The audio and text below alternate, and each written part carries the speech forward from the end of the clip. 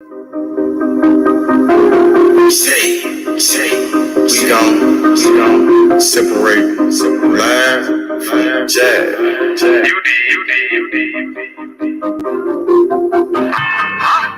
might understand me. Am is better than damn. Oatmeal better than oatmeal. Trap. I'm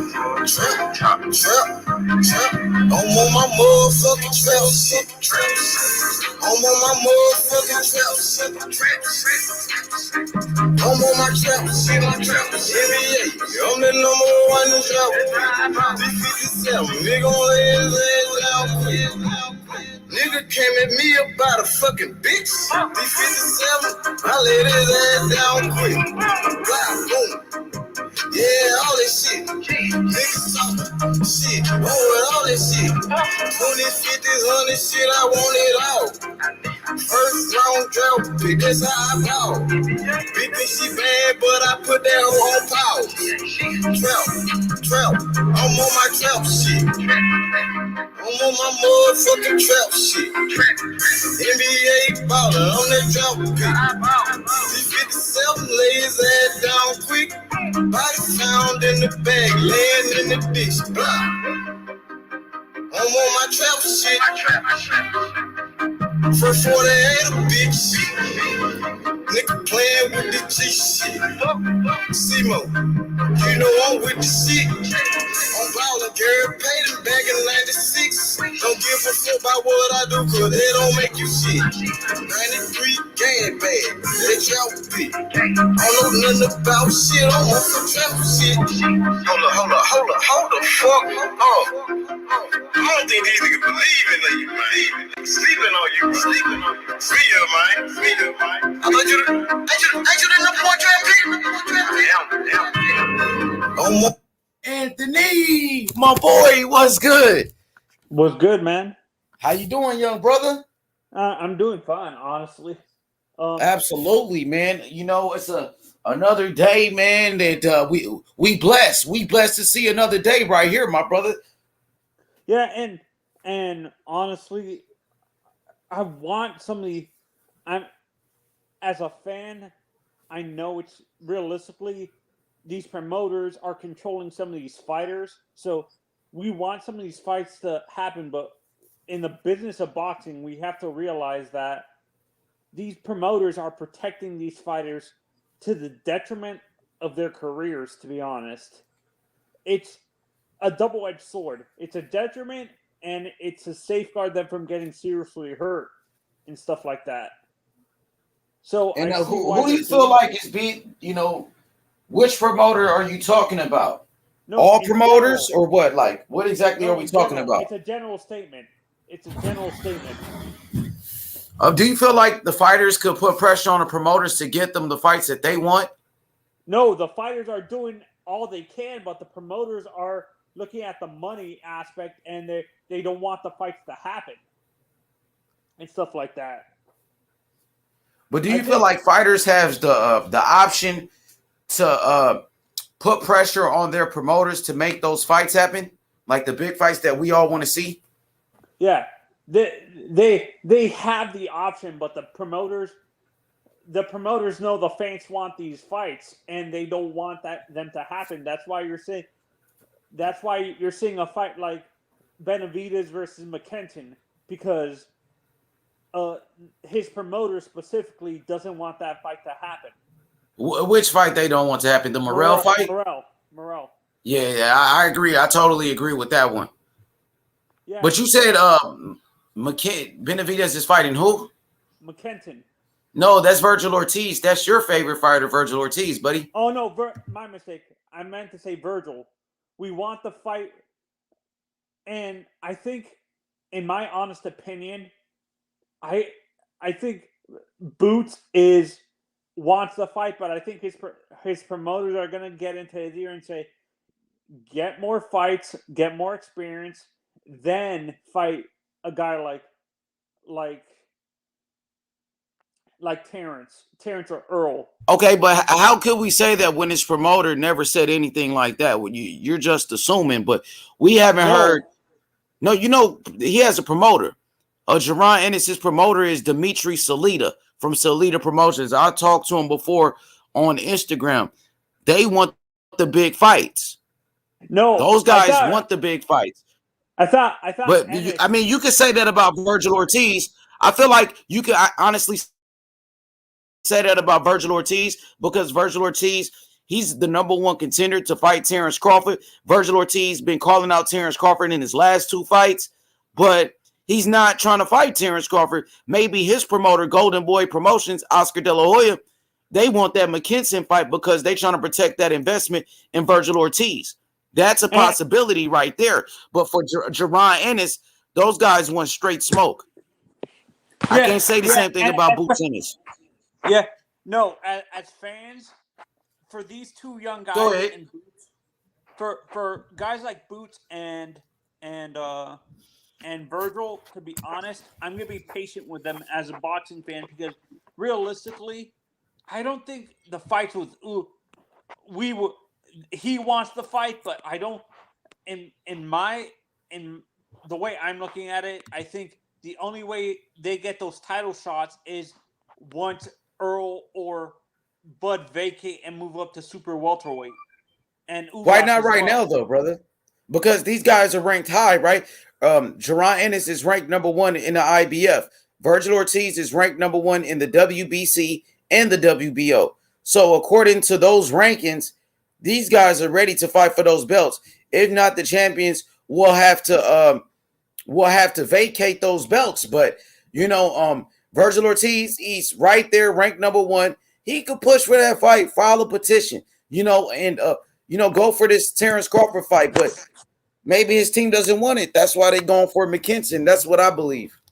No, that's what you believe. But looking at from the business of boxing, as a boxing fan, we're pushing. I understand he actually said he wants to fight Bud, but is that a smart thing early on in his career with Boots to fight a guy like Bud? I'm not saying it is. But was it a smart move for Tio to fight Lomachenko that early in his career? Yes, it was. That put Teofimo Lopez on the pound for pound list. So to be great, you have to take risk. Was it smart for Mike Tyson to fight for a world title at only 20 years old? Was it smart? Was it smart for Wilfred Benitez to fight for a world title at only 17 years old? Yes. No. Yes. Yes, just because of what we already know that he won the title. Okay, yeah, that's what I mean. I think Boots can beat Terrence Crawford. I honestly believe he could beat those guys. He could beat Earl Spence. Hey, I got some good news for you. My man said he willing to come on the panel. I guess we just got to set up, a good time for whatever you want. Yeah, that's cool. Yeah, we can set that up. But you brought up Tyson and you brought Benitez up. And I brought up Teofimo Lopez. They thought it wasn't smart for him to fight Lomachenko at only 16 fights, and he did, and he beat him, right? No, I'm going to bring up Tyson and Benitez is a freak of nature. It's a rarity. I'm not saying Boots is not that, but I'm saying that I think, to be honest, Wilfred Benitez and Mike Tyson are freaks of nature in terms of being able to fight at that young age when they're not developed in the ring. Hey, but I'm gonna say this now. That's the same thing they're saying about Jaron Ennis. They saying he's the LeBron James of boxing. They said this kid is a freak of nature. He's a fucking a phenom and all of that shit. So let me just say this one point. Now, I was just watching the Zone. I'm watching the app and shit. And they talking about Virgil Ortiz, how Virgil Ortiz is ready for Terrence Crawford. He just beat Mean Machine. That's what everybody is saying. That's what Virgil is saying. So fuck it, throw him in there if he's so ready. If not, it's all cap and it's all talk. Are these the? Yeah, I'd rather Bud fight Virgil than Boots. Boots gonna fuck. He gonna fuck the money train up, man. Me too. That's what I'm saying. That's what I want to stay away from right now, man. He gonna fuck the money. But Virgil, I'm saying Virgil ranked number 1. This dude could have, if he really wanted Crawford, him and his team, they could have pursued that fight and put pressure on Crawford, but instead they went to go fight McKinson from the UK, a guy that we never heard of before. But go ahead, Anthony. Yeah, Virgil got a fight coming up. Yeah, he got a fight coming up against McKinson, and that dude is 21-0 with only 2 knockouts. That nigga got 21 wins with 2 knockouts. I never heard no shit like that. He might be ready for a boxing exhibition, man. Virgil gonna fuck him up, man. Virgil gonna beat his ass. How long you got? Nigga, nigga Debo, you fight a nigga who only got 2 knockouts. You know this nigga ain't got no power. You ain't gonna respect him. Yeah, that shit don't sound intimidating at all, man. It's like you gonna walk through them punches. That's what I think. But But go ahead, Anthony. What was you about to say?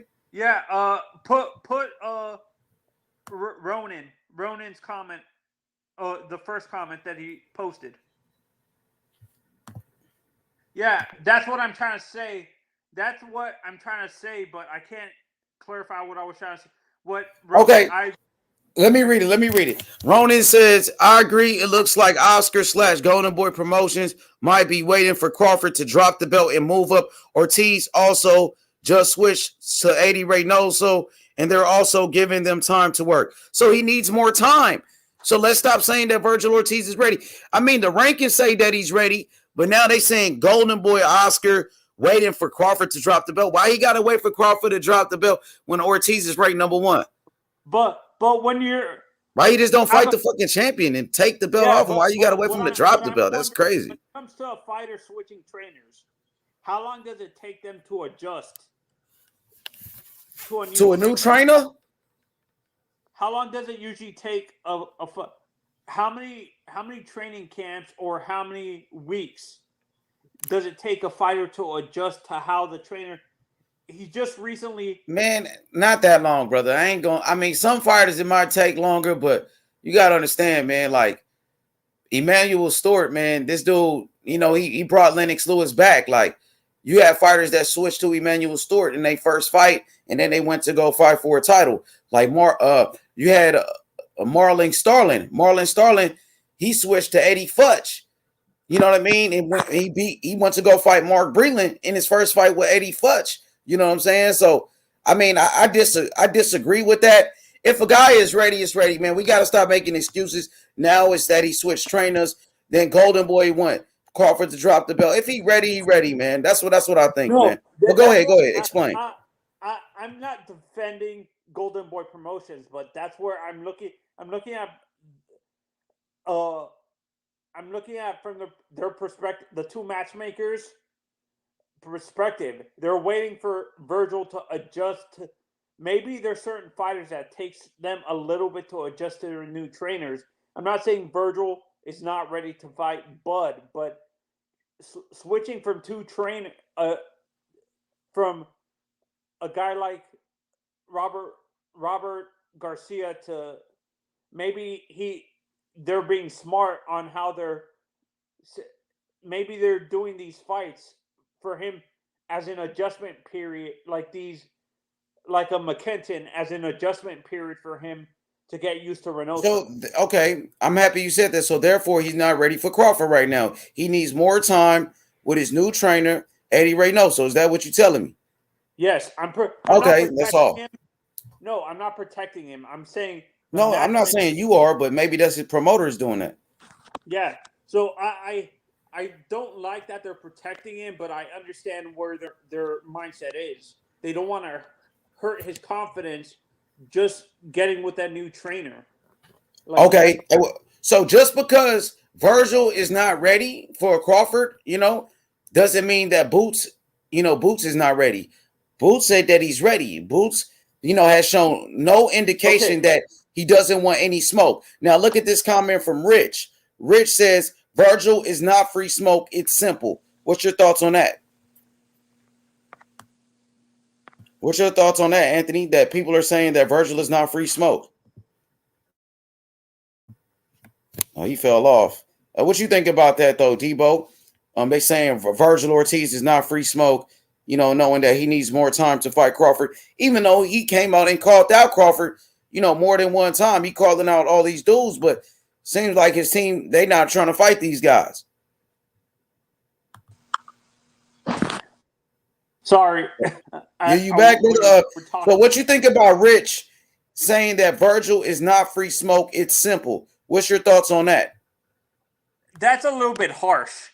I'm saying the promoters don't want that smoke yet for Virgil because they're waiting for him to adjust to. Yeah, I'm with that. He ain't. I mean, as far as the promoters case, he's not free smoke. Yeah, I think because he's Virgil too young. wants They to ain't fight. trying to, you know what I'm saying? They don't, like, he the money train too, so you got to be careful with him too. You feel Yeah, me? so Because he could they're be, looking at from he got a the chance to be business a great one perspective. too.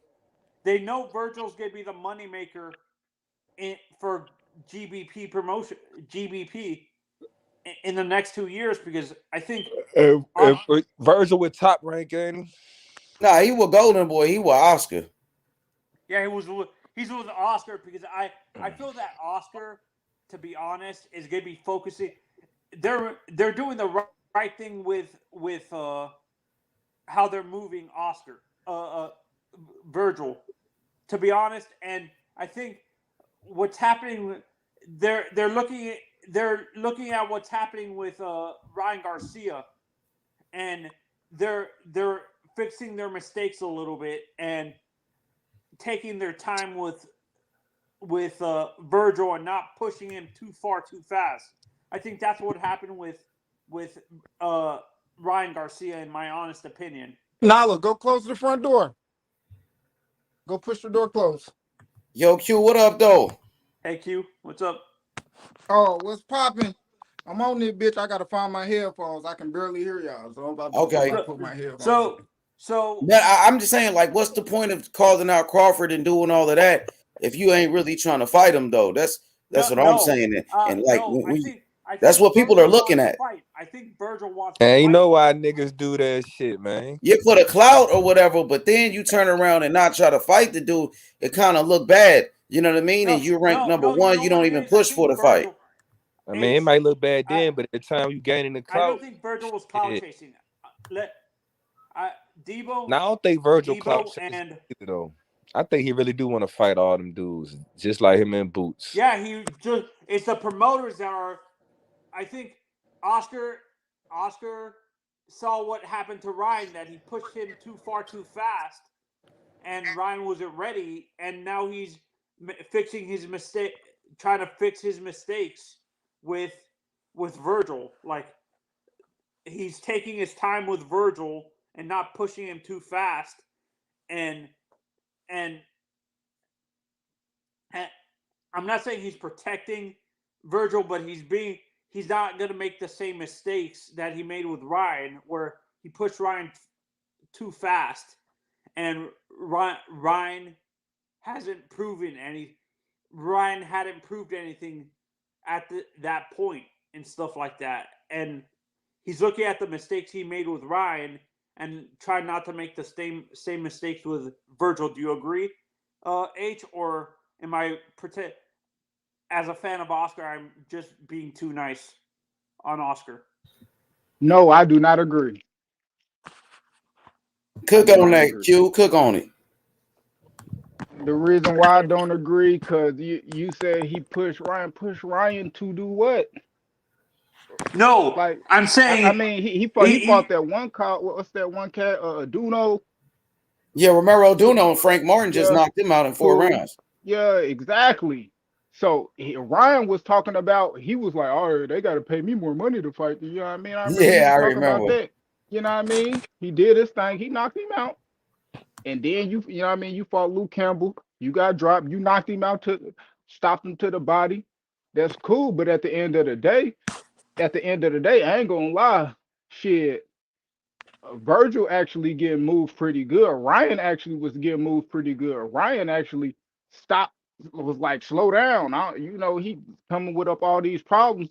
Virgil Man, actually, I feel like Ryan's still in the thick of things, bro. Especially after how them lightweights been looking. If he come back and knock out Cruz in a good timely fashion, he right back where he started. If you ask me, but I don't know, man. I'm a Ryan fan. I mean, okay. Yeah, Niggas hate that shit. I mean, Ryan is Ryan. I ain't Ryan too high on him, but I'm not going What are your thoughts on this fight I'm not with gonna Isaac overgas Cruz, him. guys? Hey, but Q, I do Let me respect you finish. though, bro. Hold on. Let me finish this shit with Vert. Let me finish this shit with what I was gonna say about Virgil. Actually, kind of bringing it around with Virgil. Now, Virgil, I feel like he actually get moved pretty good. This next fight, he actually fighting. The dude he actually fighting, he ain't got too many knockouts. But I seen this last fight, he decent. He was dropping the fuck out of that. He was dropping the fuck out of dude that he had fought, dropping his ass and shit. So I ain't gonna say he can't punch or no shit like that, because he was dropping dude, and over in the UK, dude got a little hype behind him. But at the same Q, I have a time, question for you. Do you think fans overhype the knockout stat a little bit too much? uh, I mean, fans. I feel I like think this. so. Sometimes I think especially fans Americans. overhype motherfuckers, and then they downplay people. Like it could be somebody that they downplay. They could I think downplay it's a an fighter American because they thing. don't even know him. You know what I mean? That's just how boxing fans is. If a boxing fan don't know him, they downplaying him. Like, you see how you just brought up Isak Cruz, and gonna give Ryan credit if he beat him. But before we actually seen him fight Tank, he was nothing. He was a bum. We didn't know him. You know what I mean? They was like, oh, he nothing. Tank about to go in here and do this to him, do this, and then I you definitely actually sit thought down and that. watch him and see him fight, and then you like, oh no, he credible. So if somebody else fight him, oh yeah, if he beat But him, you then know, he's Tank something. had a hurt But hand too, though. so boxers is like, I mean, not boxers, but boxing fans, they stay with some hype shit. You know, I don't do the hype. I watch too much ESPN and shit like that. Like, No, and ESPN ain't shit but hype. Like that's how it is with YouTube. Boxing don't get the coverage that the other people get. So when you go on YouTube and you see what the boxing community talking about as like a whole, that's where like hype and shit come from. People be hyping certain people, you know, and that like overnight. You could be like, damn, this motherfucker been no, around fighting. Like Jerron Ennis. They hype Jerron Ennis getting hyped. But I'm like, I've been hyped on him like this for like 2-3 years. You know yeah, what I yeah. mean? And it's like since the last month he got all this hype. So When boxing I fans, they mean like, that, I didn't mean to say move him far too fast. What I meant to say is they looked at the mistakes they let Ryan's the hype get to Ryan's head too much, where Ryan thought he was better than Ryan was actually letting the social media hype get to him, and they're they're not letting Virgil himself. Virgil doesn't seem like the guy that would allow that.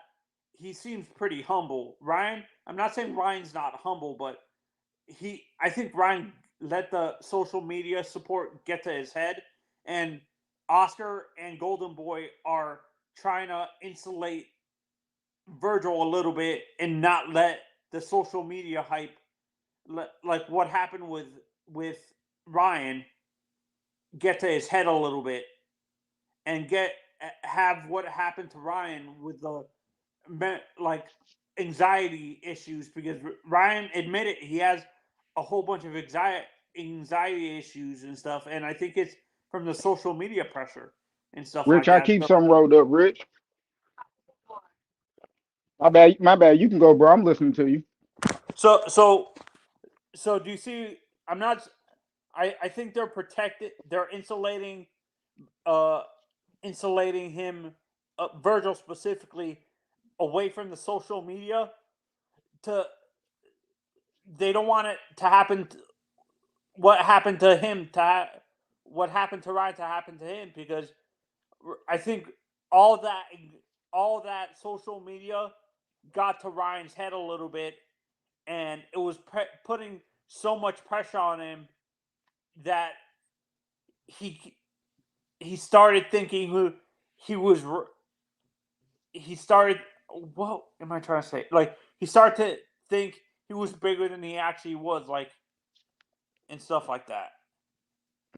I mean, yeah, I know what you're saying, but like the reason why like that won't happen to Virgil, because and even with Boots or shit, some other fighters, they not getting their hype or their views or the people talking about them because of some social media shit that they seen them maybe punching a bag or doing some shit like that. They getting all they hype from in the ring, what they do in the ring, what people see them do in the ring, and everything that come behind it.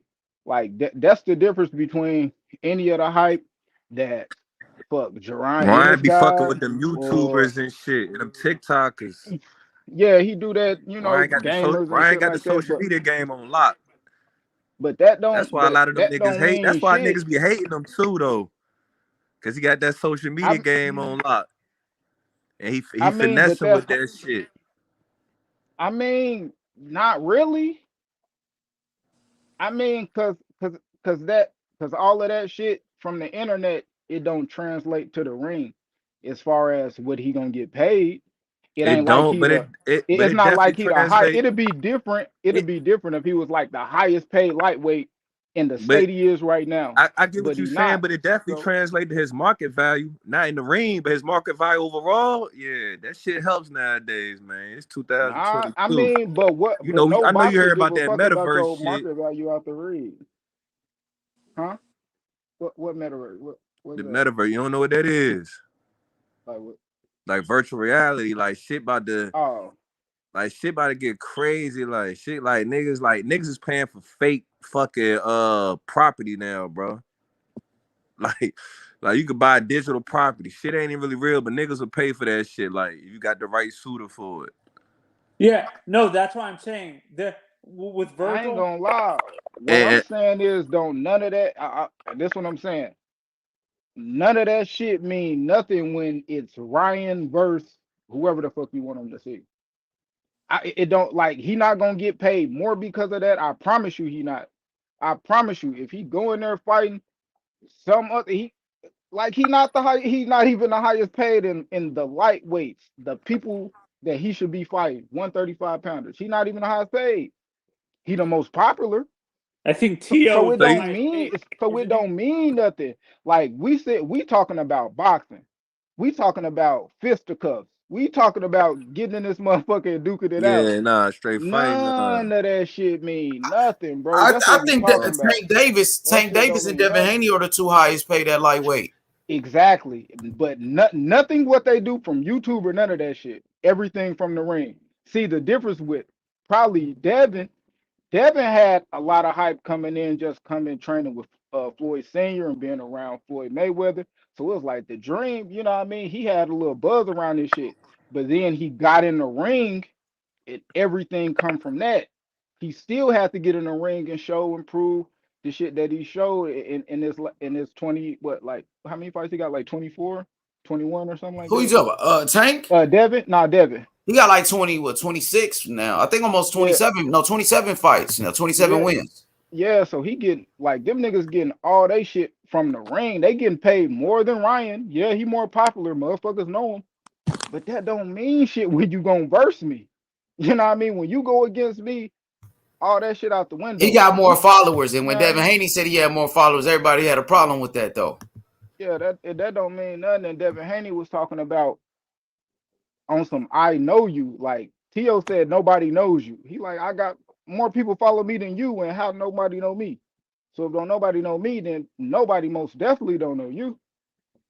Shit, if that's how you want to talk about like Yeah, that, no, but just that's in the what I'm ring, But saying. see, the thing is, you say that shit don't determine your ring value too. But what about a nigga like Jake Paul? I hate to use him as an excuse, you know what I'm saying? Because I already know how niggas feel about the celebrity shit, but I still feel that's a good example, you know, just I off mean, how yeah, social media could that's Yeah, but he true. translate not a to the Yeah, real that business fighter, was. side. though, Debo. Yeah, yeah, and Yeah, he and and then was like his first couple fights, but everybody see his last shit tank, like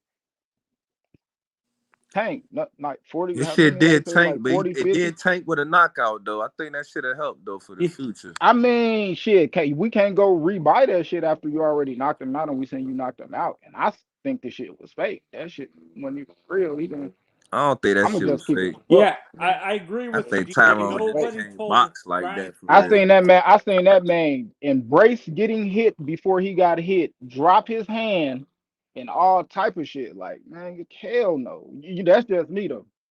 But if I see a motherfucker, you about to fight, I'm about to hit you, and this motherfucker screaming and switching, ready to take the hit as I'm cocking this motherfucker back, nigga, how real can that? How real? And I seen you fighting defense good all day, hands up by your face and shit, and then you Yeah, just shit drop your is shit out of suspect. I nowhere. ain't gonna lie. That shit hella. Yeah, Hell no. yeah, I agree with you, DJ.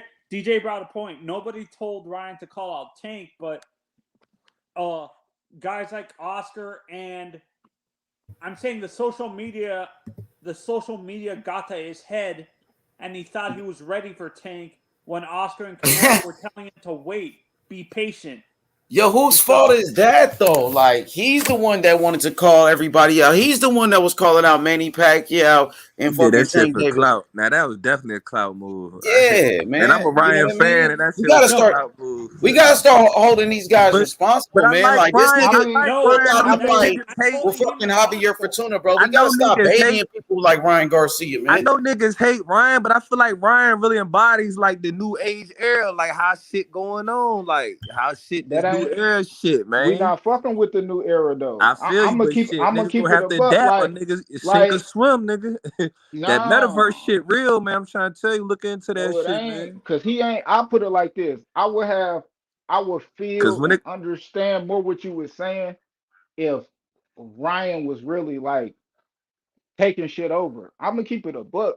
Being crazy and got hella followers on fucking Instagram but and shit. That shit don't mean shit in the ring though. All of that shit. Let me say this. Yeah, go ahead, Q, because all of that shit don't mean nothing in the fucking ring. How many followers you got? But the thing is, I still feel like Ryan a tough ass boxer though. Ryan ain't did shit in the sport. But he do gotta get in there and fight niggas though. I'm saying Ryan Garcia ain't did shit in the sport but beat Luke Campbell, nigga. Luke Campbell already had 3 losses. Linares already beat Luke Campbell, my nigga. And I like Ryan. I'm not even talking to him about him boxing, like as far as his fight. I'm just talking about like, bro, that it really don't mean shit for the simple fact, like it'd be different if Ryan was like the most hyped about all these niggas he getting paid more than these niggas. He not wanting to fight this guy and doing that and still in the wild, still getting the most views and everybody think he can beat Tank and all them, but that ain't what people think. So that shit with Ryan doing it, that's why would somebody want to be that?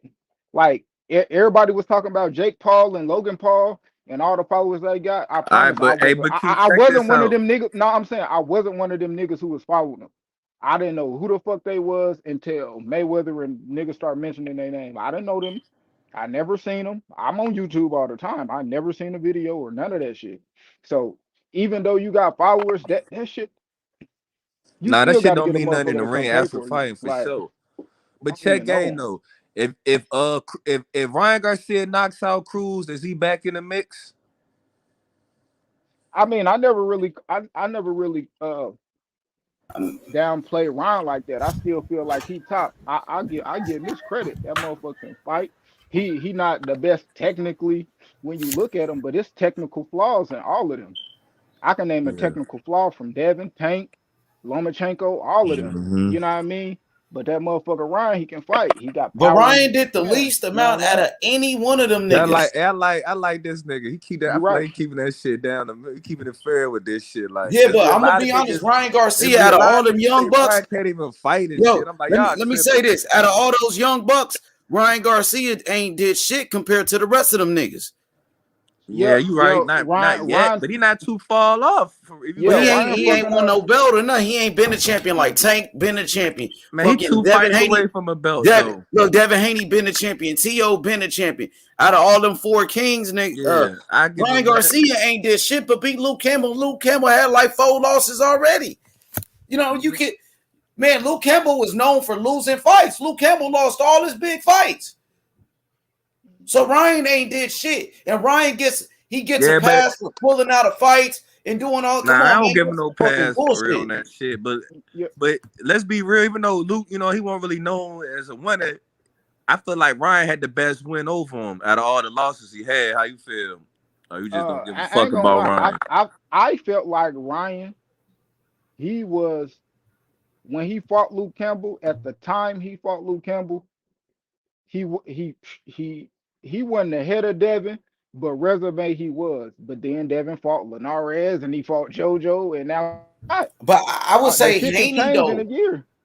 Yeah, I mean, yeah, even that's at what I that mean. time Like though, because at Devin the Haney, earlier, like, like the top of the year, yeah, Ryan didn't have those names that he had on his resume now. yeah, but right. Now I mean, now at that he that time, do, Devin Haney yeah, did beat Gamboa. At least yeah. Gamboa was a former champion. He was a former champion. And Luke Campbell ain't never won a belt ever. He never been champion.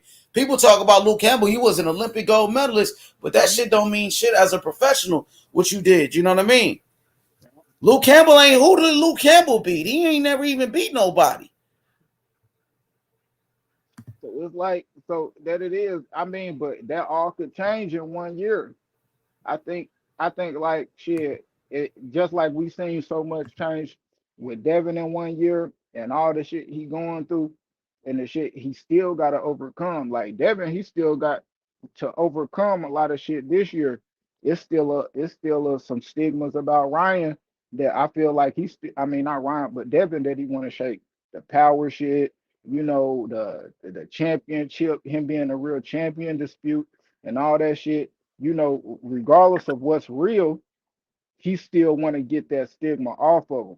So, everybody, I feel like everybody this year got something to prove. They got a chip on their shoulder, and they got 12 months to change people's mind. It could change in one fight, two fights, but at the same time, that's what they got to do. They boxers. They got to get in the ring and show us for us to actually talk different Yeah, as I far mean, as what Ryan, they I want. think You know what I Ryan mean? got the most to prove, though. My honest opinion, Ryan Garcia, he hasn't I been agree. doing shit in the Yeah, sport, dog. Like, he I definitely agree has the with that. most to prove for sure. I agree with that. why he get a pass, though? Like, why Ryan get a pass to pull out of fights, back-to-back fights? I know, okay, the I mean, JoJo fight was an I ain't injury, never really but gave him a pass for that shit. yeah, but a lot of his fans do.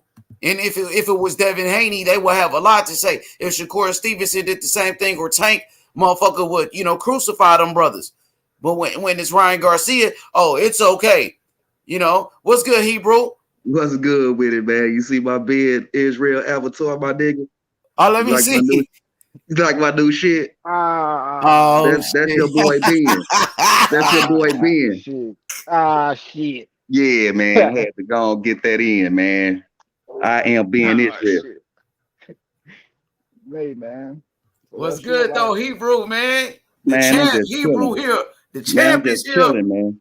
You already know. What up, Q the guy? What's up with it, bro? D-Bo. what's good, King? How you What's doing? up with it, fam? So Oh man, I'm chilling today, man. I'm laid all the way back, man. I ain't on that, man. That's Y'all got good. some good points. I've been heard. I've been heard though. You know what I'm saying? Just listening, bro. Good information. Good information.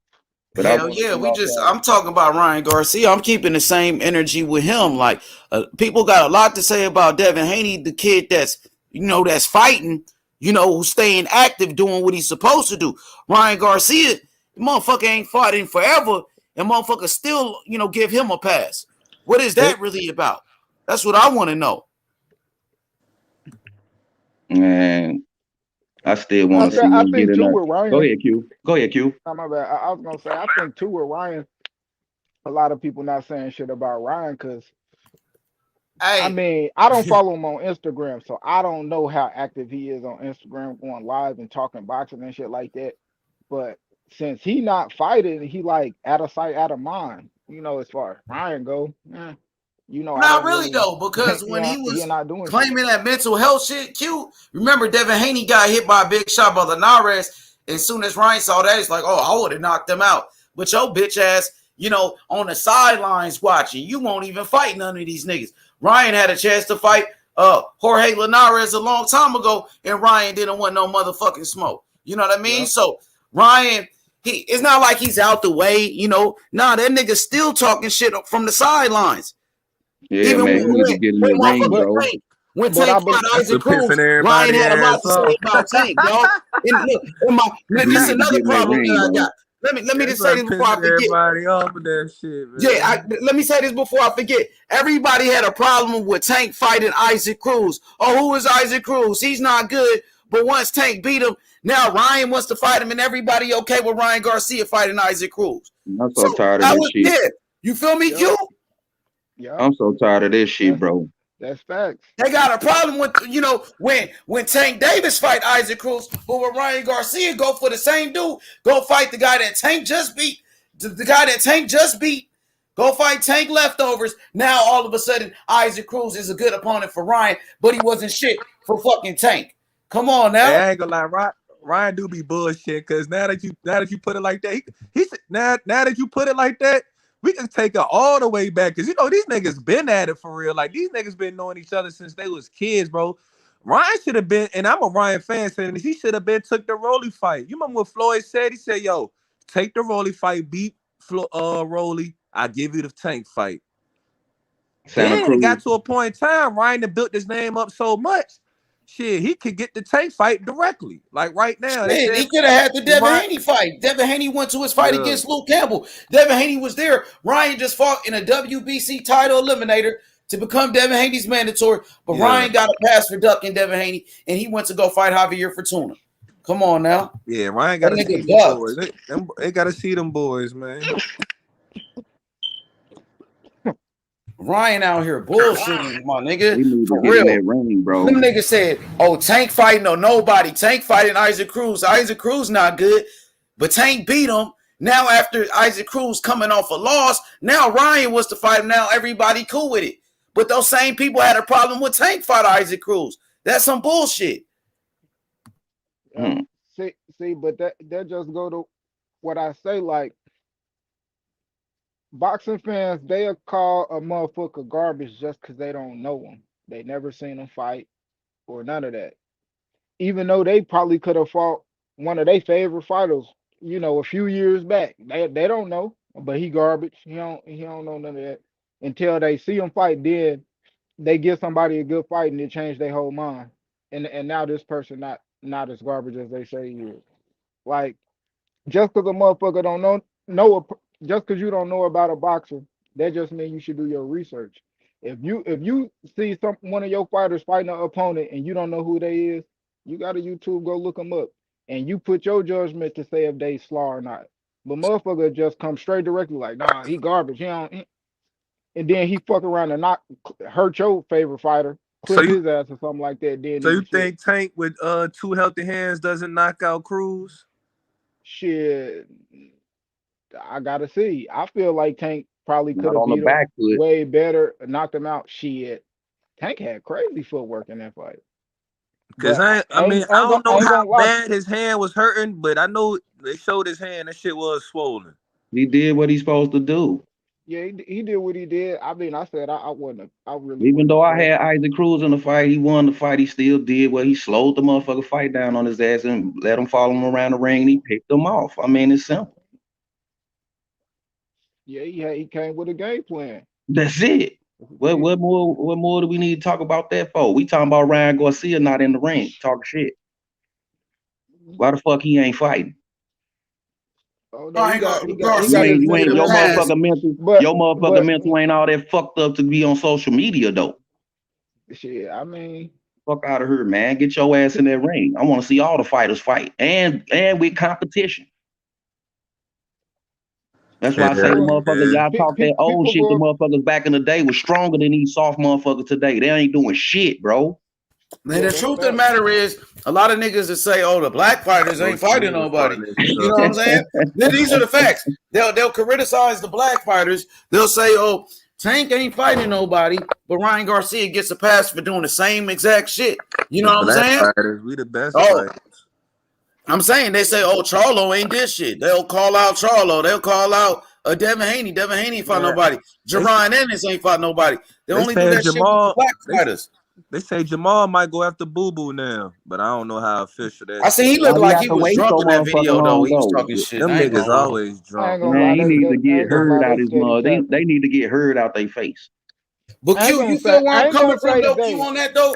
I'm only hearing the black fighters get criticized. Oh, Tank ain't fighting nobody, but Tank just beat Isaac Cruz. But they said Isaac Cruz was a nobody. Now Ryan fights the same dude, it's okay. But when the black dude do it, fight Cruz is a nobody. Yep. Come on now, my nigga. They did the same thing with Shakur. Shakur ain't fought nobody. Shakur this, Shakur that. Same thing with Devin Haney. Same thing with Jerron Ennis. Shit, damn near every black fighter you could think of. Yep, because they feel like that's not a test. But I guess those same opponents are a test for other people. You know, in the skill level they feel like they at. Because that's the only way I can see it. And I ain't gonna lie, If you them Mexican comparing them fighters like be that, if having he a heart, good though. opponent, if Isaac Cruz is now a good opponent for Ryan Garcia now, shit, that either mean he better than what motherfuckers thought he was, or Ryan not good as motherfuckers think he is. Cause that's who Ryan testing himself against.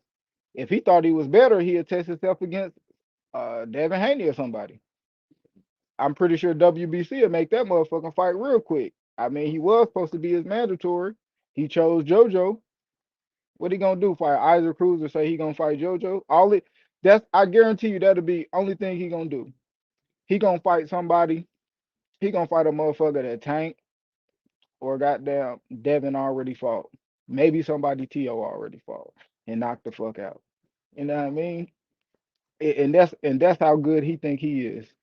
Because if they won shit, then you pick somebody better than them. You pick somebody better than them and you knock them out. You can't pick the same person that they already beat up and then try to claim that you better than him. Bro, why would That you don't go make sense. backwards, bro? Show right, Q. Why would you go backwards? Just like with Terrence Crawford, bro. If you go under Sean Porter in a fight, bro, the competition be under Sean Porter. What is that? Yeah, What is that, bro? exactly. He ain't even want to fight Sean. And that's exactly what I'm saying.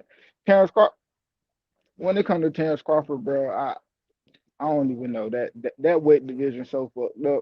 Man, motherfucker It don't don't want to even do make this shit sense. right, Q.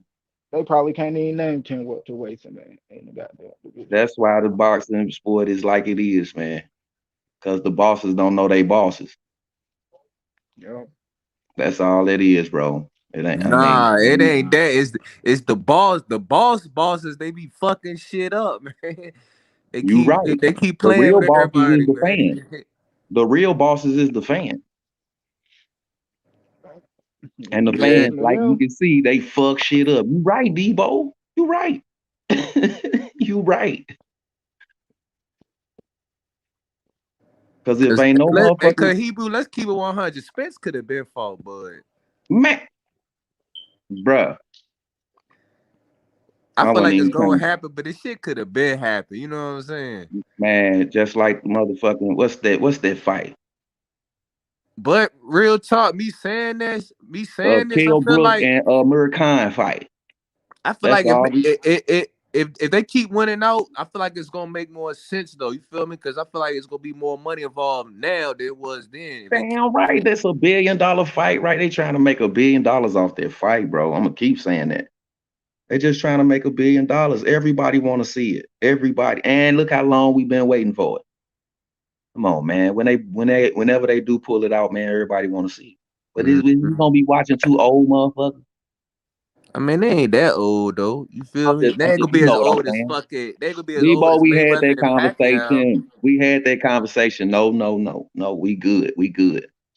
Cause the motherfucker old in boxing ain't. What is that? Motherfuckers fighting 49 and all type shit, man. Come on, man. Shit, gonna be out here like Luis It's your Ortiz and skill. shit. Yeah, it's your it's your skills, man. Damn, Q.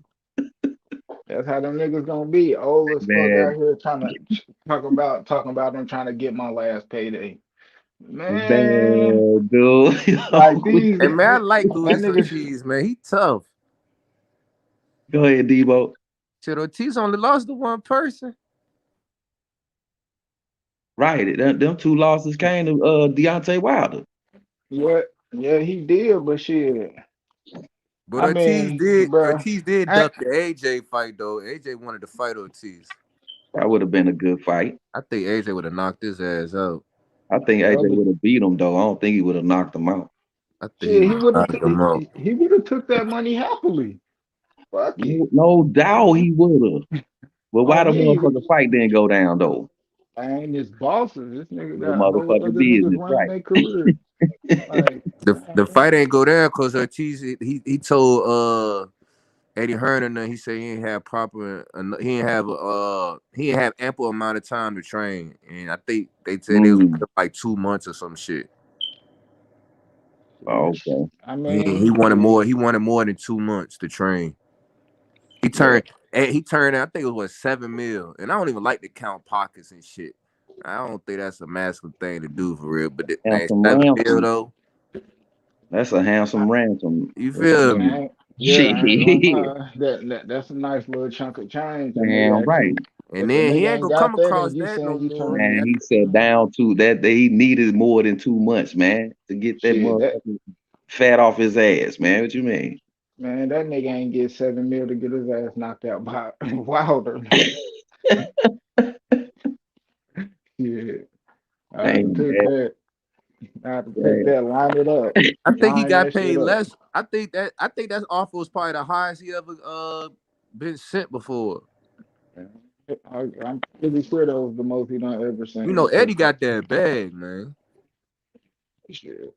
I mean, my boy Eddie, he had an open wallet for a little bit. He done shut that motherfucker now. But shit, Cause hey, AJ, he'll pay for the right fight. Shit, I'm pretty sure. Shit, because he's still trying to break the American market. So if he can get a big American fight, he'll pay for the shit. But until then, shit, we're gonna see a lot of the UK shit. You know what I mean? Which, I mean, I ain't. I watch some of it. I watch a majority of those shit. Sometimes we be having some bogus ass shit or who the fuck fighting, but I still tune in. I ain't gonna lie. Shit, the women's boxing, I ain't gonna lie. Eddie Hearn got the women's boxing on his own. That's for all that shit happening over there. Especially my baby Alicia Baumgartner. She gonna knock a bitch square off. Want to see these motherfucking fights, man. Fuck all that. Wake up, man, so we can see these fights, man. We gotta march Yo, to the shit, motherfucking backstage, nigga.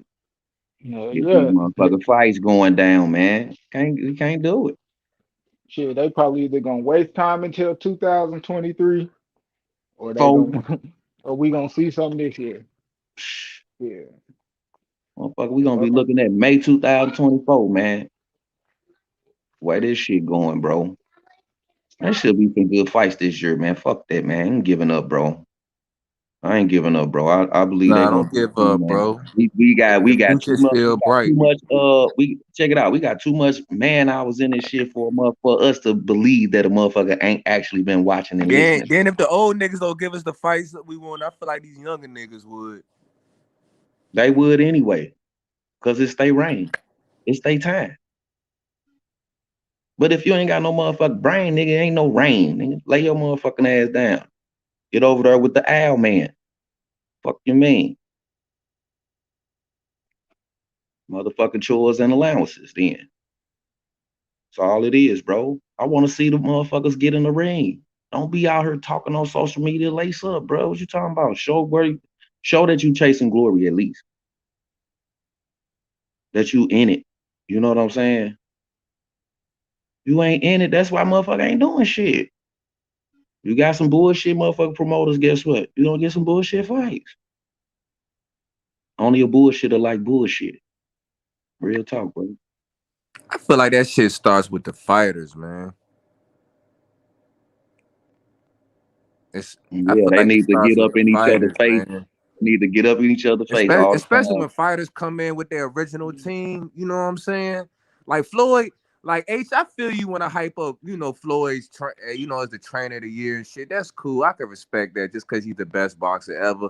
But man, Floyd don't be training nobody. That motherfucker was signed motherfuckers, and they still had their original team from the jump. That's who really be training them, and they'll go in probably once, twice a week. train. Then if they do train in the Mayweather gym, it's really gonna be under the same, you know what I'm saying, the same niggas they came in with.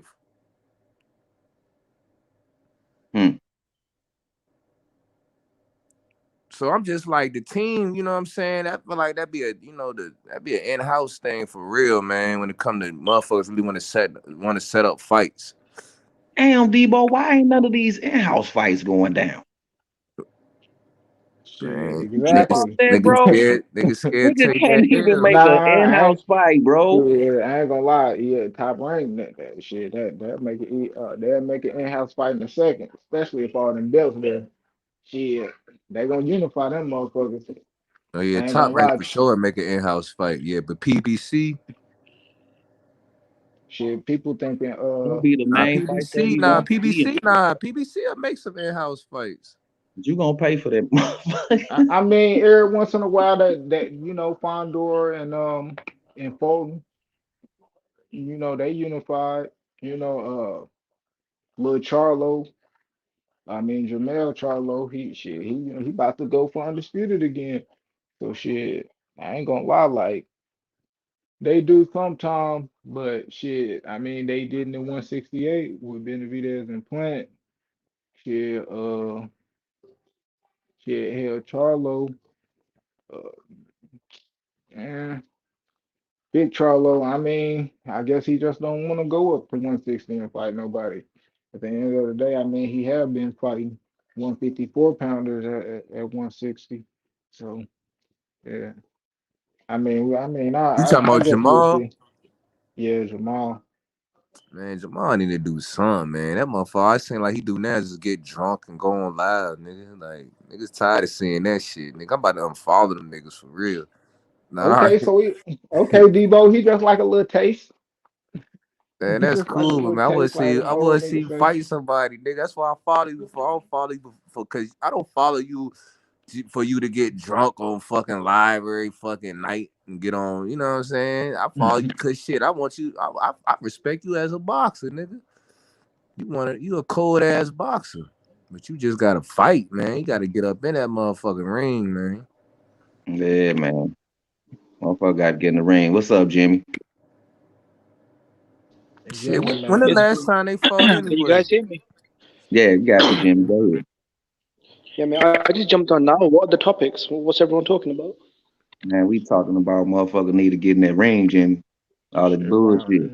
Ron Garcia. Every motherfucker body that ain't getting in the ring, Jimmy. Straight up, though. That's what we talking about, man. Come on, no smoke tonight, man. Please, man. Gotta get up. That's why I like Devin, man. Talking What the good on boys this say? motherfucker, man. What the boys say? Devin said, man, the boys say everything, but let's fight, man. Everything, but let's get it in. You right, man. But you know, I man. like that shit. Yeah, man. But we were talking about Ryan Garcia need to get in that motherfucking ring.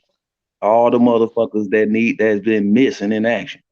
But they out here, but they ain't in the ring. They ain't lacing up. That's what we talking about, Jimmy. What you got? Damn, he gone. Hmm. Damn, Jimmy gone. Oh, shit. I wasn't even paying attention. But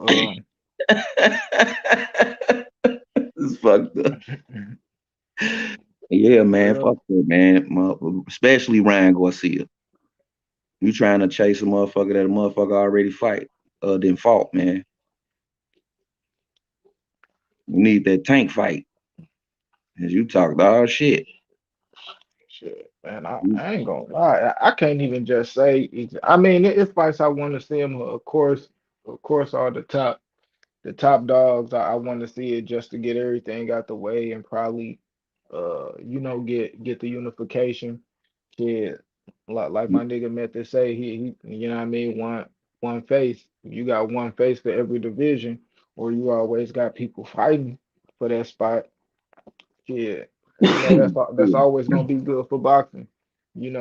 I think it's kind of getting closer to that, or I'll say this: a lot of the a lot of the fighters who already been undisputed, they kind of looking like they could go undisputed again, like Usyk. Uh, Terrence Crawford maybe if him and Earl fight. Uh, shit. You know, them two. I mean, Well, Canelo. we don't know if Shit, everybody if in he these fights gonna keep their belts. We don't know what's it, gonna happen. shit, if they make the fights with the champions, then we'll know. But shit, what's the use of fighting a motherfucker with no belt? You know, unless the fight is made, if the two parties can make that fight, but if not, I'm trying to see the champion fight the champion at the end of the day. Like, yeah, You so, still got to get it's still motherfuckers to challenge him. yeah, Still. Hey, you want to see Boots and Blood fight? if you get that How y'all feel There's about still that shit, one? motherfuckers with no belt that still shit, can challenge. like I said, if they can make that fight happen, then hell yeah. But Boots, he ranked in the top, he ranked in the top of the sanctioning bodies. But He shit, ranked in the top 10. Top 5, bro. He ranked in the yeah, top 5. yeah, He need he a ranked shot. in them. He, So like it's I said, like he should have been a champ already. uh Who's in it? fighting who? Them boys scared of A Boots. test. Niggas So not. the man don't Nah, need niggas tested. not. He don't get Boys no scared shot. of Boots. Niggas not scared of I Boots. don't I think that. mean, I some just know fighters the is. business I ain't fucking it gonna up. say it. I don't think it's a champion in the 147 that's scared of Boots. I say that. I Earl still Ugas believe that or that Terrence man need a Crawford. shot, man. Niggas feeling that Boots presence. Um, They I feeling mean, that I boot think. presence, huh, Debo?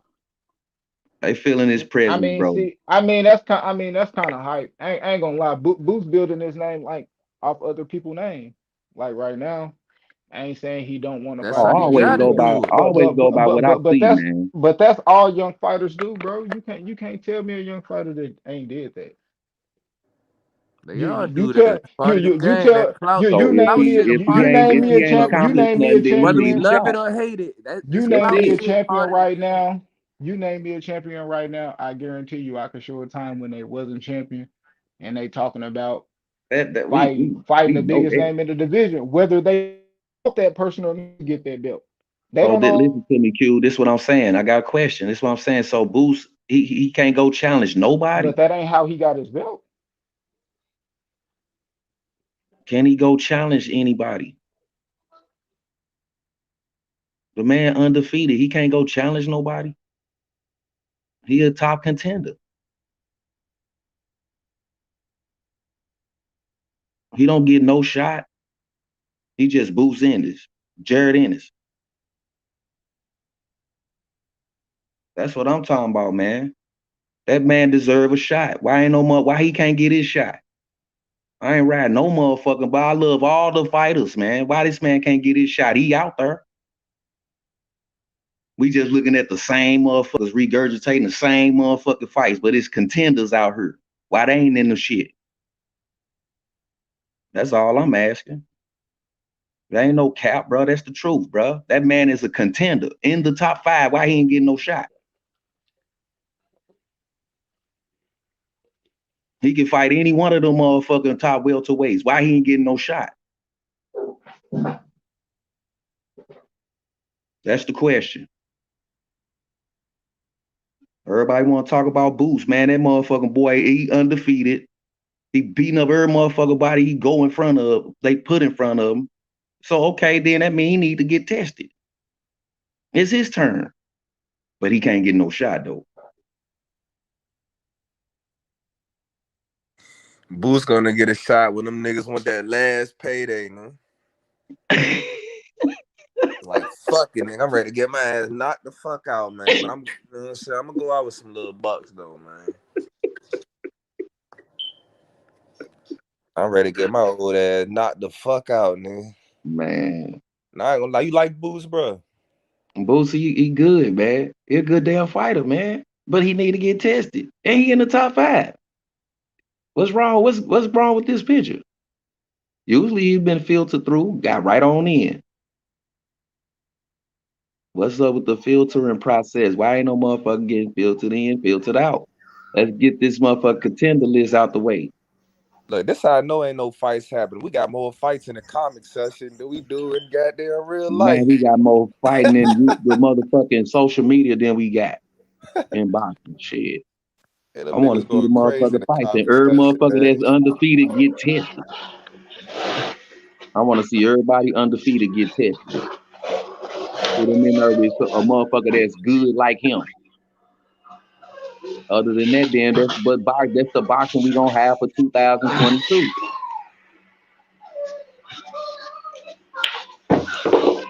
That's all it is, bro.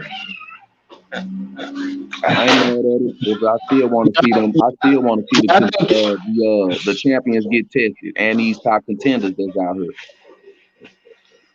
It's simple, man. Shit, champion don't always get tested just because we hollering about these contenders. I mean, shit. Let me see some of these contenders get tested. That's what I Like at the said. end of the lot. Now, I mean, against each other. Shit, Yes, bro. Virgil and Boots hot shit right now. If they Why if they they can want to make fight, that fight. if they want that shit with one of these champions, such as Earl or Ugas or whoever went out of Earl and Ugas or Bud, shit, fight each other. I want to see that Listen, shit. Q, You know listen. what I mean? That's Like exactly what I'm saying. I I ain't gonna feel sit you. and say no shit like Bud ducking just cause man, hell no. Nah. Come on, and then You you throw him in there and he correct. get beat up, and then motherfuckers talking about, oh, he in there too early You talking about on motherfuckers some talking. I'm Canelo, talking about on some let them Canelo and motherfuckers Floyd fight. shit. Let Boost and motherfucking what's his name? Victor. Virgil, Virgil Ortiz. Let them fight and filter them out. And then we got a mega top contender right here that's contend with the champ. That's hell what I'm yeah, talking about. That's how boxing used to be, man. Everybody get filtered out until it's filtered down to them two motherfuckers, just like football and every goddamn thing else. That's why they need them tournaments back, bro. Filter this shit out, bro. Tired of this shit, bro.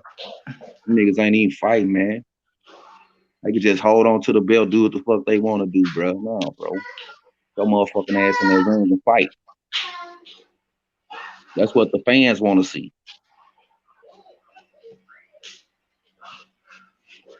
yeah. And at the end of the fight, I'm rooting for the motherfucker that was the best man that night because I saw a good fight. I'm gonna congratulate the best man. Damn, the loser don't get no. The loser don't get no. No, the sportsmanship there, Q. I'm saying I'm gonna congratulate the best man. Everybody get it, Q. He was there. Yeah, he was there. He was there. I don't take nothing from no fighter, bro. That's what I'm trying to tell y'all, man. But when you don't show no sportsmanship in any sport, nigga, you finish, nigga, with me. Y'all might like this shit. I don't fuck with that. He was there. They went across the ring and hood. Good fight, man. That shit, that's what I'm Who talking you about. talking about? That's sports. Hebrew, who you talking about? I'm talking about Deontay Wilder when he walked out that motherfucking ring. Like that motherfucker did a jog by that day. Oh, man, you talking about, man, Fury took his soul, man. Man, he got in that man head, ain't even want to. Fury took that man's soul, bro. He ain't gonna never forget about Tyson Fury. He gonna always remember that name, bro. Hey man, he had a crystal ball in his glove, my dude. Took that nigga's soul, bro. But I feel like it was worth it though. He got paid handsomely for it. Man, his soul took. he walked off nicely. I don't even take nothing from Wilder, man. He Man, I was in feel there, like he would have been motherfucker. all right, man. If he would have ran, man. Motherfucker, I should have known it, man. He said it. He been spoke of his demise, man. He said it 5-6 years ago. He said, "Man, I don't like to jog. I don't jog." Then they asked him what type of cardio you do. This motherfucker said, "Man, I like to ride on the back of motor pads or some shit, man." Hey, bro. Fucking jet, no, not motor pad. Fucking jet skis. They do was like I like to do a certain exercise one on the jet ski and that shit worked. The That's reporter was what, like, "What? Fuck you man. talking about, nigga?" He told on his motherfucking training. That's all he did. He wasn't doing nothing. And we Mm-hmm. saw it. Just like Taco said, he resulted to that same motherfucking shit and the same result happened. We saw that. When is it Ryan Garcia next fight? I'm trying to look that shit up now. I want to see if he I want to see if he gonna lace up. Yeah, he said he sent Cruz the contract. So I'm trying to see what's good. Man, even Leo said, man, dude, that dude either would mature a little more for Tank, man. I don't think he ready yet, man. This coming from a motherfucker that was in the ring with this man.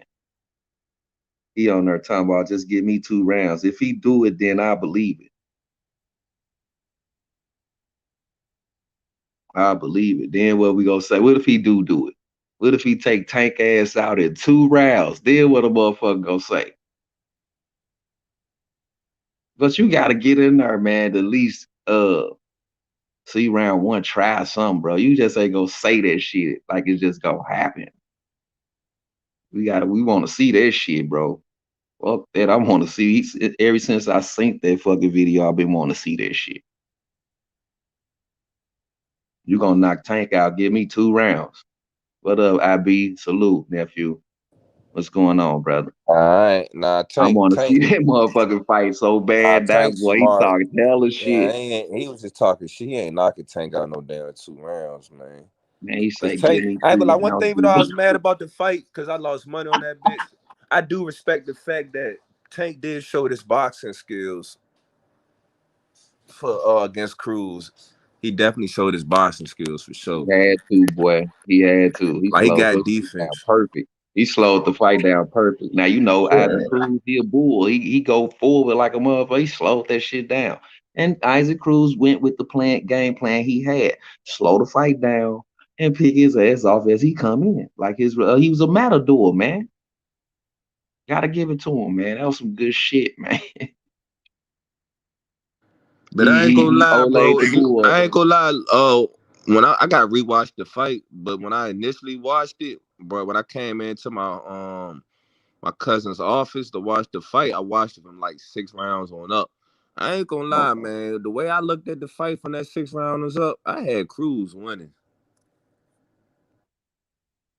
Hey, man. I ain't gonna lie. I mean but that's just when I seen, on up. I can say what I want to say. I can feel how I want to feel. But at the end of the day, what does the record say? Oh yeah, for sure. Yeah, that's it. That was it for me. I'm But like, damn, but bro. look, but look. He tried though. You gotta knock motherfuckers out in that position. You know what I'm saying? But look though, you seen after the fight that nigga, man, that announcer ass Tank, he said, yo, you want a rematch? That motherfucker said, hell no. He said, hell no to a rematch, man. Damn. You want no smoke? Well, shit. No smoke, nigga. Well, okay. Where the availability's at? Get Ryan. Get there. I want to see that fight. We need to get that Tank Ryan going. We need to be talking about that since you know what I'm saying. You called that man out like that. I ain't trying to go for no hype or none of that shit. I want to see that fight bad a motherfucker. That's a good fight too. That's a damn good fight, Debo. Which one? I think that Garcia Davis. I'm just looking at the keys to victory, like, bro, you ain't gonna get that left hook and his left uppercut. That shit don't mix up, bro. Somebody getting knocked the fuck out.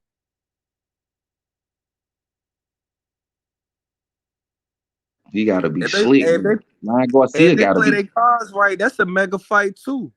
That's what I'm saying. Man, I was just sitting here thinking about it, Bo. You hear me? I'm like, damn, bro. If they get in the ring, both of them got the, whatever popularity or whatever. Motherfucker got that fight gonna sell. But can we get Ryan ass in the ring?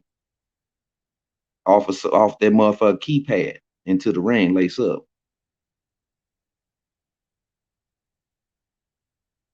Man, Ryan bullshitting Hebrew, to be Man, honest. nigga need to free his hands out that motherfucking straight jacket, get your ass in the ring. Yeah, Bro. get up in the ring, man. He's young. He's Man, wasting time. Even Canelo caught them out on his bullshit, dog.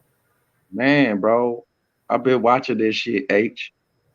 I'm He like, ain't taking damn, man. boxing serious, Ryan Garcia, man. He's out here playing around, but he get a pass for it. He look, and then he immune to this shit too. He took the hype on, just like Deontay Wilder. They took Deontay Wilder, his fans took him out of boxing, man. They took his ass out. And Ryan Garcia doing the same. He going to that same fucking ditch, bro. All they do is make excuses for this man. You know what I mean? Ryan should have been fought Javier Fortuna. Matter of fact, Ryan Garcia should have been fought Devin Haney. He said he wanted to fight Tank, but the nigga ain't trying to do shit. He's sitting there wasting time. He's sitting there wasting time to the point where Canelo had to call him out on that fuckery he was doing. Even Canelo called them out, said, nigga, you wasted time. What the fuck you doing? You know what I mean?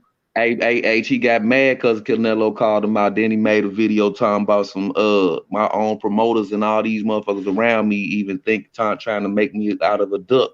And I'm like, well, why you ain't in the ring then? Why you even say that? Why would you say that out your mouth and you ain't in the ring? That motherfucker Ryan Garcia should have been fought Devin Haney. He should have been fought Javier Fortuna. He's pulling out of fights. There's some going on with Ryan Garcia, you know, but this guy, he gets a pass. But all those other fighters, you know, people criticize the Devin Haney's the ones that's doing what Ryan Garcia was supposed to do, and that's fight JoJo Diaz. Motherfuckers what is that shit really about? I want to know. Just like motherfucker T.O. did all the motherfucker dirty work. And then what happened? He got motherfucker big-headed, and then he got the work put in on him. Yeah. That's what happens to motherfucker when they ego bust out the top of their motherfucking skull, bro. He got too comfortable, man. You know what I mean? He was feeling himself too much. You gotta humble yourself. Actually, you got a lot to learn, you know. Yeah. That's what Leo was telling me. That's what Leo was saying, bro. You gotta mature a little more before you fight Tank, bro. That's what Leo Santa Cruz was saying.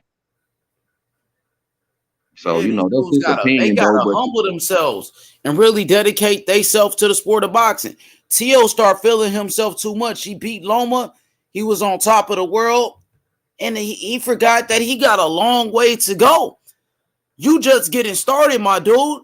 You got to work your way up. There's guys out here hungry that really want your motherfucking spot. Kambosos was hungry in that motherfucker, man. Kambosos wasn't playing with that, man.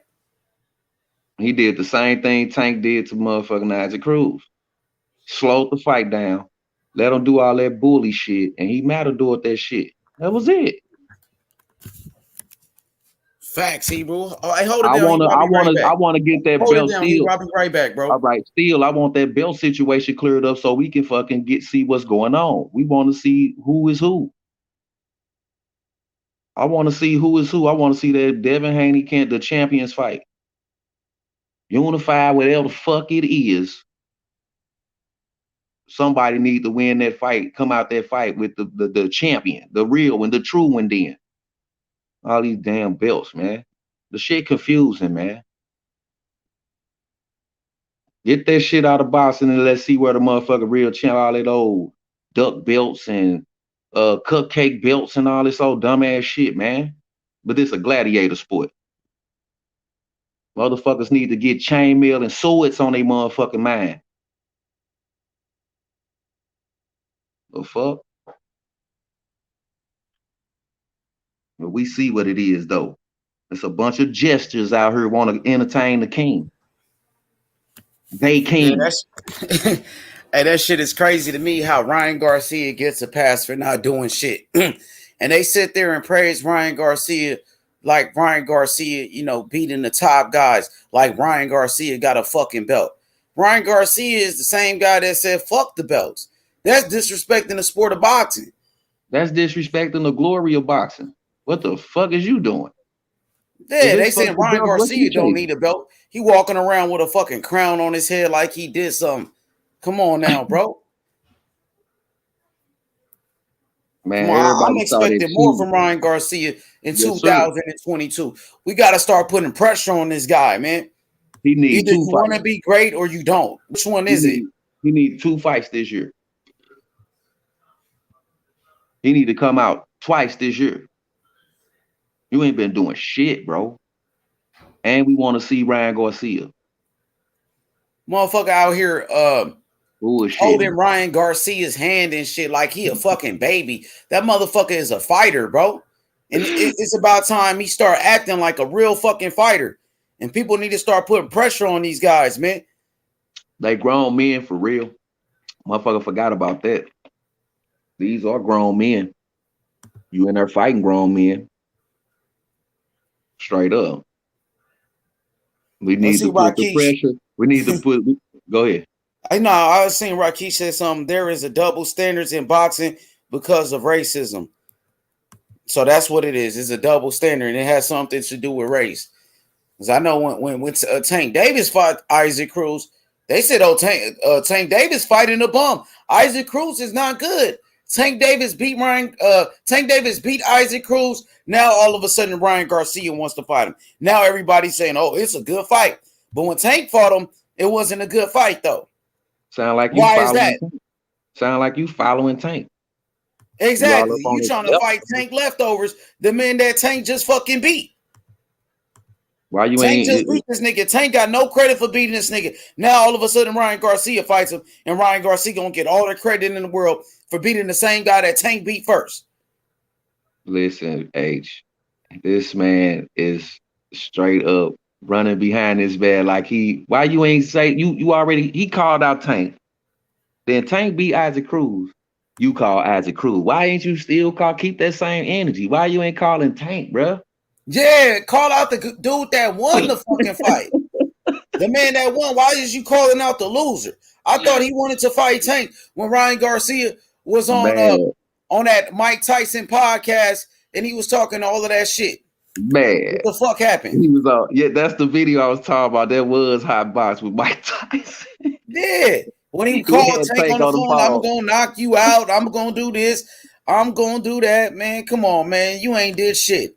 You ain't did shit since the Luke Campbell fight. For their mouth. We gotta hold them accountable for their mouth. Now, why ain't none of these motherfucking fans out here talking about some? Hey man, we gotta see that fight. That nigga still living off the Luke Campbell fight, man. Fuck out of here. Luke Campbell already had 3 fucking losses, bro. Luke Campbell ain't beat nobody. After that fight. He fought 3 Luke Campbell never was a champion. Nigga, and they said, man, stop it. Motherfuckers sit there and cap for their favorite fighters all day long, man. That shit is lame and that shit is weak. Yeah, that's the boxer fans, man. We know that. We know what it is. It's okay. But I still want to see him get in the ring with Tank since he's steady calling out his leftovers. That's that bullshit. Hey, come on, Ryan. Hey, Mr. G said, truth, H.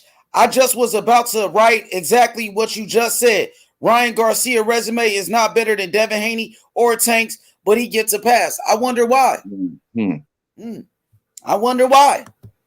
Somebody please tell me why. I need to know. I need answers. Devin Haney just beat Jojo Diaz, the guy that Ryan Garcia was supposed to fight. And they said, oh, Jojo Diaz was nothing. Jojo Diaz just beat Javier Fortuna, the guy that Ryan Garcia fucking ducked. Ryan Garcia pulled out the fight while Javier Fortuna. Jojo Diaz beat him.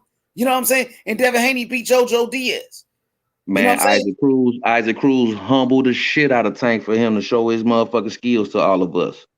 While they talking shit, he pressured the shit out of Tank. Saw a whole other side of Tank.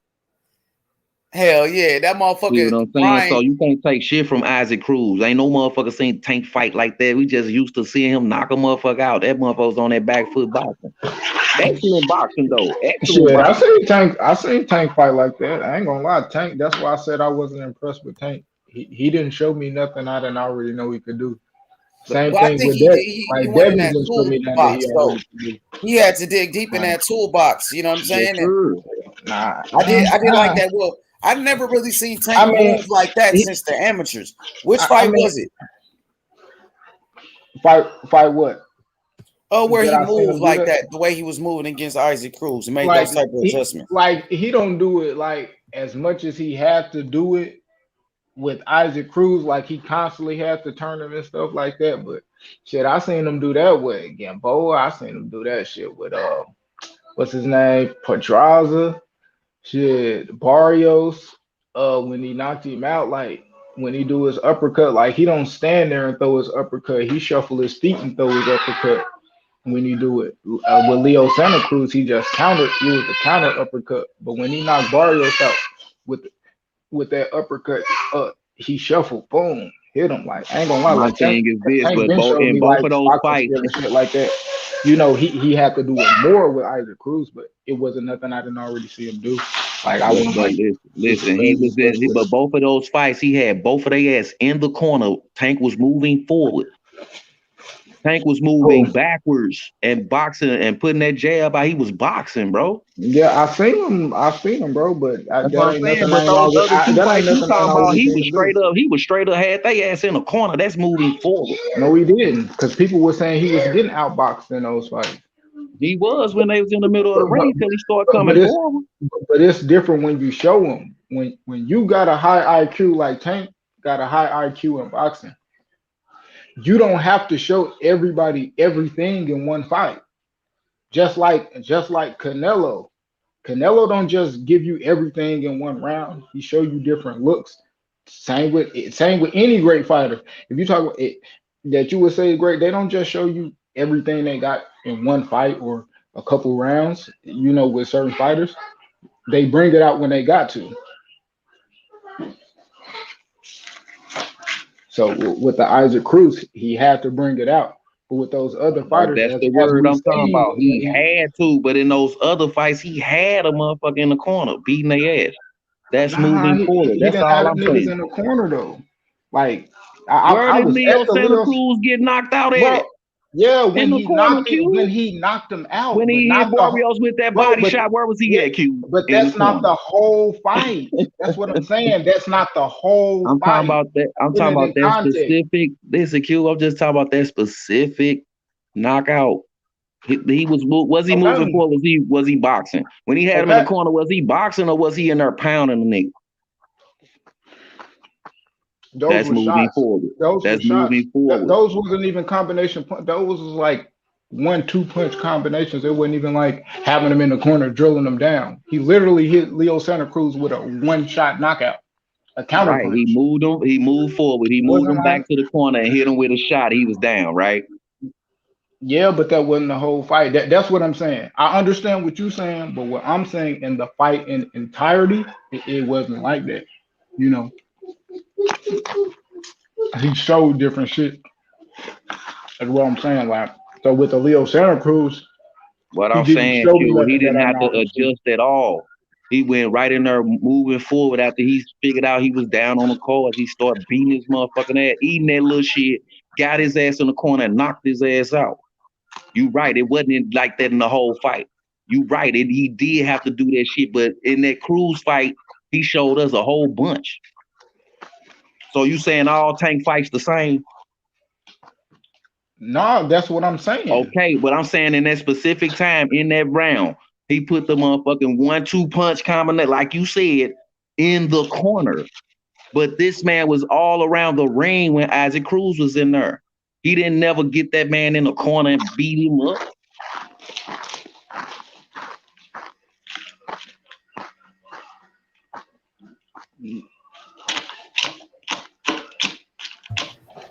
Hell yeah, man. Hey, That was a Hebrew damn man. good fight, though, Q. You heard me? That was a damn good fight. But at Which the end fight, of the Hebrew? day, the Isaac Cruz Tank Davis fight, that was some Yeah, it good was shit. a good scrap. It was a good scrap. I, Right. I like to see Tank make those type of adjustments and earn his victory. You Hey don't like man, no walk in the park type fight Hey, where it's just so easy. You know what I mean? You want to earn your victories, right? hey man, Tank that type of dude to get down on the course just to come back. He that comeback type motherfucker, man. I can see that in Tank. You better quit doing that shit for a motherfucker get in there throwing their hands for real. You be all the way down on the cards. He had something to prove with them two little fights, man. Don't Tank come got back. a Tank got a different IQ. Yeah, he Just do. like He a just like different I type say of what dude. He a saying with different type like of dude, Q. you know I fuck with Tank. I talk shit about Tank, but I fuck with Tank, man. He a good, excellent fighter, man. it's a Devin Haney, excellent fighter. Gary Russell, these are excellent fighters. But everybody make mistakes. Shit. I want to see the good fights, the good matchups, bro. Gonna go look that they went down. I'm looking at this one right here that we looking at. Go see that one. And look that one up. What'd you say, bro? I'm gonna look at this Morrell and Winky fight. I'm gonna look that up. Yeah, they never fought each other, but They never fought.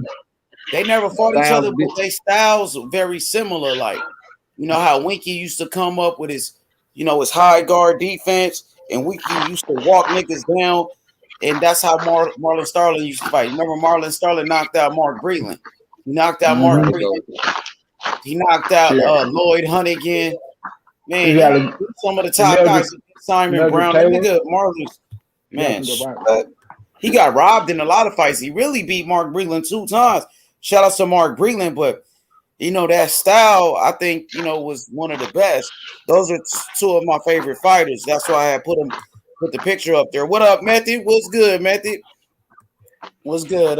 He said Winky with the high guard. Absolutely. Man, he was blocking his body and his face with his high guard. Long man, because his arms was so long, nigga. Long as fuck. Yeah, Winky had one. And he can throw it. Go ahead, Q. My bad. Go ahead. Winky had one of the best southpaw jabs ever. Man. I ain't even got to say nothing, man. Because he throw that jab right out that high guard and punch you in your motherfucking nose with that motherfucker. Yeah. Straight in your nose with that motherfucker. That right jab out the high guard. He walk up on you, let you do your punches and throw that jab. I'm like, man, that's a good fighter too. Winky Wright, Ronald Wright. Yeah, that guy right there, man. Yeah, he was in there with some killers too. Yeah, Marlon Starling was a beast too. He's a hell of a fighter now. Now that's where Winky really got that that high guard type of defense from, that type of style. Marlon Starling, he was one of the first ones that fought like that. Now Mike Tyson used to use the peekaboo, and so did Floyd Patterson. That's the Customato style, but their defense was a little bit different because they will place their hands like they high guard under the chin. And Marlon Starling, his was like the earmuff where he will put, his hands like over his ears kind of. That's how Winky would do it. You know what I'm saying? Mm-hmm. I don't know if y'all remember. See, that guard right there trigger you to throw your jab or throw your punch in between. And then he counter that was set up for that counter punching by Winky Wright. He'll do that shit just to set your ass up to throw your slow ass jab. He do something to you. Winky was a great fighter. Winky was a former undisputed champion at 154 pounds. Winky got robbed in plenty of fights. I thought Winky beat what's his name, Fernando Vargas, and that one Winky really whooped his ass. And of course, they robbed Winky just like Marlon Starling got robbed in a bunch of fights, man. The Jermaine Taylor fight too. Yeah, the Jermaine Taylor fight robbed the fuck out of him in that fight. Winky was a problem, dog, but he wanted all the smoke, man. That's why I like about Winky went all the way up to 175. Motherfucking fought Bernard Hopkins at light heavyweight for the lineal belt. So Winky started off at 147. He ended up going to 175. He fought Bernard for a light heavyweight lineal belt. But Winky, to me, is one of the best fighters, man. And Winky never got the credit he really deserved. But he did, though. Once he beat Shane Mosley, that's when Winky, he became a star. And Winky started fighting on pay-per-view and things of that nature. He got a good win over Ike Corte. Yeah, he started getting a whole bunch of fights. He started getting a whole bunch of fights after that Shane Mosley fight. Mm-hmm. Yup. He beat the fuck out of Mosley, though, 2 times. Whooped him. Mm-hmm. Whooped Mosley ass. I remember Mosley at one point, they were saying Mosley was pound for pound one of the best until he ran into Vernon Forrest. Yeah, and Vernon Forrest whooped his ass. Yeah, he was beat up after that. He was beat up after that. Vernon Forrest beat his ass, man. Rest in peace to Vernon Forrest. Yeah. I think Vernon Forrest actually beat him in the amateurs too. Vernon Forrest just had that motherfucker's number. Man, he had his number. Exactly what to do. And he knew exactly what to do, man. He had to reach and everything, man. He pounded. I knew he was gonna catch him on the end of one of them right hands, though. Yeah, put his ass down, dropped him twice, folded his ass up. Yeah, caught him up against that rope. Yep, I remember that shit. I'm like, damn. Like, damn, bro. Then Mosley got cut. I think they clashed heads or something. Mosley got cut. Oh yeah, he did get cut. I remember. You remember that shit? All right, and that motherfucker went to the corner. Don't worry about that. Pops was like, don't worry about this shit. Hey, y'all think them headbutts be like stunning a fighter? You think some hate fighters that get hurt shit. off of like a headbutt and shit? Yeah, man. I hate that shit, man. That's taking out the fighter, man. That's taking out the fight for real. Go Hell to the yeah. cards, man. I don't want Hell fuck yeah. that. Niggas be getting days off them shits. Them motherfuckers Yeah, hurt like like the a way mother. Sean Porter headbutted Crawford, he headbutted the fuck out of Crawford. I think that shit did take a toll on Crawford. It took Crawford a while to like adjust to that fucking headbutt that he took. To be honest, Bradley will knock a motherfucker out with his head too. Holyfield ass. I was so finna say Holyfield, boy. That one head 3 punch, boy. One head and 3. He throw that head in there, boy. Your ass out of there. Bernard Hopkins too. He used to, use his head too. He did whatever he had to do to win the fight. He would rough him up, type of fighter. Hell yeah. Hey, but Hebrew, you remember Marlon Starling? You remember watching him? I'm already talking about looking him up, H. That nigga was cold, man. Yeah, he had go look him up. He had go them look that cold fights fight up. with Donald Curry. Yeah, Donald Curry. They fought like twice. They fought twice. Yup, it was some close fights though. But I think a lot of those decisions, for some reason, like they wouldn't give it to Starling. Starling been in some close ass fights that he took losses from. But I felt like Starling, you know what I mean? He definitely, man, could have won some of those fights that he lost. You know what I mean? He got the short end of the stick plenty of times, man. Mr. Poker Face himself, he actually got a smile on his face. Look at St. Chez right there. He got an actual smile on his face. I ain't never seen him look like that. All them fights he had, Larry Holmes. Man, you talking about some good. Hey, listen, man. I gotta go see this Starling guy, man. I gotta check him out, man. That nigga was cold. Watch his fight with Mark Breland. Yeah, that's the one I'm gonna check out. Nigga, the first one, they had 2 fights. The second one, I thought he beat Mark Breland, but they gave it a draw. Mark Breland was of course, the Olympic gold medalist. He was a big name in the sport at that time. Mark Breland, after those Olympics, he won the gold medal. Mark Breland, he got a 7-figure contract, bro. That nigga got $1 million contract as soon as he turned professional. Mark Breland was one of the greatest amateurs in the history of American boxing. So, he was a star, man. And Marlon Starling, he didn't have that type of star power. Mark Breland was in movies. Mark Breland was in music videos. That's how much of a star he was. He was like America's sweetheart. Right. He was the golden boy. Shout out to Mark Breland, man. Shout out to the Breland, man. For real. Yeah. He beat up Floyd Mayweather daddy too. Who, Starling? Yeah, I got to go back and watch that. He beat Floyd Mayweather Sr. Yup. Man, I'm finna go watch all these fights, boy. Thank you. That motherfucker was cold though. His style was like similar to Winky. He wasn't a southpaw though. He was orthodox, but he damn near fought the same way as Winky. Winky, I think, took that from Starling, and that was the high guard, like what Canelo does now. He was using the earmuff defense, nigga. That's the high guard shit. He was sort of guy with long arms. That shit right there. Yeah, long ass arms too. Yeah, that shit catch you off guard, especially when they got sneaky punches. Knock your motherfucking ass out. You know what I mean? Man. That nigga was a killer, I swear to God. He was tough, man. He's one of the fighters that people don't, he don't get the credit that he deserved for the career that he had. You know what I mean? One of the forgotten soldiers in boxing. One of the best champions. Motherfucker should have been undisputed champion, man. They robbed that nigga so many times, man. What up, man? Man. Yeah, man. Love that Mark Breland, bro. Straight up. He a hero.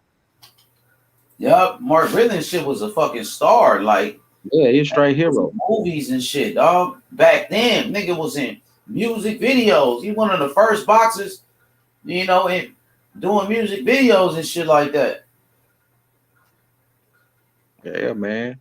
Come all the way through there, bro. Well, that's why, man, we got to get it back the way it was, man. The shit was happening, man. It was actual stars at the fights and shit. These fighters nowadays, they ain't, you got some of them that's kind of cut like that, like the Terrence Crawfords and shit like that, you know. But you really don't have many fighters like those guys, man. You got a few of them kind of throwback type dudes that really get busy though. You know, it's not many of them though.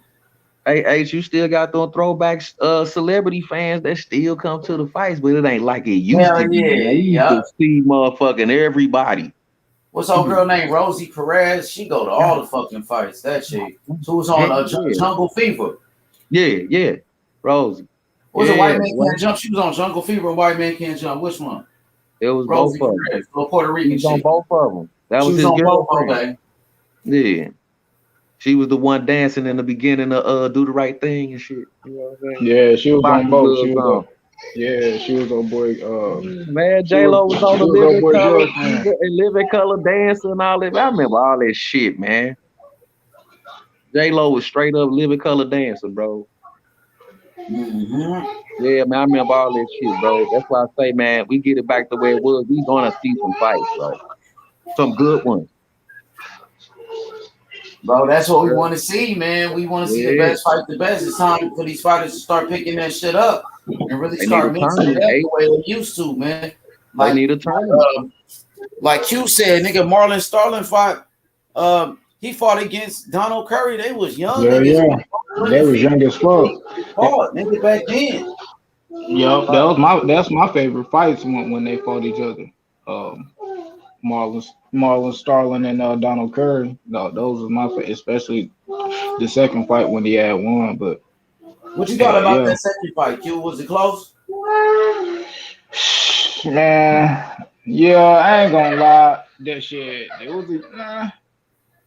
ain't gonna lie. Donald lost. He lost that bitch. You thought Marlon won that fight? Man, hell yeah. But they gave it to Donald Sterling. The first one, they gave it to Donald Curry though, huh? Yeah, Donald Curry. Well, whamming is I ain't gonna lie, Donald Curry, he has some motherfucking power.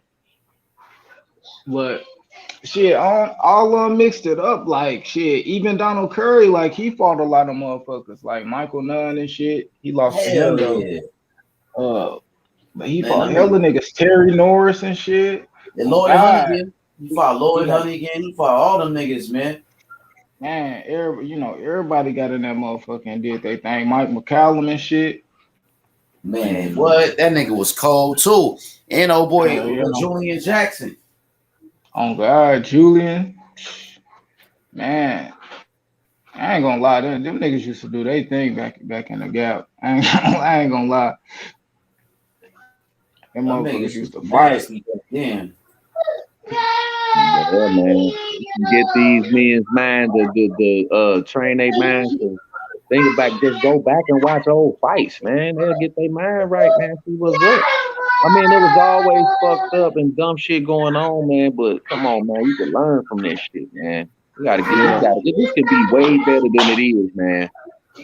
Yeah, like the same shit that go on now, like that shit happened in boxing too, like fighters going back and forth, and sometimes that shit getting delayed by certain boxers, but that shit was short-lived.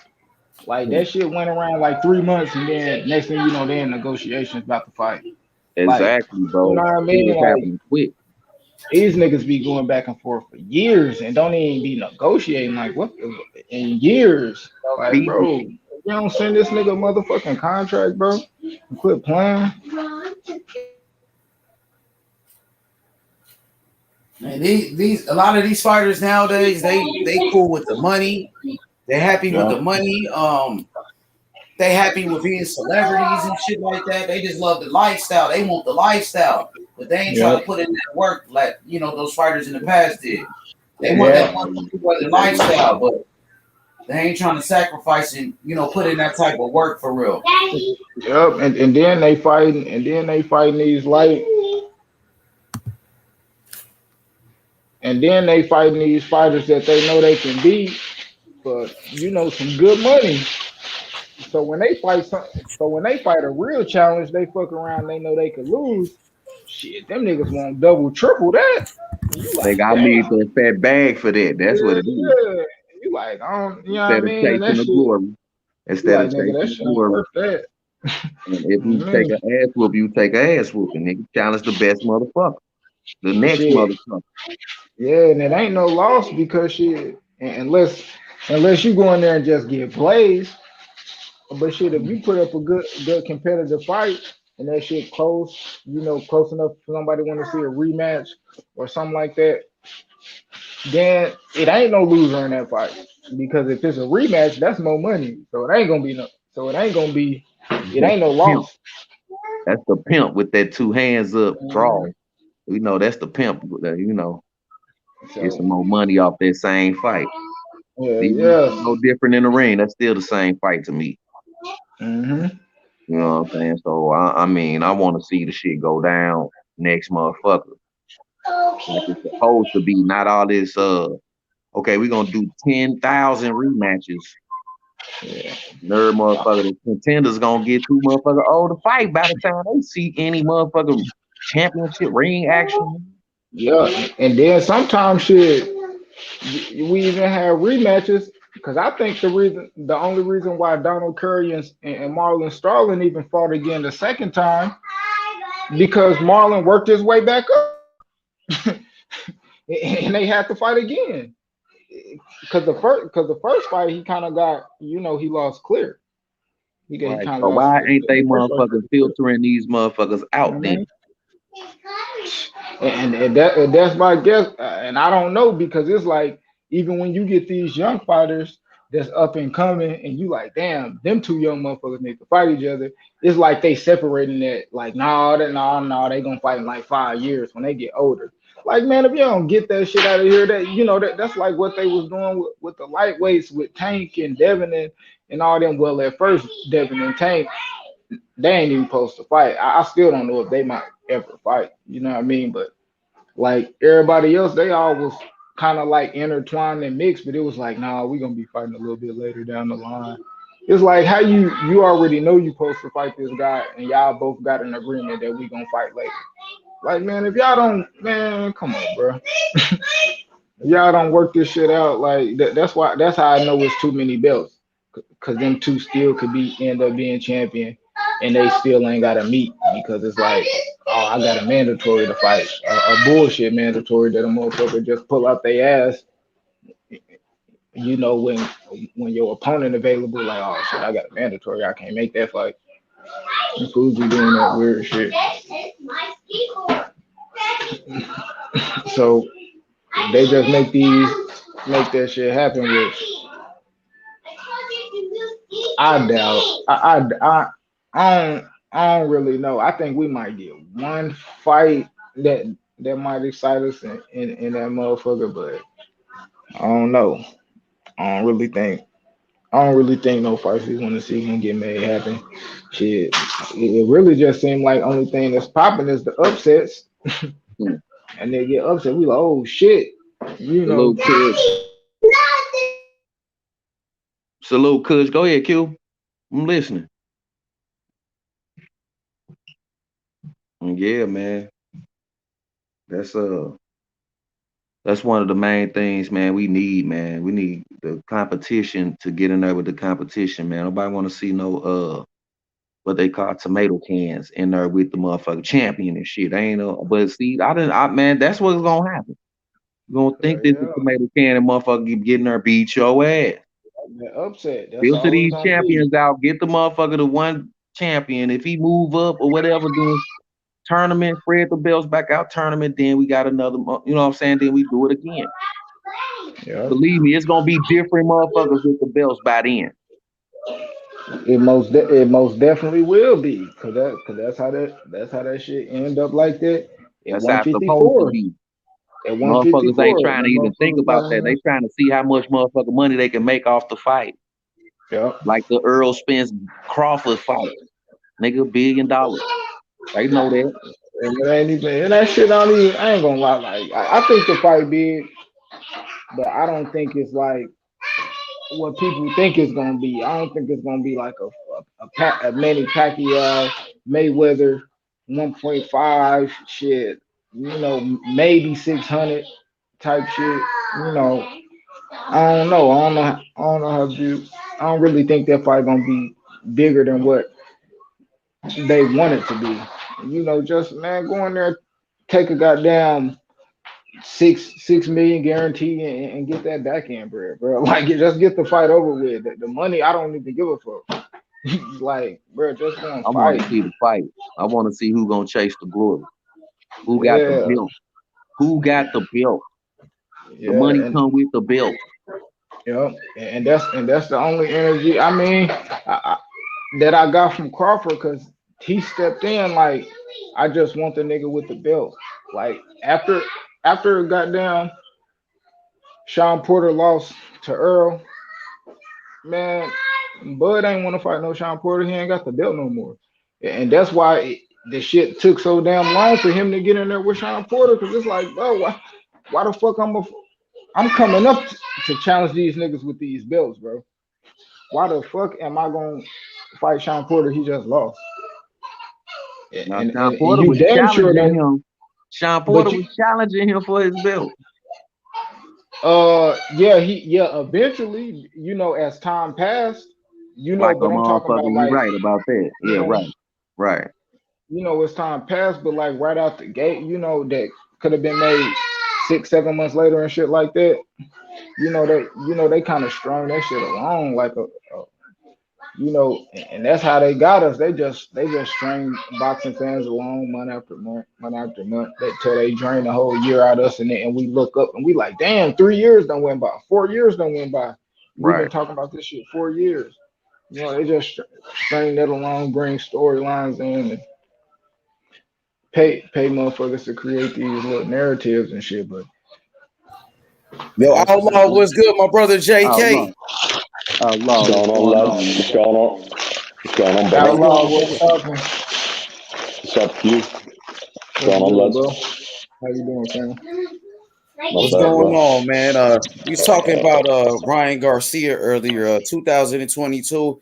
I think this is a make or break year for Ryan Garcia at this point. 2021, he beat Luke Campbell, but after that, he had a fight with Javier Fortuna. He pulled out of that fight. He was the mandatory to face Devin Haney. He didn't want to fight the champion Devin Haney. And then he got injured. He pulled out the fight with Jojo Diaz.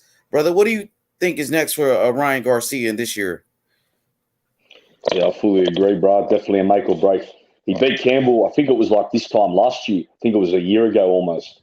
And he had that was a good start to the year, and then he just didn't build on the momentum.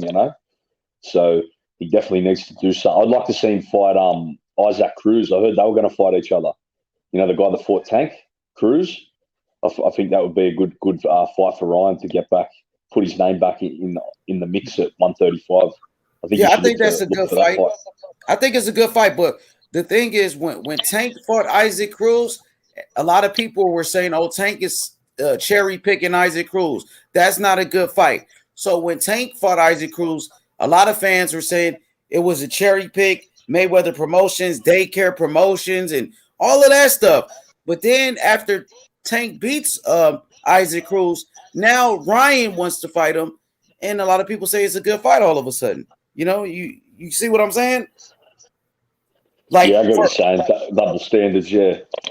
Yeah, for Tank, Tank was cherry picking Isaac Cruz. Now, for when Ryan wants to fight him, after Tank beat him, all of a sudden it's a great fight for Ryan. But when Tank fought him, it was Tank cherry picking. Yeah, I think Cruz showed something in the Tank fight, though. Like Tank beat him, but I think Cruz still kind of proved he was a good fighter, and that he can give people a tough night. So I think Cruz kind of, even though he lost, his stock rose, Yeah, even though he lost, he became a star, but it was like a lot of boxing fans, they were saying Isaac Cruz is not a good fighter, but Isaac Cruz, he was a good fighter, even before Tank fought him. He was already ranked in the top 10 in every sanctioning body. So we knew Isaac Cruz I knew that Isaac Cruz was a good fighter. I knew that Isaac Cruz was even a better fighter than what Rolly is, but when Tank fought Isaac Cruz, Tank is cherry picking. Mayweather Promotions. Tank is in protective custody. All of this talk. Daycare Promotions, because Tank wanted to fight Isaac Cruz. But then when Tank beats him, now Ryan Garcia wants to fight the same guy.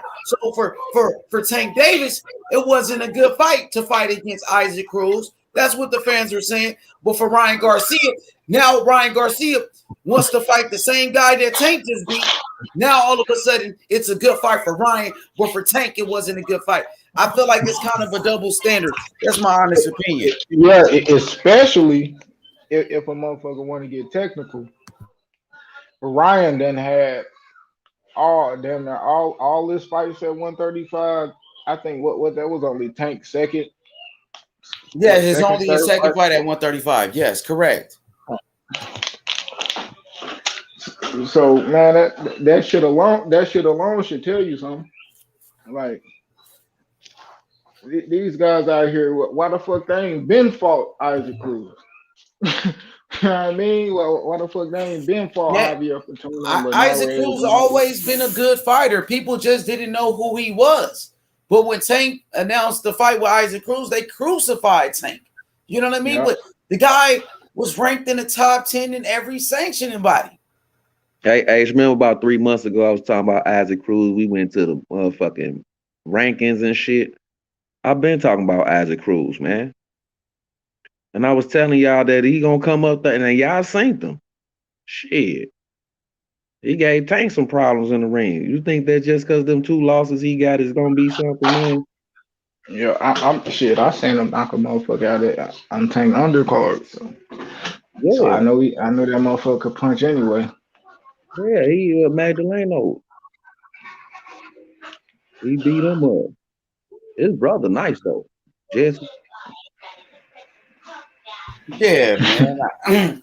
Nice, you know, because Ryan Garcia now he's ready to come back to boxing.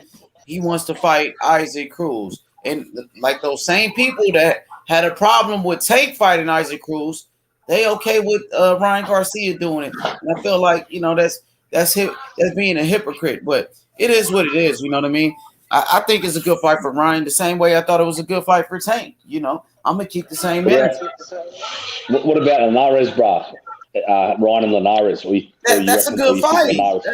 That's a good fight. You know, Linares beat Luke Campbell. Linares is ranked in the top 10. That's a good fight. If Ryan fights against Isaac Cruz or Linares, I think those are both good fights. But people be capping so hard for Ryan Garcia, like it really doesn't make any sense, you know, because we all know that Linares beat Luke Campbell. Linares dropped Luke Campbell in that fight. But some Ryan Garcia fans, they saying, well, I thought Luke Campbell beat Ryan Garcia. I mean, they said I thought Luke Campbell beat Jorge Linares. You know, I don't understand that. I don't understand that. I had Linares winning that fight, bro. Me too. He dropped him. He dropped Luke Campbell in the fight. You know what I mean? So come on now, you know. But they say, oh, I thought Luke Campbell beat Jorge Linares. And a lot of boxing fans are full of shit. And really, pretty much, they trying to push narratives for whatever fighter they like or for whatever reason. You know what I mean? No receipts, no facts, no nothing. No receipts, no facts. The facts is that Luke Campbell got beat by Jorge Linares. And Ryan Garcia, he could have picked Luke Campbell or Jorge Linares. Jorge Linares was calling out Ryan Garcia. That's a fight that Golden Boy wanted to make. But Ryan decided to fight the guy that lost to Jorge Linares, Luke Campbell. And then when Ryan beat Luke Campbell, they try to make it seem like the dude did something special, man. And Devin Haney fought Linares, bro. He's the one that took that, you know. So that's why he gets more credit. He's got to be better. He's done better at 35 than Garcia. So he beat Linares, the guy who was the former champion and who beat Luke Campbell. Thank you. Devin Haney beat Jorge Linares, who beat Luke Campbell. Jorge Linares is a 3-time champion. Jorge Linares was a champion in the lightweight division. Luke Campbell never was a champion, ever. In his whole career. That's right. What's going on, Joe? What's going on? What's on? What's up, Hebrew? What's up, Outlaw? And what's up, my brother H Money? Thank you so much for visiting the platform while Coach Ronnie. And yes, you just have to pick the day and the time, H Money. And Coach Ronnie, He's agreed to be on your platform, sir. Yes, well, sir. thank you. For you to conduct your interview however the way you see fit, my friend. Absolutely, brother, man. Thank you, brother. I appreciate that, man. So whenever he's available, you know, we here every day. So whenever it's a good time for him, and we could set it up like that. I think that'd be good. Well, and once again, none of his fighters are competing this weekend, so this is the perfect week to feature Coach Ronnie, right? Okay. So whichever day, well, just drop the link. Let's shoot for Thursday. Drop the link, send it to me via email. I'll shoot it to Coach Ronnie, and we'll get him on Thursday when your show starts, okay? What's a good time? What time do you think? The time I usually go live around 6 or 6:30. Coach Ronnie usually likes to be on the air at 7, from 7 to 8 is what he prefers. So let's do it. We'll start it off at 6:30, and we'll start it off, and he'll come whenever he's ready. Around 7, he could come at 7 or 8 whenever he's ready. But we can start it off at 6 or 6:30. Usually 6:30. Very good. That sounds like a plan. So let's shoot for Thursday at 7 p.m.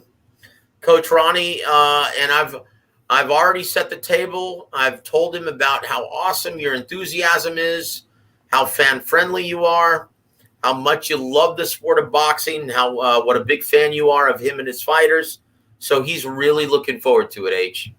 Absolutely, man. He got my fighter, David Morrell, so man, I'm excited to talk to him about Morrell. Matter of fact, you had a great show, man, today over there, man. I was tuned in. So you and YB did a great job, man. Thank you, brother. Appreciate it, my friend. I tell you what, Coach is boy, he's a special guy, man. You know what? Considering how much he's been through within this sport of boxing, right? Within this wacky, often unfair, brutal ass-beating business, he still remains one of the most humble guys you'll ever meet within the sport of boxing. And this is a guy, man, who's a legend of the sport. Not only was he a great prize fighter, he beat Tommy Hearns in the amateurs, one of the premier trainers and a future Hall of Fame trainer in boxing. He's still so humble, and he just loves to talk boxing with everybody. So he's really looking forward to it, brother. Yeah, I definitely appreciate it. But, like you said, Ronnie Shields is a veteran in the sport, a Hall of Fame trainer, and of course, he's working with some of the top guys in boxing right now, like Morrell Jr. and Jamal Charlo, Rigondeaux, so, man, even in the past, he worked with Evander Holyfield, Pernell Whitaker, some of the top guys like Meldrick Taylor. The late, great Vernon Forrest. Yep. Vernon Forrest, another one, David Tua, Mike Tyson. He worked with them all. Yep, that's it. And he loves the challenge. A lot of fans have a misconception that trainers will actually try and veer their fighters away from the greatest challenges. Ronnie loves the challenge. He lives for this. He's confided in me and stated this is why he does it. He loves the big assignments. He loves the big stages. He loves the big challenges, and he's just like his mentors, Georgie Benton and Emmanuel Stewart. They lived for these challenges. So when I asked him today on the show about Jamal Charlo versus Canelo Alvarez, he said, you know what? Bring it. Bring it on. We're ready. We're ready for this challenge. We're ready for the jump to 168. I hope it happens. Of course, we're not going to wait around for him, but if it happens, I'm going to be ready, and I'm going to be watching tape, and I'm going to come up with a winning strategy for my guy to defeat the best pound-for-pound fighter in boxing. He loves that matchup for his man. He thinks with Jamal's sledgehammer jab. Thank you, CB3. I appreciate it, my friend. With Jamal's sledgehammer jab, he loves the matchup for his guy. Now, I'm going to ask you guys, Hebrew and H, what do you guys think of that potential matchup for Cinco de Mayo? Because from what I'm hearing, Canelo has scrapped the Makabu fight. He's going to begin competing at 168, just like I told you guys he would. Oh, that's the word right there. That's what you've been hearing. Yep, that's what I've been hearing. Brother, I don't know at this point really what to expect from Canelo, because I was pushing for that Charlo fight at first. You know, I wanted to see Canelo fight Charlo, or, you know, even a Benavidez, you know, at 168. But it sounds like they wanted to go fight Mukabu. I mean, while I was advocating for the Charlo fight, he announced the fight with Mukabu. So it kind of, you know, threw me off guard. I wasn't expecting him calling out Mukabu, brother. So at this point, brother, I really don't know what to expect, but I hope he fights Charlo. I hope he fights a Benavidez, one of those guys, man, to be honest with you. Well, if he fights at 68, right? And I told you, I explained on this channel even a couple weeks ago why Canelo more than likely would scrap the Makabu fight, because he's facing Tabisu Machunu on January 29th. Tabisu Machunu is a handful, and in my opinion, he wins that fight in a unanimous 12-round decision, becoming the WBC Cruiserweight champion.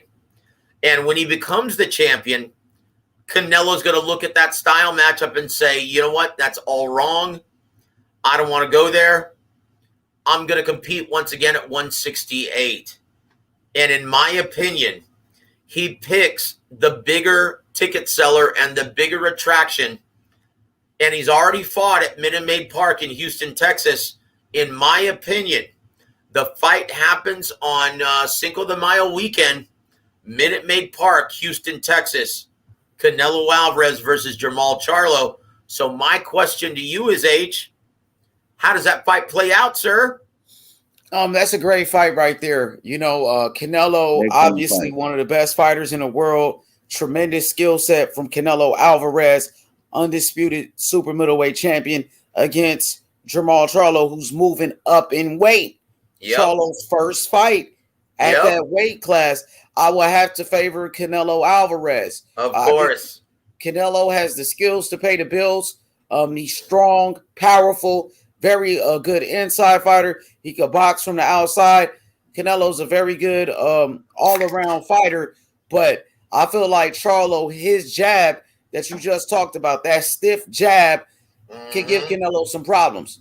Yep. I think Charlo, if he comes out with the right game plan, I'm pretty sure he will have it with Coach Ronnie. I think Charlo could present some of the same problems that Triple G gave Canelo with the jab. That's what I think. That's it. When you look at all the fighters. So I'm sorry, Hebrew, what do you think, sir? All I could do is wait on the lace up, man. The tails of the keys to victory is the same. Yep. The keys to victory is the same. So when they both got a jab. But my question is Charlo power gonna carry over with him? Can he take those Canelo punches? And he already been there. Boy, I tell you what, I'd love to see it. Love to find out. All I want to see is the lace up, Joe. Yep. There's only one way to find out, brother. They just have to both step in the ring. That's it. That's all I can say about that. But it's a damn good fight. That's a good matchup, though. That's a great matchup. And Charlo gonna be bigger. He gonna be bigger, but is he gonna be able to take those punches? We'll see. Canelo has to get in range first. If it go down like that, though, Joe, you know how this shit go. Yeah. If it go down like that. Yeah. But it'll be Coach great Ronnie, for boxing. I'm gonna say this. Coach Ronnie, he does have experience against Canelo. He did go against Canelo with Lara. With Lara. And a lot of people thought Lara won that fight. So Ronnie has experience facing Canelo. I think Charlo, that jab could give Canelo some problems, but I feel like Canelo is very elusive, and I think Canelo will probably beat him by points. I would go Canelo with points, but I think Charlo can make it a competitive fight.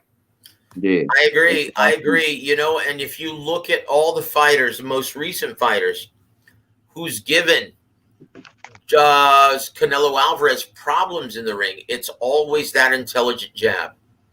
He has like when you look at Danny Jacobs, when you look at Gennady Golovkin, he's got a very hard time collapsing the pocket when faced with a very intelligent and sporadic jab. Jamal Charlo has that. If they do lock horns, which I'm predicting they will, and I've been predicting this for the past several months, you know this. Yeah, I think it's a great, great fight, and I think it's one of the better fights that Canelo could make at this time.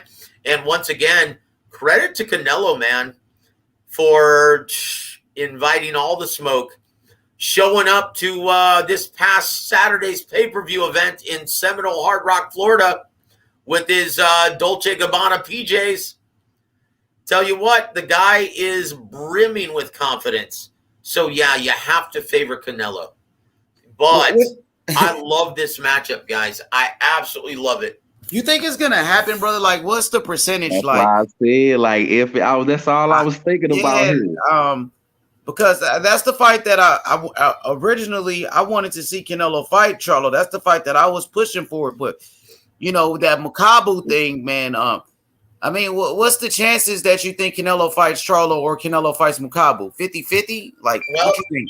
From what I've been told, Canelo and Eddie Reynoso have completely scrapped the idea of competing at cruiserweight against Tbisu Machunu. They have no confidence that Makabu will win this fight. And even then, you're looking at a, two and a half month turnaround. He's fighting on January 29th. Is he going to be prepared for Canelo? Are they going to have time enough to promote a big event like that? And here's the most important part. Do they want to work and negotiate with Don King? Right? That's it. So in my opinion, from what I've been told, they've scrapped that idea, and you're going to see him compete on Cinco de Mayo weekend against either Jamal Charlo or David Benavidez. And because David Benavidez already has a dance partner against David Lemieux in April, guys, it's a slam dunk. I would say it's an 85% chance that we're going to see Canelo Alvarez versus Jamal Charlo in Texas on Cinco de Mayo weekend 2022. Oh, that'd be a great fight. Go ahead, bro. I'm sorry, Hebrew. Go ahead. Yeah, they gonna show up for that fight. Yep, that's what I'm saying. He fought James Kirkland already in Minute Maid Park, and he sold that place out, putting in 35,000 plus fans strong. Now, against a hometown guy like Jamal Charlo, yeah, man. Yeah, you're going to see close to 40,000 fans pack that place to capacity. Yeah. And it's going to be with the roof down. No. It's like I love the idea of Canelo Alvarez once again packing 73,000 fans, 70 plus thousand fans in AT&T Stadium. But look, boxing has always been a regional sport, right?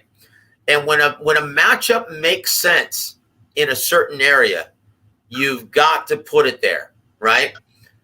Jamal Charlo is a big commodity in Houston. He just won Fighter of the Year honors in the Houston. I forgot the name of the major periodical there, right?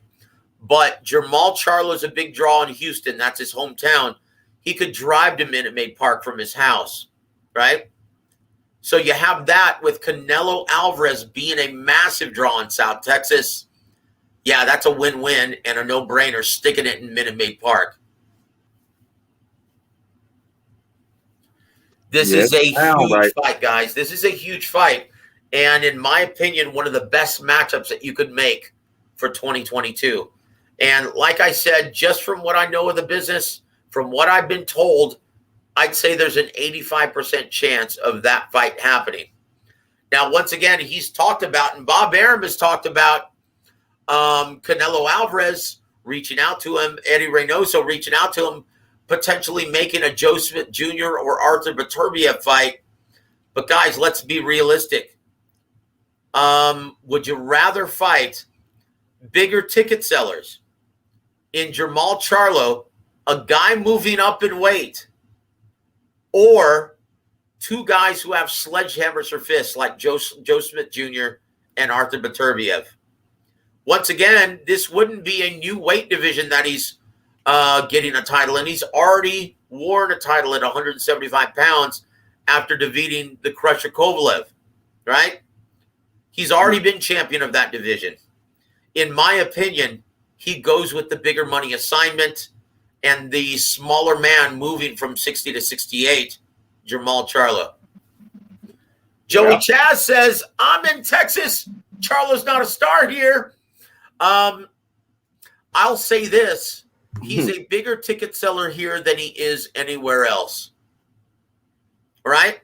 And if he's fighting Canelo Alvarez, yes, the mainstream press and the mainstream and casual fans are going to show up to support their, well, son of Houston. Right? That's the way boxing works, guys. They're going to be deep, Joe. Yep. I love it. I love it. You know what? I hope it happens. My gut says it does. And in my opinion, 85% chance that fight happens Cinco de Mayo weekend. Yeah, so I think go that ahead, dude, Joey, just he doesn't like PBC for whatever reason. So whatever fighter that's a PBC fighter, he will try to downplay, and he won't give those guys any credit. We know Charlo is a part of the PBC. Obviously, Joey is pushing a narrative. You know what I mean? We know Charlo is a star in Houston, his hometown. He is. Well, I will say this. He's got a point, right? PBC up to this point hasn't done a very good job of fighting both Charlo twins in their home area up to this point. Now, once again, under the guidance of Tom Brown, they've started doing that, right? Jermell competing in San Antonio last year, Jermell competing in Houston in his hometown on February 26th against in the rematch against Brian Castaño. Jermall competing in Houston, Texas at the Toyota Center against Montiel last year. So they understand that these guys have a lot of potential being ticket sellers, but you have to compete them in their hometown, in their home area in South Texas. And once again, Joey Chaz, if you were there at the AT&T Center for the first Castaño fight, how was the crowd, brother? I was there. I was ringside. You saw over 13,000 fans in attendance. So that tells me that, yeah, PBC is finally doing the right thing, competing both Charlo brothers in South Texas exclusively. Yeah, their level of attraction is just going to get bigger at this point, right? But, yeah, he's right, though. Up to this point, up to before the last several years, yeah, PBC really wasn't featuring them in Texas. Well, that's changed. Yeah, it's changed for sure. So look for the Charlo twins, their level of traction, look for it to increase over the next several years, competing in South Texas exclusively. Yeah, absolutely, bro. And one thing about the Charlos, like, they were under the radar at first with the PBC, but the PBC, they had other fighters that they were invested in, people like the Adrian Broners, Tank Davis, Danny Garcias, Sean Porter, Keith Thurmans, Deontay Wilder, Earl Spence Jr. These were the guys that they were pushing. So in like the past 3 years, I would say, or the past 2 years, the PBC have focused on the Charlo brothers. They have featured these guys on a pay-per-view. Put them on the highest platform. They fought on pay-per-view. Also, the fight, I believe, was it Charlo against Brandon Adams? Wasn't that in Houston? It was one of those fights. It was at the Reliant Arena, right next to the football stadium. Yeah, and also remember they fought on Fox when Jermell Charlo fought against Tony Harrison. They lost, but they were featured on Fox Network TV. It did millions of views. Well, here was the problem, H. Here was the problem before, and once again, everything is changing with Al Heyman actually listening to the very intelligent and very experienced Tom Brown, right? Because of Al Heyman's deal with the Barclays Center several years ago. They would feature the Charlo twins at the Barclays Center in New York. Doesn't make very much sense from a ticket selling perspective. But now they're going to be featured in Texas exclusively. They believe in the Charlo twins, and they believe they have two of the best fighters in boxing, right? And with all of the aging welterweights, their focus over the next several years will be the Charlo twins. And they're going to be featuring them in Texas exclusively. So look for their level of attraction to increase. And what better way to increase your level of attraction? What better way than facing the biggest name in boxing in North America, Canelo Alvarez? Yes, Right? the cash cow. The cash cow in Saul, Canelo Alvarez, who's recognized as #1 pound for pound by most experts. You know, that'll be a good fight, man. That's the fight that I was pushing for, you know, in the beginning. But then, and that's the fight I want to see. Yeah, you go ahead, Hebrew, cook on it. Yeah, that's the fight I want to see. That he testing himself. Shit, I appreciate that. I appreciate that. Both men. Somebody gotta do it. Both men are jumping in the deep water in this fight. Go ahead, Joe. Go ahead, Joe. No. Yeah, I mean, both men are jumping in the deep end in this fight. This is a very difficult matchup for both men. You know, and in this era in which a loss could be catastrophic for your level of attraction or your fan perception, yeah, this is a very risky endeavor for both men. And credit to them if they do sign on the contract. Credit to both men for even agreeing to step foot in the ring with each other. This is what boxing needs, guys. Yes. This is what boxing needs. I mean, and the real bosses of boxing will throw down and pay for this fight, right? This is not Caleb Plant. This is not Callum Smith. This is not Billy Joe Saunders, right? Although those guys are great fighters, don't get me wrong, I'm not taking anything away from them. But a lot of people have been clamoring for this matchup a lot longer than those matchups that I just stated, right? How long have people waited for Jermall Charlo versus Canelo Alvarez? I mean, since Canelo was at 160, right? That's it. And I heard Coach Ronnie on your show say that, Canelo, requested the franchise, right? Oh, let me tell you the story. Let me tell you the story behind that, brother. Now, Golden Boy Promotions, and I should have brought this up on the show. Maybe you can bring it up on yours so you can get Ronnie's take on it. When I was told by Eric Gomez that they had thrown out an offer to Al Heyman several years ago when they were trying to find an opponent on DAZN, when he just signed that agreement, and they ended up settling on Danny Jacobs, which was a great fight also. But they threw out an offer to Jermall Charlo. And I asked Coach Ronnie about that. I said, is it true? And he goes, yeah, it's true. But it was a bullshit offer. It wasn't serious. They were just trying to bring Danny Jacobs down in his asking price. Because he was asking some ridiculous amount, like $7 or $8 million, right? And they wanted to get him to, accept a lower rate. And so they threw out a bullshit offer to Al Heyman in which Charlo actually made more fighting Dennis Hogan. Wow, right? So they sent them a low ball offer. They sent them a bullshit low ball offer, yeah. And so Coach Ronnie was like, you know what? That's ridiculous. They're not serious about it. So they didn't even respond to Canelo. They didn't even respond. But guys, that's how long people have been interested in this matchup. Yeah, and Charlo he's a name in American boxing.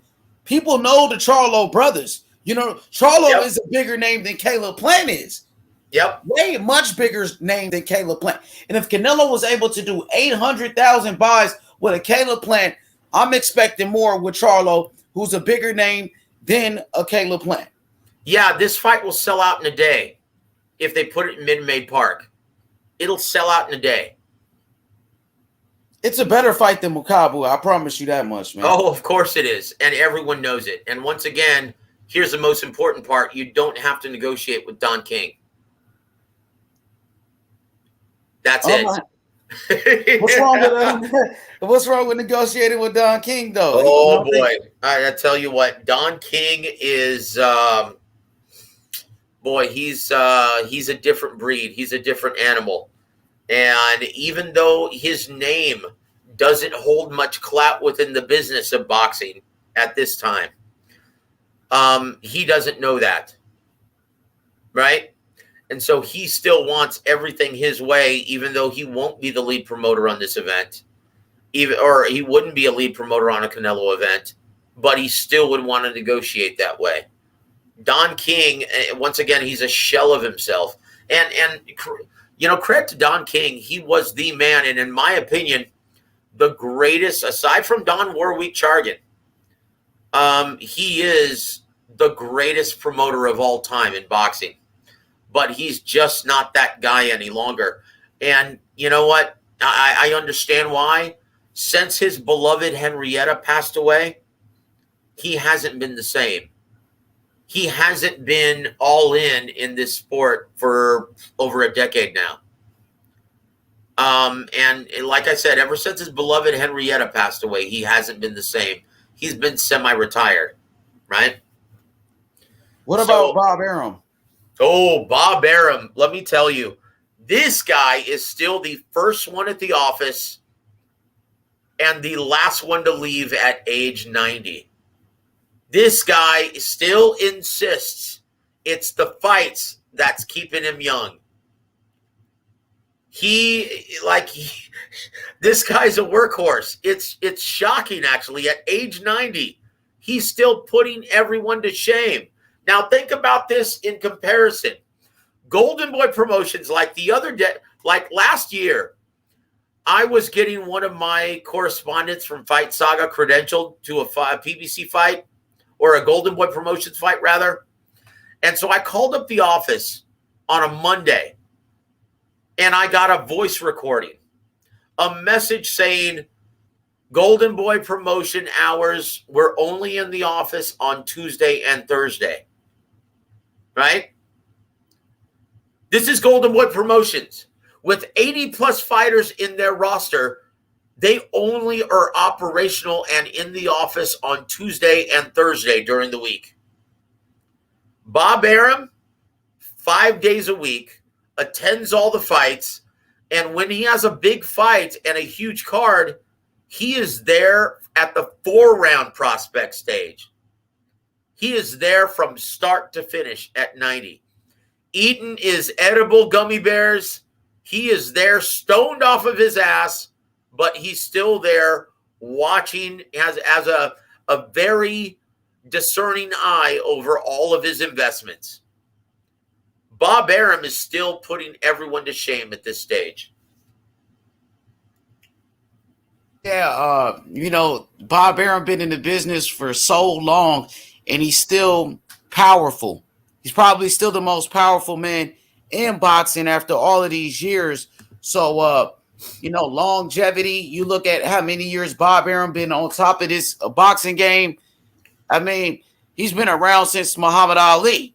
He's been there since the Ali days, and he still got heavyweight champion Tyson Fury. He still had Terrence Crawford, Shakur Stevenson, Teofimo Lopez, Inoue, Arthur Beterbiev, Joe Smith Jr. This guy got killers like, of course, he still got Oscar Valdez, Neverente. This guy got some of the top guys. And look at Don King. Today, Don King is no longer relevant.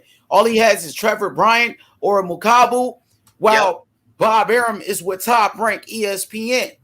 So if I had to pick one, the greatest promoter, I would probably pick a Don King. But if you look at the big picture, I would say Bob Arum outlasted him in the game. Taco, what are you drinking, brother? What are you drinking, Taco? Taco, salute. What's up with it, bro? How you doing, sir? What are you drinking tonight, man? Gin and juice? Man, it look like he's smoking on a stogie though. That is a man-sized blunt right there, brother. God damn, Taco, what the fuck is that? That's that Jamaican shit right there. What are you wetting your whistle along with that, brother? Come off mute, Taco. Come off mute, man. What's up with you? Well, come on, I'm gonna do a shot with you, brother. Damn, nigga. I'm gonna do a shot with you, Taco. What are you drinking, man? Yeah, you had it right, man. I'm on mimosas, man. Right on, brother. Right on. Well, God bless you. Here's to you. Happy New Year, sir. I'm shooting some Jack Daniels, brother, the Sweet Amber. So here we go on the count of 3. 1, 2, 3. Happy New Year, sir. God bless you, brother. Motherfucker Jack, boy, on that sweet tea. Ooh, Jack. Sweet Amber. Jack, boy. That Jack yeah, boy I call gotta that have a sweet water tea, back. boy. That's my drink. I drink whiskey too. Hell yes. Keeps you young, man. Man, Dude, I'm 50 years old, man, and I still feel like a 25-year-old. Dang, that nigga blowing a lot of smoke. Holy fuck. Taco doing his best impression of a chimney. Look at that. Y'all see Taco? Oh, he froze up. Good, boy. He froze up. Damn. So, Yeah, Joseph. Yes, sir. Go ahead, Joseph. Go ahead. No. Go ahead, sir. As you were, sir. I wanted to ask you about this Canelo Mukabu situation. Now, okay. So you said the reason why you feel like you heard the fight is off, right? What was the main reason again? Because of Don King? Is that correct? Several reasons. And once again, I told you this was going to happen a month ago, right? And if you have kept track of my prognostications, H, how often are my predictions wrong? It's pretty solid so far, man. So far, so good, especially with that the Teofimo Lopez shit, man. That I mean, like if you look at all the predictions I made on this show, Isaac Cruz being a much tougher fight than everyone anticipated. Even just going back to this past Saturday, when I said the real King Kong was going to get Charles Martin out of there within 5 or 6, right? And within the business of boxing, most of my predictions come to fruition because of my experience and knowledge of the business. I told you guys this a month ago. Makabu still has his mandatory to deal with, Tabisu Machunu. And in my opinion, Tabisu Machunu is going to win that fight in a decisive, unanimous 12-round decision, becoming the WBC Cruiserweight champion. And when you look at that style matchup versus Canelo Alvarez, a bigger, stronger guy who moves extremely well and is a southpaw, Canelo's not going to have any desire to step in the ring with that guy, right? A big, strong, natural cruiserweight who can move well and is a southpaw. That's all wrong for Canelo Alvarez at this time. And I said, look, he's going to go back down to 168 and fight the biggest attraction he can. So in my opinion, it's going to, and the reason why I say it's only 85%, it boils down to this. It's either going to be Triple G, Gennady Golovkin, or Jermall Charlo. But the fact that Jermall Charlo still wants that, or I'm sorry, Gennady Golovkin still wants that big purse with Ryota Murata in Japan, he's going to be busy for the first half of 2022, right? So that leaves, by process of elimination, Canelo versus Jermall Charlo. That's why I said it's an 85% chance of that fight coming to fruition. And most of my prognostications, because of my experience in the business, using process of elimination, more often than not, I'm right about things like this. All right, Havoc says, I'd rather see him at 175 against Better Beef. What you think about that? Because he probably wants to see Canelo get his ass whooped.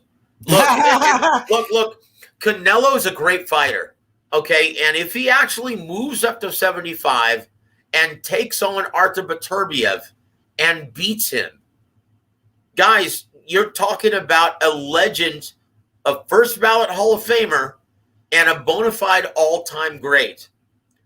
If he beats the monster at 175, now once again, he's going to have success early in a matchup against Arthur Beterbiev, just like Gvozdyk did. But can he keep the monster at 175 off of him for 12 rounds?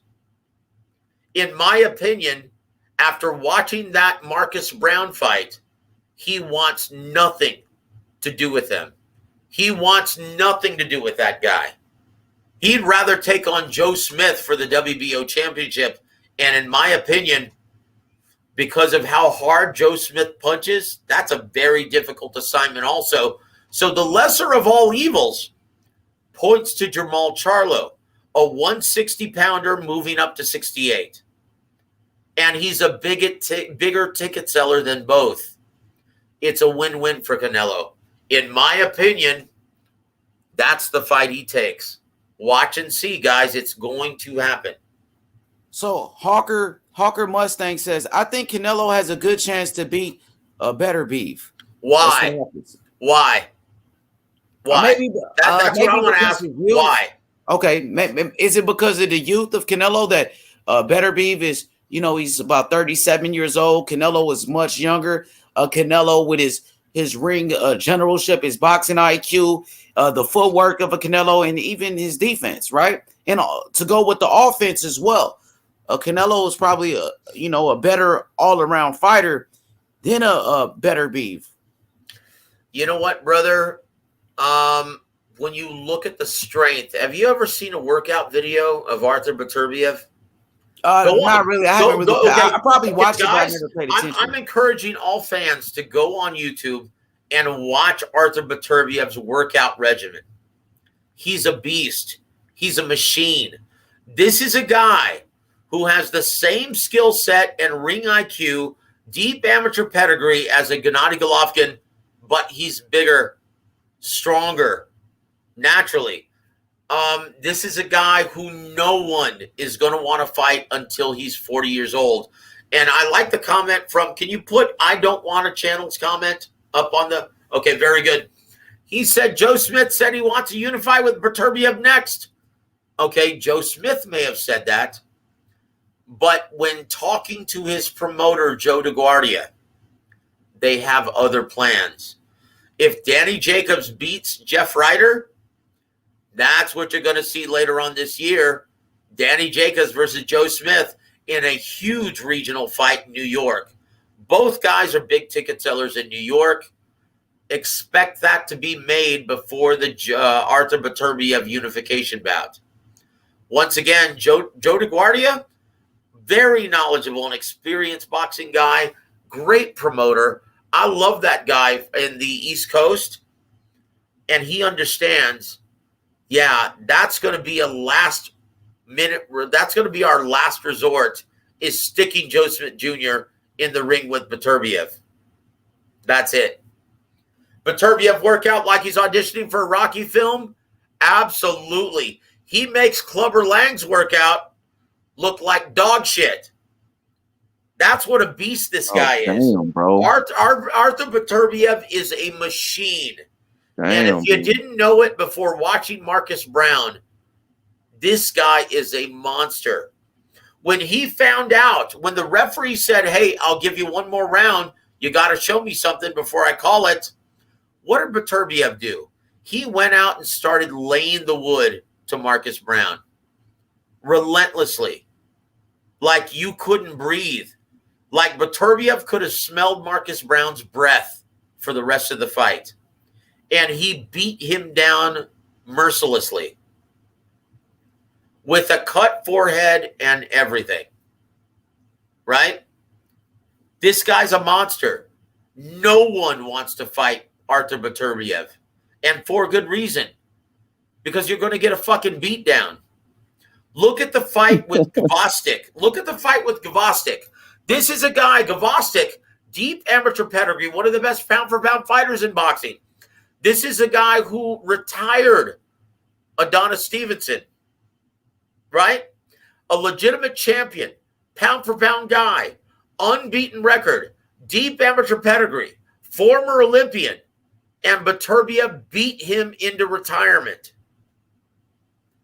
That's what a beast Artur Beterbiev is. 17 up, 17 down. All 17 wins have been by way of knockout. If you enter the ring with Artur Beterbiev, even at age 36, 37, 38, 39, he's going to beat you into submission. Trust me when I tell you guys, no one is going to want to fight him anytime soon. I'll give it until he turns 40. Then people may want to roll the bones and take a chance against this guy, but not until he turns 40. He's that good. And why he's not on everyone's pound-for-pound list is beyond me.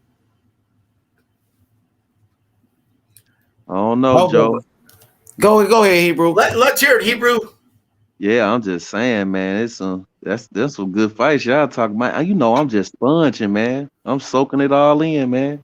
Dude, I love it. And you know what? You know what? Fans should want to see the best fight the best. Unfortunately, at 75, you're going to see Bivol versus Ramirez, Joe Smith Jr. versus Danny Jacobs, and Artur Beterbiev, well, without a dance partner. No one wants to fight that guy. And for good reason. Why would you? He's not a big ticket seller. Even though he's the unified champion at 175, he's not a big attraction. He's not a big ticket seller.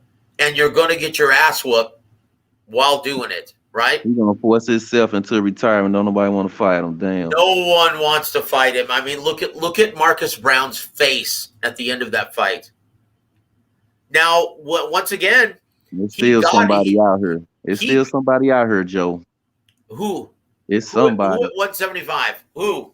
Shit, it's probably. Hey, you know what, Joe? He probably in the contender list. He probably in the 10th motherfucking guy. Okay, I'm gonna tell you with great certainty, Hebrew. Go ahead, Joe. Over the next 2 years, no one beats Artur Beterbiev. This is a guy who's a monster. You can knock him down, right? And he's been floored twice in his career. But what happens? He gets up and fights stronger. That's when the fight starts. Look at Callum Johnson, right? Look at Callum Johnson, who's facing Joe Smith Jr. on the 15th, which in my opinion is a fight of the year candidate. That's a great fucking matchup and a great job by Brad Goodman and Bruce Champler. Dude, Happy New Year. That is a fight of the year candidate right out of the gate. But you look at his fight with Callum Johnson. Callum Johnson knocked him down. Artur Beterbiev got back up and commenced to lay in the wood to poor Callum Johnson, knocking him out in the 4th round. Right? How many rounds have this dude that went? Because I ain't heard no 7, 8 round type shit. I know he didn't win some rounds, but like when he'll move forward with fighter. Yep. He's a seek and destroy fighter. And once again, Hebrew, this is a guy who's relentless. And if you're covering up and have a good defense, he's going to hit you anywhere. On the forearms, on the wrist, on the bicep, on the chest, and you're going to feel it. Right? I saw that with that sneaky ass inside right hand. Yep. He's got skills to go along with this. Yep, he's got a jab out there and then instantly throw that right hand. You just never see the shit coming. Yep, he's relentless. Out with that. He's a machine. Like I look. But it's always somebody out here that's bigger and better. Yeah, you know what? I'll believe it when I see it, my friend. Oh yeah, we can only wait on the lace up though. You know what I'm saying? I tell you what. Go to Havoc. H Money, please. Can you post Havoc's question on the board, please? No, the last one. There you go. Warwick, what do you think about Boots versus Bud? In my opinion, that is the best fight that you can make at 147 at this time. I know that everyone wants to see EJ versus Bud, but in my opinion, the most difficult assignment for both men is Crawford versus Ennis. Thank you. I said that. That's a good test for both of them. Well, here's why. both guys are switch hitting badasses. Like, they can convert to southpaw to orthodox. Both guys are defensively sound. Both guys are extremely gifted at controlling range. Like, when have you ever seen anyone, including Sean Porter, when have you ever seen anyone dictate the pace of the fight with either one of those guys? They're very gifted and skilled at controlling range. That's something that you can't teach. They always have this method of imposing their will on their opponent and forcing their opponent to fight their fight. Here we go, another thing, Joe. Who available? Who else available? Everybody else dancing with somebody. Exactly. And look, I've spoken about this several times on this show. Terrence Crawford is going to have a terrible time finding a dance partner because he insists on being a free agent at this time. Look, he's not a huge attraction, and he's grown accustomed to making $4 million guaranteed per fight. Okay, unless you sign to a promoter with TV dates and give him options on your next 3 or 4 fights, you're not going to get a fight. You're not going to land a big fight. You've got to play ball, brother. Or you run the risk of turning into a Mikey Garcia. How's free agency working out for Mikey Garcia, brother? Ain't looking too good. Exactly. I mean, he just lost his last fight, right? Well, and why did he have to fight Sandor Martin in his last fight? I'm not sure. They was talking about I'll say it because he demands too much money. He's not a huge attraction, okay? And so he's not going to land the big fights with the big purses that he's looking for. So he gets the assignment of Sandor Martin, and he loses. Unless he's willing to fight for contract minimums, yeah, he's going to be lucky to get another big assignment. Mikey Garcia. And unfortunately, Terrence Crawford runs the risk, as good as he is, runs the risk of falling into that same category, being a guy who's not a huge attraction, but expects a lot more money than his market value dictates. That's the business of boxing. In order to get a big fight, he's going to have to sign with a major promoter who's got TV dates. That's the only way he gets the big fights. Look, Al Heyman is not going to get him the Errol Spence fight or the Eugenio Ugas fight unless he gets options on his next 3 or 4 fights. That's the reality, guys. If I were advising Terrence Crawford, I would say, dude, humble yourself, sign with Al Heyman, get the big fights. You'll make your money on the back end. I agree. I totally agree with that. Those, you know what I mean? They got all the belts over there. If you want to be undisputed, you got to do what you got to do. And listen, you got to listen, bro. That's what I think. You got to chase that glory, bro. That's what I think. You feel like Terrence Crawford felt like he reached a certain level. You know, he can do whatever he wants to do. He called the shots.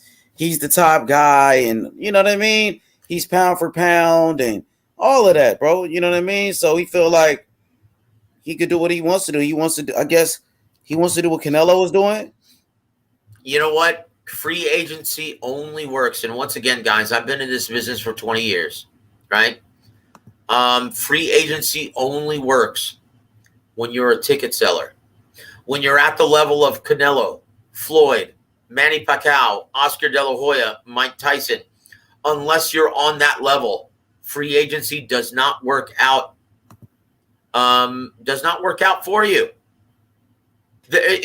Especially when you've grown accustomed to receiving an inflated purse like $4 million per fight. Terrence Crawford may be one of the best fighters in boxing, but is he worth $4 million per fight? Guys, he technically left. He left Top Rank, but you didn't see Top Rank trying to re-sign him, did you? I didn't really seem too fucked up about it. Nope. And for a reason, they've lost money because they haven't been able to put together the big matchups for him. In the words of Bruce Trampler, he's too good for his own good. Unless he signs with PBC or Top Rank or anybody, he's going to have a very hard time getting a big assignment. And unfortunately, Josh Taylor, not only is he going to be busy in February with Jack Catterall, but he's also getting married in June. Okay, that fight isn't possible until the second half of 2022. So what is he going to do until then? He's going to be sitting. Exactly. Thank you. He's going to be sitting at home waiting for his phone to ring, and it's not going to, because he's demanding too much money, and he wants to fight on a fight-by-fight basis with any promoter.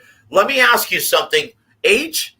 If you're a promoter and you only get a certain allotment per year from a network, are you going to want to pay some guy who's not on your roster $4 million per fight? Just for an in and out fight, too. That's the quandary, guys. So if you're knowledgeable of the business of boxing, you can see the road ahead for Bud Crawford, and it's not good. I guess it depends on which fight it is, right? You know, if he fights Earl, he's probably going to demand more money than $4 million. He's going to want more than $4 million. Oh, that's a huge problem. Look, if he's grown accustomed to making $4 million fighting Igas Cavallasquez, he's going to demand at least $10 million to fight Errol Spence Jr. That's a problem. That's a problem when you're not a big ticket seller. Guys, the business of boxing humbles everybody. Fact. Okay, so let's go back to the Boots. Let's go back to the Boots Ennis matchup with Bud Crawford. In my opinion, Boots Ennis beats Terrence Crawford. Me too. I'll tell you why. Both men are proficient switch hitters, right? Both guys can really fight on both orthodox and southpaw stances. Both guys are extremely gifted from mid to long range, but Jaron Ennis fights much better on the inside. That's the difference in the fight. Hey, Hawker Mustang says Bud Crawford is the pretty girl that can't get a date, H money. And that is a great analogy, actually. That is a great analogy. He's almost too good for his own good. That is a great analogy. He's going to be the bridesmaid if he doesn't play ball with a major promoter, i.e. Al Heyman. Right? That's why, like you said, he got to humble himself, man, if he really wants these fucking big fights. If not, go fight a Boots Ennis and you can lose. If not, go fight Boots Ennis and you fuck around and get knocked out in that fight. Oh, boy. I tell you what, Boots Ennis is going to be a handful for anybody. He looks like, and forgive me for saying this, guys, he looks like a young Sugar Ray Robinson. Wow. He can do it all. He fights so good it makes your dick hard. Seriously, man. Seriously. He fight like this guy can do it all. He can fight you in the pocket. He can fight you from mid to long range. He can be the effective aggressor. He's a switch hitting badass. He can use the entire ring if he has to. This guy has no weaknesses. Honestly, the only thing we don't know about him is whether or not he can take a punch. And I don't think we're going to find that out because his defense is so good. His reflexes are so good. This is why I'm saying he looks like a young Sugar Ray Robinson. He does have all the skills. I've been trying to tell the people, the past week, I've been talking about Boots Ennis, how good he is, how Terrence Crawford needs a dance partner, and Boots Ennis is the best available fight right now. Earl Spence is fighting Ugas, so you can't fight them. Virgil Ortiz is fighting against McKinson, a guy that I never heard of, so you can't fight Virgil Ortiz. Josh Taylor's fighting at 140 against his mandatory Jack Catterall, so Josh Taylor's not at 147. And also, fucking Keith Thurman is fighting Mario Barrios. So everybody in the welterweight division got a fight. The only one that's available is Boots Ennis and Terrence Crawford. Why not fight Boots Ennis? He's the best available. We got a question from the chat. Luis says for the panel, if you could choose Canelo next 3 opponents, who would they be? Here is the catch. However, is left. He said whoever is left out won't fight Canelo ever. Let the games begin. Okay, so now we're going to speak hypothetically because the reality is it's the golden rule of boxing, guys, right? He who has the gold makes the rules. Canelo is going to fight whoever the fuck he wants to fight. That's the reality, guys. That's the reality, right? So in my opinion, if I had to choose my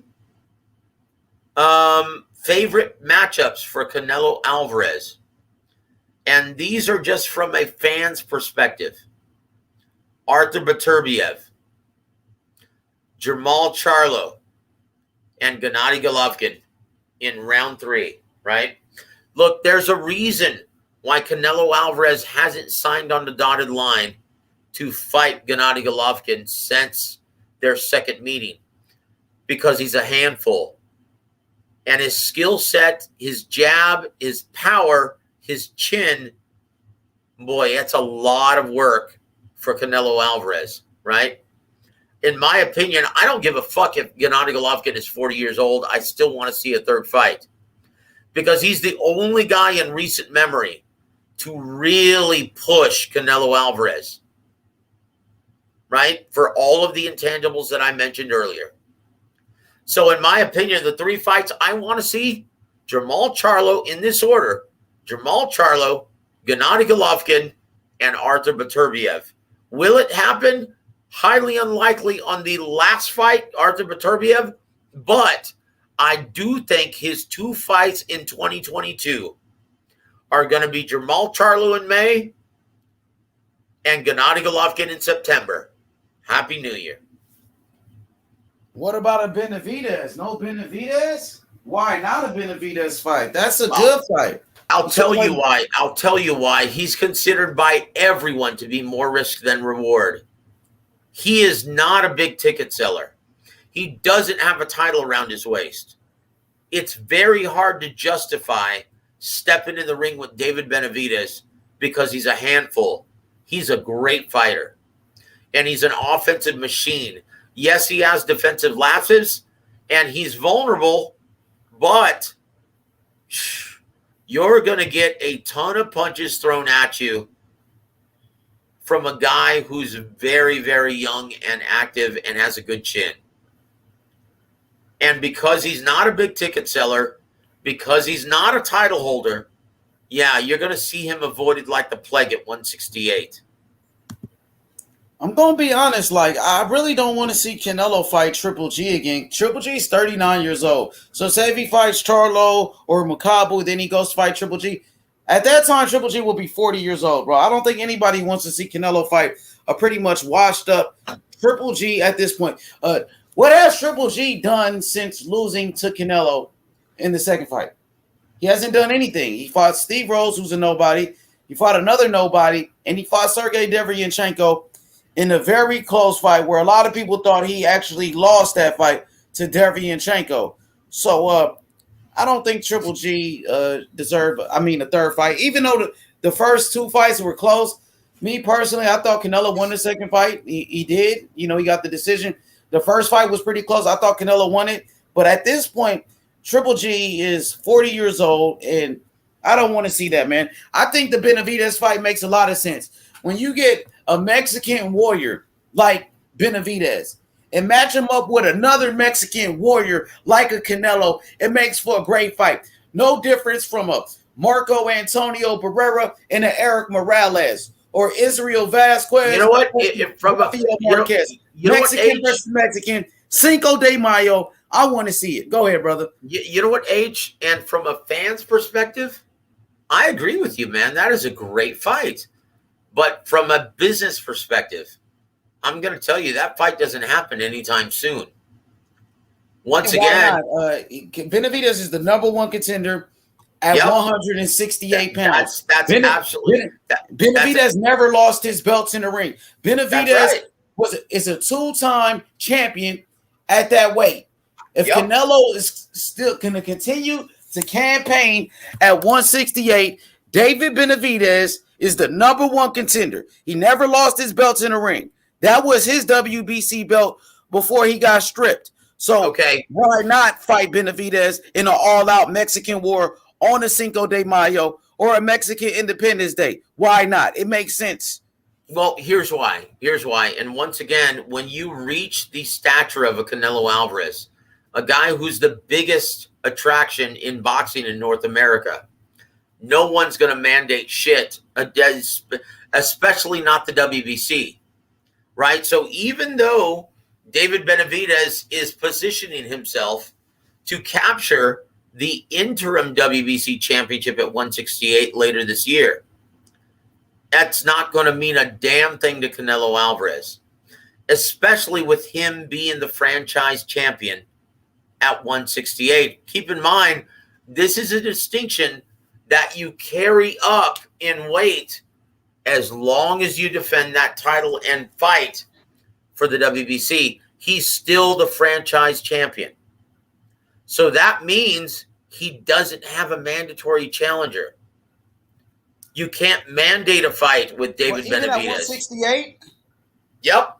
Even at So 168. why is Benavidez going the WBA route if he's not going to be able to go fight Canelo? Why is he fighting in a WBC title eliminator for the WBC interim belt if he's not going to get Canelo? That's a waste of freaking time.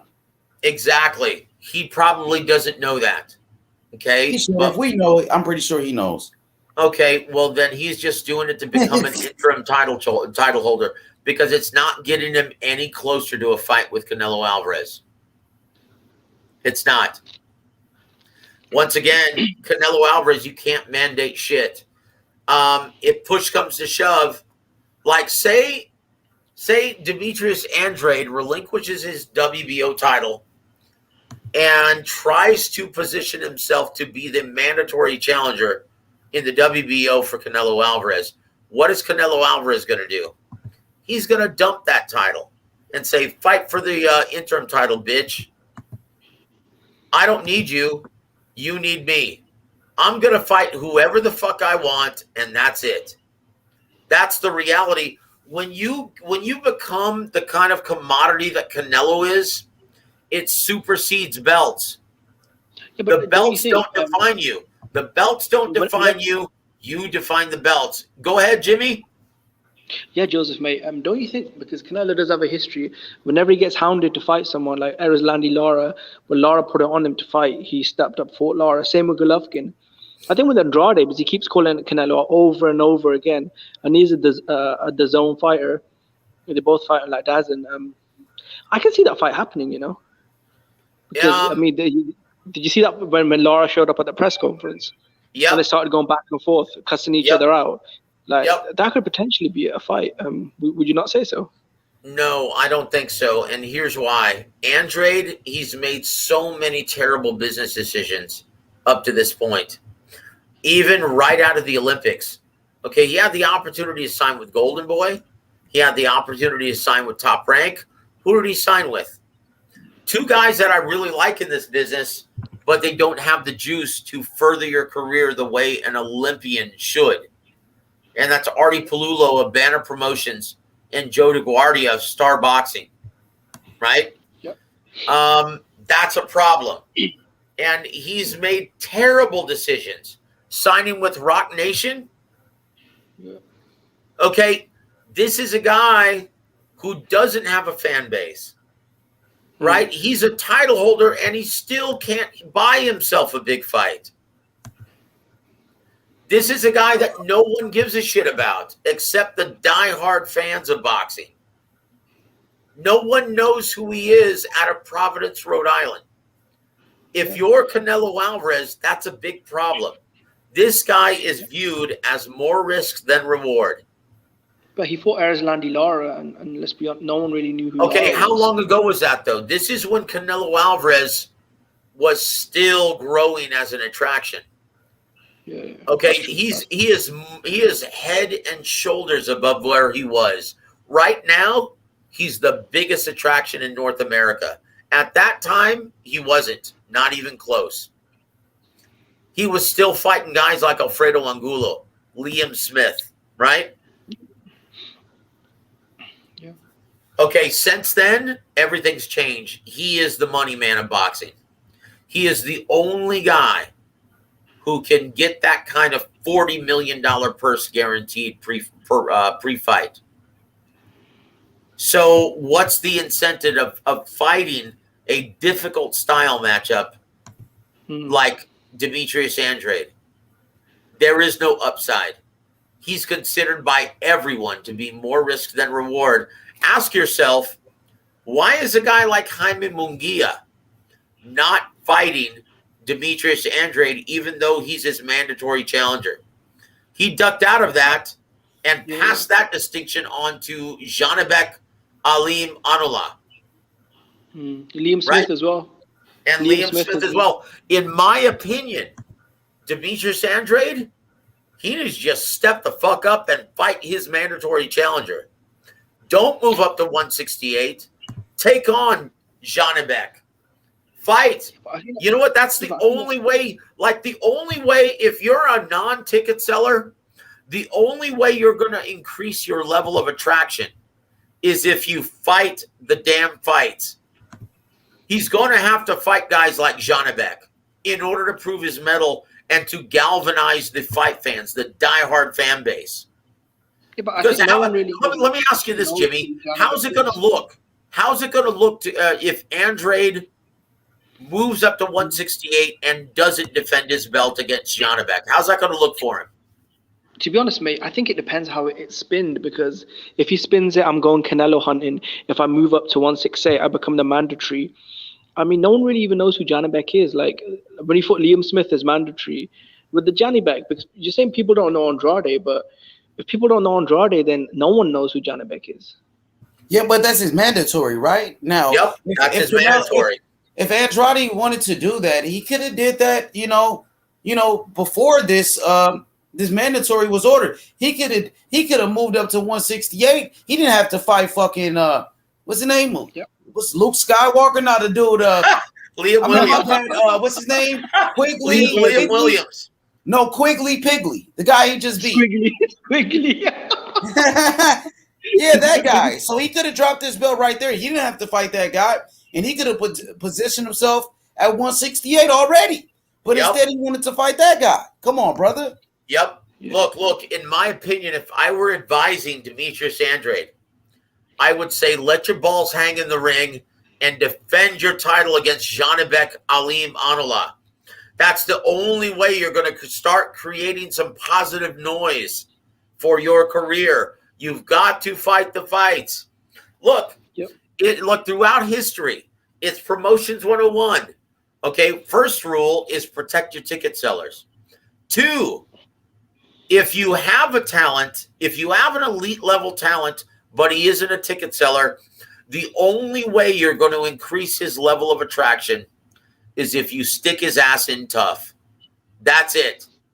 And in my opinion, could you imagine if Demetrius Andrade faces Janibek Alim Anula and beats him decisively? What does that do for his stature? In my opinion, that galvanizes the diehard fan base, and that starts increasing his demand to see him fight Canelo. But it's not going to happen without him beating someone tough. It doesn't work like that within the business of boxing. He's got no choice. If I had to advise him, I would say step in the ring. You don't have any more enticing offers waiting for you. Beat his ass on ESPN. Don't fight on DAZN. Let Top Rank win the purse bid. Go fight him on ESPN in front of a mainstream and casual audience. Start creating that demand, because right now you have none. And that's it. That's my assessment. Yeah, but a middleweight, no one's really a big star. I mean, Jamal Charlo, he fought once on pay-per-view and that flopped. Golovkin, he fights once a year, and apparently his ticket sales aren't that great in New York anymore. So there's no one really. That's why they should fight each other, though. Especially Charlo and Andrade. Yep. They should And unify. once again, no one's beating down Demetrius Andrade's door to fight him. That's the problem. He is considered by, even with a major world title around his waist, he's considered by everyone within the business to be more risk than reward. A slick southpaw who can punch. That's the worst possible style matchup you can face in boxing. Yeah, but you'd think with the zone's deep pockets, more people would be willing to step up because, I mean, didn't they send Charlo an offer of $7 or $8 million to unify? And Yeah. Andre said he was willing to go I over mean, to I don't Showtime. know about that, bro. Like, did we see it offer, or did Eddie Hearn show Radio Raheem something on the phone? Well, we let don't me even know. Well, we let didn't me see shit. Andre was saying, let me just tell you. Let me just What tell you you. saying, Jimmy? Go ahead. Yeah, mate. Andre was saying that they sent them an offer, and I think Charlo even on Instagram told. Andrade is a fighter, so we're going by hearsay. We're going by Andrade said that he sent them an offer, or are we going by Eddie Hearn showing a text message to Radio Raheem? Yeah, but Andre said not if the I'm way a you liar, make a fight, brother, by showing Radio Raheem an offer. You know That's what I mean? it. That's it. Go ahead. On Instagram, didn't Charlo tell Eddie Hearn to leave him alone and stop trying to contact him? No, Because Eddie I Hearn think- was on the phone with Charlo on Instagram Live, and Charlo was hitting the bag, and they just were conversating, but it wasn't like leave me. He never said leave me alone. He was on the phone with him. Yeah. But when Andre called Charlo out and said, "Look, I'll fight you on Showtime," just to match the I don't know. I think he was trying to make the fight though. Would you not say he was trying though a little bit when he was calling Charlo out? He said, "Look, man, match the offer. I'll come to Showtime." Why Andrade just don't fight Triple G? They both on DAZN. They both are promoted by Eddie Hearn. Yep. Eddie Hearn works with both of these fighters. Yep. Why are they not trying to fight each other? Why Eddie Hearn can't find this? Well, why Eddie Hearn? He worked with both of these guys, Andrade and Triple G. They both fight on DAZN, the same network. Eddie Hearn is on record saying, "Charlo, we got all the middleweights on DAZN. What the fuck are you doing over there? If you got all the middleweights on DAZN, why he can't find his own fighter, Demetrius Andrade, a fight?" Somebody explain that to me. That is true. Yep. That is true, and that's probably the biggest fight there for Andrade, the Triple G fight. But Triple G got a cherry pick going for 2 belts. Triple G going for 2 belts. He could go for a 3-belt unification with Triple G. This is what happens. This is what happens when you unwisely sign fighters to long-term contracts, because they get to fight whoever the fuck they want, and there's not a damn thing you can do about it. And you're stuck paying him $10 million per fight. This is the position that Eddie Hearn is with Triple G Gennady Golovkin. This is a guy who's on his victory lap, right? He's a first ballot Hall of Famer. He has more title defenses than Bernard Hopkins at middleweight. And he doesn't give a shit about anything at this point of his career. He's 40. He's going where the big money is. He's going to make over $10 million facing Ryota Murata in Japan. No, Eddie Hearn actually did come out and expose Golovkin. He said that the Golovkin just isn't interested in the Andrade fight. No, even though he's promoting not. both fighters. Even though he's promoting both fighters, there's just no interest from. You're not, and at this stage in Golovkin's career, you're not going to convince him of it, and he doesn't have to. And why? Because he's still owed 2 fights from DAZN. And there's still contraction. Well, and once again, go ahead, Jimmy. He lied a little bit, Golovkin, to the boxing fans, but his whole career, he said that I want to be undisputed champion at middleweight. And he's got a chance to unify the belts now, and he's refusing to. Would you not say that's kind of ducking, though, a little bit? Look, ducking is a fan-driven concept that doesn't exist within the business of boxing. If you talk, please, brother. That's why I love when Joseph comes to this platform. That's why I love when Jimmy is here representing the UK. So we can all get together and have a real conversation. Continue, Joseph. You're cooking, brother. You're sizzling right now. You're on fire, I get it's Joseph. a business. Boxing is a business, but it's also a sport, because it can't be purely business. There has to be some element of sport involved. See, that's the biggest problem with the business of boxing, because it is a business. There's a saying within the business: there's only 2 reasons why you actually jump in the ring. First reason, to make money. Second reason, to make more money. It has nothing to do with the titles. And once again, fans don't want to hear that shit, because that doesn't inspire fans, right? Fans want to hear, think about the other sports. Think about if LeBron James what would happen to him and what would be the NBA's response if LeBron James lost a playoff game and said, you know what? I don't really give a shit because I just made so many millions for this outing. He would get fined by the NBA and he would get dissected by the national mainstream media. That doesn't happen in boxing. Okay. But would he not make more money than Steve Rolls, though, Golovkin, against Andrade? I mean, would you not say that's a bigger fight than like a Steve Rolls or a It doesn't matter. Derevchenko? It doesn't matter. DAZN is contractually obligated to pay him X amount of dollars regardless of who he fights. That's Would the they not be able to problem. scrape up a few more million? That's Say if Eddie the Hearn problem. beat both fighters, would he not be Okay. able to scrape up a few more million for Okay, the well, Andre let me fight? ask you this. Then you run the problem. Now, think about the business of boxing here. And once again, I appreciate, and once again, fans should continue to think like fans, right? They should continue to ask the fighters to fight the best, right? That's what fans should expect. Fans are the real bosses of boxing, right? They determine a fighter's market value, but within the business of boxing, that shit doesn't matter. Okay, so once again, you got to look at the business. Is it cost effective for DAZN to throw millions of dollars at Gennady Golovkin and Demetrius Andrade when that fight doesn't generate any new subscribers? That's the problem. Look, the days of the blank checkbook are long gone for DAZN. Yeah. Their commitment to the U.S. market is now minimal because they say, okay, you know what? This is too competitive of a market for us. We're going to focus our attention now on the UK, Mexico, Spain, Japan, Australia, everywhere else in the world where they don't have the NFL, where they don't have the NBA, where they don't have Major League Baseball, right? Where they don't have UFC. That's the problem. It's not cost effective for DAZN. Think about how expensive a fight between Gennady Golovkin and Demetrius Andrade would be. If Demetrius Andrade is making $3 million for a fight for guys like Liam Williams, how much do you think he's going to expect to step in the ring with Gennady Golovkin? I mean, now keep in mind, you're already paying Gennady Golovkin $10 million per fight. How much is Demetrius Andrade going to expect? $10 million? If he's making $3 million to fight Liam Williams, he's going to expect at least $10 million. Let me ask you, Jimmy, is that matchup worth $20 million to DAZN? No, it's not, no. Exactly. That's the problem. And I understand how fans don't want to think about this shit, and they shouldn't have to.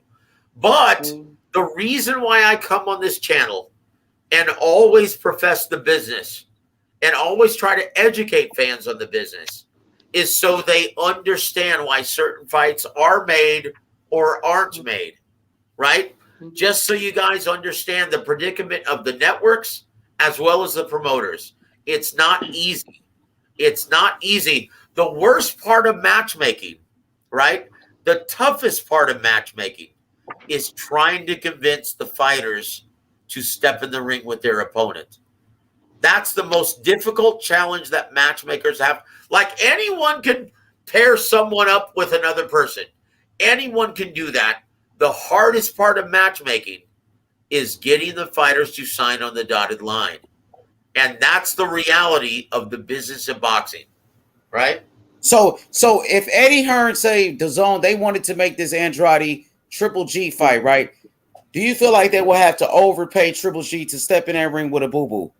Or even overpay Andrade? Can they even make money off that fight, knowing that Andrade's not a big ticket seller? That's the problem. They're not going to make any money off that fight. That's why it hasn't been made up to this point. But he's begging Charlo. He can't make the fight for his own fighters, but he will resort to begging Charlo. Well, and I'll tell you why. I'll tell you why, H Money. That's why they're begging Charlo for a fight. I'll tell you why. I'll tell you why, my friend. And this is what happens when you pay fighters inflated purses. They grow accustomed to making $3 million a piece or per fight for soft touches. So what happens when you want them to step in the ring with the Goliaths of the division? Then they want top-notch money, huh? That's it, Kush. You've got the See, beat, and brother. they're gonna drive the promotional companies to go What's out the of what's the business. way to end this though? Because I mean, surely the zone can't be happy with Golovkin bomb bashing. They're and not. They're not. Andrade. And still, Our face, no, though. they're Both of not. them. They're not. But they're still contractually obligated to pay this man $10 million per fight for his next 2 fights. You know what So, they Andre, do? hey, So you let know me- what? let me- let me- smart choice. I want you to come back because I got to go to the hood real quick. Give me something to smoke on. But whenever you want to, though. Hell yeah. No, Joseph. Would you say so that go was ahead, a smart Jimmy. choice by Andre? Yes, sorry, go ahead. No, go ahead, sir. Ask your question. Hey, my bad. I No, thought I no, was on mute, y'all. My bad. No, I thought at the time going over to the zone was smart because I think with Andrade, he probably saw Golovkin, Canelo, Munguia, Billy Joe Saunders. They're all on the zone. The zone had a blank checkbook. Yep. I think at that time he probably thought that was a smart move. Look, it's never a smart move to pay fighters inflated purses. And here's why. Because it makes it virtually impossible to put the biggest fights together. When fighters grow accustomed to making millions of dollars for soft touches, you're going to have to break open the vault to get them to step in the ring with a real challenge. That's the problem Al Heyman is facing right now. That's the problem Eddie Hearn is facing right now. Yeah, you make a good point, Joseph, because if Andrade is getting $3 million to fight whoever he's fighting, and Golovkin's getting $10 million to fight whoever he's fighting, then between them, the zone would probably have to pay them about $25 million to fight each other. That's it. And think about this: is that matchup worth that much? No, it's not. No. How many new subscribers in the U.S. market is it going to get? I'm not sure, to be honest. So once again, you look at Gennady Golovkin, they're more interested in expanding their market in the Japanese market at this time. Ryota Murata is a stud and he's a fucking rock star in Japan right now. Okay, so Golovkin and DAZN stand to make so much more money if they put together Golovkin versus Murata in Japan. Yeah. Okay, so where does that leave Demetrius Andrade? He's in no man's land. He's not a big ticket seller, yet he's grown accustomed to making $3 million per fight. Way beyond his market value. Right? Yep. That's a problem. That's a big problem for DAZN, and that's a product of them paying out inflated purses.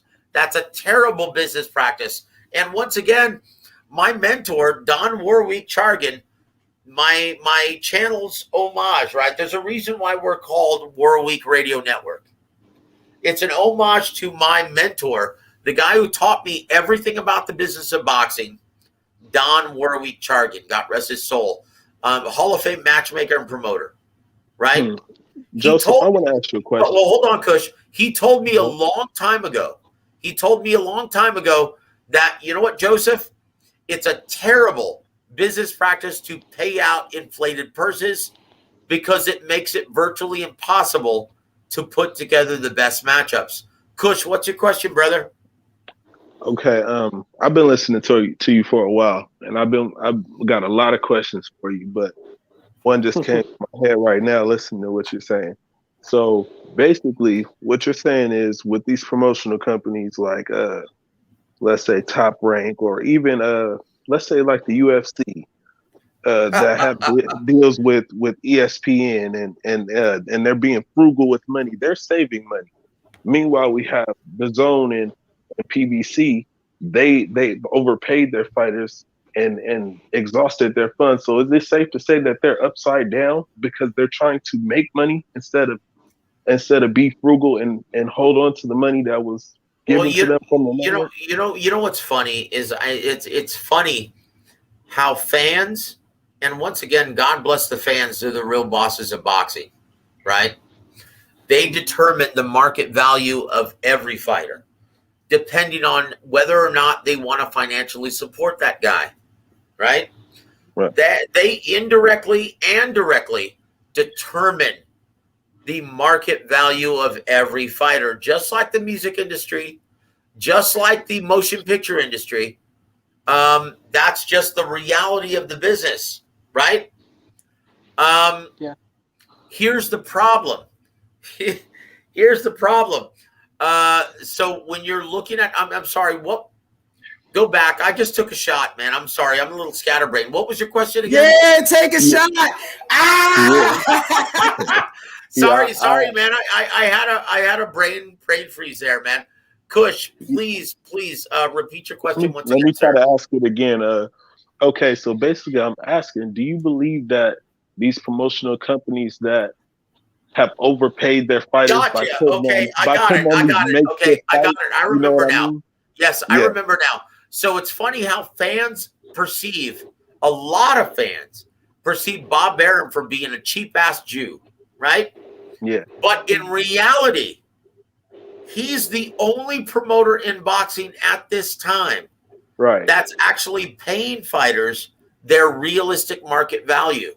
Right. Okay? And so keep in mind, Bob Arum, okay, and from my experience and my knowledge of the business, Bob Arum is receiving $93 million per annum to stage 30 events per year, right? Do the math. This is the reason why they had no problem Terrence Crawford leaving Top Rank, because this is a guy who demands $4 million per fight, and more than likely to get someone in the ring with him, they're going to have to match that kind of purse just to get an opponent to step in the ring with Terrence Crawford. So you're looking at a purse like, let's just take his last fight. He was paid $6 million to fight Sean Porter, who demanded $4 million, right? Yep. So that's $10 million off of the annual budget of $93 million. Now, let me ask you something. Was that matchup worth $10 million? Should it have been on pay-per-view? No. Exactly. No. So, once again, they had no problem letting go Terrence Crawford for that reason. Joe Smith Jr. versus Callum Johnson, that's a great fight. Do you know how much you're paying those guys? How much? Not even $2 million, the entire purse. I think Callum Johnson is making $600,000. Joe Smith Jr. is making like $1.1 million, and the rest is going to the undercard. Like, guys, do the math. 30 events with only $93 million per annum. That's only $3 million to work with per event. Okay, so when you have a guy like Terrence Crawford who's demanding that kind of money, that takes a huge portion out of your annual allotment from ESPN. Now that doesn't account for all the promotional stuff that they're going to have to pay for. Top Rank pays for that shit out of their own money. All of the promotional videos, right? The blood, sweat, and tears. And that shit can cost like over $1 million. Exactly. The cost of the arena staging the show. Cost. So would it be safe to say that Bob Arum could have predicted that he might take a loss on that fight, and that he did right by Terrence Crawford in staging that fight? Look, as his last fight. Look, when you're talking about the business of boxing, Bob Arum is the very best. Once again, and I'll tell you from a fan's perspective, right? This is a guy who understands, and this is why he left HBO for ESPN. Yeah, like when HBO wanted to feature Terrence Crawford versus, I'm sorry, what's his name? The Eastern European gentleman who was Victor Postol. Victor Postal. Thank you, Jimmy. Thank you. Victor Postal versus Terrence Crawford. And HBO said, you know what? We're not going to pay that big purse unless we attach it to the pay-per-view revenue stream. Okay, well, Bob was like, well, shit, this is not a pay-per-view matchup. If you're not willing to pay for these fights any longer, there's no point in us being on HBO because no one's going to see it. So Bob Arum is like, if we're going to be on ESPN, we want to promote these fighters and we want as many eyeballs on the product as possible. So we're going to try and keep every fight off of pay-per-view as long as we can help it. Right? Right. Beautiful idea. He's thinking of the fighters. He's thinking of the sport. Bob Arum is an old school badass. He's the only promoter who's keeping these fights on mainstream free network TV. Think about what we're getting in 2 weeks.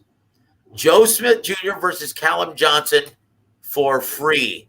On the same night, February 5th, that PBC is going to be charging $75 for Keith Thurman, Mario Barrios. We're going to be seeing on ESPN for free Jose Ramirez versus Jose Zepeda. Right? That's because Bob Arum is the only promoter who understands at this time that we need to keep as many fights on mainstream free TV as long as possible. That's the only way you generate new fans is by keeping the fights in front of a free televised audience. Let me ask you something. As popular as Gervonta Davis is, how many new fans did he generate by fighting Isaac Cruz on pay-per-view? Not too many. That's it. Bob Arum, look, he's a 90-year-old guy who's taking everyone else to school at this time. Like him or not, the Bob father has the beat. How do we fix this problem though in boxing? Historian was good. TBH. Oh, he jumped off. He jumped off. Go ahead, Jimmy. Ask your question again. Go ahead, sir. No, I was asked Joseph, how do we fix this problem in boxing where it gets back to, the old way, where, you can make the fights with reasonable purses, where you could have the sport go back to normal. That's an excellent question, Jimmy. Very insightful. But TBH. That was good. What's happening, brother? What's up with it? Oh, shit. You're drinking Absolute tonight. We I'm all going to took do a these fights shot with on you, brother. TV, bro. Are you ready? Here Oh, it this is. is TBH, salud. Oh, you've got water. Okay, I've got water. sweet amber, brother. I've got some sweet amber. Here's to you, my friend. On the count of three. 1, 2, 3. Salud, everybody. Saludo, salute. Yeah, break it down. Konnichiwa, konnichiwa. Tell them how we got to put these fights on TV. So going back to your question, Jimmy, that's an excellent question, by the way. And the only way you're going to do that, trim the fat. Trim the fat. All of these old, aging, overpaid fighters who are not willing to, like Keith Thurman, Adrian Broner, guys who aren't willing to step in the ring unless they get paid millions of dollars. Sit their ass on the bench, put them on ice, and replace them with hungry young fighters who just want glory, who just want to fight, who want to make a name for themselves. All of these fat, old, overpaid fighters who have grown accustomed to receiving inflated purses sit their ass on the fucking bench and replace them with hungry young fighters who just want to compete. That's the only way it's going to go back to the way it should be. That's it. You've got to trim the fat. Guys who aren't ticket sellers, you have no business expecting $3-4 million per fight. But that's way beyond your market value. Okay? Well, so unless you're willing to humble yourself and fight for your realistic market value, you're going to sit your ass down and you're going to be inactive and you're going to be watching the hungry younger fighters compete for the brass ring. That's it. That's the only way you do it. So basically, what happened to T.O. last year when he wanted money, right? That's it. That's it. Don't blackball yourself.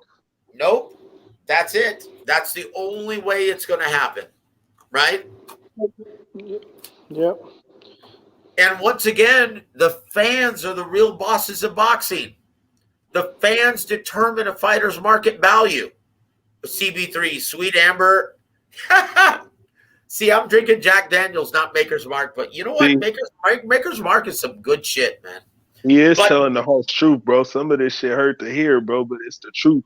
And look, shit. look, man. Look. I'm too old. I'm too old to sugarcoat anything, Kush. I'm too old for that shit.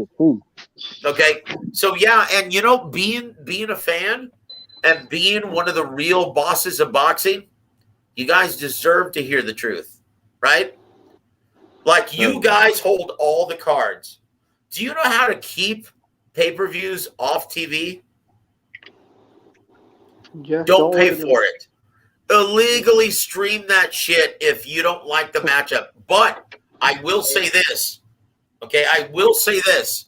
If there is a matchup that a promoter gives you that you wanted to see, like Terrence Crawford versus Sean Porter, pay for that. Reward the promoters when they throw you a bone, right? Pay for that. Because judging by the numbers, no one paid for that shit. That did only 150,000 purchases on the ESPN Plus app. Really? Okay? Yep. Damn, man. Okay, so once again, you guys have to show up. If you expect to see the promoters reward you with the best matchups, because if you continuously just pirate everything, illegally stream everything, then promoters are going to say, you know what? These guys aren't financially supporting the sport any longer. Why are we going to regard anything that they want? Okay? That's the reality. So when a promoter gives you guys what you want to see, you've got to purchase it. If they try to sell you on pay-per-view a bullshit matchup that you didn't ask for, like King Kong Ortiz versus Charles Martin, tell them to go fuck themselves, and you're going to stream it illegally, right? That's the only way things are going to change, and that's it.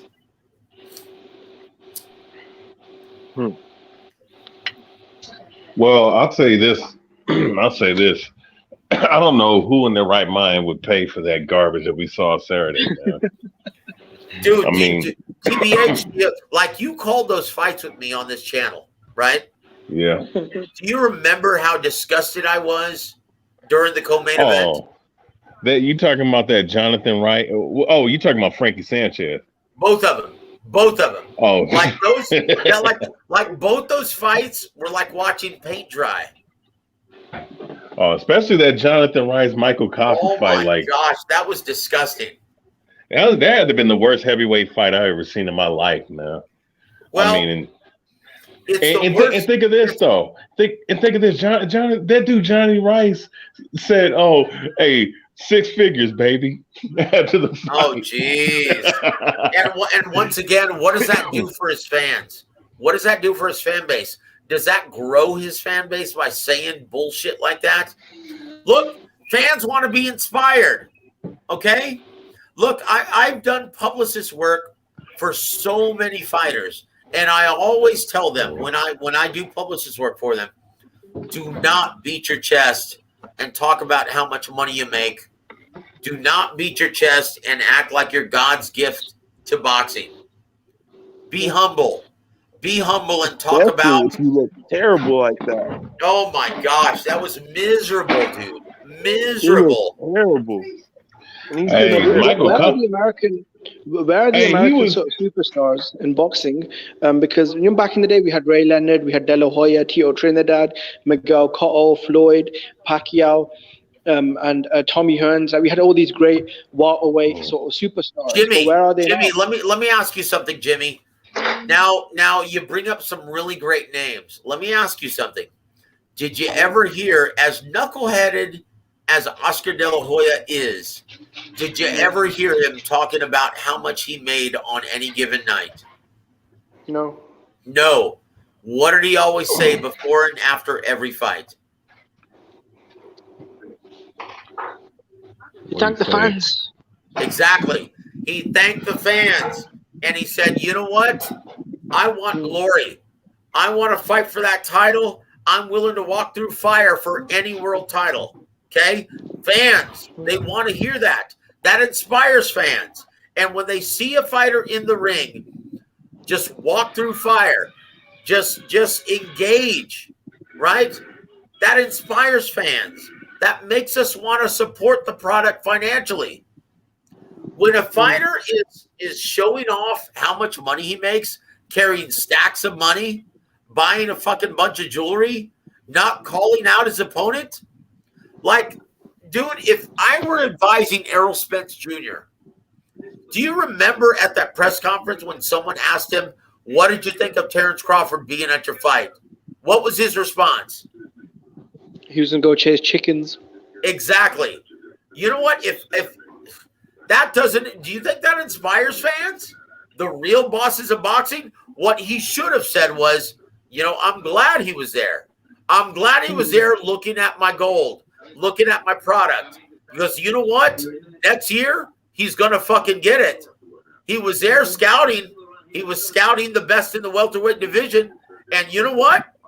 Next year, be careful what you wish for, because you may get it. And next year, you're going to fucking get it. If I were doing publicist work for him, and I would be writing him scripts saying, you know what? You've wished for this fight for the past 4 years. Guess what? Now it's time. You're going to fucking get it. Get ready, Crawford. You're going to see me in the ring, and you're going to wish you hadn't. Okay? That's the reality of boxing. Boxers are clueless now.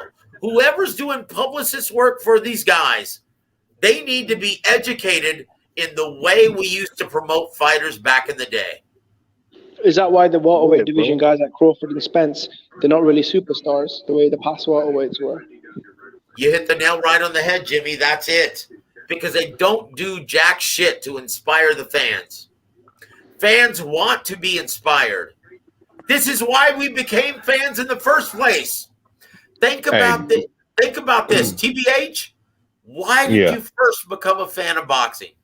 What fight did you see that turned you into a lifer? Well, I have to say, man, that Mike Tyson Holyfield fight, man, that was the one that really turned me to boxing when I was like 6 or 7 when I saw that, man. I thought Tyson was the greatest thing on earth, bro. Exactly. The greatest fighter.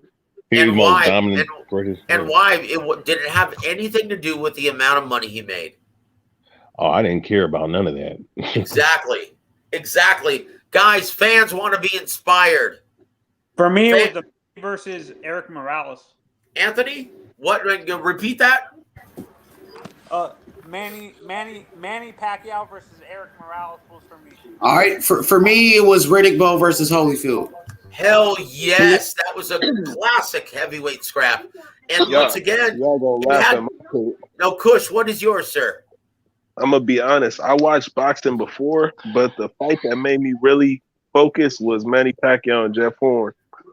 And I originally thought that Manny Pacquiao had won the fight. I thought he got robbed. Well, I tell you what, I'm sure that had a lot to do with Teddy Atlas's commentary. But Jimmy, what was the fight that turned you into a lifelong diehard fan? Bro, it was Manny Pacquiao against Ricky Hatton, because when I saw Manny Pacquiao just destroy Ricky Hatton, who's like a superstar in the UK, I thought I was watching the real life version of Bruce Lee and Mike Tyson. Okay, so let me ask all of you this question. When is the last time you felt that way? It had to be, I mean, shit. And Tyson there it is. Tyson Fury versus Deontay Wilder, I think. That was the shit right there, that last fight, man. That was a great fight. Tyson Fury and Wilder, easy. And there it is. And there it is. Guys. Canelo Golovkin too, that was a good fight.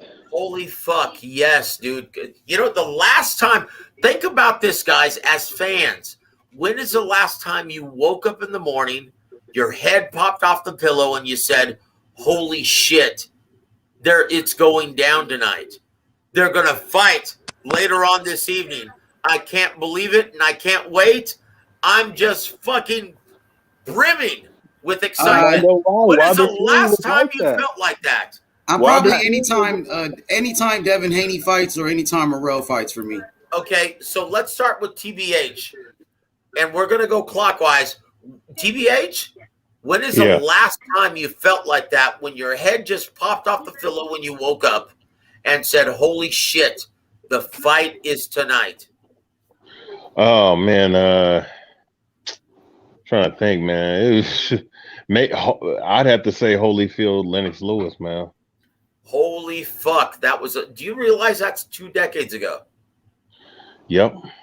Okay, Kush, when was the last time you felt that excitement and that buzz all day long as soon as your head popped off the pillow, said, holy fuck, the fight is tonight? When is the last time you felt that way?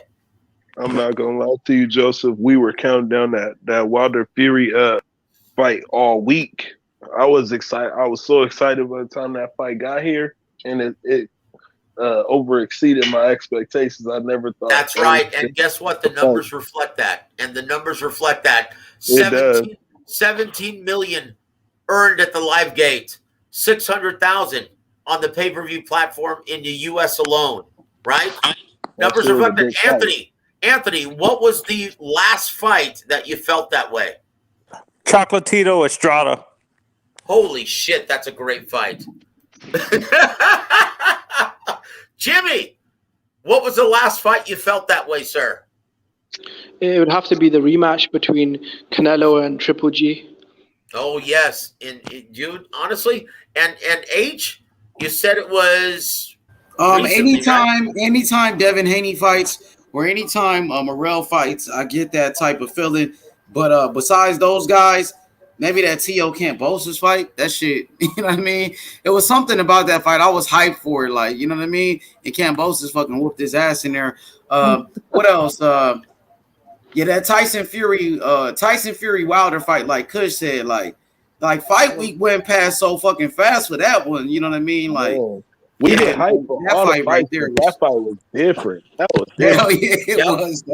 See, that's my point. You know what? As many champions and title holders as there are in boxing, we should get that response every single week throughout the entire calendar year. And I'll explain why that is we're tired of the BS with all these fighters promising fights and it not happening. That's why the fans That's it. Excited. That's it. All talk, no action.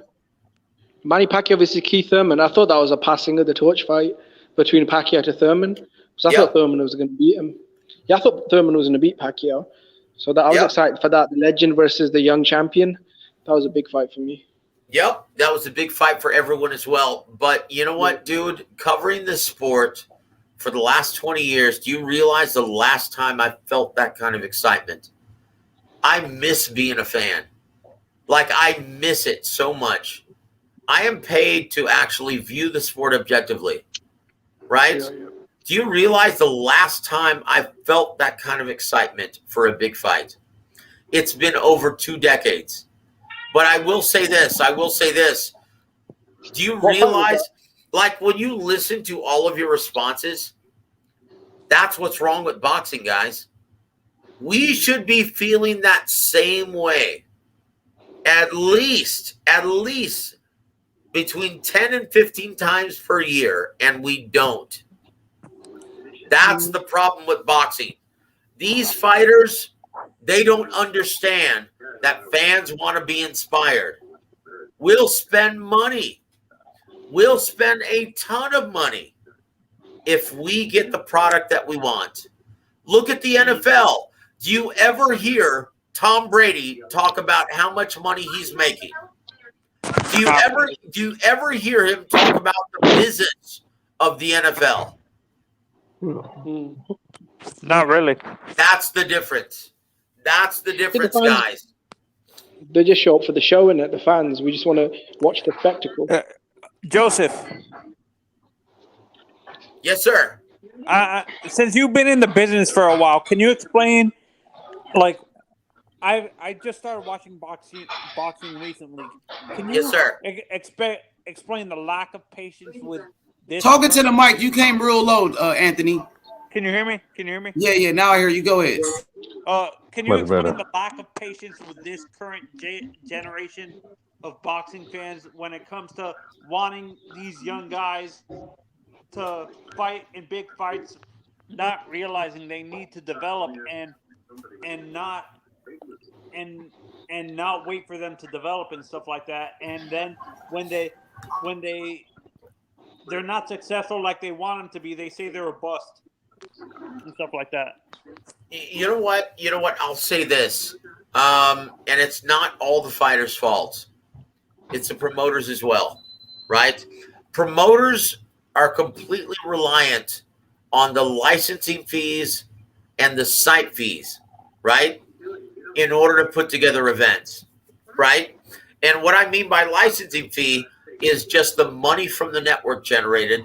The site fee is from the venue paying a certain amount of money just to stage the fight.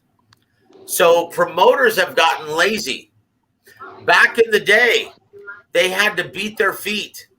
They had to hustle to sell tickets because the live gate actually meant something back in the day, right? Mm-hmm. So they actually promoted their fighters. They promoted them to a huge mainstream and casual audience. That doesn't happen anymore. Promoters are way too reliant on the casino site fees, as well as the network licensing fees. So they don't even care about ticket sales any longer. Okay? For me, I think Bob Aaron's been on top too long, Joe. That's what, Joseph, to be honest, and that's he's transitioning from different eras. He used to do that, but he doesn't do that. I think that's what makes him the greatest promoter of all time, honestly. I think even better than a Don King, because as you can see, longevity, Bob Arum outlasted Don King. And Bob Arum still has ESPN. He still has Top Rank. He still has the fucking #1 fucking heavyweight in the motherfucking world, Tyson, the Gypsy King Fury. You know, he still has Forrest Stevenson, Terrence Crawford, you know, Josh Taylor.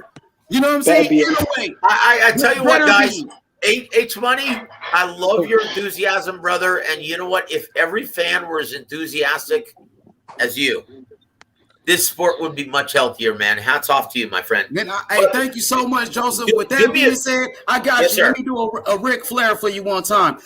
Woo! Hey, the dirtiest player in the game. Can I ask you for a favor, H? Please drop the link for my brother, Young Bill. I'd like to have him on the show, please. Absolutely. Okay. Why is Canelo? Why is Canelo guys, the biggest star? Huh? Why is Canelo the biggest star in America, even though he's Mexican? You know what? That is an excellent question, Jimmy. Excellent questions from you, brother. And I'll tell you, doing publicist work, right, for so many fighters, I learned the hard way that there is no rhyme or reason. There is no rhyme or reason why fans gravitate towards a certain fighter and not another. You can't even speak English. And I like Canelo. Let me ask you. Hold on, like here's a perfect example. Let me ask you something. Why is Errol Spence Jr. a bigger draw than Terrence Crawford? Does he have a much better personality than he does? No. Does he? No. Is he more exciting in the ring than Terrence Crawford is? No. I think he got the right fights, to be honest with you, man. Like the Mikey fight, you know, helped propel him. You know what? And I thought that as well at first before I started working in this business, but I realized it doesn't matter. There's no rhyme or reason why fans gravitate towards a certain fighter and not another. I used to do publicist work for Austin Trout. And when he was fighting Canelo, Austin is a cool motherfucker, man. He's a guy who's charismatic. He's very skilled in the ring, former champion. And for some strange reason, fans just didn't take to him like they took to Canelo. Why? Look, why do fans love Canelo so much? It's a mystery to everyone. Look, if it were a cookie cutter method, if there were a recipe for fan reception, every fighter would do it. But maybe it's because he was under Oscar. You think?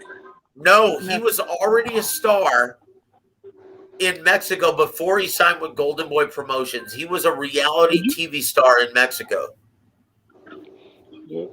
I know. I know because I was there, right? I was there working with Golden Boy when they signed him.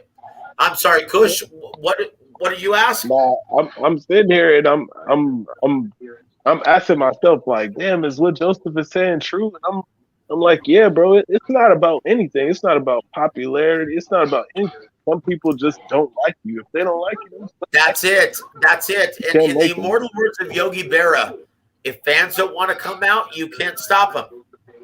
That's it. I think Errol Spence's star power is a little bit overrated, though, because I know a lot of people say he's a bigger star than Crawford, but I don't think it's that the bigger difference, though, because he only fights in Texas, though. So I'm sure if Crawford fought in Omaha, he'd probably pull a similar crowd as well. Hey Joseph, do you think that it's a myth based on that where you're born, based like not in the world? I'm talking about just in the United States, can affect the type of crowd that you could draw or popularity? Like if Crawford was from Texas and from Omaha, do you think it's because Spence is from Texas, basically? Like he has a lot of loyal fans? No, there is no rhyme or reason. No reason. Look, that's crazy. You could like I got clients, and they're going to remain nameless, right? I got clients who touched on every single marketing platform that you look for, all three, right? And guess what? You couldn't buy them any ink. You couldn't buy them popularity.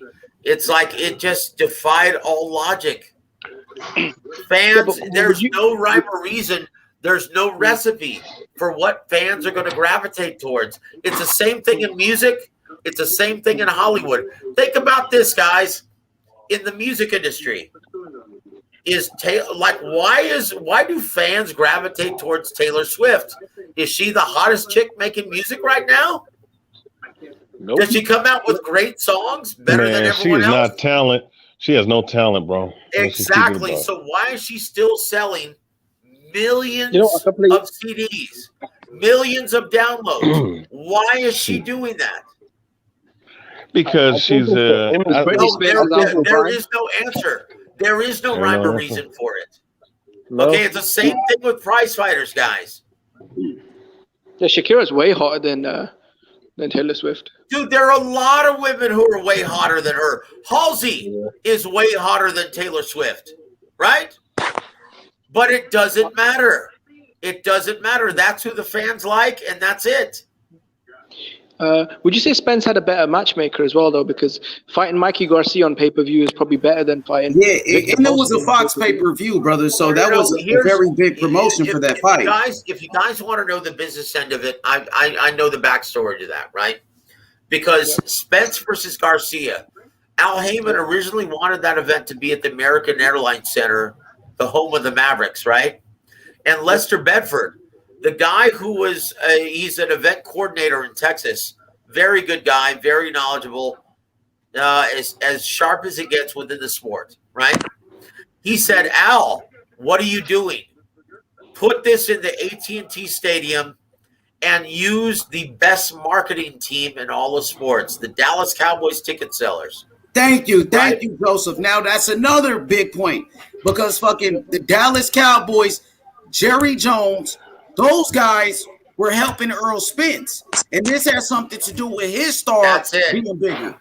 That's it. So for that fight, Jerry Jones and his marketing team sold all of those tickets to their season ticket Dallas Cowboy holders, right? So that's what initially made EJ a huge mainstream commodity in the Dallas-Fort Worth area.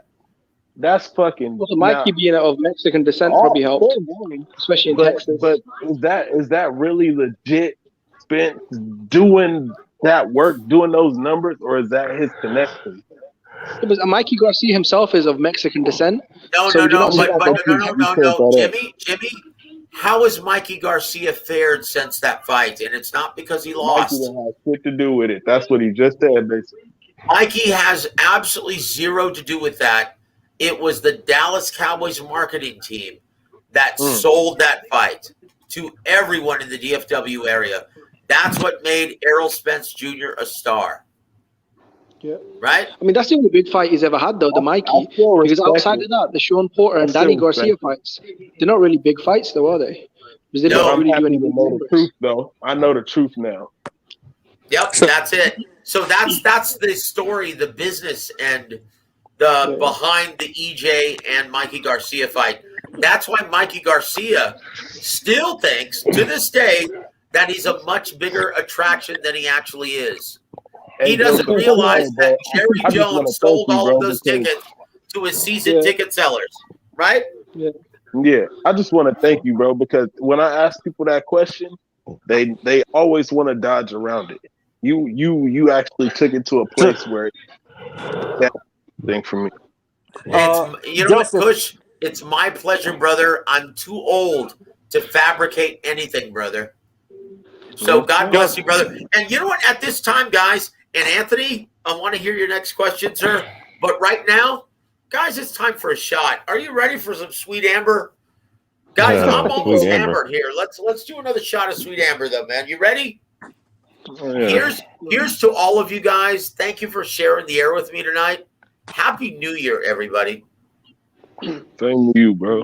For real. Holy shit, bro. Every time I listen to you, bro, I'm learning something. That's the entire reason why I'm on the air.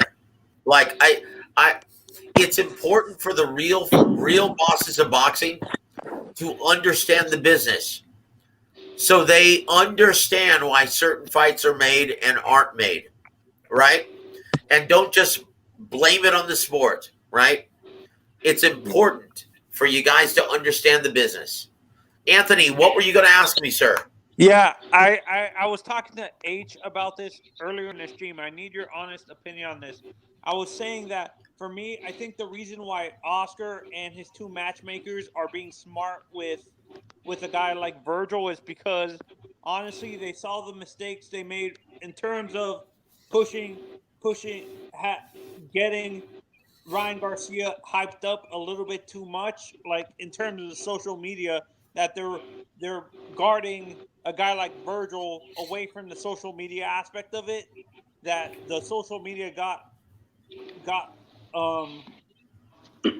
Ryan too hyped up in himself a little bit too much, that he thought he was bigger. He was ready for the big time and stuff like that. That's why they're being a little bit protective of a guy like Virgil, pushing him along slowly. Do you agree with me? Well, Golden Boy Promotions is in a very tough spot right now. Okay? They've got several potential breakout stars in their stable right now.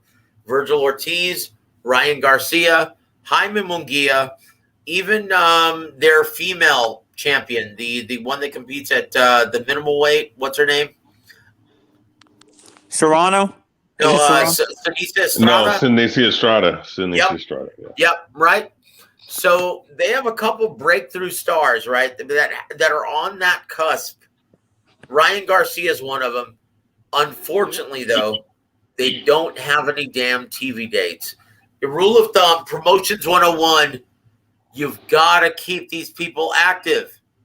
That's the only way you can transcend them from a diehard fan base to a mainstream fan base, is to put them in front of eyeballs. If they don't have any TV dates, how are you going to do that? Can't they use DAZN though? Because they've got a lot of dates on there. Jimmy, I'm sorry. What are you saying, Jimmy? What about the zone deal that Golden Boy has? Can't they? Oh, okay. Here's from what I've gathered, right?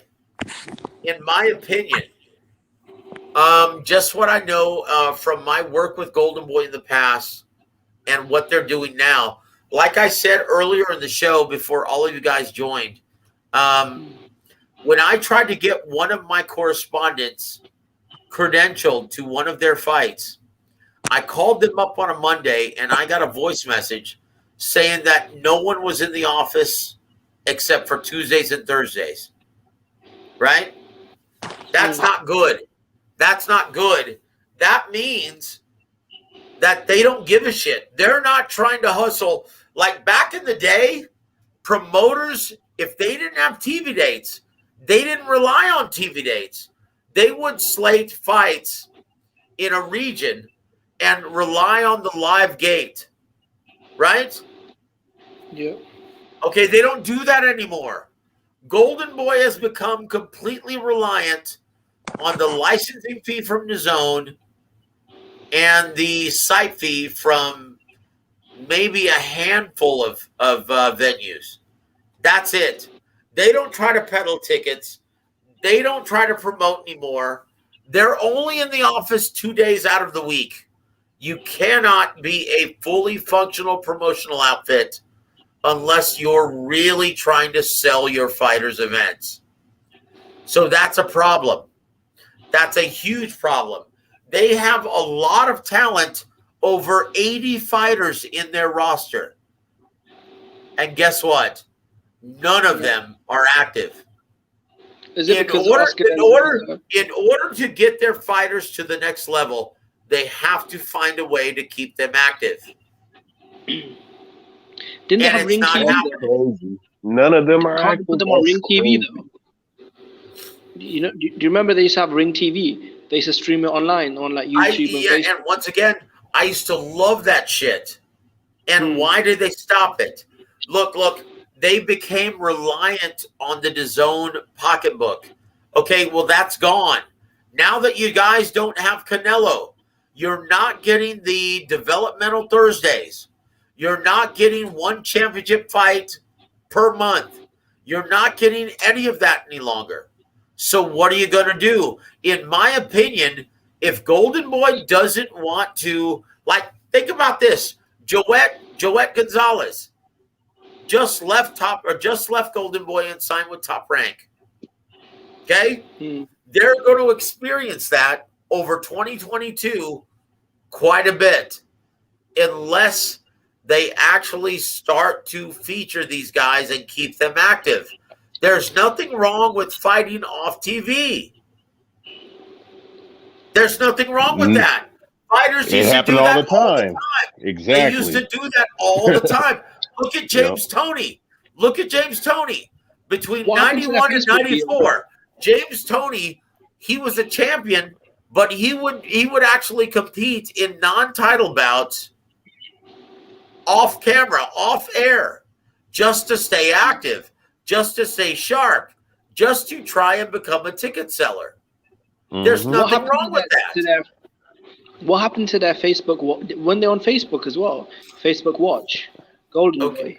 Of course. And they had Ring TV. As I just saw finished now. Yep. Guess what? It's not even making a fucking dent because Golden Boy doesn't give a shit. Look, when Richard Schaefer left, albeit he was a fucking snake and sold out Golden Boy Promotions to Al Heyman, basically, right? But when he left, think about this, since he left in 2015, they have declined, taken a nosedive ever since. Year after year after year, they've become a laughingstock within the industry. They still have a ton of talent and are not doing a damn thing with it. Yeah. That's the reality. Yeah, they got Munguia, they got Ryan, they got Ortiz, Virgil. And what are they doing? What are they doing? Look. I still love Eric Gomez and Ricardo Diaz. They're two of the best matchmakers in the business. But guess what? Without the TV dates, they aren't shit. Without the dates, you can't do anything. A promoter is only worth as many TV dates as they have in this business currently. That's it.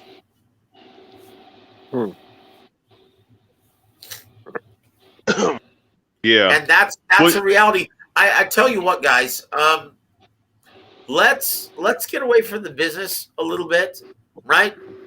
Do you remember, like, did you guys all watch that pay-per-view on New Year's Eve? No, Yeah. I missed it.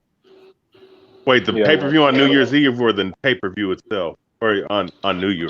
Did you guys watch the pay-per-view event on New Year's Eve, PBC, on Fox? Yeah. Did all of you guys watch that?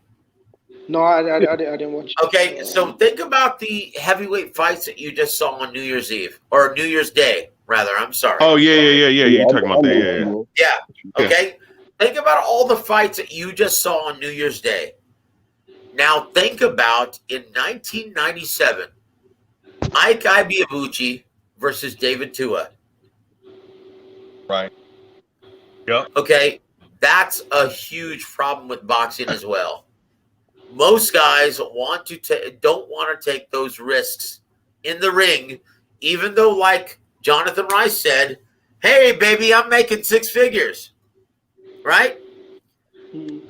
Guys aren't willing to walk through fire the way they used to. That's a huge problem in promoting the sport any further. Like, think know what about, I think they're doing?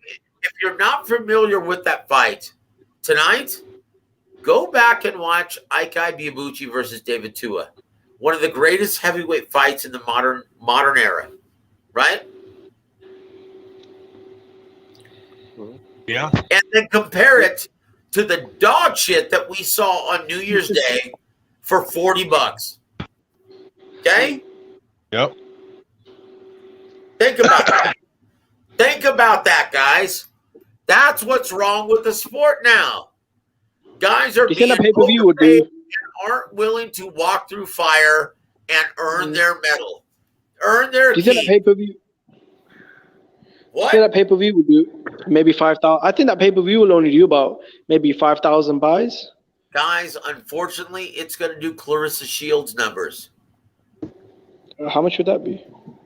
Maybe about 3,000, 4,000, 5,000. Maybe. You said Clarissa Shields numbers was that bad? Well, you know what? Did I say that on the air? Did I actually say that on the air? Oh, shit. That's a Sweet Amber talking, brother. I need to shut up. Oh, shit. Yeah, I shouldn't have disclosed that. I'm sorry, guys. Damn, it's okay. We they deserve to do something abysmal, bro. Because I mean, I look at it like this. Oh well, it's okay, bro. We won't tell anyone. Oh, thank you, guys. I appreciate you being kind to an old geezer like myself. But whose fault is that, though, man? Whose fuck's fault is that, though? You know what I'm saying? Once again, guys. Once again, super fights and shit, bro. Once again, I feel bad. Look, Coach, I feel bad for Clarissa because as much as she's beating her chest and trying to convince everyone that she's the GOAT, is that really enhancing her attraction, her level of attraction? No. Once again, going back to my sentiment and what I already know in this business, okay, there is no rhyme or reason why fans gravitate towards someone and not another. Like Clarissa Shields, no one wants to pay for her shit. She's not a huge ticket seller, and she's never going to fabricate that. She's never going to generate that. It is what it is, right? So she can talk about being underpaid, but guess what? The fans are the real bosses of boxing. They determine your market value. If they don't want to see you, you can't make them. That's it. That's the bottom line, right? And so on New Year's Day, we saw Luis Ortiz versus Charles Martin. Yeah, that was a good fight. But who the hell wanted to see that on pay-per-view for $40? Nobody. That's it. Now think about this. Go back in time to 1997. David Tua versus Ike Ibeabuchi was on Boxing After Dark for free for regular subscriber HBO. Think about that, guys. That's the problem with the business of boxing now. Way too much bullshit, expecting fans to pay for all this crap, right? Yeah. That's a Yeah, because problem. I'll be honest, like, if that fight was on free TV, it wouldn't even do good numbers on New Year's. Like, say if Charles Martin and Louis Suarez fought on free TV, it's not even the biggest fight on free TV. You know what? You know what, brother? That's not true. Because think about this. Look at the Vito Milnicki numbers on Christmas Day. It did almost 3 million viewers on average, right? 2.7, 2.6, something like that. People want to like boxing. Think about this. Creed 3 is coming out this year. The new Rocky movie. They make movies about boxing. People want to like boxing. But you have to fucking give it to them. And you can't expect them to pay for it. But why did they put it on pay-per-view if it was only going to do about 3,000 pay-per-view buyers? Well, that's once again, if you guys must know, it's the business of the sport, right? And this just goes to show you that Fox has no interest in boxing after this year. Okay? Nope. So they're not willing to pay for any more events unless it's attached to the pay-per-view revenue stream. That's the reality. Okay, it's the same position that HBO had before they exited the boxing business. That's a real problem. That's a real problem for the sport. So anything that is a substantial purse, Fox is going to look at PBC and go, so is this going to be on pay-per-view? Because we're not paying for that all by our lonesome. Fuck that. Even though they're paying. Now, think about this. This is where Fox stands on boxing. Even though they're paying billions of dollars, $2 billion to be exact, for their NFL, they're only paying Al Heyman and PBC $60 million for their boxing. Think about that. So Al Heyman has to try and juggle $60 million all year round. That's not only pay-per-views, that's not only the premium matchups, but that's also free pay-per-view event or free Fox flagship events, as well as FS1. Right? So Bob's got a bigger budget than Al then. Would you say that? So once again, that minimal budget of $60 million per year, Bob Arum is getting 93 from ESPN. Go put it together. So that's why you're seeing all of the premium matchups this year on Fox pay-per-view. Okay, you're going to get 12 pay-per-view events throughout 2022. Between them, they might all do about 100,000 buys in it. You got one doing, Tank Davis's did about 50,000. You got this Luis Ortiz card about 3,000. Yep. Hey, you know what that sound? You know what's crazy? You know what that sound like to me? That sound like a seller before they about to move before they move out, bro. That's it. Fox, this is the last year that they're going to be involved with boxing. And it's a damn shame. And whose fault? But you know what? Whose fault is that, though, man? They had exactly. They had 7 years. They had 7 years. They had 7 years to get that shit right, bro. Yep, that's it. Look, this is the product. This is what happens when you inflate fighters' purses. Yep. This is what happens, right? Yep. That's the reality, guys. But I tell you what, let's exit from the business of boxing because I don't want to put you guys in a bad mood or make you get discouraged on boxing. Right? Yeah. It's just obvious. But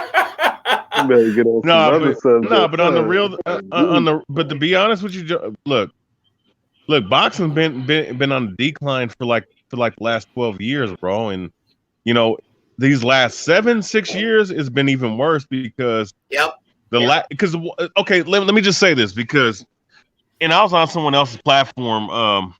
What rapper? You know, I was working today, and I just had I was live, and I was like, fuck it, man. Let me just ask everybody, just the cats that I work with, if they even know who Gervonta Davis was.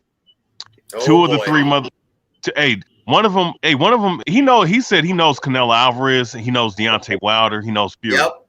You know what he said? He's like, who's Gervonta Davis? Oh boy. Oh boy. See, that's a problem, guys. That's a yeah. problem. And let me ask you something, TVH. Is Gervonta making any more mainstream and casual fans being obscured on the pay-per-view platform? Hell no. No, of course not. That's the problem. Who's paying for pay-per-views? Exactly. That's the problem. That's the problem. See, Bob Arum has the beat, right? He understands the only way you're going to grow the product is by offering the product on mainstream free TV. That's it. Okay? Al Heyman doesn't give a shit. He doesn't care. He just wants to find a way for a network to foot the bill. That's it. That's it. What happens to that roster? But so here's let me ask you something. How do you think numbers are going to be for Thurman versus Barrios when there's a free fight going on at the same time in Jose Ramirez versus Jose Zepeda? Let's go clockwise, guys. TBH, what is your prediction for the numbers of Keith Thurman versus Mario Barrios when there's a very competitive and excellent matchup for free at the same time on ESPN? I'm gonna be honest with you, especially with that being considered, and possibly a UFC card on that date as well, if I'm not mistaken. Probably at the most 120,000 buys, bro. I'm gonna be honest, because I mean nobody knows Barrios and Keith Thurman. What did you just say? 120,000. You're being nice, brother. You're being fucking nice. Kush, how well do you think this pay-per-view is going to sell, sir? Keith Thurman and Barrios? Yep.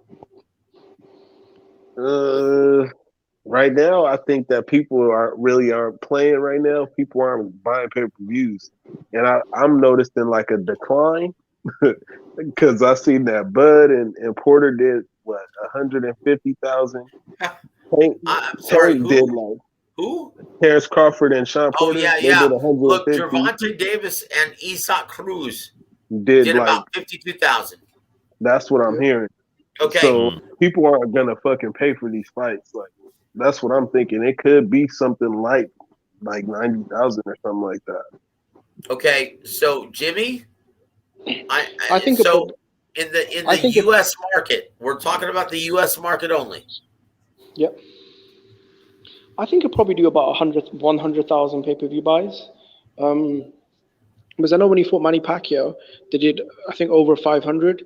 And Leo Santa Cruz is on the undercard, so that might help. I think about 100,000, 100K. Okay, so Manny Pacquiao's most recent fight against Yordenis Ugas. And once again, most people were disappointed that it wasn't Errol Spence Jr., right? Yep. But you look at the numbers for Pacquiao Ugas, that was 200,000. Okay. So it wasn't 250. What I heard. No, it was around 200,000. And I'm being nice. I'm being generous, right? Shit. And so when you look at Thurman, a guy who's on the back nine, right? A guy who hasn't fought, a somewhat semi-retired fighter taking on a virtual unknown among the mainstream and casual fight fans or sports fans in Mario Barrios.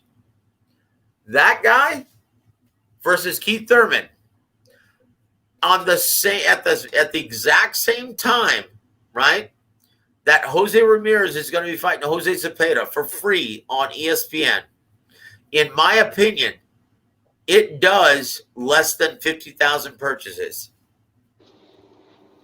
Well, that'd be a flop then. That would be a flop. Okay, and here's the worst part, right? It's not going to be It's not going to be $39.99 like Ortiz versus Martin. God. It's not going to be that. It's going to be $70, guys. Yep. $70 for that shit. Exactly. No one, which is why you're going to see it do less than 50,000 purchases. If that was on free TV, that could do big numbers, you know. Thurman Exactly. Dude, if it were on free Fox, mainstream Fox, the home of the NFL, it would do 5 to 6 million views on average. It would be a blockbuster. Yep. So are you saying that Bob saying that people didn't have the money this whole time? He was telling the truth. That's it. Look, diehard fans. Okay, the real bosses of boxing are no longer purchasing any of these events. They're pirating. They're illegally streaming everything. If Pacquiao, I just want to quickly ask you something. If Pacquiao Ugas did 200,000 buys, then I would say Manny Pacquiao is still a bigger superstar globally than Errol Spence. Then what are they going to do? They surely have to do less. That's my point. No one is purchasing these events any longer. Okay? Everyone is pirating. Everyone is illegally streaming these events. So why not? Why not just put them on free mainstream TV? Okay? Monetize that shit. Sell ad space. Do whatever you have to do to get it on mainstream TV. Because no one is purchasing this shit any longer. And fucking Canelo, bro.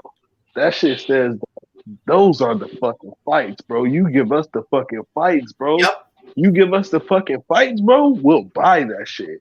Yep. And you know what's crazy? Now let me say this too, Kush. And those were successful, but think of this though. For if you're talking about from an all-time standpoint, bro, for a heavyweight trilogy to only do 600,000 buys, that's a failure. Yep. Yeah, but in this climate, for it to do in this climate, but it was good. Okay. Guys, hold on. Can you put on Karma Serene's comment, please? H. Okay. She says, we're not illegally streaming. We're going to the bar. You know what, sister? You're going to be very hard pressed in most major metropolitan areas to find bars that are purchasing and showcasing these events. They're you know what's crazy about that? I know that to be a fact because they like most bars that I know, they saying fucking we're doing UFC events. That's we're not doing it. Let me ask you something. When is the last time you've gone to a Buffalo Wild Wings and have seen boxing? There's only one time, and it was Canelo Alvarez versus Miguel Cotto, but that was last time, and that was how long ago was that? 2015. Exactly. Okay, they will tell you, no, we're not showing the boxing event because they charge too much money, and we don't get our return in our investment. Do they charge you money extra for a bar? Because that's the problem, guys. That's the problem. They don't get a return on their investment. And once again, we go back to the business, right? If networks like Fox, like ESPN, like Showtime, if they're not getting a return on their investment, are they going to continue showcasing and paying for these purses? Nope. Exactly. That's what's wrong with boxing. Okay? Yeah, that's why HBO pulled out. Is that why HBO pulled out? That's exactly why HBO pulled out. Look, they were making so much more money and spending so much more money, but getting a return on their investment for series like Game of Thrones, The Sopranos, The Wire, 6 Feet Under, right? Even, look, it's bad when Real Time with Bill Maher is doing a pile driver on boxing. That's a problem, guys. That's why they ended up backing out of the sport. And you know what? I can see the same thing happening with Showtime as well as Fox. That's not good, guys. That's horrible. Yep. And that means you know what's crazy?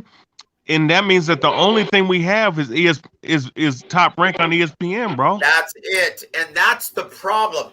That's the problem. Look, fighters need to get over themselves and They need really to start being more reasonable with their pre-fight guarantees.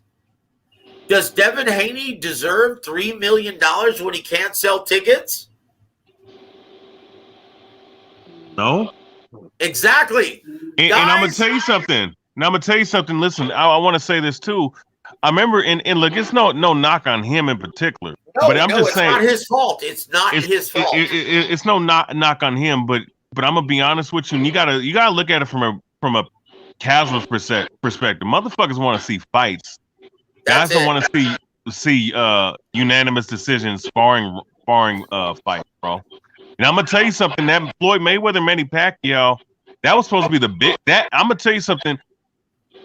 That partially is the reason why a decline accelerated in American boxing, because here it is. Right. You had the two best boxers that we've been waiting for 7 years. They finally get in the fucking ring.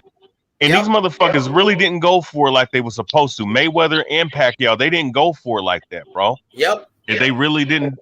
Like the Tommy Hearns, the Marvin Hagler fights, the Joe Frazier, Ali, it didn't live up to that, bro. That's it. And I'm gonna tell you something. A lot of Americans, and this is just a fact, you can just feel the energy in the air when they saw that shit. You're like, man, this is the two best boxers. These motherfuckers don't even want to go out and risk it all, man. I mean, fuck the money. The money's, you already made your money. It's time. It's for legacy and putting on a great show and something to remember for years and years. And that was a hot world class sparring match that we saw. That's how the casuals think. It's not about what the hardcores think. You gotta think about the casuals. The casuals, the motherfuckers paying these niggas bills, man. You gotta look at it from that standpoint. Man. That's it. And that decline, and a lot of interest decline in boxing after that. And, you know, and a lot of these fighters now. Okay. And let me just say this. Let's rewind. Oh, go ahead. My bad. Yeah. Let's rewind back to that time that you're saying, 2015, right? Yeah. Okay. Do you remember how many mainstream and casuals wanted their money back after that fight?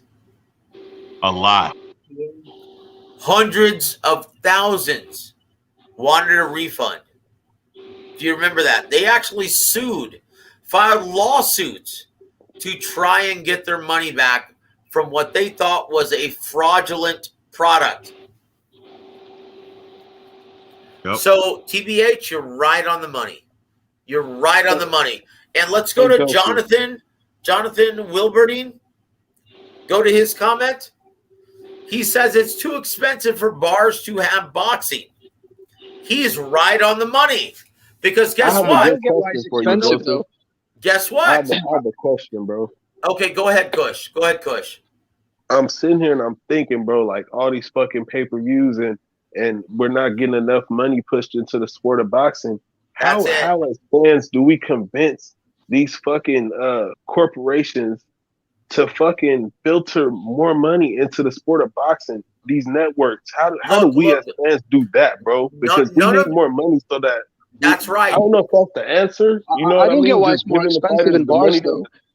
I feel like the money that the here's the problem, guys. Here's the problem, and it's already like midnight Eastern and 11 p.m. Central. I've got to jump off here in a second, but let me just tell you, that's the problem. Networks are not in the business of losing money. They're not in the business of even breaking even. And with boxing, they're either losing money or breaking even. Think about Canelo Alvarez, who attracted 800,000 purchases for Caleb Plant. Showtime lost their ass because they put forth and guaranteed a mammoth $50 million gate or $50 million guarantee. Okay? Networks are not in the business of losing money. This is why they're all for guys like Jake Paul. Guys who don't guarantee nearly as much, but yield still a very high pay-per-view percentage. That's the problem. These fighters have to become more reasonable with their pre-fight guarantees. They need to get off the idea that they're living off of these inflated purses. Okay, they need to start adhering to their realistic market value and understand that they're not a mainstream commodity. Nobody knows who they are. 90. I'm gonna say this: 95% from the casual's perspective, and that's more. That's like 70 to 80% of America outside of the boxing circle of people, right? And maybe I'm being generous when I say that. They don't look. Nobody knows who Showtime Sean Porter is. Nobody knows who. No, look. I'm gonna tell you this much. Outside of their own regions, nobody knows who Terrence Crawford and Errol Spence is. And I'm being, I asked. You're right. Right on the money. You know, nobody really knows him outside the boxing circle. Okay, guys, let me ask you something. Back 10 years ago, right? 10 years ago, 2012, Sergio Martinez fought Julio Cesar Chavez Jr. on pay-per-view. Do you know how well that did on HBO pay-per-view? That did 600,000 purchases. Today, can you see Crawford versus Spence doing that much on Fox pay-per-view? No, I don't think so. It's going to do half that. Exactly. That's the problem. Fighters need to realize what if they could get those guarantees and not be on pay-per-view?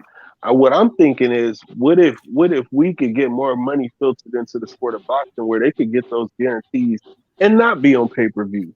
Okay, if that makes sense for a fight of that magnitude. I'll say this, Kush. I'll say this. The powers that be in boxing, the networks, the promoters, they need to start monetizing rather than guys illegally streaming these events. They need to start monetizing it like music industry does on Spotify, Pandora, YouTube, all your favorite music outlets. Spend $10 per month to get it ad-free, right? Yeah. And if you don't want to pay for it, you can still view it, but you have to see ads. Boxing networks and promoters have to start monetizing this shit, just like the music industry. Do you realize how many people illegally streamed Deontay Wilder versus Tyson Fury 3? Worldwide, globally. Everybody watched that shit. Do you realize how many people got it, streamed it for free, illegally? 15 did over 1 million. No, listen to this. 15 million viewers worldwide. Do you realize how much money they could make if they monetize it, attaching sponsorship to 15 million viewers? That's the solution, guys. We need to follow the lead of the music industry as well as the motion picture industry. Start monetize this shit. Start monetizing this shit and making money off of it. And make it accessible to everybody rather than hiding it behind a pay-per-view paywall. Right.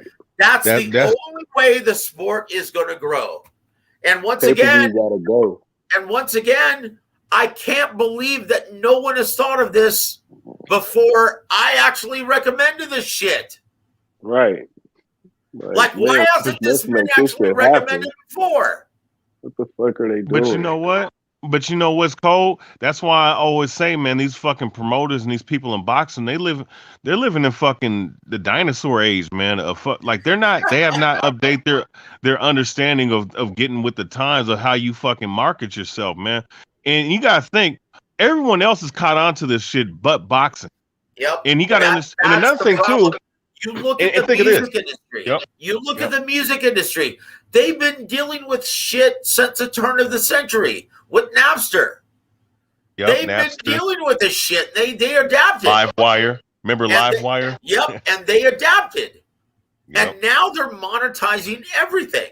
I mean, you can't put music on YouTube without someone attaching a copyright infringement, someone attaching some kind of monetization process, right? So why can't boxing do the same? That's the solution, guys. That's the solution. Hey, well, Joseph, here's the funny thing though. I went live today, right? So I also went live on my Facebook. Guess who gave me? Guess who gave me a fucking a copyright claim on the Facebook portion of my live stream? Who did it? Just because I played the Jonathan Rice post fight. And there it on is. Someone else. And there it is. PBC gave me a and there it is. And there it is. See, once again, why can't they do that with their pay-per-view events? Put them on fucking YouTube if you have to. Monetize that shit, but make it accessible to everybody. But I tell you what, guys, I'm going to do one more shot with you guys, and then I have to jump off. But here's to all of you guys. God bless you. I hope I didn't depress the holy living shit out of all of you. But hey, guys, you guys deserve to know the truth about the business of boxing. You guys are the heart and soul of boxing. You guys are the real bosses. Okay? Demand those damn fights. Demand that they give it to you for free or easily accessible for $10 a month. Okay? But the era of paying $80 a month for a pay-per-view event, that's antiquated, that's dinosaur, that's long gone. Okay? Don't put up with it. Illegally stream that shit until they change it. Okay? Here's to you guys. God bless all of you. Happy Tuesday night and Happy New Year. Likewise. Take it easy. God bless all of you. Jimmy, H, Kush, TBH, it's been a pleasure, guys. God bless all of you. Likewise, man. Take it easy, man. Oh yeah, man, that's a good chat right there. Well, but you know, it got to be said because you know, eventually, man, like it's already, this boxing's already a niche sport to begin with right now. What guys need to understand about this situation is that boxing, you know, I mean, at the end of the day, this shit on YouTube has been impactful with all the boxing channels and the different boxing heads going back to 2007 all the way up to now. It's grown a lot. And I think YouTube's been a place for the hardcore and the people that are really passionate about boxing. Like, you know, like the platform we're on right now, like H Money, like, you know, these conversations, we can't have conversations with the regular day people because like just like I showed on that other live stream with What Rapid when I was on with him and some other guys, man. I was just showing, you know, like man, how should I say, showing how like unknown a lot of boxing is to the general public. Even when like you got to think like with the casuals, they're the ones that are the attraction. They're the ones that are supposed to be the ones that you attract to the to your product. And if the casuals don't know who we call the top stars are, then what that shows to me is that people don't, you know, like boxing is like a anomaly. It's like a pastime, a pastime to such a degree. Like, okay, it's been here for so long, but right now, is it relevant? No, the relevancy of boxing has diminished. And the only thing really keeping it alive is the hardcore talks that we have here in the space of YouTube realm and in certain social media websites. But you know, these motherfucking promoters and these fighters too, because what Joseph was talking about, when you hear someone like Showtime Sean Porter talking about he's not happy with the $1 million purse when the general public don't even know who the fuck you are, and you're mad about that when really your value is less than $1 million. Then he wasn't happy with 2 million. He wasn't even happy with 2 million. He wasn't even happy with 2 million. What? Who do you? But you know like, what though, yeah, I'm starting to look even further past it than that, bro. And I'm starting to be like, but bro, why isn't he worth more than 2 million? What the fuck, bro? He doesn't draw. Nobody knows who he is. The point is, you have to have a draw to be able to. Regardless of that, though, he's a professional fighter and he put his life on the line. You see what I'm saying? Though, but Kush, for the networks, but Kush, you know what? But here's the thing. But Kush, so you got to understand something though. these networks and these fucking TV pros, they're losing money. The value that they're putting into the money that they're putting into these guys, they're not getting the same. They're not getting. They're not getting it back, bro. And so what that means is when doing a bad job. So I feel you. Well, no, the promoter is horrible. The promotion is horrible. What I'm saying is with the fighters, because no. Do I blame the fighters as much? Do I blame the promoters? There's blame to go all around. It's not about the fight. It's the promoters, fighters. Why I would blame the They don't want to promoters. promote Bud because he's a I would good blame guy. them. I would blame the promoters. They don't want to promote Bud because he promotes family. They don't want to promote Bud because they want to promote bullshit That's not necessarily. Bro. But no. They don't want to promote him. He's not some guy. He was breaking it down. Can you guys let boxing the story finish? All over his head. But no, listen. Go ahead, Can let boxing the story finish? Yeah, Jonathan, real quick. Just hold your opinion real quick, because they want somebody to promote everybody act like a fool. Jonathan, just hold your thought though, and I'm glad that you're on, but let's just put the piece together. The promoters, they don't promote the sport, and they have not gotten with the times in terms of structurizing fighters. It's not even just the pay; it's about structurizing a certain having a certain structure with the ranking systems. These sanctioning bodies, they're a big fault because they don't have no structure of who's what champion, who's undisputed, who's not undisputed. They causing all kinds of confusion. The promoters are not putting the time and effort to put and promote the sport, and not only promote the sport, but promote their fighters, their attraction, and get with the fucking time of how you can promote. There's so many fucking ways in this time period to put your product, to promote your product to everybody, but you're not putting your best foot forward. Just the shit with Golden Boy, what we heard from what Joseph was saying, him being around it, like that's some lazy ass shit. PBC, the same thing. Matchroom, the same thing. You know what I'm saying? I guess Top Rank, because they have ESPN, they've done well, but these other promotions have not been smart in their approach of promoting their product.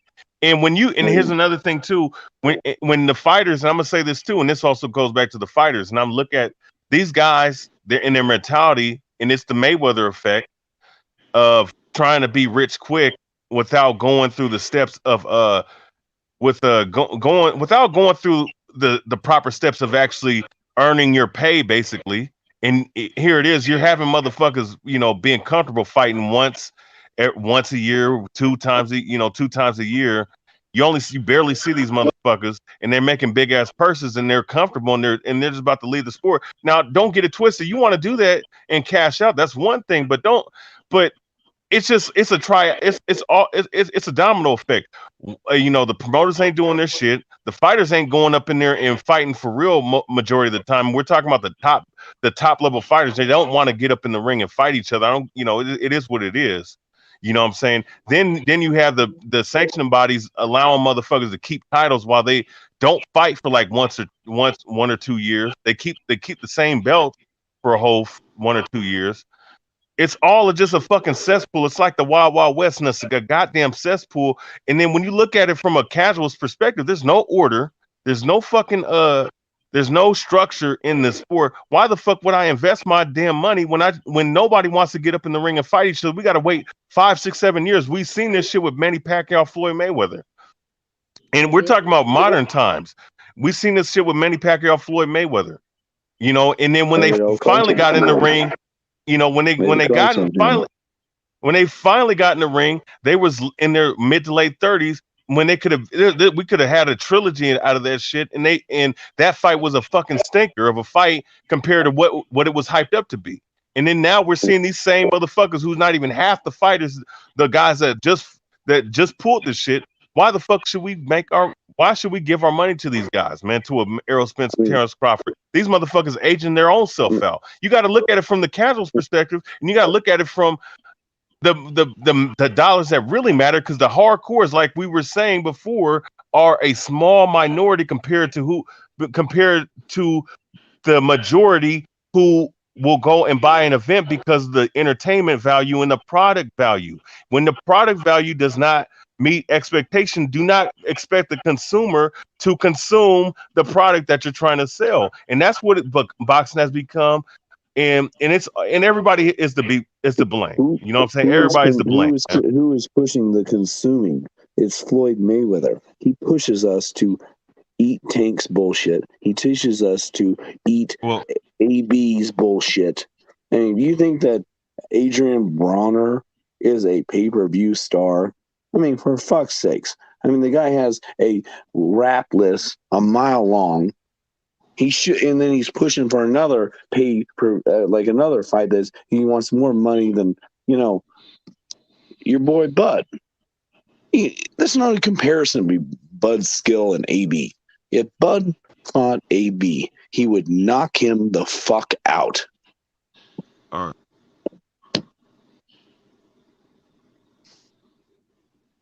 Floyd manipulates people. Floyd manipulates the industry for people getting too much money, just like he got too much money.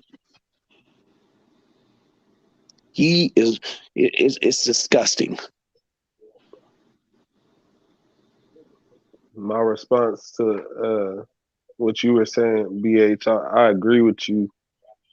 I just feel like if you want people to actually grow, these fighters to grow exposure-wise, you got to put these fights right in front of people's faces. We got like short attention span. You see what I'm saying?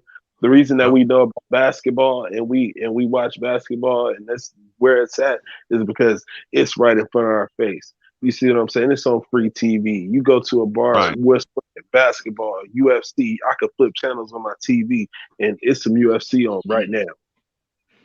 You see what I'm saying? It's some UFC on right now. It's not like that. And the sport of boxing needs to be that way. And that's why I don't feel like it's necessarily fair to put it on the fighters.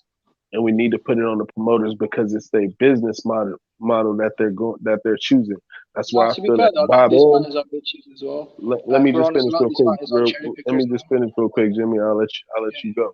That's why I feel like what Bob Arum is doing, although he may be a frugal guy, and because he's getting older in age, he's not doing the necessary things to maybe get his fighters out there. What he could be doing a little bit more. What he's doing is still more sustainable, and it's making the network happy. You see what I'm saying? Because he's actually staying within his means. You know what I mean? People, the other promotional companies, not so much. That's all I'm saying. I do put it on the fighters as well because at the end of the day, I mean, the train stops at them. I mean, if they constantly want to cherry pick, only take big fights for money they know they're not worth, then I mean, obviously you got to put some blame on them. But like you said, Sean Porter, he wasn't even happy with $2 million.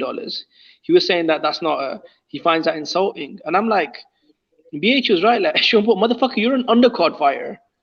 You can't sell any fucking tickets. Like, what you do, looking for handouts? That's true, Jimmy. But really, if you really think about it, really think about this part right here. Sean Porter thinks that he should be worth more than $1 million, right? Of course he's worth more than $1 million. Why does he feel that way? Because he's done the work. Because of mentality. He's done because he's actually, let me finish, BH. He's actually done the work to earn it. You see what I'm saying? He's a two-time champion. No, mate. I'll be honest with you. When Sean Porter fought Errol Spence, his guarantee was $2 million, and this is when he was a champion, bro. Pre-COVID. I hear you. Turn it down $2 million, when he's no longer a champion. I'm not talking about post-COVID was some bullshit. That's why you got to let me finish, Jimmy, because I was getting to a point. You feel what I'm saying? I don't want to mislead you. No, but I didn't finish my point in it. That's what. Go ahead. No, go ahead, Rob. Finish your point. The reason that I'm saying that he should be worth $2 million is because he should be getting more exposure. But maybe that's not so much his fault that the exposure is not there. He's trying. He has a podcast. He's doing all this stuff. But that's not the way to get exposure. The way to get exposure is putting him on regular TV. You understand what I'm saying? Putting him right in front of people's faces. He's been on regular TV though, Kush. You remember Sean Porter fought Keith Thurman? Sean Porter fought Keith Thurman on the CBS, I think. And that was the shit, wasn't it? And that was and he fought Adrian Broner on free TV too, that nigga. and that was the shit. You see what I'm saying? They should always be on free TV right now. Is what I'm saying, because the way that the climate of sports in general has gone, in order for boxing to thrive that way and for it to be as great as we want it to be, it has to be on free TV. We got to find another way to pay these fights. They got to, you see what I'm saying? They got to adjust. They got it. No, I agree. No, Kush. Now listen, I agree with. They got look. They got to adjust. I'm just saying, like the payout. Listen, and look, that's what I'm saying. It's not. I don't. You may disagree about maybe it's not being on the fight. Now the fighters, they do what they got to do to be up in the ring to fight their heart out and whatnot. But but like, cause somebody said in the comment section, oh well, how come there's not a mass exodus? Because a lot of these fighters don't understand what's coming around the corner. Just the fact that we heard that Crawford, not Crawford, what's his name? Sean Porter doesn't feel like $2 million was his worth. Just it doesn't show you that a lot of these guys don't understand their foresight and what's really going on. You know what I'm saying? So guys don't see the downfall going. You see that. Sometimes people don't understand the sinking shit when they're on it until it's too late, until they're all the way down into knee deep. You know what I'm saying? That's why I was trying to ask what about the fighters on the PBC, what's gonna happen to them. But of course he had to leave. But point being though, it is about bringing it to cable TV, but also too but here's what you do. I'm not gonna put all the blame on the fighters, but the fighters got to be educated on how this thing works as well. The thing that needs to happen, they need to, and this needs to go, and this needs to come in with the promoters and with the sanctioning bodies. And you got to make these, because you got to make these motherfuckers earn it, because you don't earn it when you only fight once a year or 2 or 3 times a year. And if you do get injured and you get taken out for a time in the season, that's understandable, but you can't hold those belts hostage. You know what I'm saying? Doing the shit that Keith Thurman did. You know what I'm saying? Or even if you do get in a real injury like Errol Spence, you just can't, even that, if you're inactive for like a year, you can't just keep that belt, man. You know what I'm saying? So what needs to happen is there needs to be structure and be like, okay, this guy's a champion. He needs to fight his mandatory. He can't just, and if he doesn't fight his mandatory, he takes another fight, then that's fine. He wants to do that, cool. But he got to cough up that damn belt. And the problem is you got so many damn different section of bodies with different agendas, and you got these different promoters trying to promote their fighter and trying to give their fighter all that, and the third advantages and shit.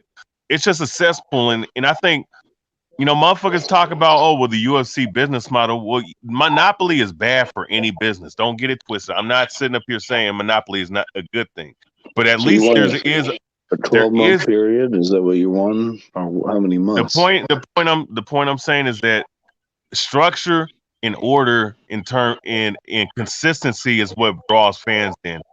So who the number one is, who the real champions are in the division, what's popping, and now we can see the real value of motherfuckers. You know what I'm saying? Of what their true value is in what they can really make and what they're supposed to make. You know what I'm saying? Now I don't care about the fucking pocket watching thing. I'm just saying, when I see motherfuckers crying about $1 million or $2 and it's not like you're a Terrence Crawford or a Canelo Alvarez. You're a fucking, you're a gatekeeper at the end of the day. You know what I'm saying? And you're crying about that kind of money. Like he was talking, and like Joseph was talking about just a couple of days ago, motherfuckers in this time period are sitting up here asking for $4 million a round and for 4 rounders. Motherfuckers, that Mayweather effect, man, has really torn the minds of some of these guys, man. Like they think they can get that Mayweather money without going through, without proving who they are, you know what I'm saying, or proving that they're worth that much, you know what I'm saying, and that's a problem too in boxing. And it's just, and the reason why I'm long-winded on this and I'm just putting it out is because I'm passionate about the sport, man. That's why I love this sport, man. I participated, man. You elaborating on what you feel, but I agree with with a lot of what you're saying. I don't disagree with shit you're saying, really. Fighters just gotta. I feel like it need to be more simplified, and I feel like all the fighters across the board deserve to be compensated. You feel what I'm saying? And I feel like we need to figure out a different way. And pay-per-view, it just ain't it. Even how about the lower level fighters? Yeah, You pay-per-view feel what I'm sucks. saying? We need more money filtered into the sport of boxing. You feel what I'm saying? How about the lower level fighters, the guys that's not on pay-per-view? I can understand a pay-per-view if you super stack the card and you have like 2 super fights at the end. This is what the UFC I mean, I did. can This is what the understand UFC that, became but popular, yeah. a lot of Because these cards are they not had a good pay-per-view. structure in place. The UFC had a good Yeah, structure in that's place. why They had a the tournament promoters format, gotta fix it, bro, by stacked the putting this shit pay-per-view on cards, TV. and the They gotta best fought put the this shit best. on TV. Bob Arum doing the right shit, bro. That's how I know that what I'm saying is right, because what he doing is working.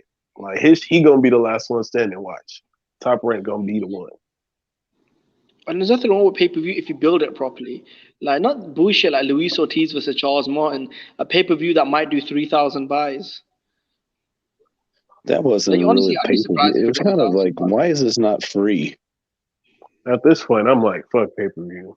Yeah, I mean, who's on New Year's Day gonna say, let me go pay $50 to see if Luis Ortiz is fucking gonna, you know what I mean, make a good comeback? Like, come on, no one cares about that shit, man. I mean, If it's I'm a a fight huge that fight if it's a fan, fight I and want I to didn't see, buy I'm gonna it. buy that shit. I'm gonna buy that shit for sure. You feel me? Yeah. If I want to see it a little bit, I'm gonna buy it. But fuck And boxing is pay-per-view. also, the pay-per-views are too expensive, man. $80, $100. Like, bro, Mike Tyson used to fight in pay-per-view, and it's like $50 in America. More than that, shit. Depending, you see what I'm saying? Just for like guys who you guys will see like, oh, like Keith Thurman, they want to hit us for $70. You see what I'm saying? Keith Thurman, he fought in 3 years. Like, You should fight for free on Boxing's Fox. got the most expensive that fight pay-per-views in the should definitely States. be free on Like, look free at TV, WWE. right? I bet you if WWE, Keith Thurman was on UFC. regular TV and that shit was on Fox, everyone would watch it. If it was at bars and shit like that, everybody would be watching Keith Thurman. I ain't gonna lie, the zone gotta be the dumbest motherfuckers out of all of them. The motherfuckers signed Triple G to $100 million contract, nigga. And Triple G ain't fought nobody, dog. He ain't fought a soul. They've been paying that nigga $20 million. What about that fight he about lost? Nigga, they've been fighting Triple G been making $20 million a fight on the zone fighting Steve Rose. Now that's overpaying a motherfucker, and you ain't making no money back off. For real, dog. That's the worst kind of shit you will ever see. I forgot about that though. They did sign that motherfucker to $100 million. $100 million contract, my dude. And then he's on the Zone app though. It's not like you can watch this dude accessibly, bro. Like that shit is crazy, man. The Mikey Garcia got $7 million to fight Jesse Vargas. Yeah, they were just overpaying. They had money. Yeah, that's crazy. That's crazy. They could have done much better. That's fucking crazy. Wait, he made $7. I thought it was $3. I thought he made $3 million. I didn't know he made $7 million to fight Jesse Vargas. Jesse made $3. When they presented no wonder. They have to go that crazy. Hey, no wonder he don't care about fighting anymore, bro. He's set. He's fucking set, bro. Squiggly, like, you know when Andrade fought Squiggly in the empty arena, he got paid like over $3 million. Bro, Boo Boo got like $3 million for that? Yeah, more than $3 million, I think. What? Oh, what? Hell no. What? Man, get the fuck. Wait a second. Wait a second. Was Scott Quigley? Wait a second, bro. Was Scott Quigley? Wait, was Scott Quigley in the top? Was he in the top 10 when he fought him? Bro, he was coming off a massive win over Shane he wasn't in the top 10. That nigga just beat Shane Mosley Jr. bum ass. You know what I'm saying? So he was not in the top 10. That nigga sucks, dog. For real. Quigley was terrible. Then how the fuck was he able to defend his title against a bum like that? But there was a title defense.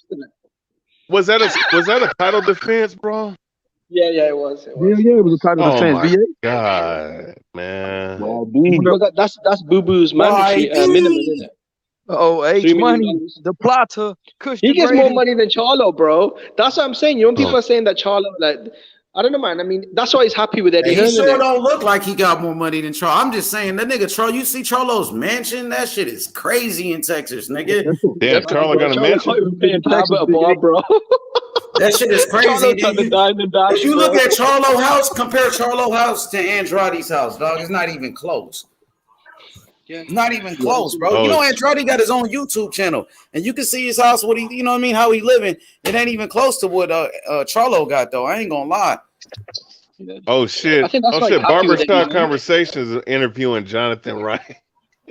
No, hey, chill. Hey, you talking about overpaying about his opponents, in it? Hey, yo, you. Hey, Eddie Hearn saying, "Hey, do you want Squiggly for $3 Now, I million?" don't know. Hey, Jimmy, you sure you got $3 million to fight that bum? That's his minimum. I heard for on the zone. That's his deal, in it. I- No, this I is why know- Andrade's not complaining. Because when he complains to Eddie Hearn or the zone, they just say to him, "Look, do you want $3 million to fight Squiggly quickly?" Hey, I wouldn't complain either if I'm getting paid all that money to fight bums and shit. Nigga, I'm good, bro. I'm good, bro. I ain't gonna lie. But if you want But to you be know great, what? you gonna have a problem with it. Go ahead, Historian Cook. no, but here's the thing, though. It's one thing to fight you could fight a Scott Quigley if you're fighting. If you're fighting listen, if you're fighting 4 times a year and you fight one Scott Quigley, then that's one thing, bro. But when you're only fighting once every year, like Andrade has the last 12 years of his career, or however long, you know, this motherfucker's been fighting. This dude only has 31 fights in 12 years. If you fight, listen, you fight Scott Quigley's like once every 2 months and shit, bro. Like this, like Nah, to bro, fight to do that shit, bro. to do that shit once a year, that's bullshit, bro. Fight Scott That's some Quigley bullshit. 4 times a year, bro. $3 million, you put the zone out of fucking business. No, that shit would make a motherfucker not even want to watch the zone, bro. I'm gonna be honest with you. Like you got Golovkin, bro. They paid him like $15 million to fight Steve Rolls. I mean, who the fuck is Steve Rolls to begin with? And when is Triple G gonna fight somebody, man? I don't know, bro. I mean, I think after you fought that Russian and got his ass beat, I think he just trying to cherry pick now. They gave him a But rigged you know fight. what? Golovkin been cherry picking majority of his fucking time he's been fighting, though, man. If you He think had about to it, wear their shit after after he fought Canelo. That's true. Bro, I'll be honest, even before Canelo, he was kind of cherry picking, if we keep it real. he was cherry picking. He wasn't. He didn't want to fight. Listen. He didn't want to fight nobody that was a real threat. He fought Danny Jacobs, and he lost. I thought he lost that fight, you know. But he only fought Danny Jacobs because he thought he could probably knock him out in it. But Jacobs, man, he put on a great performance. Yeah, Jacobs backed he him didn't up. fight Erislandy Lara. He was fighting 154 bombs, like so many cab drivers, like fucking Ishida and Adama and all these guys, but he wouldn't fight Erislandy Lara, the champion at 54. When he called, do you remember he tried to get a fight with Carl Froch and Chavez Jr., but he wouldn't fight Andre Ward at 68. So Golovkin's been a cherry picker, man. Yeah, he's not a bro. He's a cherry picker. He's been one, you know. That's why really when people say, "Oh, this is the end of Golovkin's career," that's why he's cherry picking. I'm like, motherfucker, this guy's been a cherry picker all the way through. Hey, but who the fuck did he fight that was a real puncher though? Outside of Danny Jacobs, outside of Canelo, and outside of Danny Jacobs, who did he fight that was a real puncher? I say Lemieux, probably, but the guy doesn't. David okay, David Lemieux. That's it. That's about it. And that's in the course of how many fights? 35 fights he's already had. 40. Oh yeah, and you know what's crazy? Gary Golovkin started his career around the same time when Winky was still around, and Bernard Hopkins too. You know what I'm saying? So he didn't want that action, bro. He really didn't want that action, guys. Yep. Yeah. You ever tried to fight Arthur? You know when he was in Europe, Arthur Abraham, who was undefeated at middleweight and a big puncher at middleweight. He didn't fight Arthur Abraham when he was. Do you remember when he was in Europe at the beginning of his career? Yeah, I remember. Yeah, I he never remember tried to Arthur get Abraham. There was a time when he was using that high guard. And nobody knew how to fucking crack through that defense until War fight him. Yeah, he was undefeated at middleweight and a massive power puncher at the weight. Undefeated, he was like one of the top guys, and Golovkin didn't try and get a fight with him. Even in the States, you know, a lot of fighters were willing to fight him. He had Andre Ward, he had Erislandy Lara. You know, do you remember in the rematch against Canelo? Like, he was talking about legacy, this and that. He refused to sign the contract unless he got like 45% of the purse. So Golovkin's been on some bullshit for a while. That's probably why he hasn't been fighting like that, man. He got that. I think he just took too much punches, man. Yeah, I think he beat Canelo the first fight, and then but he took a lot of blows. And the second fight was close, but he took too many blows. And then when the fight after that, he looked like shit. He looked like, you know, people are saying Golovkin was active back in the days. This was the time when he was getting paid like $800,000 to fight guys like Rosado or guys like Curtis Stevens. He was getting $900,000. He was fighting 4 times a year. The only reason he fights once a year now is getting like $10 million to fight Steve Rhodes. I think Triple G's too tough for his own good and got could have done much better with all that money, bro. And they could have made a lot of good fights or great fights. Yeah. Because can't nobody find no money for some reason like they find. How they find all that money in the UK? I think the $1 billion deal that Eddie Hearn did. How the fuck they do that shit? I don't know, man. I guess they just want to see if they can get maybe try and tap into the British boxing market. They're trying to do the UK, Japan, and Australia next. I think that's what Joseph was saying, that there's only one to try and tap into the British. I think it's Japanese. Because it's more than just for boxing. It's for you know, a lot of different sports. No, that's just for the boxing. That's with Eddie Hearn. Just for boxing, sports on with Eddie Hearn. Bro. What the fuck is he doing, bro? The fuck did he do? I don't know, bro. Bro, you just had the Conor Ben versus Algieri fight, bro. I think a lot of the budget went to that. What else? Dylan White was gonna fight Otto Wallin, but that fell apart. Hey, Walling. Hey, I'm gonna be honest with you. Walling is he's a dark horse. Y'all talking about how Dylan White faked that injury and ducked out of Wallin, pulled out that fight. Yeah, but he did what? $1 billion budget in the UK. Dylan White faked that injury. He faked the injury and ducked out of Wallin. Dylan White is a duck. That Wallin would be hard. He ducked out of Wallin, huh? Yeah, he pulled out that fight. Now he's ducking Tyson Fury. The WBC ordered, they had the fucking purse right there. 80% Fury, 20% for Dylan White. And Dylan White is bitching and complaining about money. I thought you won a title shot. Yo, he's crying about not getting. He's crying about not getting 10 million, but they're offering him 5 million. Like, bro, you better take that's still that his biggest payday. That's what I'm saying. That's crazy. Dylan White is a fucking. No, bro. What I will say about Dylan White is, didn't he get paid like $5 million against what's his name, Povetkin in the first fight? But not so bro. There's no way he got $5 million during the pandemic. Joseph already explained to us how that is Dylan White's biggest payday. He accepted this offer to fight Tyson Fury. It will be $5 million, his biggest fucking payday, in a shot at the #1 heavyweight in the fucking world, Tyson Fury. And that motherfucker ducking the smoke, bitching and crying about money. I thought you wanted a title shot. You know Tyson Fury gonna knock his bitch ass out. Yeah. Dylan White is a bitch ass nigga, bro. I promise you that, bro. And Fury gonna knock his bitch ass out. He really is. He's scared, bro. That nigga is ducking, complaining about money. That's your biggest payday. That's some hoe ass shit. Y'all better call his bitch ass out for that. Dylan fucking White. Dylan White knows his career is getting on the end. Yeah, he just got knocked out by a 40-year-old Povetkin. That boy don't want no smoke. He got knocked out cold. Povetkin's still tough, man. Do you want Povetkin does have power, but the interim champion gets, I think, 45% of the purse. But they're telling him that he's just a mandatory. So I think that's the confusion. because he's got the interim belt. So as an interim champion, you're allowed to get up to 45%, but they've mandated him as a normal contender though at 20%. So I think this is why he's suing the WBC. He don't want to fight. That's what it sounds like.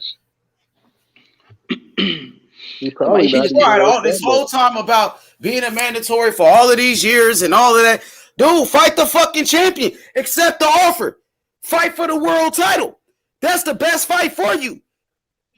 Tyson Fury's the #1 heavyweight. If you beat Tyson Fury, you become the man. And that's your biggest payday. And he's saying no. Fuck Dylan White, bro. I mean, when's the purse bid for the fight? Is it gonna go to that purse kind of pissed me about Otto Walding. I really wanted to see that fight. Yeah, me too. That shit pissed me off. Yeah, I want to see that fight as well. I had Otto Walding beating him too, and that dude pulled out that fight. Now go ahead, story. I think Otto Walding would have fucking stopped White, bro. Fucking hell, man! You guys don't like Dylan White, do you? It's not that I dislike him. I just don't think he would have beat him. I think Otto Walding's a dark horse, bro, for the heavyweight division. I have to keep it real, bro. I don't even think Dylan White is the #3 heavyweight in the UK. I think Joe Joyce would probably beat the fuck out of him. You think? Oh yeah. I think he will. He would. Yeah, I'd pick Joe Joyce over Dylan White. But obviously he should take the fight unless he's waiting for, I guess, a purse bid, which I don't know when that's gonna happen. But... Purse bid. Well, I don't think that's gonna help him that much. Tyson Fury, look at who he beat. You see what I'm saying? Yep. He the lineal champ. Yeah. I think, Dylan White's got an okay resume as well. I mean, he beat... Dylan White could probably come out, I don't know, he could probably come out like on the lower end of that purse bid. Like, it can be No, it's bad. only 20%. So, yeah, fucking hell, lower end in at 20%. Yeah. I mean, if 20 is his best payday, you see what I'm saying? Then it's an opportunity to fight Tyson Fury. You ducked Otto Walding because you didn't. I mean, that's a bad stylistic matchup. So shit, fight the guy who you wanted to fight all this time. That don't make sense. Yep. To you feel me? To make excuses and prolong the fight. Because you're holding shit up. I want to see Usyk Fury. So really, I don't care who knocks Dylan White out. You need to get out the way. Yeah, I don't think that fight will happen next though, because Joshua's Oh yeah, he gotta fight Joshua.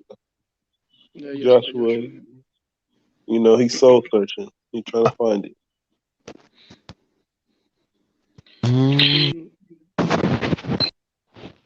After the fight,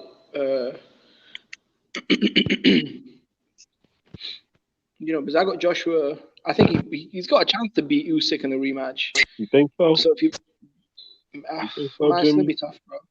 I don't know about that. I picked Usyk in the first fight. Yep. I picked him for good reason. I don't think that Joshua can make them necessary adjustments, but we'll see though. It's a lot of people that think AJ has a chance, and AJ was able to hurt Usyk. To be fair, he has 100%. He has 100% track record in rematches. He lost to Dylan White really badly in the amateurs. He won one fight in the rematch. Like, if he does it twice, then I'll say he has a track record of, you know what I mean, coming back and. No, he has done it twice. He lost to Dylan White in the amateurs, and when he came back and fought in the pros, he knocked him out. In the amateurs, yeah. I'm gonna give him credit for what he's done in the pros personally. Yeah. Unless I could go back and find those two fights. If I can go back and find those two fights and see how he did it, then maybe I'll change my opinion, Jimmy, to be honest. But if I can't find those shit, I haven't seen the fight though because it wasn't video recorded. But you from the people that were there, they said Dylan White beat Joshua up, and when they fought in the pros, the rematch, I mean Joshua destroyed him. Same with Andy Ruiz, he beat Joshua, and in the rematch when he came back, he was actually in the pros. No, you know what I'm saying, isn't it? Dylan White and Anthony Joshua, they fought once in the amateurs, and Joshua lost to him, right? Yeah. And when they met up again in the professionals, so when they fought again, they had their rematch. Got it. Joshua I heard what destroyed you Dillian said. White. Yeah, I heard what And you said. yeah, Yeah, so he same with actually Andy did beat Ruiz. him. He got his Yeah, vengeance in the pros. He got it. He got him back in yeah. the So pros. he got his revenge over Andy Ruiz as well. So he's done this twice. So But this guy I is mean, it's different. possible. He's a different animal than those two guys. And a Well, lot he of is. people like to try to make a comparison to his lackluster performance in the first Andy Ruiz fight from this fight. No, this is a totally different. You see what I'm saying? Style of fighter. This guy's different. Look, I agree with you. He's a better fighter. He's maybe 3 or 4 times better than Andy Ruiz. Look, bro, in life, man, whenever you go into a situation, you have to have confidence in it. And Yeah. the confidence that he can take into the Usyk rematches. I've been here twice and I've done this twice. I've lost badly. I've come back and got my revenge twice. Once Right. against Dylan White and once against Andy Ruiz. So it's not impossible for me to do this. You know what I'm saying? Right. No, it's not. It's not impossible. It's not impossible. And I and, and, just and don't. I and a don't guy think like that it's Joshua, he's got the kind probable. of size and physical Yeah. punch and physical strength and Yeah. punching power over Joshua.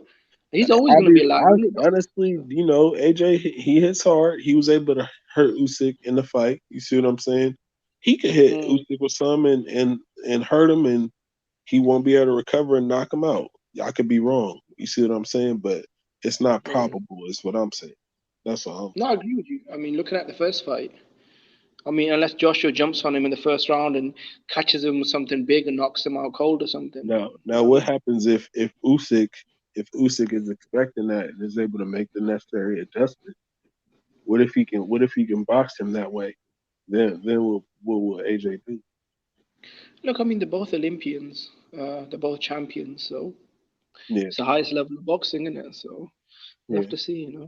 I see. That's what I believe what would happen. I believe that if AJ does what you guys are saying, I believe that AJ will fall into a trap. I believe that's why AJ maybe did try that in the first place. You know what I mean? And I Because think his he career's he, probably he over could then. see. Then I think he's done. And I mean, what's he gonna do then? If he loses to Usyk again, the Fury fight's gone forever. The undisputed fight's gone forever. I'll tell you right now, my opinion, the Fury fight. If he allows himself to to not shine in a way, but I think AJ is a good guy, and I think that not just myself, I think that people genuinely like AJ. You see what I'm Yeah, saying? And yeah, yeah. as long as he's not in a place where he can't come back from another loss, I think that we'll still be willing to watch him. You see what I'm saying? I still would want to see him fight Tyson Fury or Deontay Wilder, even if he lost to Yeah, a but it's Usyk. levels, Usyk isn't is it, bro? Like yeah, he's not gonna be doing no, he's not gonna be right. doing any 90,000, fucking sellout Wembley See, Stadium, I don't one I point don't five know million I pay don't per know if that's view. true because you know what I mean. To AJ's fans, from what I see on TV, you're in the UK. From what I see on Yeah, TV, you guys love AJ. You see what I'm saying? You guys are gonna show up for AJ. So I don't know if that's true. How much do you guys really? You see what I'm saying? In that region, really care for AJ? I don't. I wouldn't quit on him as a. You see what I'm saying? As a fan of AJ, I do like AJ. I just see I think a Usyk. lot of the hardcores will stick around, but a lot of the casuals, I mean, I'm not sure if they'll because it's just boxing, isn't it? Everyone, Yeah. Like if supports a this winner and was a champion. anybody else but Usyk or maybe Tyson Fury, I think I would root for AJ. You see what I mean? Like I just like those guys, like stylistically. Yeah, yeah, technical, slick boxers, isn't Yeah, it? I like that. That's what I like. But I like because they'll bring the fight to you. Tyson Fury he's like that. He's gonna bring the fight to you. They're not gonna be stylistic and Tyson Fury can do that. You know what I mean? Just box you all night. But I like the new Tyson Fury. You know what I mean? Shit. Yeah, yeah, the pressure fighter. Hell yeah. Yeah, yeah, I mean, he's more exciting, that's for sure. He always has had that, but I see that there. You know what I mean? You can unlock more. Actually, I actually like his new trainer. What's his name? Um, Sugar Hill. yeah, I think he did a really good job with Tyson Fury. I agree. I think he took Tyson Fury to a different level. Oh shit, Mayweather's doing another exhibition, bro. February the 20th I in heard Dubai. about that. I heard it's like supposed to be on top of some fancy hotel or something in Dubai or something. Yeah, they probably pay him a shit ton of money. See, I don't mind that. You know, Mayweather, he's a retired champion. I don't mind him doing exhibitions. A lot of people hate on that. I anytime don't mind that. Floyd fights, I'm gonna watch. I may not pay for it, but I'm gonna watch. Yeah, Depending on who he fights, he really gonna have to fight somebody really I just who wish he'd fight like like other retired not boxers even just instead of a YouTubers. boxer. If he It's a really bit fights embarrassing. somebody who I'm like, okay, this is like if Floyd fought 50 Cent, I'd be like, okay, this is some shit I want to pay for. You know what I mean? Like, but if it's not something like that, I don't care to see it. And that's not even competitive, but just because it's shit there. You see what I'm saying? It's backstory there. That's the only type of fight I want to really Oh, see come him on, man. fight. 50 Cent would beat the shit out of Floyd, I bro. don't want to see him fight a YouTuber. Like, come on, I man. think 50 Cent would beat the shit out of Floyd, bro. Oh, hell no. I'm not going to say all that. Bro, 50 Cent's a heavyweight, bro. And 50 Cent actually has a background in boxing. I Come on, don't man. He'll care. beat the I shit out of don't Floyd. care what he has. You see what I'm saying? You're not just about to get in the ring and just fucking beat the shit out of Floyd Mayweather. I Bro, don't even feel like a guy like Logan Paul, bro, was giving Floyd trouble. Floyd's a little hell guy, no. bro. Hell, you really believe that, Jimmy? What you just said? What? Nah, he didn't. Look, I think Floyd won the fight, but he didn't look good in it, bro. Floyd looked terrible I in that mean, fight, bro. he didn't look like He looked like God shit in that level fight. Mayweather, but You had the yeah, bro. Logan Paul didn't do a damn thing in that fight. You had the Paul brothers laughing at Mayweather saying, "We won the fight. We beat TBE." And I also argue with you that he probably damn near knocked Logan Paul out. He knocked his ass out. Yeah, Logan Paul did gas out at the end. You know he knocked him out, bro. Come on, man. Like Logan Paul didn't do Yeah, but bro, shit. going If the you distance get with a knocked out, YouTuber, bro. if you're that big, and even if for a split second you get knocked out for a split second by No, Floyd, it's brother, not, like bro, because Mayweather is one of the greatest technical boxers in the history exactly. of the sport. He's a legend. He's a Hall of Famer. For him to have a Remember, trouble with just a fucking, let's keep be in honest, mind an too that online 50 prankster. Cent ain't no fucking 32 or nothing himself. Like he's like 50 Bro, in Logan age. Paul is a fucking online prankster, bro. But you heard what For I a said, legend like like 50 Mayweather to Cent is go the like 50 distance with years old or an some shit. online He's prankster. old. Isn't that what he is? Like an online prankster. Shit, but he's a young fiery kid, and you thought that he did something to Floyd. I don't agree, but you said it. I feel like he threw some fucking arm punches and they got all fucking blocked. That's all I saw. Logan Paul looked wild A to lot me. of people thought that. Most of the fans thought he looked really bad. I think Imagine if Jake he Paul dropped. fucking I think that he Imagine blew if Jake all Paul his dropped Floyd wind Mayweather. in fucking one How round. embarrassing would that be, bro? What'd you I don't want say? to see that shit, bro. But even though I'm not the biggest fan of Mayweather, he's a legend and I respect him. Obviously for his ability. I don't want to see no YouTuber like slap the shit out of him. You know what I mean? I don't care to see that. Yeah, that's what I'm saying. Isn't it? I don't want to see that shit, man. To be honest, I don't want to see Floyd come back and fight anyone. I want to see him just not fight anymore. And I'm not saying that to hate on him or anything. I just know that he's not going to fight anybody that we want him to really fight. So, and he's too old. To me, he looked old as fuck in that last fight. Like, damn, bro, you're old. Like, go sit down. He looked old against Conor McGregor, bro. He looked old against Conor McGregor, man. In the Conor McGregor fight, he looked old, but not like he did in this fight. And if you look at his post-fight interview, he knows he's old. Like, bro, go sit down. You're done boxing. No more of these fucking stunts. Yeah. I don't think he realized like he would get to an age where, like at this, I don't think he realized this quickly, like that shit would come to an end until recently. Blake thought he was gonna be able to keep doing this shit. These won't help you. Because even peds won't help you after a certain age. You know what I mean? It's like watching Hulk Hogan. You sound really It's like tired, watching Jimmy. Hulk Hogan. Like, after a certain age, Hulk Hogan used to shoot up all kinds of PEDs up his ass, but it wouldn't help him. You know what I'm saying? You sound far as hell from your phone, Jimmy. You sound far from your phone a little bit. Just give me a second. Yeah, but I think that Floyd, he cool, but the whole fighting shit, pay-per-view, charging people fucking 70, 80 bucks and shit, that shit's out. He's done. As far as that, he can fight them dudes, but ain't nobody gonna keep on buying that shit.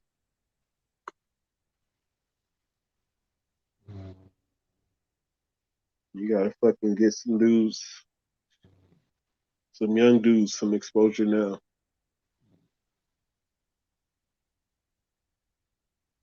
What happened? Jimmy dropped off and shit. Ate you there?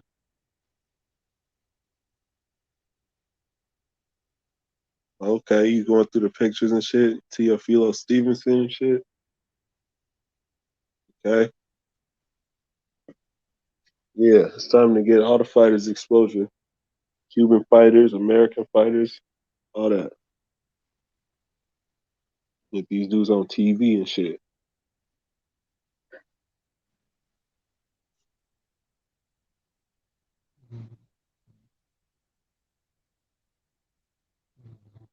Hey, y'all can say that, but shit, I would be more excited for a Floyd 50 Cent fight than a fucking YouTube, bro. Like, I don't want to see Floyd really fight anybody. Like, you need to quit fighting.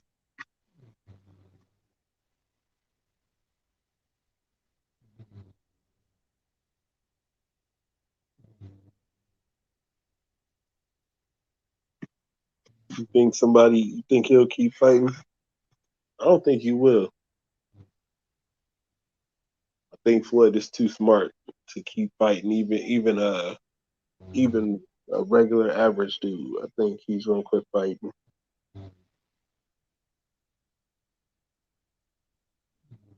Yo, BH, you there? BH fucking sleep.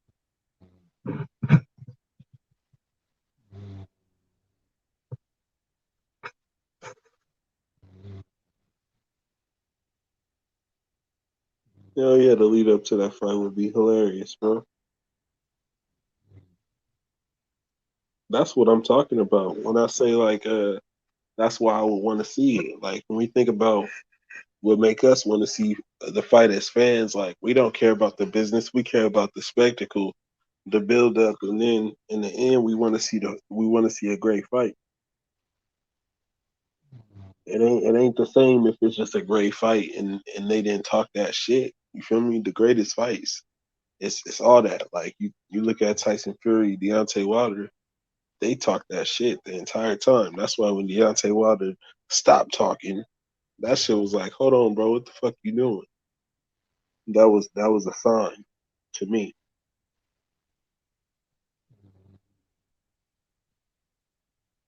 Yeah, he's supposedly fighting in Dubai. I don't know how true that shit is.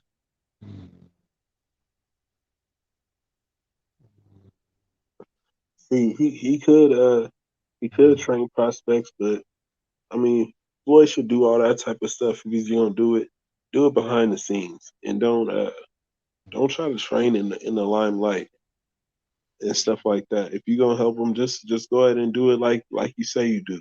If Floyd say you do things behind the scenes if nobody noticed, keep it like that. Because I don't necessarily I'd rather not know about it. I'd rather just see it in they game when they in the ring, if that makes sense. Because I'd rather not see Floyd talk about, oh, I'm training AJ, and then AJ getting there and get his ass whooped like Tyron Willie did. You feel what I'm saying? It kind of makes it seem like Floyd used him in a way. I don't want to see that shit.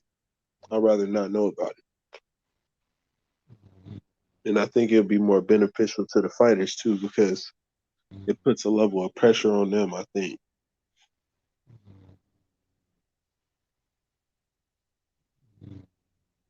Oh yeah, Floyd guaranteed if he fights, people gonna buy that shit. People gonna buy that shit. And you know why? because Floyd is a household name in the United States and around the world. You see what I'm saying? So the casual fans support Floyd, and they believe that Floyd is the best ever. So they gonna support Floyd because the perception is out there that that's what it is, that he's the best.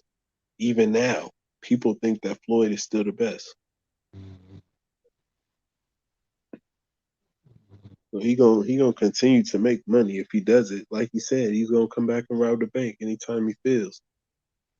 See, us, we're not gonna support him, but the casual fans, they're gonna support him.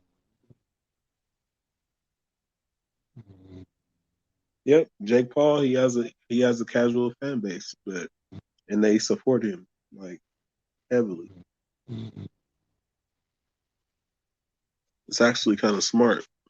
Not kind of smart. It's extremely smart what Jake Paul was able to do. It's brilliant.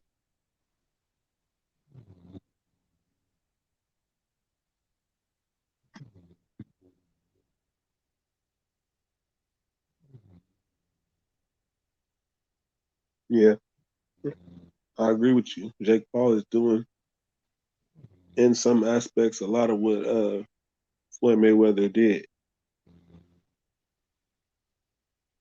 But I like because Jake Paul is selfless. Jake Paul, I don't know how much money he really makes, but he seems to take off a bit of his to help everybody else. I know that. I don't know of any fighters on his cards that really got ripped. I don't know what happened with the Triller Mike Tyson situation because that seemed like it didn't, like it was some fallouts there. So I think that Triller was really the problem. I don't think it was Jake Paul, and that's why Jake Paul is with Showtime.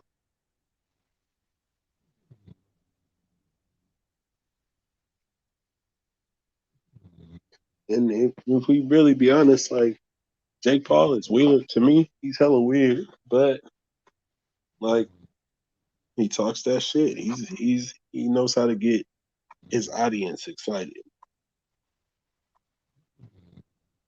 He makes us want to see him get beat up. So he has the Mayweather effect.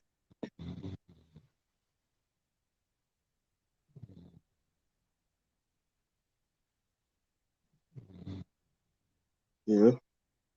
I think what he's doing is effective. He's actually he's showing what these fighters should be doing.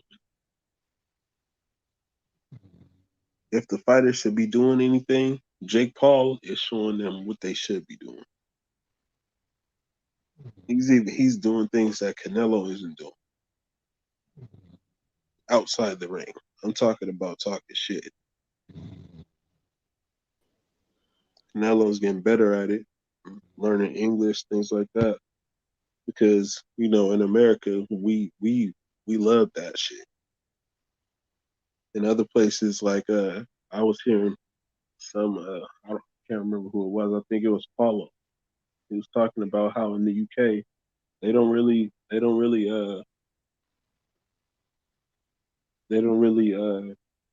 glorify that type of shit. They glorify the guy who walks with valor and what I mean, is gonna be respectable and fight. And Mexican fighters, they fucking are about not quitting and fucking go and give your all and keep pushing past your limit. They fucking, in different places, they fucking really gravitate to different things. And in America, we gravitate to bullshit, drama. That's what we like.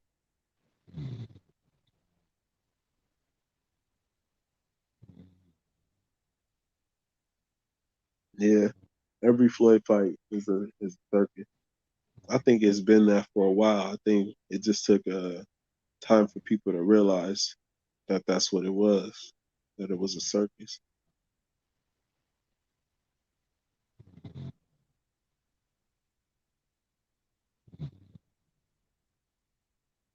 Yo, yo, yo, yo. What's What up, baby? good? Shit, I'm just on here by myself, so I was reading through What the happened? comments. His story ain't passed out. He must have fell out and went to sleep, bro. My nigga passed out, man. What's up with this Bud and bullshit, man? Talk to me. I've been seeing you in the chat. You said Bud gonna knock him out. Hell yeah, you know I want to see the fight, bro, because I believe that Bud could win, bro. I don't think that he should or would duck any smoke. You feel what I'm saying? I think that he just got a path that set in front of him that he trying to walk, and I think that Boots and Bozy Ennis understand the path, and they letting him handle his business. But they do want to fight though. Hell yeah, they want to fight, but they know that they're gonna get it regardless. Because if he beats Spence, he gotta fight him still, and I think that's the fight. But how we know he gonna fight Spence? They still ain't fought each other. It's been years. I think that shit inevitable, H. I think that the time coming, and I think that we gonna put us Crawford fans on Crawford side gonna put the pressure on him, and Spence fans, I'll be listening in on them. They putting the pressure on him. I'll be listening to him. So I believe that the fight is coming. I don't think that Spence gonna avoid it. I don't think that he been ducking. I think that he was going on the road. I hope they both, man. Shit, it's gonna happen. Who avoiding who? Some, you know what I mean? Spence collecting belts out here. Spence, he going to fight Ugas for 3 belts on the line. You know, when I say the fight next, H, Spence next fight is gonna be Terrence Crawford. After Ugas. I can't tell you, yeah. I can't tell you if Terrence Crawford's next fight gonna be Spence, because he might fight somebody in between. He could, fight Boots. Like, as a free agent, H, I think that Terrence Crawford fighting Boots, it's a potential for money-wise, it's a potential for a failure to happen. It's a high risk, but I think that Bud should still take the fight. And he's going to I never knew Bud Crawford to be a businessman like that. Like when Earl Spence was being a businessman, everybody got mad at him. You know what I mean? He is though. H. He likes Floyd Mayweather. He think like them. I think that Bud really, if he was on the PBC this whole time, like he thinks like them. You know what I mean? He thinks about his money and stuff like that. And that's what you should. You feel what I'm saying? You should if you're a top fighter like that. But in the end of the day, I think he still should take the fight, because taking that fight put it into all doubts, and that let everybody know that you're the guy. You feel me? Like he should do that. Then everybody will know what's up. That's why I would get him out the way right now. Get him out the way. But hey, a lot of people they calling for that fight though, cause I really I said what I had to say about it, but I got so much respect for Terrence Crawford. Like, you know what I mean? He do what he do. You feel me? Like Crawford, one of the best. You know what I mean? I ain't fucked up about it. You know what I'm saying? Boots could beat him. Yeah, for sure. Goddamn right. Boots could beat anybody, my nigga. If that nigga's good. Hey, Kush, that nigga really good though. Kush, I ain't gonna lie. I'm not just, bro. I watched him. That nigga nice for real though, Boots. Even Bud said it. Hell yeah, he is. Nobody, like, when you see his game, bro, you can't cap. Like, it's something you can't deny. And with that being said, I know that that's really the fight. That's the fight. Even Joseph brought up that fight. Like, Crawford should fight Boots. Yeah, like, Joseph, niggas is calling for that shit. Like, I'm like, damn, I said what I had to say. I really wasn't pressing it. Like, I mean, I was that one day when I first talked about it. Yeah. But then now I'm like, Crawford, my nigga, I got so much respect for Crawford and Bomac and them, So I understand what they doing, but I ain't, you know what I mean? I'm not going to throw Crawford under the bus like that if he don't fight Boots. You know what I mean? I called it out. I said what I had to say. But you know what I mean? I got respect for Bud, though, my dude. You feel me? I got too much love for them niggas, man. After he fights Spence, if he don't fight Boots, we going after him like that. We going after him like that. I thought I'd never hear you say that, my boy. I'm not playing, bro. Like, he gotta fight him, bro. You can't duck him. He sound like he really don't want to fight that young nigga, though. I ain't gonna lie. The way from what I heard from Crawford, you could tell when somebody really want to fight somebody. Yeah. From what I heard from him, it sounded like he really ain't want to fight that nigga. I'm gonna be honest with you, because he said Keith. Like I'm like Keith. Why would he say Keith? Like, why would you want to fight Keith Thurman? Thurman ain't did shit in so long, my dude. It's like this is America. What have you done for me lately? And that nigga Keith Thurman ain't did shit in boxing in like 5 years, dog. Come on now. Fuck that Thurman fight, dog. Thurman went to go fight Barrios, dog. But you want an easy fight with Thurman? You gonna fuck Thurman up. Boots is a real challenge, I think, dog. For real. That's a threat. That's a real challenge. If Thurman was more active, yeah, I'd understand him because I rate Thurman as a better fighter than Sean Porter. Because just style-wise, and I mean, he beat Porter, so I rate him as a better fighter than Sean Porter. But Thurman's not active, and he's not even coming off a win. So yeah, I agree with you. Hey, Boots can actually beat Crawford. Like, he can actually beat him. With Thurman, dog, I don't think anybody picking Thurman to beat Crawford. It, you know what I mean? It ain't like that. Like, you know what I mean? Thurman is not a threat like that, dog. He's not. I don't know, but would you not say Ennis that? Is like, Jimmy, with Jerron Ennis is like, you don't know what to expect with that young nigga. He might do something, you know, something spectacular. He fuck around and knock out Crawford. You never know what can happen with him. But with Thurman, you know Thurman ain't doing shit. Yeah, he's a young, big, powerful, talented welterweight contender, world-class fighter. So yeah, he's definitely got a thing. With Keith Thurman, I mean, he's got a lot of talent though. It's just he hasn't been active, innit? Injuries, inactivity. Was I right? I rate him as a better fighter than since Sean when? I mean, when was the last time Keith Thurman was like he did something? When's the last time he beat a good fighter? Jose Cito Lopez, come on, dog. I could really almost go down the line. If I'm hard enough, I could really say that he really never really beat nobody really that skilled. Well, he beat Porter. Danny Garcia, but Danny was good at 140. Really, he won a belt. Danny won a belt at 147, though. I give him that. We could break down why we give Porter credit. We give Porter credit not because Porter was such a cold fighter like that. We give Porter credit because he was a dog and he was willing to fight everybody. But really, Keith Thurman ain't never really fight nobody that great. He if he would have fought Spence, I would be like, okay. Yeah, but come on, you gotta be fair though, because you could say the same thing about Errol Spence though. His resume isn't better. Yeah, we could. I mean, what y'all think about this comment right here? Ray. He said, if Bud can't get EJ next, the narrative will switch to EJ being a duck. If that happens, it's almost a guarantee that Bud will be fighting Thurman next. If not, Ugas, try and EJ Lomatio shit. You know what I'm saying? I don't know, man, what to expect, man. He said, fighting Thurman, if not, Ugas, to try and do EJ with T.O. Loma. What y'all think about that comment? He pretty much saying if Bud can't get the EJ fight, the narrative will be EJ ducking. You know what I'm saying? If he don't get the fight, for whatever reason, they're going to say EJ a duck.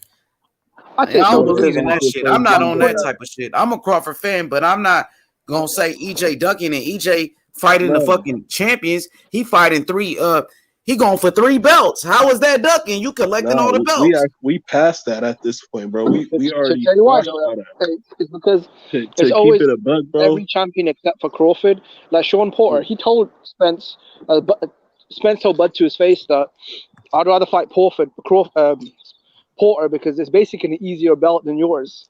But it don't matter. He's fighting champions, bro. Like he said, I'm gonna go fight everybody on my side. They had all the rest of the belts on their side. He said, then we gonna meet up for the undisputed. What's wrong with that? Meet up for the undisputed. I'm about to go collect these belts, and me and you gonna get it on. Yeah, you're right. But the problem is taking 4 years, though. That's a problem, H. That's a lot of fans. You had a car accident. Go ahead, Kush. Go ahead, Kush. Why did it take 4 years? Because he got in a car accident, bro. That took him out of the ring for a little. Crawford was with Top Rank. You know what I'm saying? He was with Top Rank, and the pandemic took us all away from boxing for about a year, bro. Yeah. That's almost 2.5 years accounted for, bro. This shit was supposed to be moving. You feel what I'm saying? That's all I'm saying. He did I agree exactly with what he you. said he was gonna The do, bro. situation. That's all I'm No, the saying about situation. Spence. You know I'm a Crawford fan, bro. Exactly. I can't get mad at the guy that's collecting all the fucking belts. You know what I'm saying? That's like when Joshua, he was out here, unifying the division and shit. Joshua was collecting belts, right? Wasn't that what he was doing? And motherfucking Wilder had that one belt. You know what I'm saying? But you wasn't mad at AJ for doing what he did and collecting those other belts. Yeah, that's true. But I also said, just the same way I'm saying now, that I wanted the Wilder fight before the Joseph Parker fight. Because even though Joseph Parker was, another champion, had a belt, it wasn't worth more than the Wilder fight. But Joseph Parker, he, you know what I'm saying? That fight wasn't going to be bigger than Wilder and AJ for Undisputed. Everybody wanted to see Wilder and AJ. Joseph Parker just collected a vacant belt. You know what I'm saying? But it's the same here as well, though, because Ugas but not a bigger fight than Crawford. But people was talking about Wilder versus AJ for Undisputed. That was the fight that people wanted. Joshua does not. He knocked off Joseph Parker. He beat Charles Martin for another belt. And then you know what I'm saying, he was collecting straps. He beat Klitschko. He got some belts too. So he was strapping up though. No, but people criticize Joshua when he fought Parker instead of, they're like, let's fight Wilder. That was the fanatics and the fanboys, bro. They, you know what I mean? Yeah. The only is, I don't even really care too much about the belts because I feel like Spence and Bud is bigger than belts. You know what I mean? To me, that's like a super fight. It was like Mayweather versus Pacquiao when they fought. I mean, it wasn't for Undisputed, but it was the biggest fight in what? I mean, Spence and Bud, that's probably the biggest fight in American boxing, isn't it? I think I agree with you, bro. And that's easy. Yeah, it's because it's the fight that it's actually the fight that we want. Some fights, it ain't about how big of a star they was before or anything like that. It's just when it's the fight that we want, you feel what I'm saying? People will buy it. Yeah. Because for me, Spence and EJ is easily the biggest fight in American boxing. And I think boxing, gets made period. Because I don't mind the Ugas fight. Yeah, I don't mind the Ugas fight, but once he beats Ugas, if he doesn't fight Bud, then that's gonna be bad, bro. Because then it's like, okay, well, Bud's the final piece of the welterweight jigsaw, isn't it? I noticed an annoying ass question for somebody to ask you, and you probably heard it before, but I still gotta ask you, bro. Now, if they get all the belts, bro, is that shit not a bigger fight? For me, I mean, I wouldn't say so. Should I tell you why? Why you say that? Because if this fight happened 2 years ago, I think both guys would be more in the athletic, physical prime. And it's still a good fight. It's still a great fight. I'm not just talking about just skill-wise, because I don't think that their skills have diminished, Jimmy. I'm not going to disagree with you. But what I'm saying is, I'm talking about as far as exposure, people know who the fuck they are. Like right now, like if Spence and Crawford were to fight next week, right? Let's just say that hypothetically. If they were to fight next week, the word was spread like wildfire. Like, because I know all us hardcore fans are fucking gonna buy the fight and tell everybody and everybody else that the fight is happening. Facts, Kush. We be screaming like a motherfucker, nigga. Everybody on YouTube going. Everybody in the world is gonna be watching that fight, bro. Like in the world.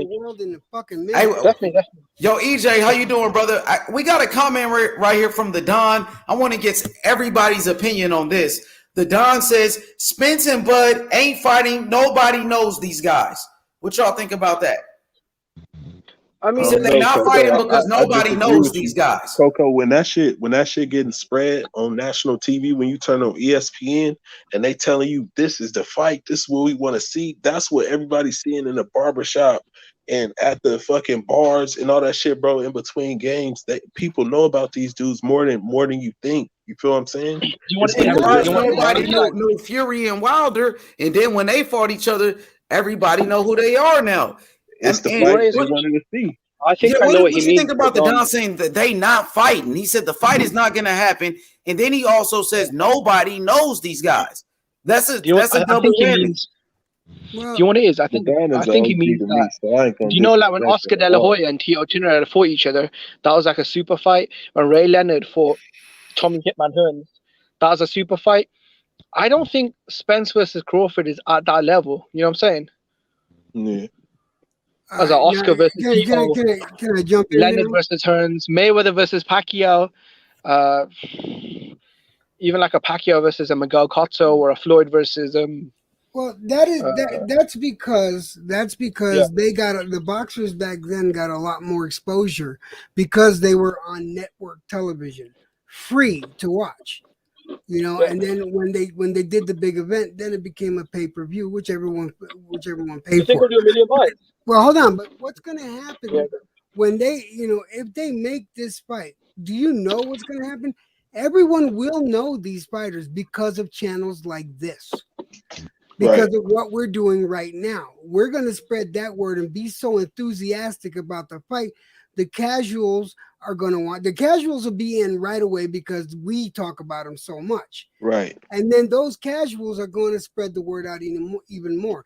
And I guarantee you, if those two sign up to fight, it's going to be a super fight. It will be out there.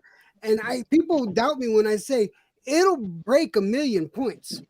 On paper. I think it will too. I guarantee you it will break 1 million. It'll break 1 million points. That's the big number, man. And it will be because of channels like this. The LDBC will talk about it like crazy. We will talk about it like crazy. Everybody in the YTBC is going to talk about it like it's the second coming of Christ. Right. No lie.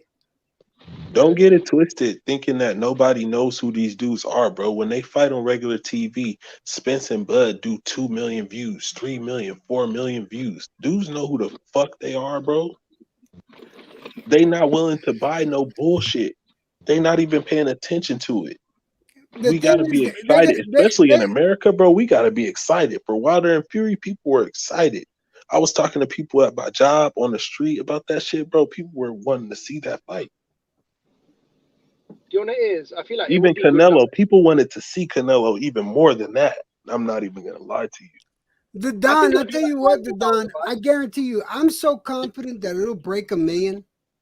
All right. I'll put my beard up again for sacrifice. No. Electric, don't do that because this is post-COVID, bro. This is post-COVID in the era of I don't think that COVID is the reason. I don't think that COVID is the reason. I'm gonna be honest. No, I think people have more money during COVID. I know you're afraid to see my face. People have more money during COVID.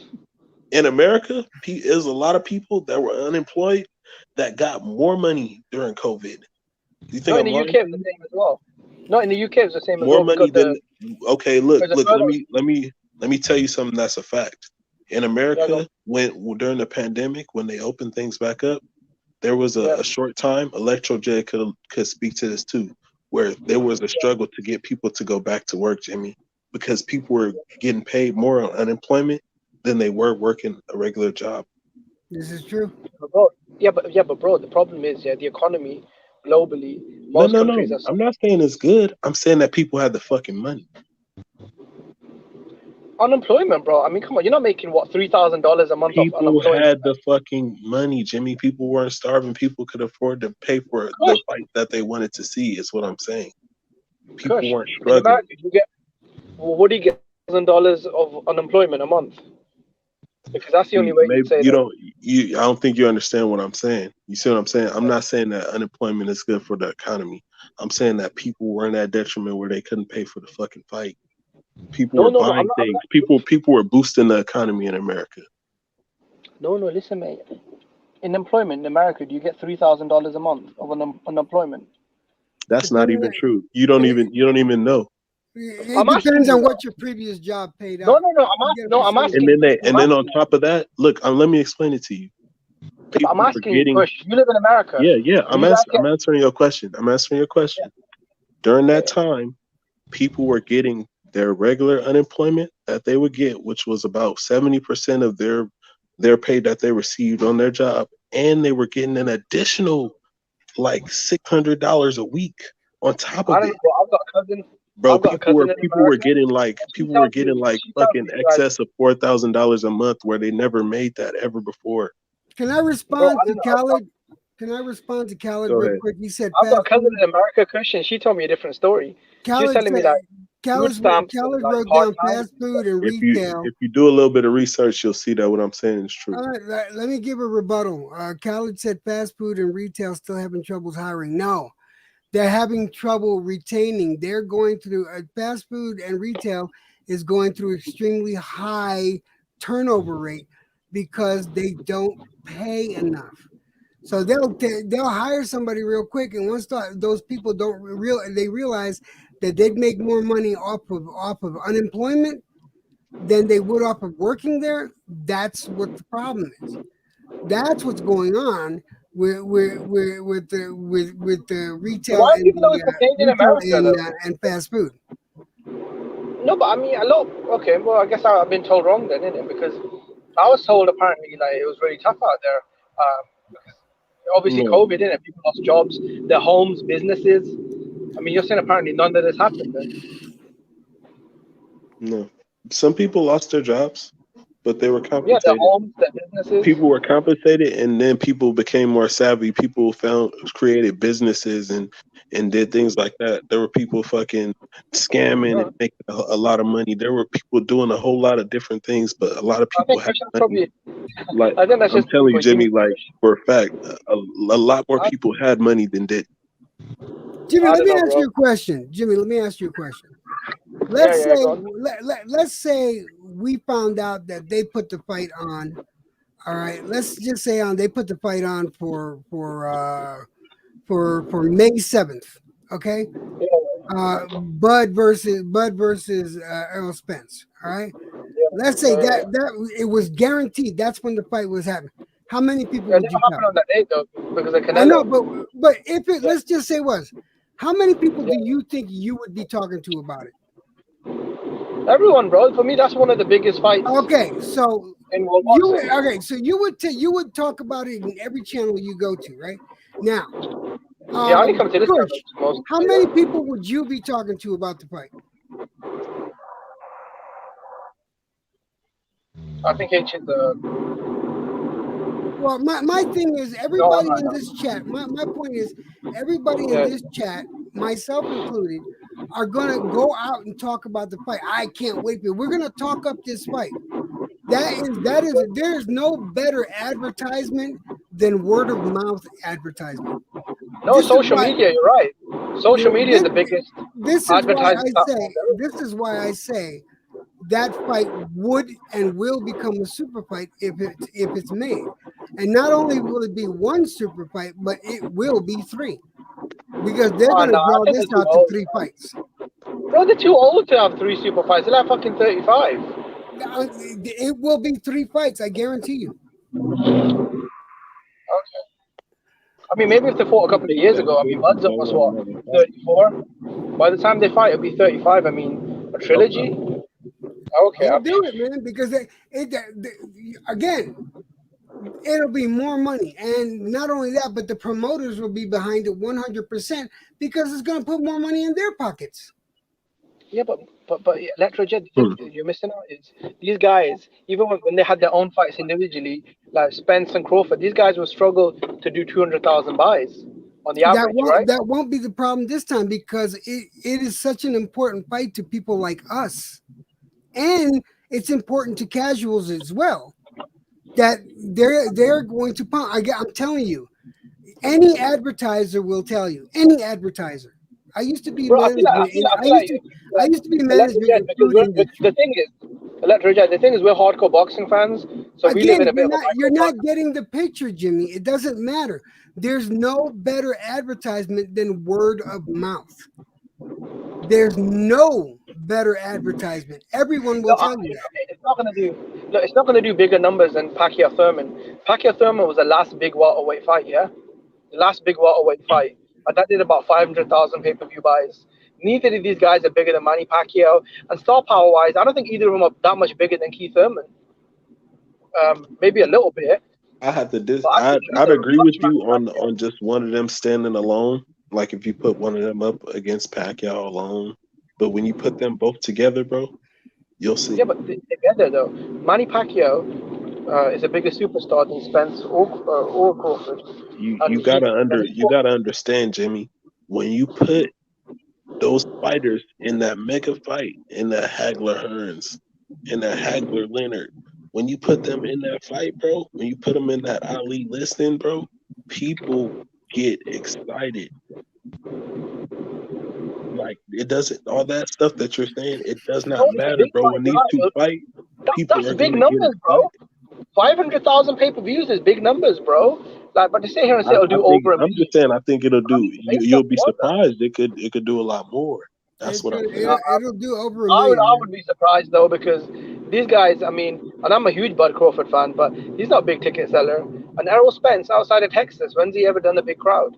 So I mean, So was Wilder or Fury before they fought each other? Like, were either one of them a big, huge pay-per-view star? if the first fight only did about 300 No. thousand, Before they ever fought,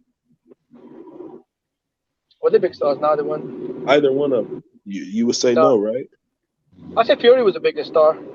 No, but I'm Then talking Wilder. about a pay-per-view star. Like, Yeah. you wouldn't say that, right? But after they got together, you see what I'm saying? Then, like, I think that one of the first fights did like 800,000. Did it not? No. The first fight did 325,000 What the pay-per-view second buys. fight do? The second fight did better. Yeah, I think it did 800,000. You see what I'm saying? Like, when you put those fighters together, you see what I'm saying? It creates something. Yeah, but those guys were built up. I mean, Tyson Fury beat Klitschko, massive win, came back. Wilder was coming off a big win over Luis Ortiz, and they had a massive tour. So I think if they did that, they could definitely do those kind of numbers. And bro, that's a heavyweight. You just answered it. You just answered That's it. a heavyweight. That fight was built up. And what's this fight? This fight is built up like a but they're not heavyweight, motherfucker, bro. This fight is built up bro. to maximum. Well, I don't know if it's built up to maximum. It'll be built up to maximum after Spence beat Ugas and then Bud, if he fights Keith Thurman. In the first fight, Wilder and Fury are actually both younger than what Spence and Crawford are now. That's the funny thing, bro. That's why they could have a trilogy. That is. And I'll be honest, no one even wanted the third Wilder Fury fight, if I'm honest. Now, don't get me wrong, we got hyped up near the end, but I mean, come on, man, we wanted the AJ Fury fight, the undisputed, or we want Usyk and Fury. So, these guys are a lot younger, I think, and they're also heavyweights. And heavyweights, for whatever reason, historically have always drawn bigger crowd. So if that did 300,000 buys, I think 500,000 buys, that's a big number, wouldn't you say? Yeah, I'd agree with you. It is, but I got a gut feeling. You see what I'm saying? In America, from a standpoint, from a fan, where I've been like studying these guys, like every radio station knows who these guys are. You see what I'm saying? These guys get on billboards and shit, but everybody who knows a little bit about boxing knows who these guys are, bro. They're just waiting for them to fucking fight. If I go down the street and I ask them, "Oh, do you know who Terrence Crawford is?" I'll tell you, like 6 out of 10 people know who the fuck he is. You see what I'm saying? It's gonna take this fight to make either one of them that star that you're thinking of. Whoever. Do you not feel like they come up there in age though, to be a star, because they're like 35 years old though? I mean, that is all up to the fighters, like how long they want to go in their career. But it's never too late. Floyd and Manny became stars.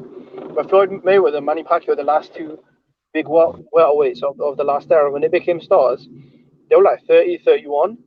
These guys are almost 35, bro. Okay, I'm gonna tell you some real shit, bro. Becoming a star in boxing is like as if you were to become rich, like right now, right? If you became rich right now, let's say hypothetically you have bad credit, right?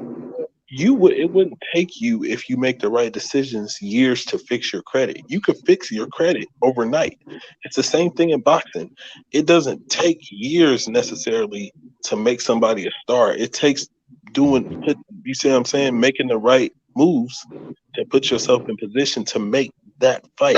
Like Floyd Mayweather, he became a superstar in one fight, fighting Oscar De La Hoya. You see what I'm saying? He became a mega star even more so with Pacquiao and so on. But sometimes it just takes that fight, is all I'm saying. I wouldn't say he became a bigger star after the Pacquiao fight because that was at the end of their career, and they had, I think, one more fight after that. He did, bro, So, because he did bigger numbers technically against Conor McGregor than he did against Pacquiao. no, he didn't, bro. When he fought Andre Berto, he only did 400,000 buys, bro. That was lower than most No. fight dollars. I said Conor McGregor. No, but right after the Pacquiao fight, he fought Andre Berto, right? He did 400,000 buys. And when he fought Conor McGregor, a reason why the numbers were big is because Conor McGregor brought the UFC crowd. Right. I mean, look on Instagram. Conor Right, McGregor's got more Instagram followers but than Floyd. in the end, none of that matters. Conor McGregor just did his part in helping sell the fight, and a lot of people wanted to see Conor McGregor fight. Like you wouldn't believe in America at that time. Everybody believed that Conor McGregor might beat Floyd Mayweather. Oh, really? Fucking hell, man. Yeah, Whoever believed like that casual. I'm talking about casual fans. They're like, "Oh yeah, Conor McGregor's gonna touch him. Conor McGregor's gonna he might knock him out." They believed it. Yeah, bro. Like it was like that. That fight was bigger than the Pacquiao fight. The Pacquiao fight wasn't nearly as big as the Conor McGregor fight. I'm gonna be honest with you. No, you're wrong. No, you're wrong. I'll tell you why. Because the live gate and the pay-per-view numbers for Pacquiao are bigger than Conor McGregor. I don't know that to be true. What's the numbers? Well, the live gate for Conor McGregor and Floyd was 55 million, and the live gate for Pacquiao and Mayweather was 73 million. The Conor McGregor pay-per-view was 2 million, and the Pacquiao pay-per-view was 4.6 million. The Pacquiao fight did 4.6 million. Is that a real? Is that real? Because I thought he did somewhere around 1.8. No, bro, the fight Floyd had against Canelo was over 2 million. Yeah, like I don't know, bro. They kind of play with the numbers and shit. And the PBC, I know, reports one number, and I heard a different number, like on numerous occasions that fight did 1.8 million, and Conor McGregor did somewhere in excess. Which of fight, 4 brother? No. The Pacquiao Mayweather fight did over 4 million buys, bro. Yeah. Which fight, brother? The Pacquiao and Floyd fight. Pacquiao Mayweather. Let me see. Pay-per-view buys. Pacquiao Mayweather. Did it do more than Conor McGregor? 4.6. Yeah, it did. It did 4.6. I never knew that. Thank you for correcting me on that shit, bro. Yeah, no problem, bro. I got it from Business Insider, so it's that's pretty reliable. Well, that's impressive, bro. I never knew. I thought that the Conor McGregor fight did more. But shit, it was close. 4.3, brother. Should I tell you why it felt like it was bigger? Should I tell you why, Kush? It's because you had fans from the UFC and boxing talking about it. Yeah. That's why. In America, it was crazy. It was crazy huge. Bro, it's huge in the UK, bro. Bro, in the UK, that was on pay-per-view as well. I think we only paid about $40 for it. But it did big numbers here as well. I think it did over 1 million pay-per-view buys. All the bars were up showing the fight. McGregor's from Ireland, isn't it? So he's really big in Europe. And Mayweather's really big in the UK as well. So, I mean, that was a huge fight in the UK as well. I think they did over 1 million pay-per-view buys here. Everyone watched it. It was all over the media. Yeah, man. They made a lot of money. Did you guys buy it? Yeah, I did. Yeah, I bought it. Yeah, I didn't buy that bullshit. Yeah, I did. And I'm a Floyd fan, man. You know, I'm a big Floyd fan. No, I bought it because the problem is I had a fight party, so I had like 20 people over. So to my defense, Puro, at that time, bro, I was a lot more casual. I was just a dumbass Floyd fan then. But it's all good. I mean, Floyd was a good fighter, but I mean, it's just you couldn't tell me shit about Floyd then. I would have told you Floyd is the greatest of all time. Then next to Muhammad Ali, you couldn't tell me nothing then. Shit. You can make a case though, cause she's really good, man, in my opinion. Yeah, but I'm a Floyd fanboy a little bit. You know, I'll be honest. I was the only one rooting for Floyd in the room. So everyone else in the party was rooting for McGregor. Yeah, man, Floyd gets a lot of hate. Yeah, he does. Yeah, but that's just what he brings in himself, when you play the villain, innit? It was kind of like that in the at the party I was at with the Floyd Pacquiao fight, from what I can remember. Like a lot more people were rooting for Pacquiao than rooting for Floyd. Like, see, it was opposite for me though. Because when Pacquiao Mayweather fought, a lot of people were rooting for Mayweather. I was rooting for Pacquiao though. I was hoping to beat the fuck up. I remember a lot of people that you wouldn't expect rooting for Pacquiao. Like, you wouldn't believe it. Like, a lot of people really like Pacquiao in America. Like, Yeah, but he comes as like like a humble, friendly guy. Hey, Almost like a Mayweather whooped his ass. Mayweather beat the fuck out of Pacquiao. That he did. He whooped him easy, man. Pacquiao talked all that shit. And when he fought, he got his ass whooped, and then he made excuses worse than that. Made all type. My shoulder was hurting. Oh, my little shoulder was hurting. Come on, bro. All those goddamn excuses. Floyd Mayweather whooped his ass, bro. He did. Yeah, he whooped his Who ass. are you rooting for? H, when they fought, who were you rooting for? Money, money, money. Yeah, man. Yeah, fucking. I I knew think Mayweather since the was first gonna fucking Marquez fight that he had no chance with fucking Floyd. Yeah, man. Yeah. When Floyd was an active fighter, I never rooted against him, bro. Mayweather was too sharp, man. Too fast, too good defense. He had some pop too. You know what I mean? He had it all, and he had a good chin, man. Come on, man. He had a great chin. Matter of fact, he fought the best guys. You know what I'm saying? You see how good Canelo got after that Mayweather fight, though. I ain't gonna lie. He learned a lot in that fight with Mayweather, bro. For real. Yeah. Outside of his hands, I mean, Mayweather could do everything. Fight on the inside, box at range, move, walk people down. He had a jab, counter punch. Mayweather was technically a complete fighter. Like, he didn't have any holes in his game. I agree. Outside of maybe sometimes making it a little boring. To be up there with the greats, bro, you got to be able to do all that. Yeah. He had hand speed, foot speed, strong, always in great shape, very smart, technically sound. Never got tired, man. He never got tired. His defense, he was too smart, man, and he was tough too. Yeah. Remember when he took that right hand from Mosley? Maybe that. Oh yeah, he was smart. He was rock, bro. You seen that shit? What you say, Puro? I was saying for me, what made him really special, like which really separated him from his era, and then like you can compare him to other eras, was his ring IQ. Yeah. So what do you mean by that? I agree. I mean, like literally, like he could all of his opponents, like especially during the money era, like he could adjust in fight, and then like literally take away your best weapon, like literally like any adjustment you could make, he can make like a counter adjustment, and it was a beautiful thing to watch. Yeah, he's definitely one of the best defensive boxers of all time. Some people even say he's the greatest. And then he always knew where he was at in the ring, bro. No, you know what, man? I'm just gonna keep it real, bro. Like, people keep saying Pernell, but I feel like he's a little overrated, though. Because... Nah, hell no. Hey, what the fuck? That motherfucker was so good, Jimmy. He was so good, it didn't make any sense. You probably never seen anything like somebody like a Pernell Whitaker. How good he was. You say he's got better defense? Bro, he got robbed from some of his biggest wins, bro. I thought Pernell beat Chavez. If he would have won that fight, bro, you wouldn't be saying that, bro. Trust me. Some of those decisions went against him, bro. And that dude was a hell of a fighter for sure. Would you put his defense on the same level as Mayweather, though?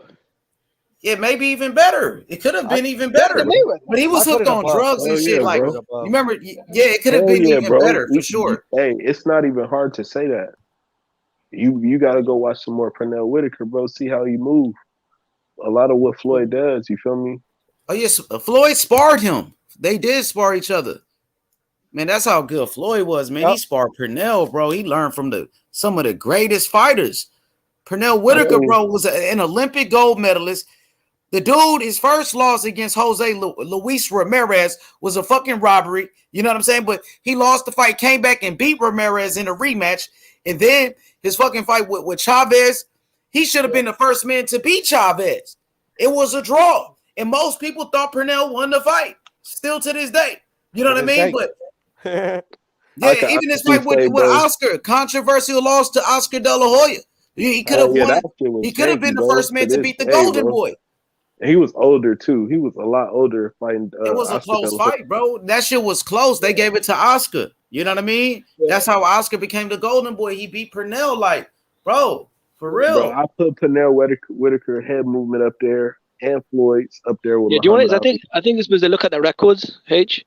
I think when you see Pernell's boxing record and you see Floyd's looks a lot nicer. Yeah, it does. But you got to understand, bro. Those losses he took, bro, was controversial losses.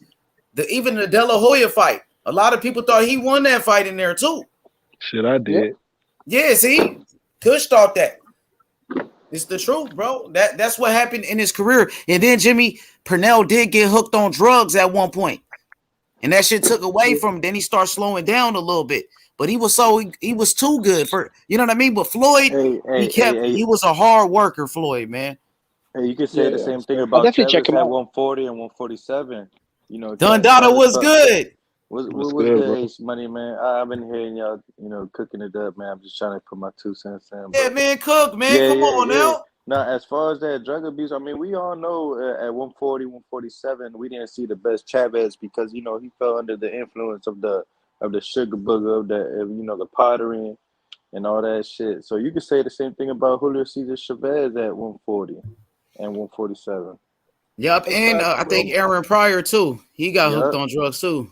That's how he took his first loss. And around that time that Julio Cesar Chavez got hooked on some other shit, he had fought Mudrick Taylor, where that famous stoppage comes from as well. Yep, but a lot of people thought that was controversy, and a lot of people thought Mildred Taylor deserved to win that fight, though. He wasn't on coke on that fight, bro. But it was controversy behind that fight, brother. It's still to this day. If you look at the face of Mudrick Taylor and you look at the face of Chavez, but he still was outboxing Chavez, though, bro. But it looked like he got ran over a train. But he was up on the scorecards, Firo. But didn't they rematch that? Didn't they rematch it? And then what? Yeah, they rematched. And the second rematch was on coke. Yeah. Because after the first fight, Mildred Taylor, he really wasn't the same fighter, man. You know what I mean? Because but he came back and became a champion after that, though. He did. Came back and became a champion. He got knocked out by Terry Norris, too, later on. A couple years later after that, Mudrick Taylor, his speech went away. He was severely brain damaged. Exactly. But he did. Well, I'm going to say this. A lot of people felt like Mildred Taylor deserved the victory in that fight, but Chavez won. So congratulations to Chavez. He did what he had to do.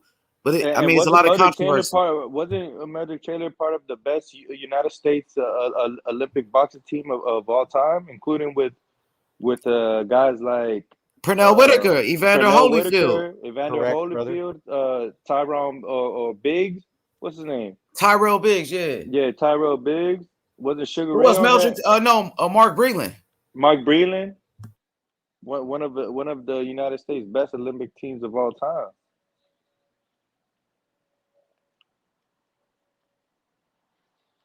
For sure, keep going. So yeah, I'm listening. Nah, but I'm just saying. I mean, it sometimes it's not really about who you take your losses to. It's who you actually got in the ring with. You know what I mean? Do you feel like Mildred Taylor deserved the victory that night? I mean, it don't matter. I mean, I'm just asking. Do you feel like he deserved, those final 2 seconds? He was up on his feet. The fight was pretty much over. I would never thought a fight would get stopped with 5 seconds left. I would never think, but the ref was in there. I seen the documentary. Y'all seen the documentary? Yeah, of course. I watched it like 100 times. Yeah, the ref said that he asked Mudrick Taylor numerous of occasions if he's okay. He didn't respond. So he felt he did what he had to do. I'm not gonna. They said that Richard Steele was in cahoots with Don King, fucking Chavez promoter. Richard Steele, my nigga. His whole career. I wouldn't be surprised if that was true. I wouldn't be surprised if that's really what happened. But it is what it is, man. Chavez did what he had to do. That fight made Chavez a fucking superstar for real. Like he became even bigger than life after that. Hey, but just as much as credit we give to Chavez, man, I give just as much credit to Mudrick Taylor because Mudrick Taylor put on a hell of a performance. Facts. He did. That was a great fight. Yeah, in my opinion, he deserved the last 2 seconds, bro. Like you said, bro, it is for real. You think so? Yeah, I think it was like 3-4 seconds left on the. But it is what it is. Like the damage was already done. You get what I'm saying? Yeah, Chavez fucked him up, man. Hey, but they said that once it hits 10 seconds, the corner light turns on or something like that. Is that still in boxing? I remember Pernell Whitaker's coach was like, is that still in boxing? Of course. Where the last 10 seconds and then the light pops up. Yeah, yeah, of course, bro. And then they do the tapping of the fucking wood. When 10 seconds hits, you hear that. Tap, tap, tap. Yeah. Taylor would have won that fight. That dude would have been a fucking superstar, bro. Yeah, If he would have been the first man to beat Chavez, and then he lost the fight, and then he took the fucking damage the way he did, that shit fucked him up bad. But he still came back and became a champion after that. Yeah, at 147, he won a belt but at if you look at the 147. documentary, Richard Steele says that he knew Meldrick Taylor was taking a beating. I seen that documentary on HBO New so many times. Yeah, I seen it. It was Legendary Nights on HBO. Yeah, man, that shit was crazy, man. You know, Meldrick Taylor was a great fighter for sure. He beat, Meldrick Taylor beat Buddy McGirt for that belt at 140. You know, what's good, Kush? Who you thought won that fight, Kush? Meldrick Taylor or Chavez? Do you feel like Meldrick Taylor deserved the final 2 seconds in that fight? I cannot cap and say I've seen it before. I ain't seen it before. Oh, you got to check that out. Oh, Meldrick Taylor versus Chavez, man. That shit, man. And y'all know I'm gonna go watch it too. That shit is crazy. They got a whole documentary on that fight, man. Nah, you got to see the whole thing. All of that. It was amazing. That's true boxing analysis right there, man. Hell yeah. What's good, Khaled and Tony? What's up with y'all? Yeah, honestly, the one fight, the same fight, the fight you guys are talking about, the one fight I can remember that one fighter never lived after that one fight lived up to his potential was honestly Ricardo versus I think it was Manny. Fernando. Manny. Was it Manny? Are you talking about Mayorga versus Fernando Vargas? Yeah. Well, Mayorga lived up to his potential, brother. Oh no, Vargas. Yeah, I think Fernando Vargas didn't live up to his potential, but that's partly because they threw him in the wolves so early in his career. They threw him in a lot of big fights. That's the the common conception. I thought that. No, that's what. This is why I'm worried with Boots. To be honest, Boots tennis, they could throw him to the wolves too early. Bro, Boots. And stop it, man. Stop it. They said that about Teofimo Lopez and he beat Loma, bro. Quit playing. Mike Tyson.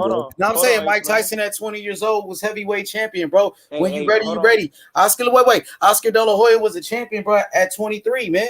You know what I mean? Look at Shakur Stevenson and those guys. Let Boots get a chance. You got to start protecting these fighters, bro. Stop protecting your favorite fighter. Terrence Crawford needs to fight Boots in this. He needs to fight Virgil Ortiz and all of those guys.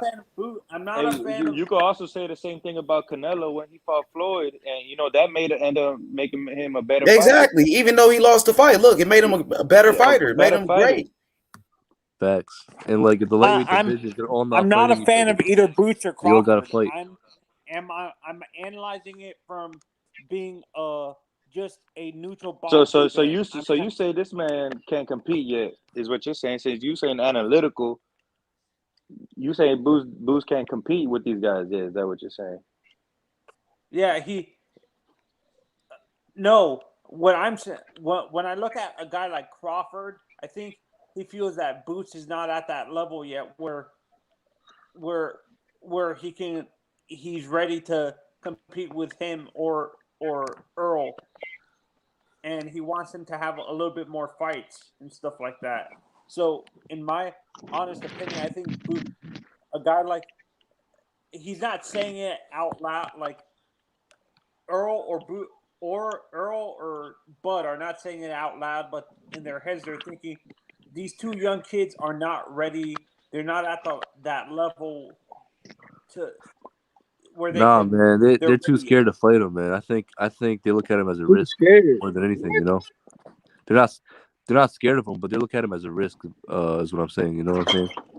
Oh, they don't look at him saying they're not ready. They're just saying they're too big of a risk. I don't think Bud or Spence fear Boots. Period. The scary shit ain't it's cat. No, but they won't fight him though. That's the thing. Why won't they fight him? Because it's too much of a risk, right? Well, what has he done? I mean, like, has he? I'm not saying that he's not the mandatory. Until he becomes the mandatory, it's hard to say why don't they fight him. You know what I'm saying? Yeah, like if he was Bud's Mando like Porter, Bud would have fought him. Bud wouldn't have gave up his belt. That's just point blank. Period. Yeah, but here's the thing is, Bud right now he has a voluntary coming up, right? Yeah, if he wants it, And if he he wants could it. fight Boots, but he's not gonna fight Boots. And it's not just them two. It's all the other fighters like Keith Thurman. You could say Danny Garcia. All of them. They're not gonna Right. fight a guy like Boots. Oh yeah. Right. Yeah, I understand that. I understand them, but it's not that they ain't gonna fight Boots. It's just that Spence is getting that other belt, and Bud just fought Porter, so Bud probably shit. I would be surprised if Bud even fight. He say he want to fight Thurman, but I'll be surprised if he even fight because he ain't even got a promotional company. He need to get his business straight first, and then I'll see. But I don't think the dude ducking. I don't like that ducking stuff. I mean, too. It's crazy. I agree. I won't say they're Bud will scared. duck a fucking soul. Bud will fight Jamel Charlo if he could. So I don't think Bud would duck. You know what I'm saying? Period. That's just crazy, bro. Now we talking about a 3-division champ, unified champ in one division, undisputed champ in one division, a champion in this division, and I haven't seen Bud ever duck some real smoke where somebody was his mandatory and he was like, nah, I won't get in there with him. So until that happens, I can't call that man a duck. Yo, Kush. No, that's you In brought the it private up chat, I about put the fight. because of his Hey, track hey. record, Bill. Hell Because yeah. of his track record, do you think Cool. Bud earned Go the look right to be Bill. selective on who Don't he trip, wants to Hell fight? yeah, Buzz earned the right. Hell yeah, he's earned the right. It's not disrespectful to Boots. It's just, man, look, shit. I know, like, it's just No, bro. Bud feels he's not at that level yet where he, in terms of the money making aspect, I don't think Bud feels that Boots is at that level where he can. But what makes you the A side? How much you make? How much money you make for others, or how much you make for yourself? Because isn't Terrence Crawford making a lot of money on that Top Rank contract? Wasn't he making like 4 or 5 million guaranteed? On But top of that, another that's no million if you don't fight somebody I think what makes of you elite the A side, competition. Khaled, what makes you the A side is the track record, and I think, with his track record, he is the A side. For me, the money thing is overhyped. To me, when it comes to the A side B side crap, I think it's more. Bud has earned the right to be the A side because of his track record in 2 divisions. In my honest You opinion, talking about it? You guys talking about against Boots? Yeah, who you guys yes. talking about? No, well, I'm talking about A side, B side against Spence. Oh, against Spence? Man, fuck all that, man. So what's the guarantee Spence has been making for his past fights, if anybody knows?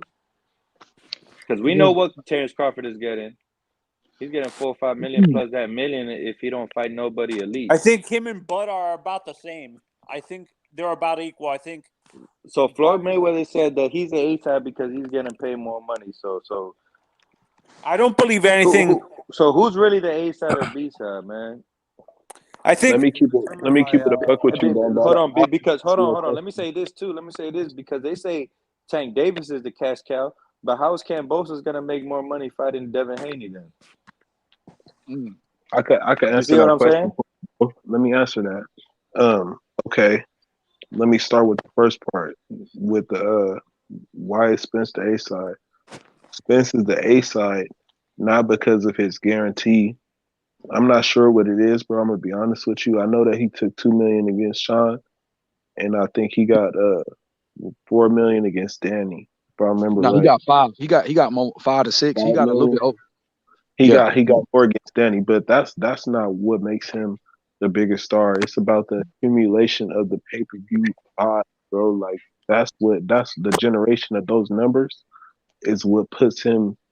It gives him more leverage in negotiations, if you feel what I'm saying. And it's because he's consistently doing those numbers because of what the Dallas Cowboys were able to do with business-wise with the AT&T Stadium. They made him into a star. You see what I'm saying? He's a star, bro. He is. Yeah. He may not be the biggest star in boxing, but he's a star. But when it comes to Haney, if Tank is the cash cow, then too, bro. why was my would second I? part of my answer. Yeah, go ahead. You didn't answer that. Yeah, I didn't finish answering. The reason that money is there is because if he fights Devin Haney in Australia, he has a fan base behind him in Australia. He's popular there. You see what I'm saying? So if Devin comes to the table him and Eddie Hearn, they can negotiate, and you see what I'm saying? Lou DiBella and Eddie Hearn can negotiate, and they could generate more money potentially in Australia. That's why I the don't know, opportunity man. I is don't know, there. man. What I'm really trying to get at is that, man, these guys shouldn't really be talking about no A side, no B side when they can't even crack 500,000 pay-per-views, man. I agree Let's with that, be honest. especially Let's on be honest. on Kambosos, on the Kambosos thing. He's never been on pay per view. You see what I'm saying? So I agree with you there. He doesn't really. He's saying he can generate. He has 80,000 fans, but has he shown us that? You know what I mean? Yeah, I question that too. Like he never really shown that. But the one thing I do agree about that Spence and Terrence Crawford is how y'all was talking about Deontay Wilder and Fury. Alone, they don't sell no pay-per-views. But together they sold a lot of pay-per-views. So it might just be it has to be the right dance partner too. So right. Yeah. A side, but B side is basically in boxing negotiations. A side is who gets the most money, who gets the lion's share of the pot, and that's determined by it's determined fight by fight, and it's determined by a number of factors. Popularity. If somebody's a champ and somebody isn't the champ, shit like that. But the basic definition of A side, B side, who gets the most, who gets but the what bigger I'm trying purse to than the other fighter. what I'm trying to say exactly who gets the bigger purse. Terrence Crawford it's on record he gets 4 or 5 million plus whatever ESPN Plus wants to give him on the back end plus $1 million if he doesn't fight an elite fighter. So Errol Spence is getting 2 million to fight who? Y'all said Sean Porter. Yeah. And Terrence Crawford got more for fighting Sean Porter. So the guaranteed purse, if that makes it an A side, so how is it really? So it should be 50-50 if they're getting close to the same amount of money guaranteed. That's what Floyd said. It's not though, bro. I'll tell you why. Floyd said, I remember when they asked him about Habib, they asked Habib, have you ever gotten 9 figures? No, you haven't? Then I'm the A side because I've gotten 5 figures before. Right. You see what I'm saying? Right. So it's A side, B side, how much money you get or how much money you get for others?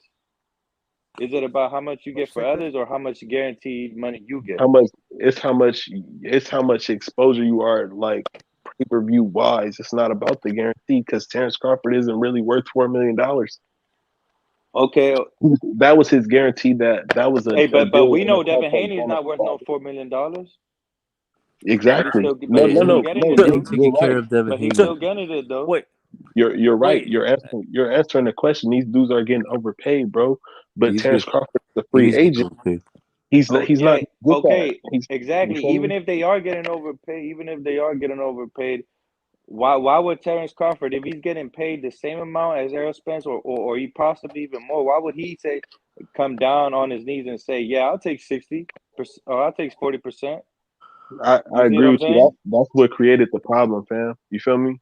But they're trying to say he's both ducking, of them have the perception that they worth more than they are. Just think it like this. Just think it like this. I'm getting guaranteed more money than you are every single fight or close to every single fight. But then you say 60-40. How does that make sense? See, what you're saying what is I'm saying? you're saying what's in Terrence Crawford's head right now. But that's not that's exactly how he feels though. That is how he feels. I agree with you. That's how Terrence Crawford feels. How am I 40%? How am I worth 40% when I'm making just as much or possibly even more money than you? That Terrence Crawford, bro. And this is from I just wanted to debunk that. I wanted to debunk that. Mario, hold up. What about how about it's this, guys? Listen, it's the truth though. He really is not worth it. Yo, what about the belts, right? Do you guys consider that a part of what dictates the split or what? No, you can't because in one sense you're saying it's all about the business. So if it's all about the business, then it doesn't matter what belt you have or what belt you don't. You see what I'm saying? So when they talk about, oh, I'm doing more seats than you, so it shouldn't matter how many belts I have or don't have.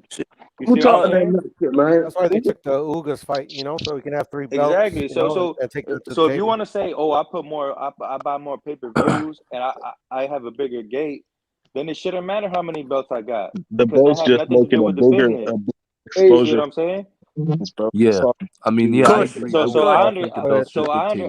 So I understand why Terrence Crawford don't want no fucking 60-40 because he's getting paid I just as feel it much as too, bro. Spence is. It would make you feel like backhanded. You feel what I'm saying? So I yeah, feel exactly. where you coming If from. I'm making more than you, why do you get a bigger cut? Hey, because exactly like you said at first, man, that man He's the makes unified guaranteed champion. That far matters. more money. It is damn near stupid for anybody to even come out their mouth and tell a man that makes guaranteed way more money, is way more valuable as a fighter to take less. You know, that's just common. Exactly. It's not Exactly. it's at that point it's a foolish debate to be had. So You these don't tell the man fanboys, that makes more. That's like if I make exactly. $30 an hour, right? You make 15, right? And again, I So said this you a long time ago. You might have got a nice bonus, right? Your bonuses may look nice, but at the end of the day, I am the man. You dig what I'm saying? exactly. So I am the these man. these Spence fanboys are trying to use that narrative Because they don't know and trying much. to say, oh, we doing the heavy lifting. Method. We doing this, we doing that. Method. I have a question actually. This is when it comes to this, what we're talking about with Spence and Crawford. Do you think Spence, if Spence didn't fight at Dallas Cowboy Stadium, like if he fought in another area, if he didn't fight at Dallas Cowboy Stadium with that promotion apparatus with Jerry Jones, he wouldn't have this argument. No, I know. Hold on. I know exactly what he's trying to ask. What he's trying to ask is, let's say Errol Spence and Terrence Crawford switch positions. Terrence Crawford fights all the PBC guys. He gets all the exposure from Fox football and Monday Night Football, Thursday Night Football. Would Terrence Crawford be the pay-per-view guy that Errol Spence would be? Absolutely. And would Errol Spence be tanking pay-per-views like Terrence Crawford is? Absolutely. If they were to switch positions. Yeah, I think so. So you're saying basically, and Terrence Crawford was from Dallas and had Go that ahead. big Dallas cowboy. He had Jerry Jones behind him. Would saying Terrence basically Crawford still be a fluke, or if would Crawford he was from succeed? if Crawford was from like Philly somewhere, like Philadelphia, a big city. What I'm trying to say is, if he had the same backing that Errol Spence has, would he be on the same level, or possibly bigger level? What do we mean? What do we mean by level? The man. As in popularity, as in buying pay-per-views. Whenever we mention Errol Spence's name, right? Could I Whenever we clarify mention what Terrence I Crawford's name and Errol Spence's name, is damn near joint. You get what I'm saying?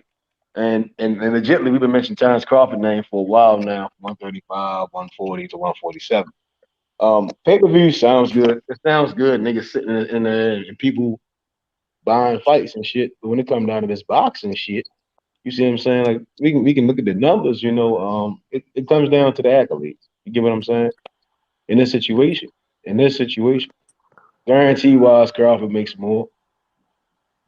Accolades are there. I The mean, fight is there's no 50-50 fight. comparison. There's no comparison when it comes to accolades. I'm saying the fight right now, the fight has always been a 50-50 fucking fight. It's just narrative. A lot of that shit is narrative to make it seem like. Yeah, plus a lot of these fucking bitches, that were on Dick Ride Spence. When Joshua had all the belts and was making $30 million a fight, while fucking Wilder was making 500,000 like a fucking bum, they were saying it should be 50-50. Yeah. So a lot of these Spence Dick Riders. From my viewpoint, I'll say this, bro. Spence, and this is my opinion. Y'all don't have to agree with me. And I'm a Crawford fan. He's a bigger star than Bud. But it's at no doing of his own, bro. He was placed there. And that's my answer to you. He's not the bro. When has he ever? Okay. Hold on. Hey, when has Jimmy, he ever done a said big event outside of Texas? Hold on, Jimmy. Hey, $20 tickets in Texas, bro. Hey, you just said something that really makes sense. No, did y'all hear what Joseph said earlier? Wasn't Joseph said that AJ a Jerry bigger Jones draw than top Wilder? tickets for season holders of Cowboy games. You feel me? He ain't got nobody fucking buying his tickets. He got somebody fucking buying tickets for him.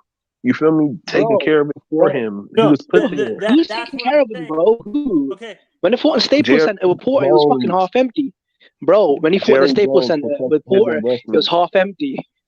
Bro, Jerry Jones did that once, bro. Look at what you Mikey just said. Garcia. That was at Staples Center. That was at an AT&T Stadium. I mean, you get my point. Earl Outside of Texas, at the yeah, same time, bro. he Outside of also fought Texas, Danny Garcia. He fought Danny, and I mean, the yeah, Danny another fight, 10,000 people. Danny already had like a very huge fan base. He's from Philly. That's why I use Philly as an example. But I'm not. I But can't if really Crawford say fights in he's a star. I Omaha, can't say listen, if he's a Crawford fights in star. I think Nebraska, they sell out at the same arenas in time. Nebraska. I don't get what the point is. What are we talking about? Whenever Aaron Crawford fights in Omaha, he draws a big crowd. Whenever Spence fights in Texas, he draws a big crowd, right? Spence has never done a big pay-per-view in Vegas. No, but Jimmy, you can't Y'all mentioned compare. it, bro. That's not an apples to apples comparison because If we'd have thrown Danny Garcia right, and then right before he fought Earl, the numbers would be different, right? If we'd have got Sean Boyd in the ring with Terrence Crawford before he fought Earl, the numbers for Terrence Crawford would be totally different. A lot of the shit comes behind narratives. You dig what I'm saying? And motherfuckers not buying the fight because motherfuckers hear someone else say don't buy the No, fight. but method. That's what they The do. Crawford Y'all fight was on mentioned an app, bro. earlier, bro. Bro, the Crawford fight, you had to buy that on a Justin fucking app. Boca's too down, bro. yeah, but With the Spence fight, you could buy that on normal pay-per-view. Jimmy, And they did about the same, bro. I mean, the Porter fight did about 200K. I mean, those are comparable numbers, bro. Listen, the fight is a 50-50 fight, man. And it's no ifs, ands, or buts. You don't go three divisions but Jimmy, and win and then be the man at 147. You gonna tell me?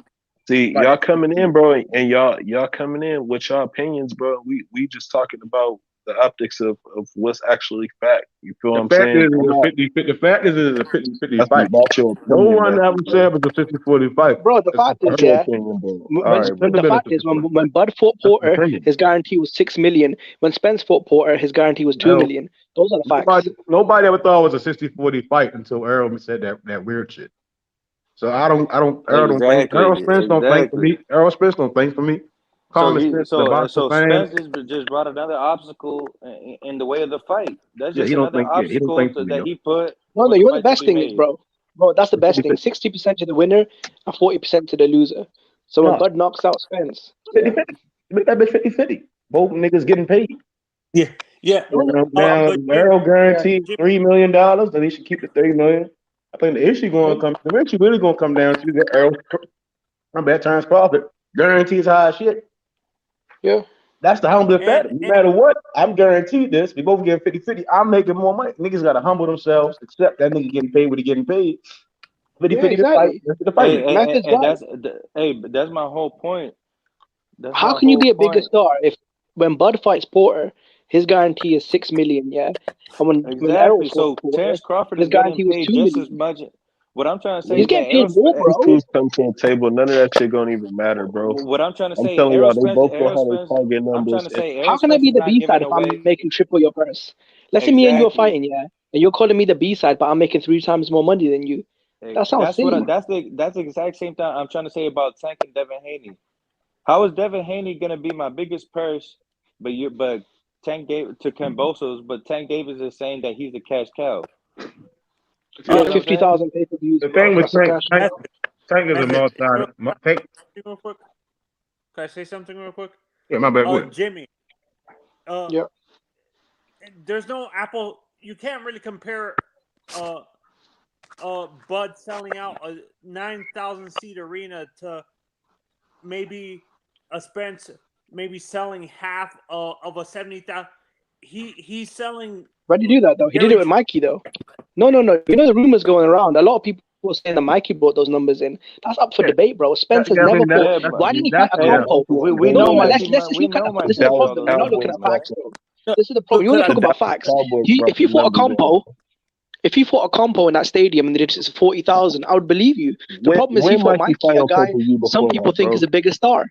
So again, what are we dealing with here? Are we dealing with facts? Since when Mikey been a pay-per-view star? Answer me that. Hey, what number? He never. But I'll tell you this. Let me ask you. Hold on. They used each other to build an event. Hold on. Listen, Mikey just beat the shit out of Adrian Broner. Mikey was a 3-division champion. Mikey's obviously of a Mexican background. Mikey brought a lot of things to the table. Hey, Man, Spence he never still ain't no did. star like Spence that in never did America. those What that numbers since mean? Mikey Garcia. Bro, Spence was That'd fighting be on biased. undercards, bro. Let's not overdo it now. A couple of fights before the Mikey All fight, he that was shit fighting you on said, undercards. Mikey That's what I'm Let's saying. Garcia, not, Mikey Garcia you Spence is know, can't no even bigger than crack a Terrence Crawford. million. Canelo did 800,000 by himself, man. Spence can't even that's what crack call a 300. star. Spence can't crack 400 with Mikey Garcia. Yeah. Come on, man. Let's not act like Yeah, he's Floyd or no, Canelo or Oscar, man. yeah, no. Look, But what To I'm be I'm a asking saying Crawford is, A you fan, to, bro. can't. to But be y'all, asking for the A side y'all I and don't got, know. even You fight that Mikey when you y'all got. can't Garcia. even crack 500,000 Right, pay-per-views in exactly. your So, own so the whole country. concept of Spencer's got an entire stadium on lockdown. What I'd believe you if you fought a Compos. Who's that? It's a Compos, isn't it? That bummed me for before Mikey. You know the bummed me for in Texas before When Mikey. Ugas was ranked number one in the IBF, but somehow Ocampos became mandatory. Nobody wants to talk about Y'all that though. can't see that Earl Spence was placed there, and what happened then? Because I agree with y'all. He ain't no big You don't star. think Mikey was the right dance partner? He was placed You there, don't bro. think fighting a They put Mexican that Fox champion? deal on him. Hey, bro, he signed a deal with Fox, bro. They don't like Mikey his demeanor. Garcia All right, well, sells y'all not, out y'all don't in all listen. of California, man. Y'all don't listen, bro. Go ahead, man. No one's addressing this point though. That Errol Spence before the Mikey fight, 2 fights back, he was fighting on undercards. When he fights Mikey, I'm not saying it was all Mikey. I'm saying they I'm trying together to they help you prove your point. Hey I'm Jimmy, trying to help you prove your point. Hey Jimmy, how much does Spence and Kell Brick do? Spence and Carl Brook, they fought in the UK, innit? Yeah. In the Sheffield Stadium, innit? I think they did about 30,000. That shit sold out. Yeah, 30,000. Was that on No, pay-per-view or that's free what I'm TV? saying. In the UK. It was on free There's not TV. In the UK, yeah. In the UK, it was on pay-per-view, yeah. Yeah, but In America, it was on free that's why I'm TV. saying there's no apples to apples comparison. You're comparing Crawford selling a 9,000 seat No, but arena. mate, my friend, you can't say that. You can't use that as an example because Spence didn't do it by himself, though. This is the whole apples and apples, or I don't know, watermelons and grapes. I see what you're saying in it, but the problem is we're dealing with peaches here, isn't it? You know what I'm saying? Yeah, that's what I'm trying to say. We as fans we can't compare those him selling half. No, I don't count the 30,000. Mikey fight. You can't count the Mikey fight because Mikey was half the reason that fight happened. Spence didn't do that by himself. If Spence fought Carlos de Campos, Exactly. you know that little bum he fought. Come on, you know the IBF bum he Mikey ain't fought. no If star you fought that either, bum, bro. yeah. What are y'all Hey, talking about? if you really want to use If you fought that context, bum in Mikey just fought the just fought stadium, Rob Batista. He fought Adrian Broner. He just had knockout of the year. Mikey was on. You see what I'm saying? Like yeah, Mikey was scoring highlight gotta knockouts. He beat the shit out of Broner. He was an undefeated 3-division Mikey was champion. scoring the highlight reel knockouts at 135 on the way to beating Broner. Yeah. Being a And he was PBC Mikey star. was y'all Mikey getting was caught up in the narrative, like Jimmy's saying, a man. Now, Mexican. if we even look at Mikey, right, And who's not he even was a the Mexican in same, California, man. and Mikey was never on pay-per-view at that time. You see what I'm saying? His first pay-per-view and the only pay-per-view I think was against Errol Spence. Yeah, So and to this day, being that's Spence's realistic, biggest that's the pay-per-view. main reason why Terrence But Crawford to versus this Errol day, Spence that's has always Spence's been a biggest 50-50 pay-per-view, fight. though.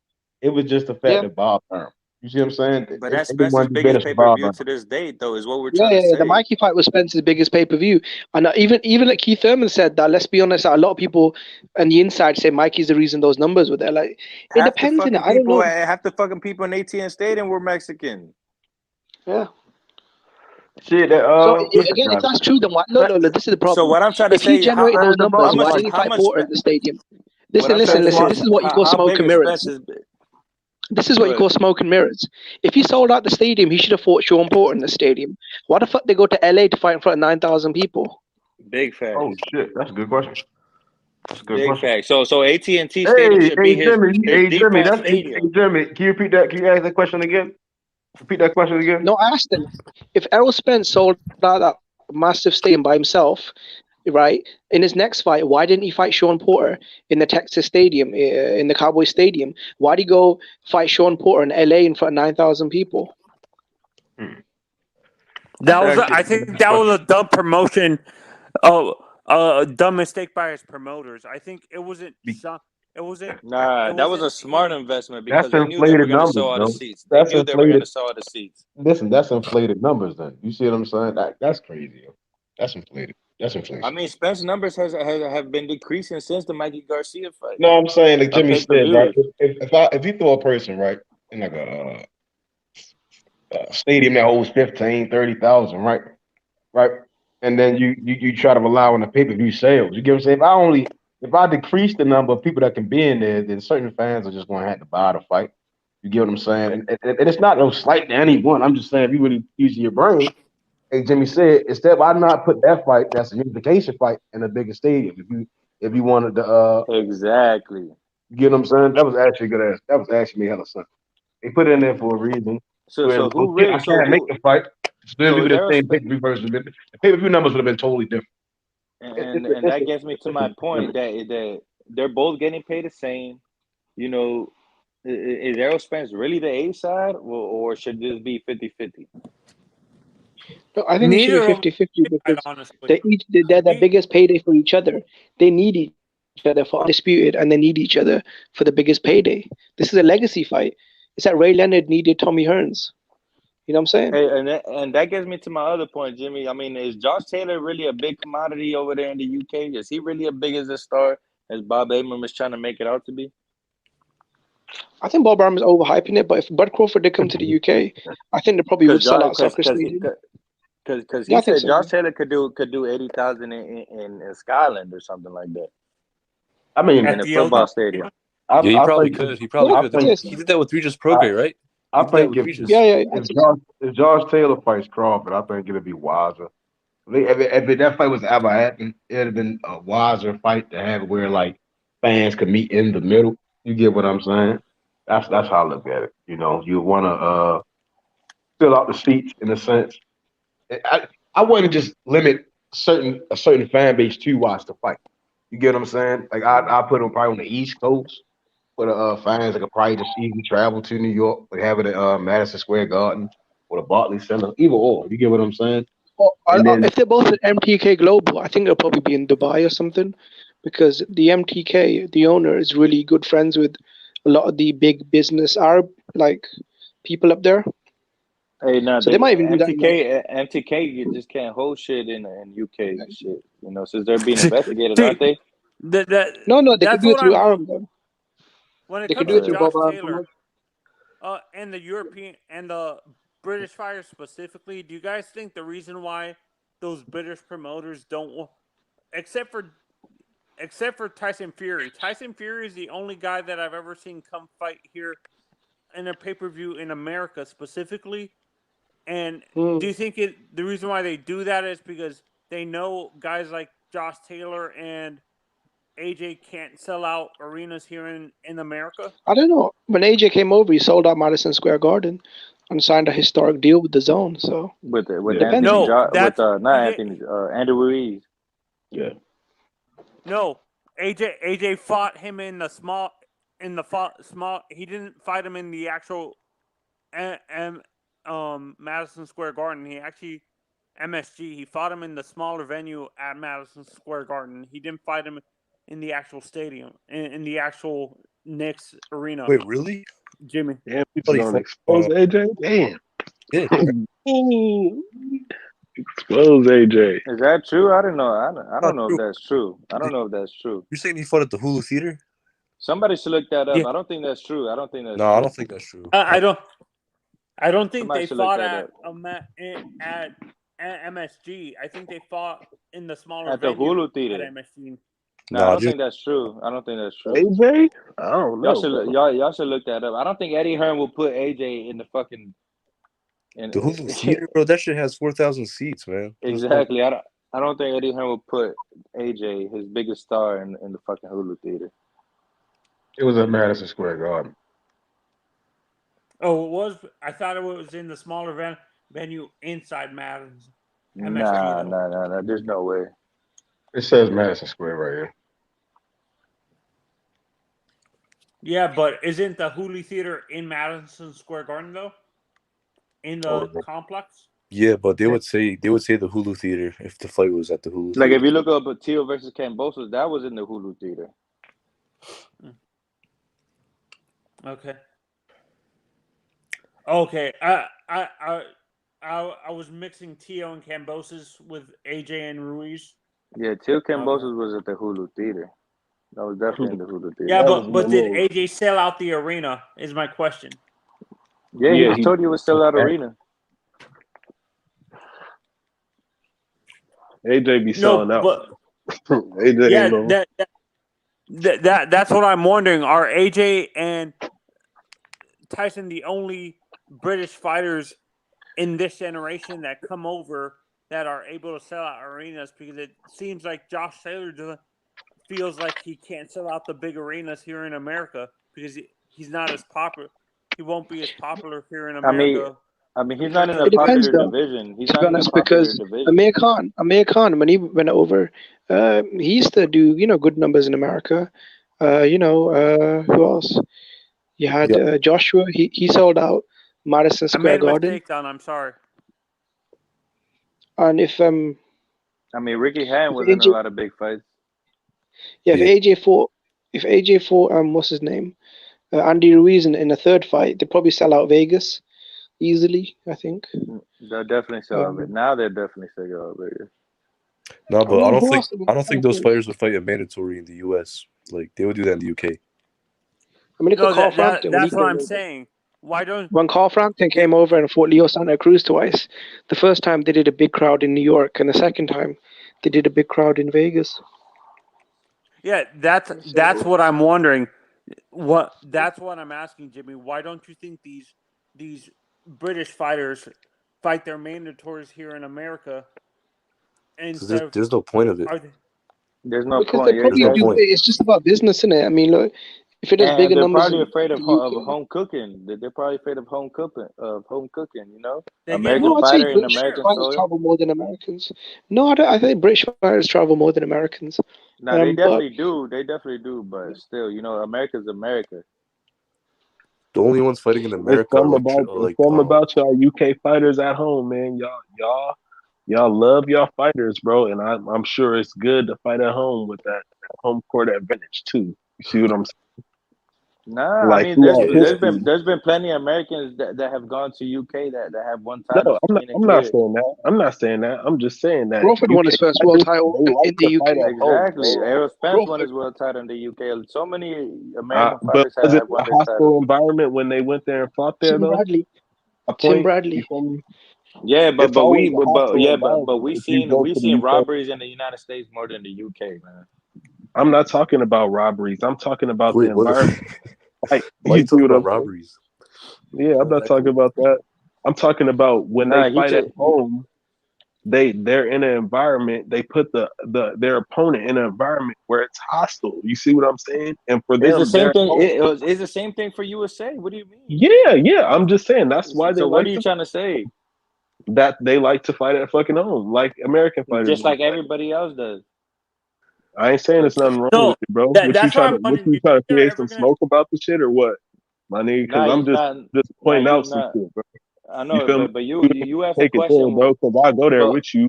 You feel me? no, But that's not you're necessary. good, But I'm saying who asked a question about why they want to take their mandatories in their UK? That was Tony that asked the question, bro. We Oh, just my talked. bad. So that wasn't for you Yeah. then. My fault. Yeah, no, that's why I'm asking why not have these fights in a neutral? Like, do you think these boxing promoters can make a ton of money if they promote the fight in a neutral site? Like maybe instead of having these Nah, I American mean, or the British home fight, field is home field, man. And USA makes the most money, so for the big fights, Do what it gotta is, be bro. in Las Vegas. Right. Yeah, do what it is, bro. Mandatories, The promoters. or in Kambosos' case, he knows he's not gonna be holding the titles for long. He The could problem is a lot of request these that. promoters. A lot of these promoters want to make money, and a lot of these fighters want so many millions that you can't hold it in the neutral territory. It has to be in, a territory of one of the fighters. Say, Right. if it's a big fight from Japan or Mexico Somebody got to be at home, right?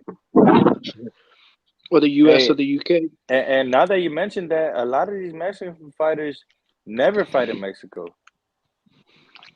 yeah, For big that's what I'm saying. title fights, it's all because that's my other point. The more money is in the United States. Yeah, exactly. Yeah, but It's all in Mexico's the a third United world States. country, though. Yeah, but Mexico's a third world Yeah, you're right country. about You could say that. the You're same right for about like that. European countries, like Triple Countries G. like Japan. Triple G doesn't fight in his home country. Lomachenko Yeah, doesn't but fight in his home country. So it's like, yeah, but his country isn't even. His country is barely a country, though, isn't it? Like a lot of the developed countries, like Japan. Damn. No, That's you got fucked up. Australia. It seems like the guys I don't that know. I see. I heard it's Russia's toilet, man. I don't know. I heard it's Russia's toilet, but yeah, like listen. Ukraine? No, if you got Japan, if you got these sort Kazakhstan. of He's talking about major, Kazakhstan. if you talk about major nations like Japan, I don't know, Mexico, the UK, Russia, America, Australia, Germany. those are Germany. Those are places where those champions can make a lot of money fighting in their home cities. Even Russia. Yeah, Russia, man, you got a lot of money up there. You got a lot of billionaires up there. Like when I And see fights like in like those type of, I'm But thinking if you about wanna be famous, you come to the United States of America. right, If you want for But the because I'm opportunity, thinking you gotta about come to the Ukrainian United fights. States. Their promotions aren't as big as like the stuff that goes on, like maybe in the UK, like in the center, the Mecca, UK, or the US. You see what I'm saying? Like they're smaller. If you watch their fights, like I mean, that's why they say the Mecca of boxing is Las Vegas, Nevada. right, you kind of have to commute.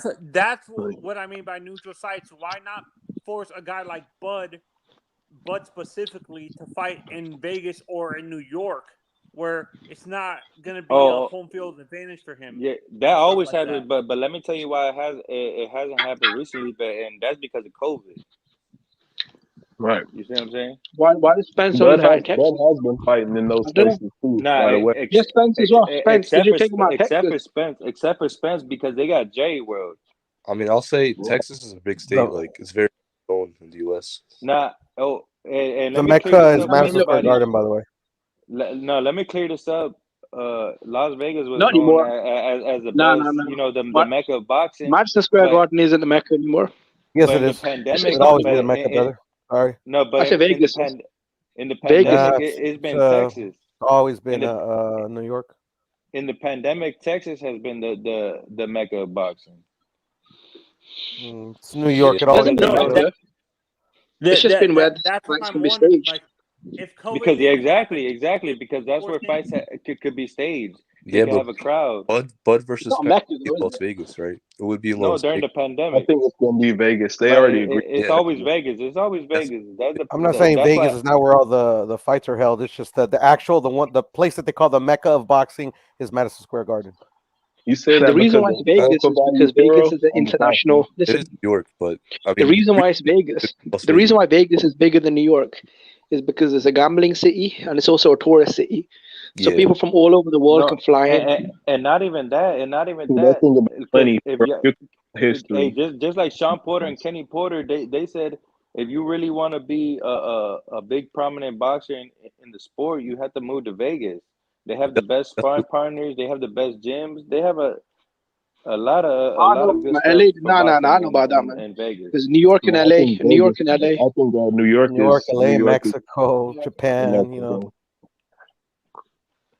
You got I Japan, think you got Alpha Mexico, fights are you got held Value in London, you Vegas got. because of the not tax. because of The money, bro. taxes. Not because of that type of shit. Depends Because on of if you're in the smaller Alpha division, the Value's little name. divisions. I think American fighters, you've got a lot of them, but if you're in the kind of like the big boy divisions, heavyweight, light heavyweight, super middleweight, a lot of the talent isn't in America. Yeah, So it depends on it. yeah, like the lighter weights. If you're American, you're not gonna have a lot of Yeah. fans in the U.S. But like, Nah, you're Mexico runs 126 and down, man. yeah, exactly. Yeah, yeah, 126 Japan and as well. down. Mexico runs those divisions.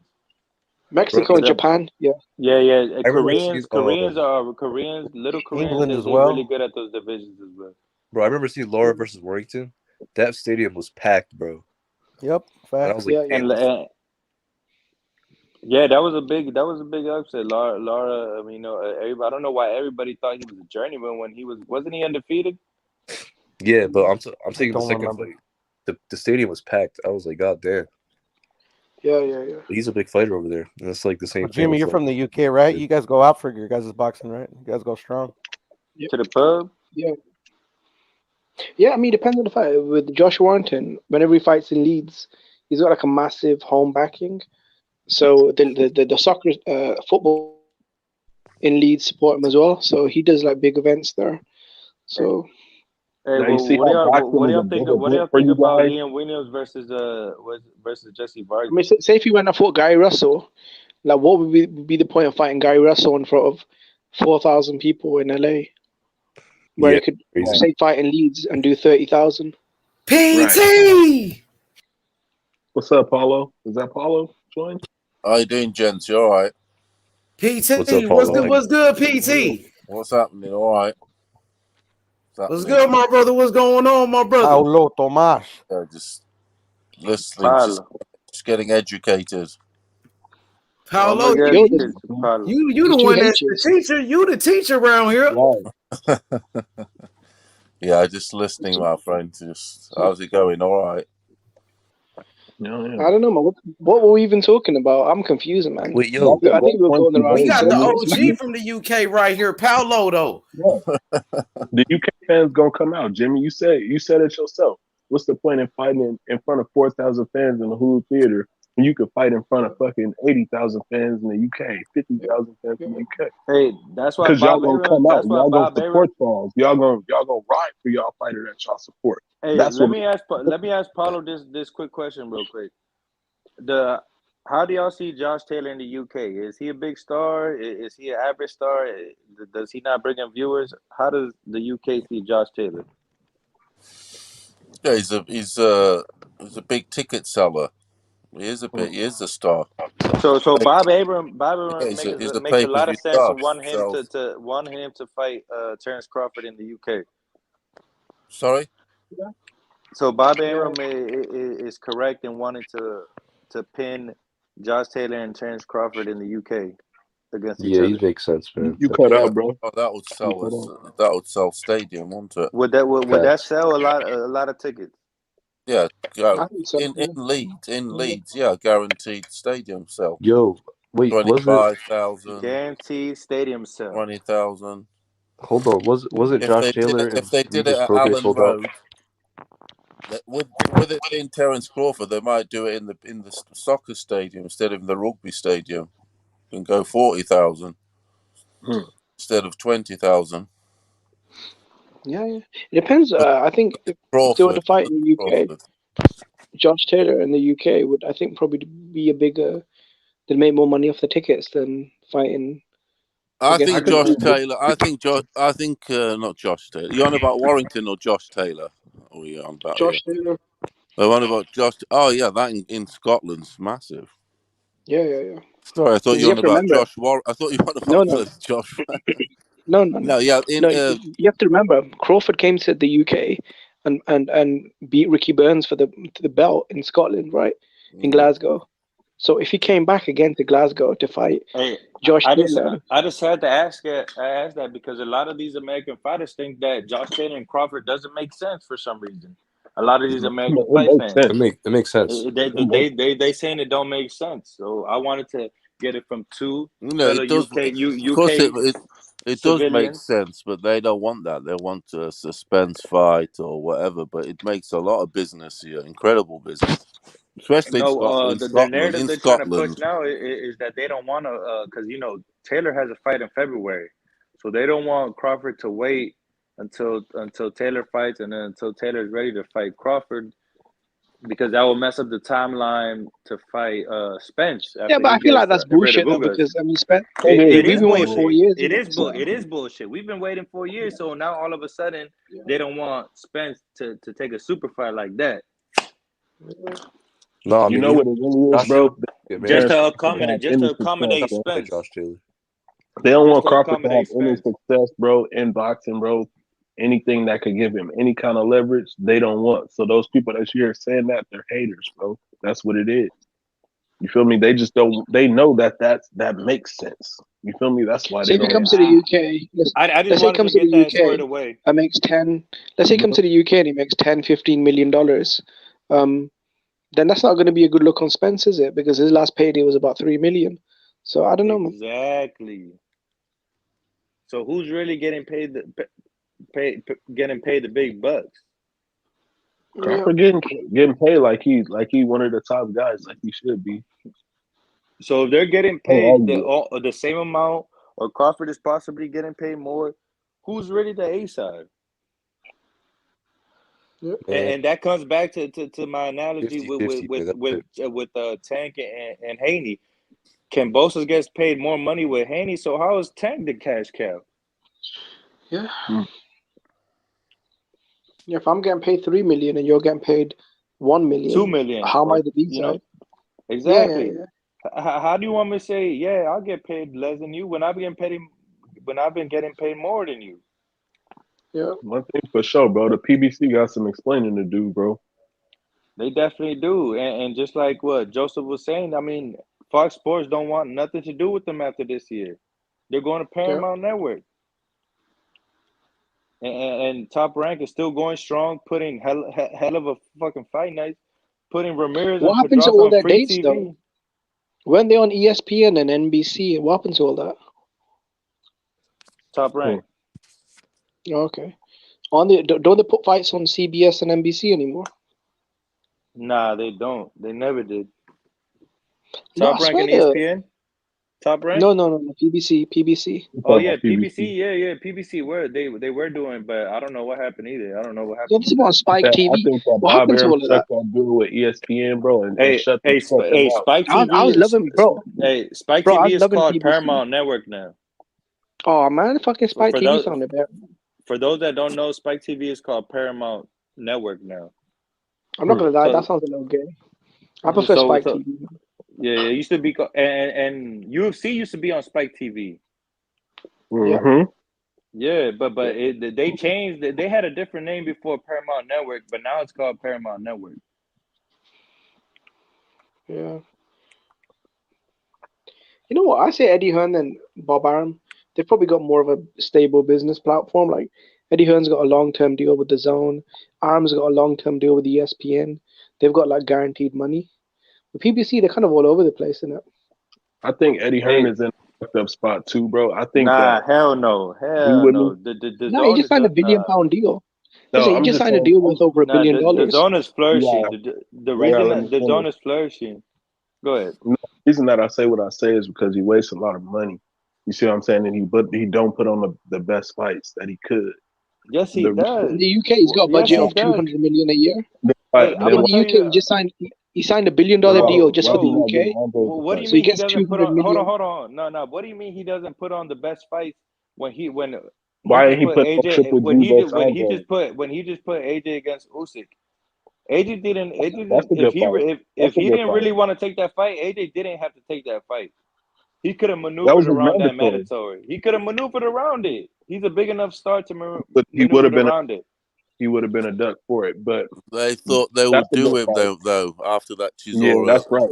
He After did that think Chisora performance, they thought, I'm he's guaranteed through. that Eddie Hearn puts on the best fights possible. Why do you think the Zone Nah. Why do you think the Zone Why he not putting on Triple Hold G on, hold versus on. Andre? Let me ask you this: why do you think the Zone has the most upsets of the year? Yeah. Because They they put put the Canelo best versus fight the BBJ. on the best fights, They bro. put the best fights the best. They don't protect none of their fighters like the PBC does. Yeah. Nah, When the WBC and when the throws- WBC and he the don't put on the PBC best fights, bro. fed water tomato cans for like 5 years. We could agree to disagree on this, bro. I'm just saying, in my opinion. I mean, I think Top he Rank don't. and the Zone puts on better fights, especially this year. They put better fights in the PBC in this year, by far. I'll say that, but not Okay, by then. So how are you gonna by say far. that? Not the So Zone how you over gonna PBC by far, though. by far? Who? I think Castaño and Jermell Charlo was their biggest fight they had. Yeah. True, And but that shit wasn't even on pay-per-view. But they got Luis Ortiz on pay-per-view. PBC is straight garbage, bro. Like, Hey, let's be hold on. I say this to BBC lovers. Why wasn't Porter versus Crawford a joint promotion? Because they ain't got no fucking money. Because PBC didn't want to put up the half of the money. They don't have no money. So how, give the money to I rest my case. They don't have no money, bro. I rest my case then. They don't have no I don't money. want to ever. I rest my They're still case. Don't paying ever say Adrian what you Broner said again. $1,000 a day. The money's with the I rest my Zones. case. They've got the endless bag. Zone The Zone definitely have. has the money, but they wasted it.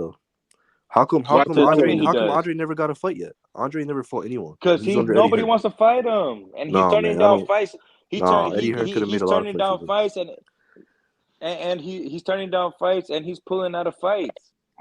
Didn't he pull out the Jamel Charlo fight? Correct me if I'm wrong. No, that's my point. I'm saying like now there's Eddie Hearn. He's with Eddie Hearn, and they can't get a Triple G fight.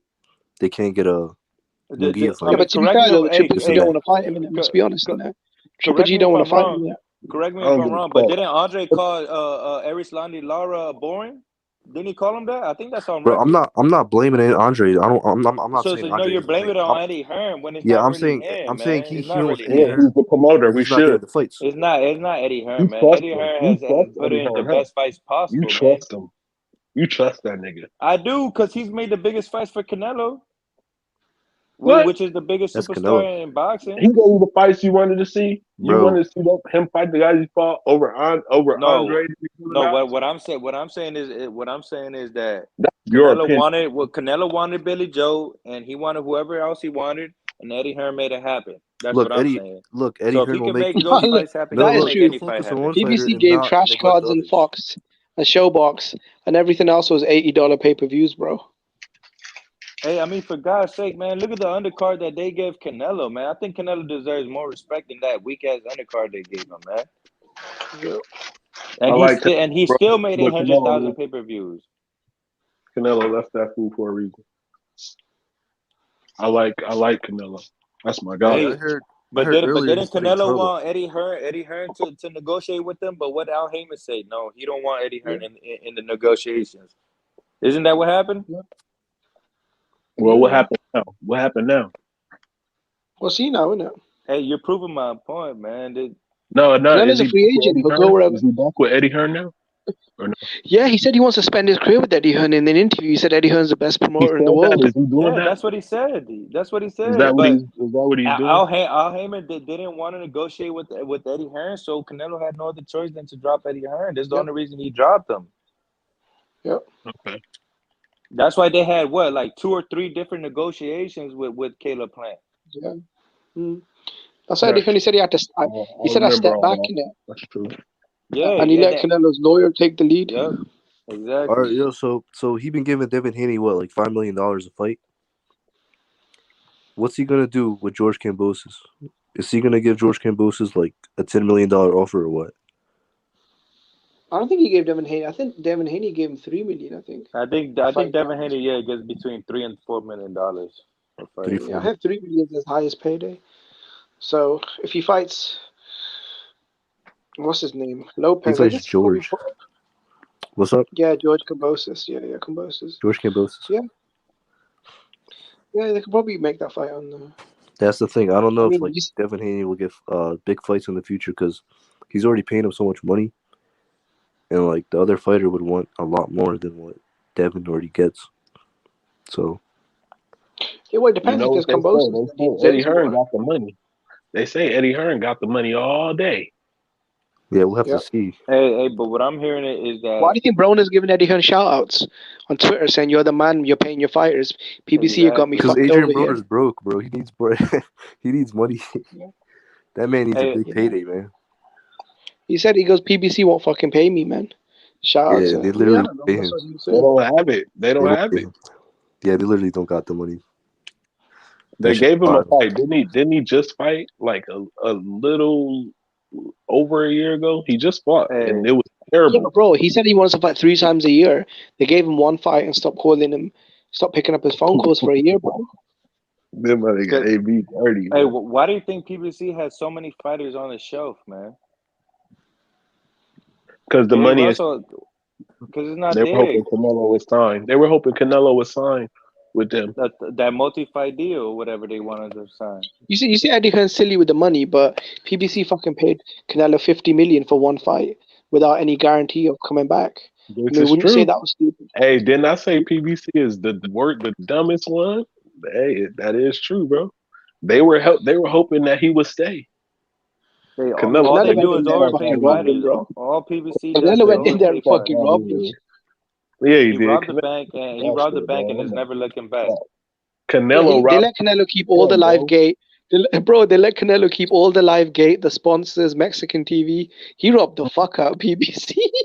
Canelo saying, "Oh, y'all gonna rob people? I'm gonna rob y'all motherfuckers, bro." You walked out that bitch with over $50 million. Hey, and you know what that proves? That PBC was desperate. That Right. PBC, how do you give up all that? Just they're desperate because they're in the ruins, man, and it all makes They sense could've made now. Crawford When everybody spit. was saying that they was out of business, it all makes sense now. Who does all that? No bullshit. They could have Who made does all Crawford that? spend with that money right there. Instead of giving it to Canelo, they could have made Crawford spend. Bro, they could have made Crawford Spence 3 times with that money. $50 million, bro. I thought Wilder and Fury would have held up at first. Then they It just seems like the PBC is hanging by the threads. Bread, huh? Hell yeah. Don't tell me Yeah, don't tell me you don't have the money for Crawford Spence and then you pay Canelo fucking 50 million. Right. He took that shit and ran off.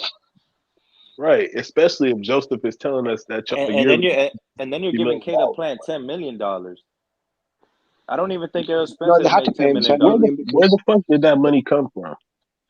If what I think it's Joseph from told us earlier is true, what Fox dished out some more money because it was Canelo? That's what it was. Nah, I'm telling you, they're giving a budget, man. You know what I mean? Yeah, where that money come from? They're always giving a budget. Floyd Mayweather. I think a lot of it came from Floyd Mayweather because he's tied in with PBC in it. That's why he was hating on Canelo in it. Because they thought, okay, he's gonna stay. They thought, bro, let's offer Canelo this 50 million and he'll fight Benavidez, Charlo. Canelo took that money and fucking bounced. Bro, get the fuck off me, bitch. Got on, bro. Canelo That's fucked up, you know. He fucking robbed them and just fucking left, but bro. if you robbing people like that, Canelo did. I see why Canelo says. Oh, I see why Canelo's team said that they love working with Al Heyman. I see why they said that. Exactly. Easy That's money exactly type. what he said. He said, "Oh yeah, we love working with Al Heyman." Yeah, that's what he Oh said. yeah, I see why. I see why. I see That's why he said that hilarious, shit. bro. That's hilarious, bro. Man just gave up $50 million plus the back end. Bro, and he got the belts. You can have all the bro. They're like, no, you can have all the live gate. They did like an $18 million live gate. You can have all of it. You can have your Hennessy sponsor. Viewership, Mexico TV as well, bro. Bro, they bent Everything, over backwards for Canelo, bro. Literally, man. What? They Why did they literally even do bent that, over. bro? They literally bent over and said, "Here." That's why he's like, he said he was very comfortable. That's why Canelo goes. He was very pleased with the PBC. Yeah, he said he loves working with Al Heyman. So will Bud sign with the PBC or what? Bro, what money, bro? They just paid, bro. They paid Canelo Do you bored like of over thinking 50 shit, bro? million. Do you bored of thinking shit? Hey, they're gonna have to take out a loan to pay Errol Spence and Ugas, man. They're gonna have to take out a loan to pay them. What money do they That's got actually left in the fucked up, budget? bro. Because that was probably fucking a lot of the money for the year. They probably needed in it, and Canelo just took that shit and ran off back to the zone, bro. Ran off back to Eddie Hearn.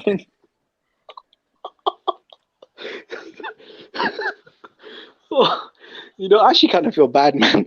I kind of feel bad for the PBC, but that's fucked up, yo.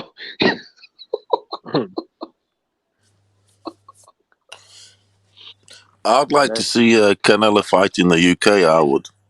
Hey, he wants to fight in the UK. I think eventually he might do with the Zones he wants to fight Association. in Japan. He wants to fight in Africa. He wants to fight all over the world. He wants to be a global star. Yeah, he wants to fight in That's what he Dubai. wants to do. He wants He to said fight he in wants to fight Dubai. in He He wants would to do Japan. well in the UK. He would sell Yeah. big, definitely with the right He's dance massive, partner. Hey, He against would. who? Would he do big numbers against Bivol in the UK? Nah, he do massive numbers With against with Eubank the Jr. right card. Yeah, Bro, with the right card and everything. bro, Yeah, he'd do great. bro. If Obviously, he fights, preferably with an English dude yeah, or if he fights a Eubank British Jr. in dude. the UK, bro, Yeah, I'm something telling like you, bro. that. What about I'm Okoli telling you, bro. in the cruiserweight division? Or even a Yard when Yard gets the WBO title and he beats a Yeah, Smith or Callum yeah.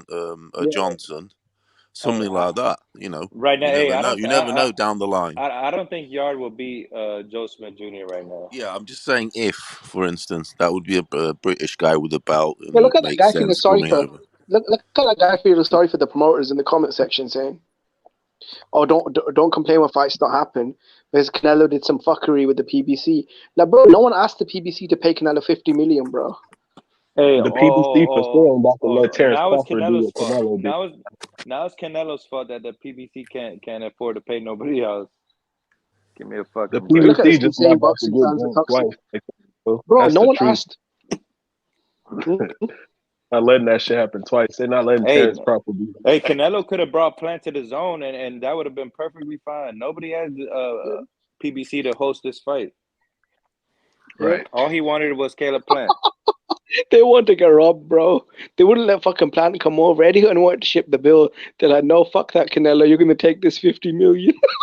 The more we talk about that shit, the more I think that was some Come on, man. shit, bro. Canelo is We know Canelo would have preferred Caleb Plant to come to the zone. That's what he wanted to begin with. Bro, they with. only get 60 million a year, bro. They get 60 million a year for their budget. They give fucking 50 of it to Canelo. I'm like, how the fuck did they do that? Where'd that money come from? You feel me? Like, how the fuck they do that?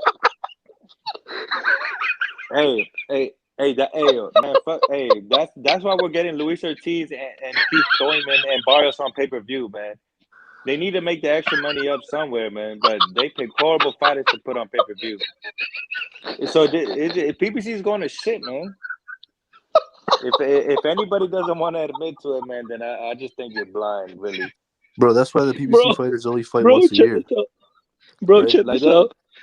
Bro, they had 60 million for the whole year. They gave 50 of it to Canelo. Hey, you know what that shit did, Jimmy? That shit made them say, "Hey, Spence, your eye detached." Fighting this year. Hey, they did dirty, bro. Yo, so like, what's up? That shit is crazy, man. I see why they put Luis Ortiz on pay-per-view, man. They had to make some money up somewhere, man. Yeah, so Al Heyman isn't as smart as they say he is, or what? They couldn't put that shit on free TV. They couldn't, because they wasn't gonna make as even if they did 50,000 pay-per-views, man, that would be a little bit more than free TV. That's fucked up. Yeah, but like they're not even gonna make money off of that Luis Ortiz fight. That shit would have sold 1,000 tickets or 1,000 pay-per-view. They spent bro. They spent 90% of the budget on Canelo. What the fuck are they gonna do? That stadium look empty, man. I'm not gonna lie, man. Watching on TV, man, I seen a whole bunch of empty seats. Which fight you talking about, bro? The Ortiz and Charles Mine. Bro, you know where to go to that shit on New Year's Day, bro. The thing is, there was nobody. There's nobody there. There was nobody there, The man. thing is, there was a lot of there was Cuban fighters on there, and they haven't got as much support. Hey, Not many Cubans turn out in America. Hey, if they release the Morrell numbers for Ortiz, they were saying about this. Hold on. Hey, if they release the numbers for Ortiz versus Charles Mine, then that's how I know Tank Davis and Cruz did horrible numbers. No, they're not. They still don't want to release those numbers. So if they release Ortiz numbers, that's how I know Tank Davis did less than Ortiz and Charles Martin did, man. Come on, bro. You know Charles Martin did way less than that than Tank. Come on, man. We not getting no numbers from here on, bro. Come on, you know that. Ain't no numbers. No way. That shit outstanding, man. Yeah, but that shit really was on New Year's. Like, who would watch that fight on New Year's? Bro, people are out trying to go to parties, trying to go to fucking be family. Fuck that bitch. Family. Exactly. Like, why the fuck would you put it on You're gonna New give all that up to go watch fucking Luis Ortiz, bro. Hey, I mean, PBC said, "Fuck it, we only got 1 million left in the budget." I didn't even realize that. Maybe Bob. They said, "Fuck it, we got 1 million left in the budget, man. We gave 50 to Canelo. Fuck it, we got one mil left. Fuck it. Let's just put on the whole budget, bro. That is fucked up, you know. I bet Eddie Hearn did that by purpose to fuck the PBC over. Think about all these whack ass dates that they getting, bro. Maybe Bob is taking. Hey, I see why Eddie Hearn wasn't mad that Canelo won the PBC. He was actually happy about it. He said, "Yeah, you know, if Canelo wants to go ahead and go."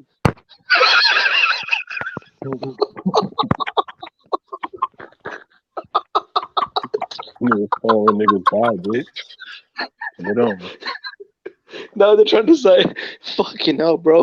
They're trying to make money off Luis Ortiz. Bro, that's bad, bro. To be honest, I don't know what the fuck they doing. I never realized that shit, bro. Bro, Eddie Hearn was so happy. Yeah, man, he's on Fox. Like, he's on, sorry. I never seen a promoter be so happy that they lost the biggest star in boxing. No, seriously. Yo, that boy Canelo, man. You think? Wait, so he's gonna go back to Eddie Hearn? You guys think? Yeah, definitely. He's gonna go make that Bivol fight with Eddie Hearn. He got plenty of fights to make with Eddie Hearn. He took his money, bro. He took his money, shook out Heyman's hand. Bro, he took his money, shook out Heyman's hand and bounced. Yeah, he really did, man. I don't think Canelo going back to Eddie Hearn, bro. He might fight Bro, Charlo, BBC. like Joseph said. Man, he holding the top rank, bro. To How go the get fuck is he them gonna guys. fight Charlo, bro? The BBC don't have a budget, bro. That is true, bro. I don't know where they gonna find money, bro. They keep Hold finding on, hold money, on, though, hold on. Jimmy. Hey, I see. They keep Now I finding see why they couldn't make Charlo versus Canelo because they didn't have no money in the budget. money, bro. They couldn't pay Canelo. That's why Hey, Jaime I'm listening never to said y'all anything niggas about capping Canelo, like man. a motherfucker right now on the panel.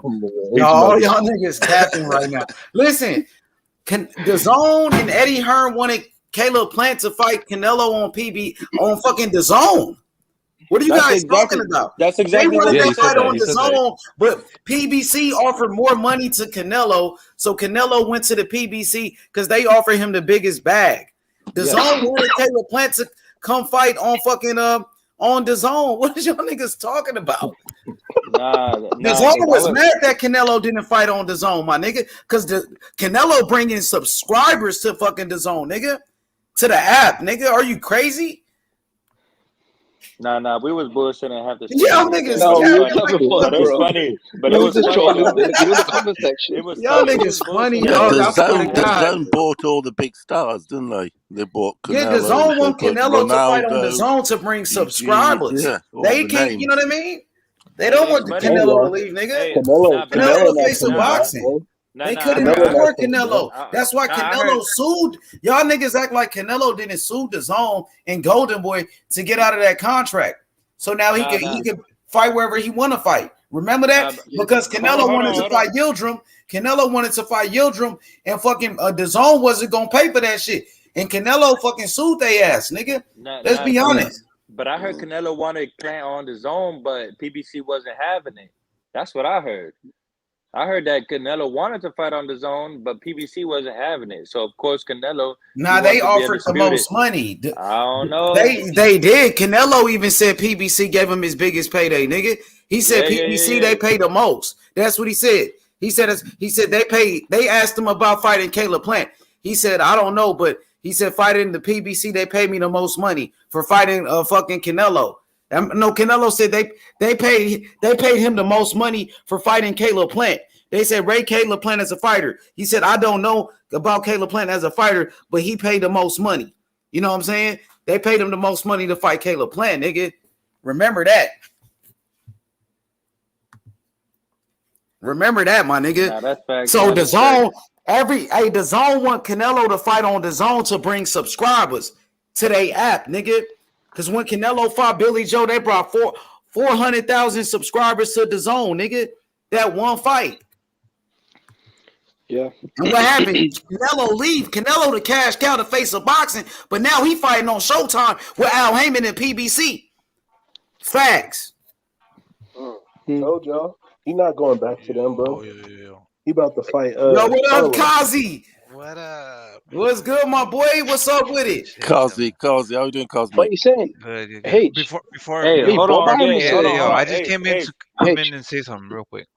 So the difference between all the rest of the fighters, Canelo brings the money. You know what I'm saying? So if he goes and does business with PBC or anybody else, he's gonna bring the money. So he's not bringing a deficit to a network. You know what I'm saying? It's I don't know, guaranteed bro. money. If your budget is 60 million, no, Hold check on, this out. The Jimmy, BBC's Jimmy, yearly budget is 60 million.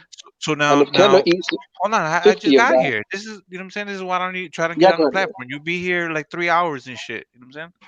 But see, I forgot my train of thought. But Canelo brings the money in. So the negotiations for this year are going to be just like everybody's money. Like the new year started, right? So ESPN has a budget, the Zone has a budget, Showtime has a budget, whatever the case may be.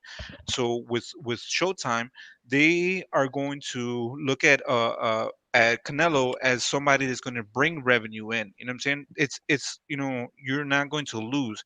So it's going to give you more flexibility to pay other fighters, to make other potential hypothetical fights that may make money. You know what I'm saying? So and if you put Canelo in Showtime, you know what I'm saying, and you say, let's say he has a fight in May and a fight in September. Let's say he has a fight with Charlo in May, right? And then a fight with what's it called, Benavidez in September. So now you're advertising Showtime. You know what I'm saying? So what Canelo brings to the table is not only what's it called, his maybe one or two fights, but he also is going to be, promoting your brand, your pay-per-view brand. You know what I'm saying? Right. Or your network brand. You know what I'm saying? So that's the difference between the rest of these fighters. They're Yeah. bringing so many Wait. aspects to Yeah, he's right. to the Let me equation. just say this. Now, Cosmic is right. Now, DAZN, they were saying pay-per-view is dead. And their biggest star, Canelo Alvarez, the face of boxing, left DAZN to go fight on pay-per-view with PBC. That just made DAZN look bad. Because DAZN was saying pay-per-view is dead, pay-per-view is dead. But your fighter, Canelo Alvarez, left you guys, left DAZN to go fight on pay-per-view with Al Heyman in the PBC. So that shows that DAZN was wrong. They said pay-per-view was dead, but pay-per-view is not dead when you got Canelo fighting on it. I can tell you that. Yeah. You just said it. I mean, other than Canelo, who has done 500,000 pay-per-view wise? I don't think you can name me one person I except think Jake Fury Paul or Wilder Floyd Mayweather. the second fight. The second fight with Fury Wilder, but that's it. But Yeah, that's Canelo's it. the cash cow, man. Other than Jake Paul and Floyd Mayweather, I don't think nobody has But cracked yeah, a real fighter 500,000. like a pound for pound fighter. Jake Paul is not a real boxer, bro. I don't know what he is, bro. That shit is not real boxing. Yeah. What they doing, bro? Yeah, that's entertainment. It's not boxing. I mean, it's just curious to me is that why would they pay 50? Why would they offer 50 million for Canelo to fight Caleb Plant, but they couldn't offer They him made 50 money million? back, bro. Hold on, They hold on, can hold on. when No, you no, no. know, Let me finish my question. Listen. They made their That's money a back with hustle. Canelo. Over They did, 800,000 yeah, pay-per-view buys. they did. Canelo brings money in, bro. They did. But why couldn't they Yeah, offer him 50 exactly. million to fight Right. Jamal Well, Charlo? I'm hearing somebody told me that Canelo might fight Charlo still next. Yeah, They said that's looking Canelo like might what not might even happen. fight Mukabu. They said that Charlo fight, Because I it's heard. guaranteed money. Hey, Look, look, look, look. we know Yo, Oscar hold De La on, look. Hoya said Dandara, hold chill, on, chill, chill, Oscar De chill. La Hoya You said ever, you ever himself that he front, you ever sent front Jamal people money? Charlo a You ever front contract. people money? You ever hustle? Dandara, Definitely, you ever hustle? always, Okay, definitely. so I so did look, that listen, before. listen. Okay, so I now had to run you. down on a couple houses. Yeah, Oh definitely. If no, it's that's all what you're good. You asking. we're, no. It's not even. I'm just saying you're gonna invest into something, right? You're gonna know. Yep, All right, this guy's. I know he can move weight. I know he can do this and that, right? So you're gonna invest yep, into that person that you know is gonna bring money back. You know what I'm saying? That's gonna keep bringing money back. So that's the thing. That's what they're trying to do. So some may not be bringing money back, but that's a guarantee investment. When you have a guy like Canelo on your banner, he's going to bring money back, and he's going to bring some profit, and he's going to make your product look good. That's the difference. That's where you're going to pour $40 million, and that's cheap. That's being cheap when you look at everything. When you look at the whole promotional thing, when you look at all the negotiations with showtimes and the networks and everything else, that's cheap. 40 million is yeah, cheap. yeah, definitely. No, it was just funny. Jimmy was saying that they had a $60 million budget, but they paid Canelo 50 million, Yeah, and I don't believe in that, man. You know what I I mean? mean, Nah, I mean those guys got plenty of money, man. You know what I mean? They know no, what they but doing. They've been doing business with Floyd Mayweather. You know what I mean? but it Steven but it Espinoza. but Those it comes guys back been in down the to this business, though. bro, But it comes for back down years. to this. So if they could They offer made Plant, money with Canelo, bro. So y'all acting like Canelo put them out of business, and that's not the fact. That's not true. Canelo only helped their business, bro. That is true. In the end, they did make money off that fight. You see what I'm I saying? think That is true. he helped them for them to keep He afloat. helped them make money in that Caleb Plant fight. That did Keep over afloat. 800,000. That wasn't a flop, bro. That was a good Nah, event. no way. They Yeah, it made was a hell of money. an event. Hell of an event. Canelo brought money to Las Vegas. So many people was betting. So many people was renting Was betting fucking against cars and shit. Canelo. Hotels. You know what I'm saying? People was traveling all over the world to watch Canelo. DAZN wanted that for them. Exactly. Yeah. But DAZN couldn't afford that type of fight. The Zone is the one that went broke. That's who went bankrupt, brother. That's who fucked up the bag. You know what I mean? If PBC can afford Canelo, the biggest star, 40 million, they got to be doing something right, bro. Hey, that's just the facts. But I want to hear what Cosmic got to say. Go ahead. Oh, I'm good. I'm just, I haven't talked to you for a while, bro. I just wanted to hear because I know, good. I want to hear you cook real quick, bro. Oh, I'm good, man. I'm just chilling, man. I come in, I'm saying, like a sniper, real quick. Just to rebuttal what you just had to say is that the Zone never had to pay Canelo $50 million because bro, they was paying them what $32 million, $32 million a fight, but they couldn't afford. They couldn't during the pandemic. The Zone was trying to cut back on money, bro. And guess what? When Canelo was gonna fight Gildrum, and he was expecting that same 32 million, and the Zone was like, "No, I can't do it. I can't do it for that fight." What did Canelo do? He sued the Zone, sued their ass, got out of that contract, bro, and then he went to the PBC and got that 40 million, brother. That's smart business. If you Canelo, smart business for Canelo. But what I'm trying to say was it wasn't smart for the Zone. The Zone to give Mikey Garcia $7 million to fight Jesse Vargas. That wasn't smart.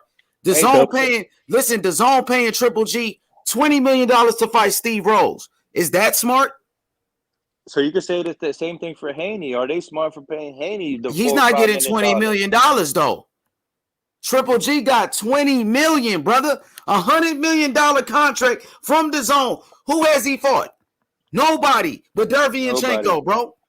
No, Derevyanchenko. Did he fight Danny Jacobs on? Matter of fact, didn't the Zone cut back on Triple G's money? Yeah, they did. They had to restructure his contract, I think. I think everybody's money could get cut down. Because the Zone was they couldn't afford that shit no more, dog. Yeah, they had to restructure his contract too. Yeah, the Zone was fucking broke as fuck. Well, knowing all this, bro, why you still up here? Yeah, and everybody was roasting the Zone, and Devin Haney was like, "Well, the Zone ain't never played with my money." I remember Devin Haney even said that. He said Devin Haney said the Zone ain't never played with my money when they was going through that shit with Canelo. I know y'all remember that. No, I'm not arguing nothing. It was just funny to hear that Jimmy said, PBC had a certain budget. I like the Zone though, man. I ain't gonna lie. I like the Zone. I mean, they put up good for boxing though, man. They put up good fights. I'm just saying, like that whole idea. That, though. The whole idea, like no pay-per-views. But just hear me out. It's like no pay-per-views, right? $100 for the whole year. Man, I thought it was good, and you had Canelo, but Canelo left. Like, you know what I'm saying? Well, go ahead, Cosme. Go ahead, bro. Yeah, we'll see the numbers next year, right? So AJ is not like doing much. We don't know what's going on with him, right? And then we don't know what's going on with Canelo. So okay, so now you're basically waiting to see what Canelo's gonna do or what AJ's gonna do before you resubscribe to, $80 or what I'm saying, $80 a year, is it right for a whole year? So those numbers are $100. It's over. It's $100 or whatever. Right, so those numbers are gonna go down. They need, bro. The Zone needs Canelo for subscribers, bro. They need Canelo for my subscription. At this point, I'm gonna get it because I like Devin Haney, though. I ain't gonna lie because I'm a Devin Haney fan. I will get the Zone. Hey. PBC is paying up front. They're like, all right, this is it. This is what you're worth. So with the Zone, honestly, they're kind of not really paying what Canelo and AJ are really worth when you think about it, because they're pretty much, the Zone is a subscription for sports and whatever the case may be. But if you don't have AJ and Canelo, you know what I'm saying, and these 3 quarters, you know what I'm saying, like the first quarter, which is going to be January,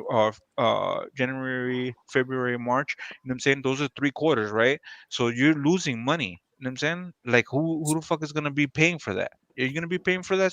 So will you get the Zone? Will you resubscribe to the Zone if Canelo's not on there?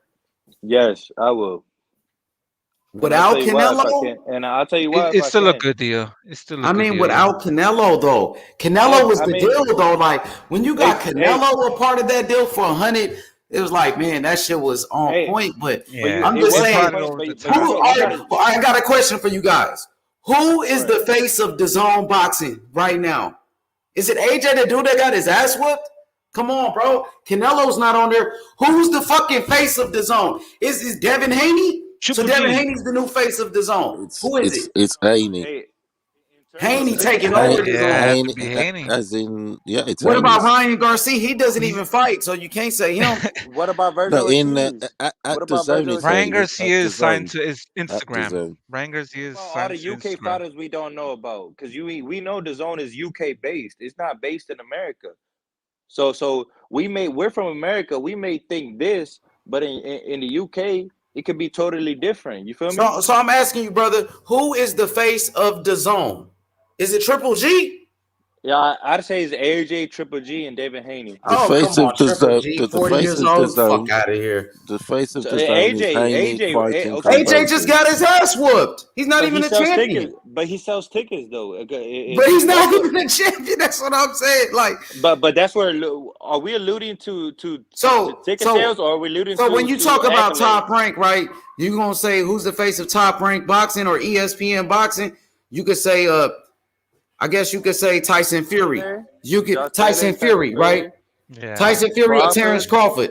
Well, Terrence Crawford just was. became a free agent, but Terrence Crawford was with them the whole time. So you had Terrence Crawford, you know what I'm saying? Teofimo Lopez, Lomachenko, and they got Loma, right? Let's look at the whole story though. You know, Top Rank it really is known for its up and coming fighters like Shakur Stevenson, Keyshawn Davis, you know, stuff like that. So we can't just put one person, you know, in front of the whole company. All right, PBC, on PBC, who you got? You got Earl Spence.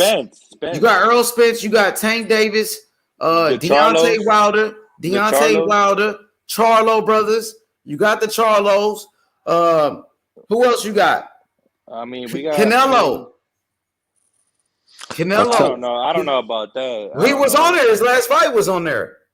So I mean, are we putting Showtime together with PBC, or are we putting him at? Canelo's a free agent there, H. Yeah, But I'm just saying his last fight was on the PBC. You know what I mean? So is Showtime and PBC together, or are we putting them as different entities? Yes. Who got the best stable of fighters? Top Rank. Yeah, I think so. I'm with Paulo on that one. Top Rank. I'm sorry to say. Oh, Benavidez too. Benavidez on there. Yeah, Alex, David Benavidez. Man, PBC got fighters, dog. They got what? They got fucking David Benavidez. You got Earl Spence, Tank Davis, motherfucking Andy Ruiz, nigga. PBC got Andy Ruiz, nigga. And that's a heavyweight champion. They're not riding him well. They're not riding him properly. But they deep, bro. Hold on, H Money. They don't ride him well. Andy Ruiz still one of the biggest names in boxing. In American boxing, he's right there with the top guys. Andy, I would say. Would you agree with me, Don Dada? Yeah, I will agree with you, but that's the root of the problem. PBC has all these amazing fighters, but they only fight one time a year. And they got Morrell too. PBC loaded. They only fight one time a year. They need more platforms. They got Fox, bro. They got Fox, and they got FS1, and they got Showtime. Xander Sayers fought like 6 times this year. Jared Anderson fought like 5 times. They need to spread them out. Spread them out. PBC has amazing fighters. Xander but signed a big deal today of some sort. Xander signed a deal of some sort today. But DAZN got a nice little stable too. Who you got? Usyk. Y'all think Usyk could be the face of DAZN boxing? Yes, definitely. Actually, he if is he the becomes face a of heavyweight boxing. champion, He is. Yeah. The heavyweight champion is always the if he face. becomes undisputed, the zone is going to be the hottest promotional network in all of Yeah, well, boxing. the heavyweight champion always gets the face. I'm sorry. Especially if he beat AJ again. Paulo, especially if he beats AJ again. Yeah, Paulo, if he beats AJ again, Usyk will be, man. He'll be the daddy-o. Yeah, he will be. Daddy. He'll be the hottest heavyweight. He already is, I think. He already is. He's unbeaten for fuck's sake. So DAZN, you got Devin Haney on DAZN. You got Ryan Garcia. You got Usyk, Virgil Ortiz, Zordo Ramirez, Conor Benny. He ain't a champion though, but he all right. He's a big name though. You know, he is a big name. So you got who else? Demetrius Andrade. if you want to talk big names, Andre, we got Liam Smith. He a big name on the zone because he a big name in the UK. Demetrius Andrade on there on the zone. The zone got to get more fighters. They not Mikey. You still got Mikey. Mikey got beat Sander Martin. That's a good name, Sander Martin. You know what I mean? Just beat Mikey Garcia. They need more people.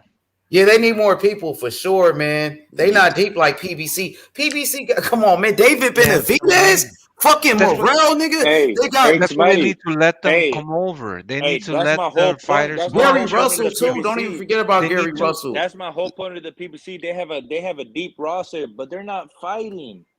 Yeah, they're not as handled as well. That's they are.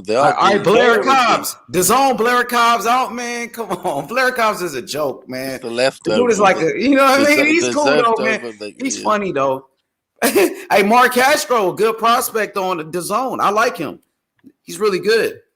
Dang, if fucking Top Rank got Big Baby Jared Anderson. They got Keyshawn Davis, Shakur Stevenson. Man, they got so many. Oh my God! They know Top Rank does probably got the best stable though. Go ahead, Paulo. I'm just saying they know how to cover all the bases. The Top Rank. They got the young lads. They got the big boys. The guys in between. Everything. That's what I'm saying. Hey, don't forget Richard Torres on Top Rank too. A silver medalist in the Olympics. Oh yeah, Richard Torres, Keyshawn Davis. They got the whole Olympic class. All of the Olympians from America.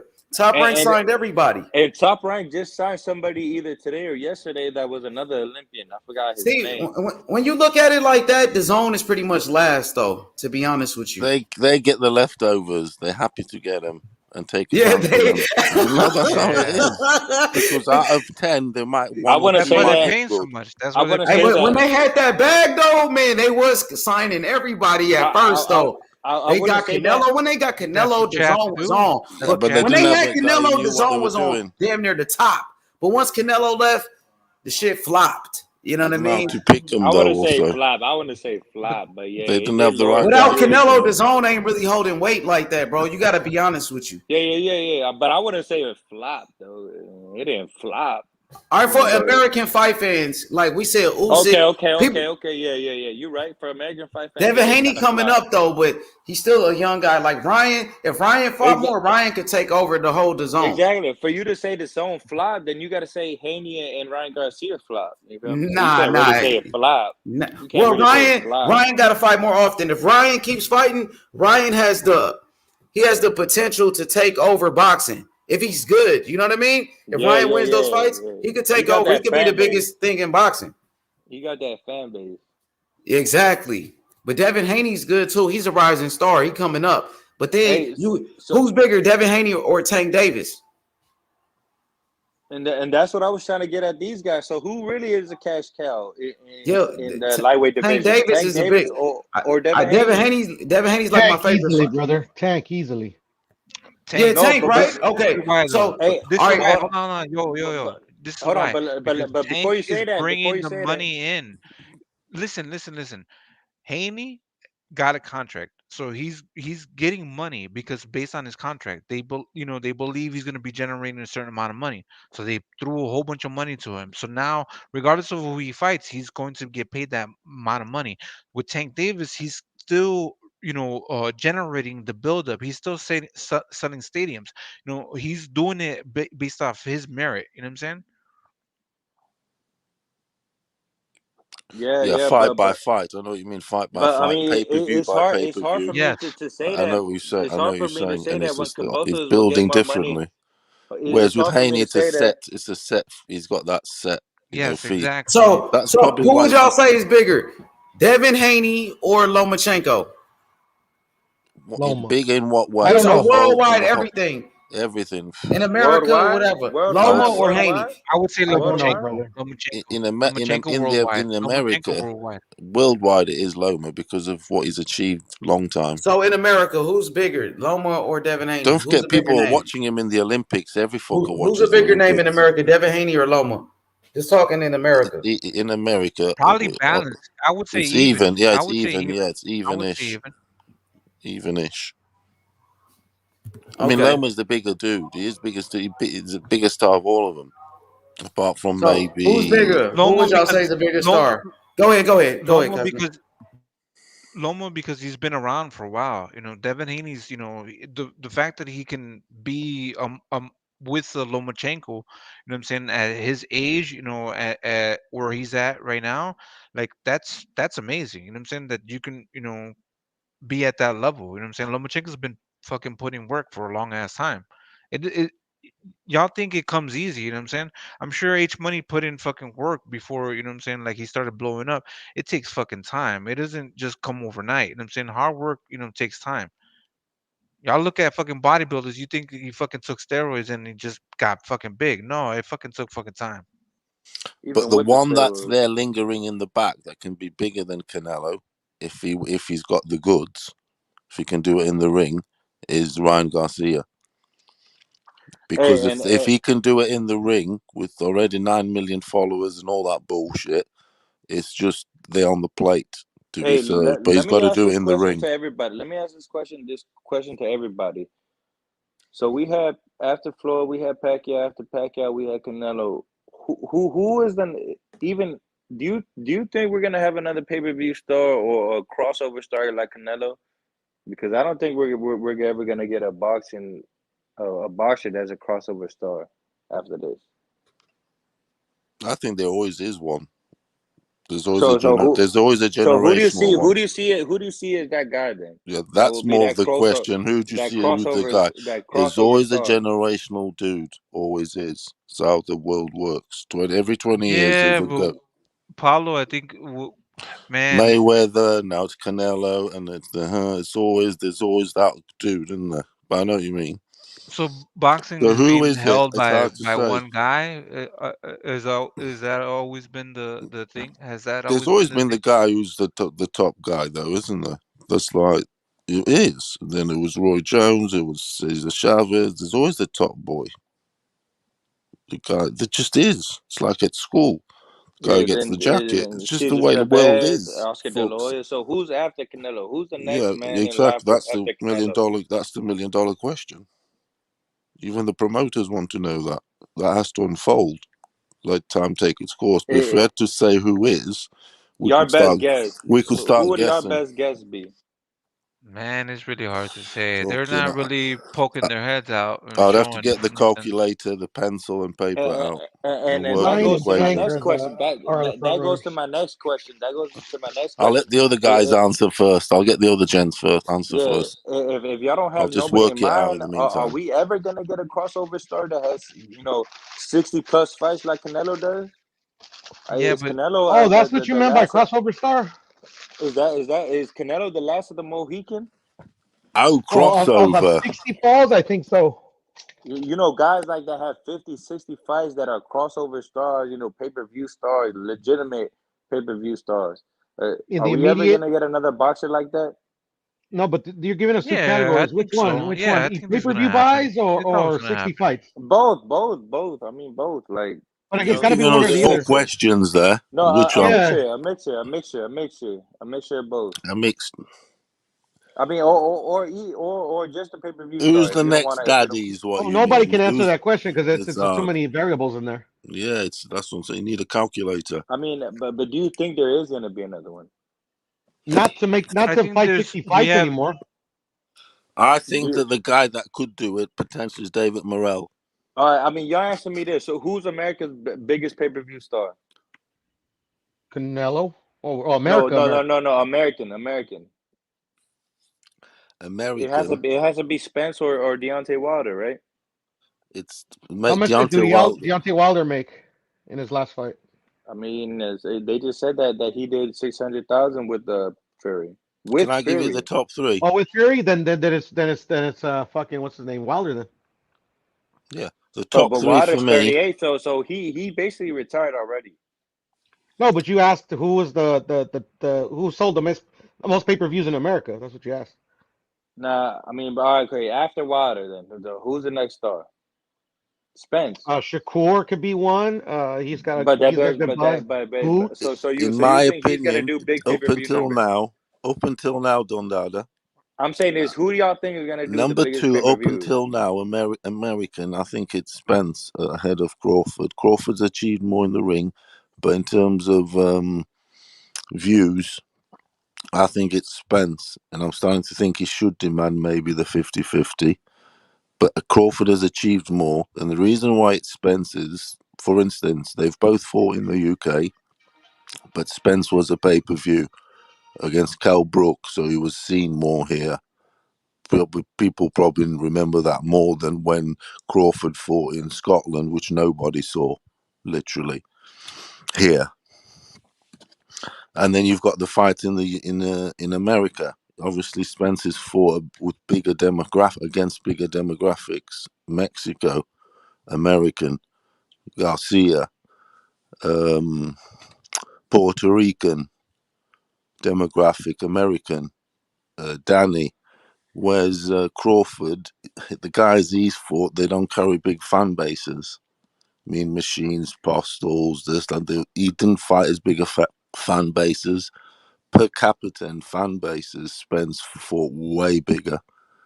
He had to fight against England, where Crawford only fought little Scotland, 5 million. No one watched it. Spence fought against the whole of Mexico and the whole of America, Mickey Garcia. Things like that counts a lot. The whole of Puerto Rico and New York, but the whole Puerto Rican community in Danny, Philly. Exactly. They know what It's they're doing. big. Bro. It's massive. So Yes. I can see their chase there. It's one Yes, of those. Paulo. Because I'll go to the table and say, look, Preach mate, to them, Paulo. Teach these guys, no, it brother. is that. I've got 50 million views. You've only got 5 million. Absolutely. That's what Earl Spence saying. I got more pay-per-view Spence came buys. to England and conquered England in Yeah, Errol Sheffield. has everything That's over, but No, yeah. but in the That's what ring, Earl is saying. Earl's saying I yeah. have more pay-per-view buys than you. I sell more tickets than you. I have more belts than you. That's what he's saying, pretty much, brother. yeah, Yes, that's and the thing is, it's not Crawford's fault. Sorry, that he was moved that way and he fought those guys, for instance. It's not his fault. Spence happened to fight bigger fan bases. He really did. I mean, Mexico, Puerto Rico, England, the three biggest. There and there straight away. It's so that carries so much. So now I've only started contextualizing that shit lately because you guys have been chopping it up so much, and I've just tried to look at it, and that's what it is. The dude has fought a bigger, fan bases, whatever. He's been seen more. But I think Devin Haney will end up being probably the face of DAZN boxing.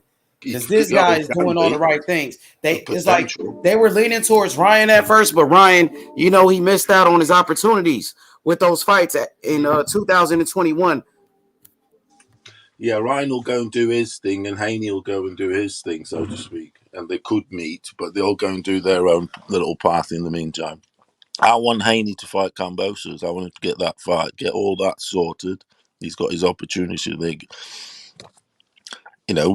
Win the belts or not win the, whatever happens. They might want all just that sort. I want Haney to get that fight, and hopefully he will because of the DAZN. That's what would make him the face of DAZN proper, going down, whatever, and beating Kambosos.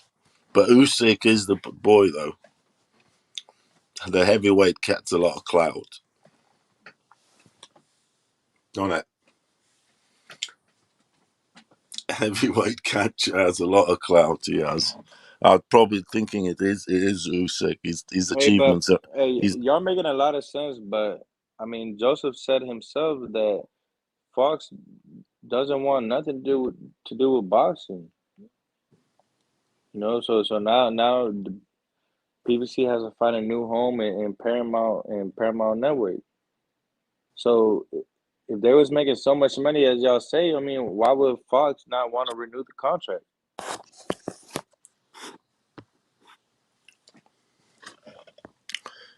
What with Fox? Who's it? I don't know, man. I don't know about Fox. Fox is doing all right. I've been happy with Fox showing me some free Morrell fights. You get me?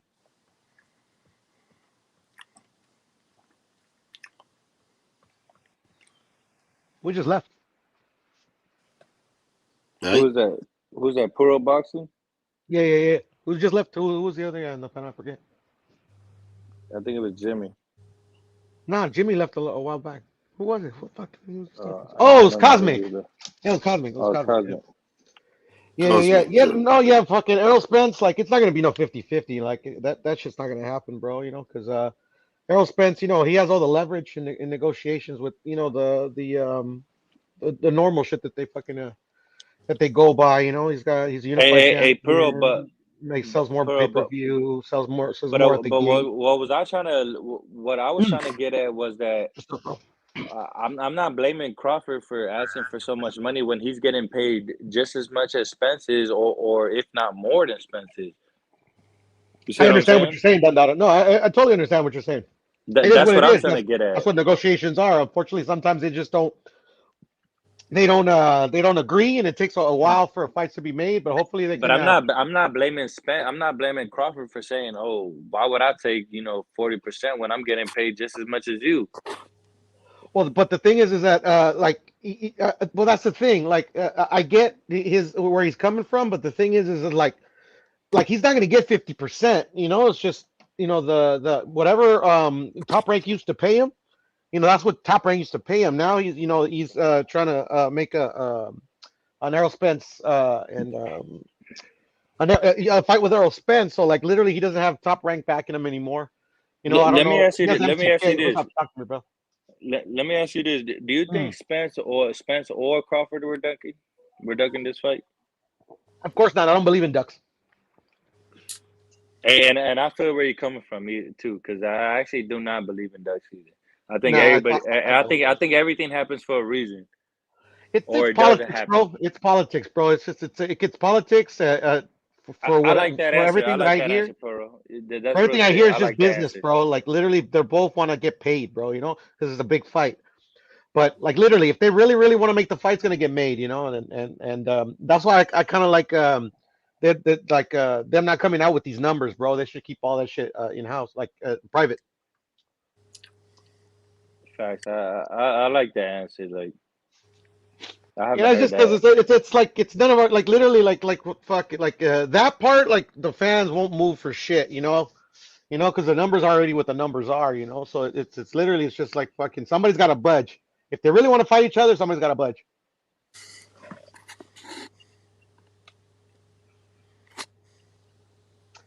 It's the business. That makes a lot of sense. That makes it too much sense actually. Oh man, these guys are warriors, bro. It's just business fucking gets in the way sometimes.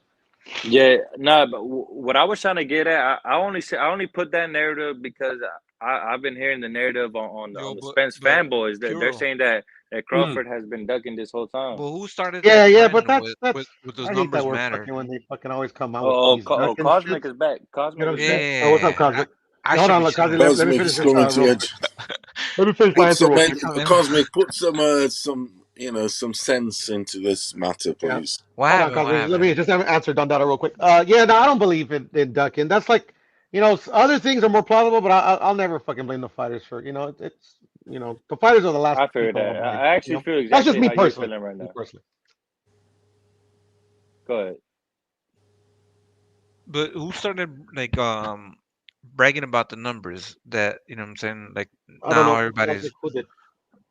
I think there was a point where people were bragging about numbers and what they did. You know what I'm saying? Like you were talking No, about no, like it shouldn't be I was just mentioned. trying to prove a What point. do you No, guys no, not think it you, not should you, be? Dandara. What do you guys think it should be between that fight, 50-50 or what? Even though we No, keep it's not gonna be chopping Who 50 between 50 who? unfortunately. Crawford and say Spence, if it to did to to happen, me to which I me if don't it was think Yeah, up will to me happen anytime soon. if it was up to me this fight is 50-50 to me Yeah. What to about me you? What about you, Cosmic and Puro? You're in negotiating Go ahead, table. Cosmic. What you giving? 50 or what? yeah, 50-50 makes sense. But this is the Yeah. thing though, when you're Yeah. talking about like 50-50 as an individual as a fighter, but when talking about promotional companies and things like that, right? So like when you are signed to a promotional company, I wish Joseph was here. When Joseph is here, I just sit on the sidelines and I just listen. But because he talks about business and the in-depth like what it means to be signed by somebody.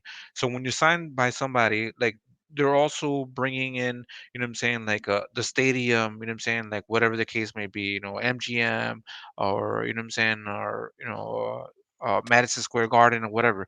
So they have numbers behind that. So they're not just negotiating for on one behalf. They're negotiating for other people. You know what I'm saying? Like networks and all the rest of the things. You know what I'm saying? Like there's so many fucking things behind that. I mean, so and that's what me and Jimmy was alluding to. hold on. That But with Crawford doesn't have anything behind him anymore.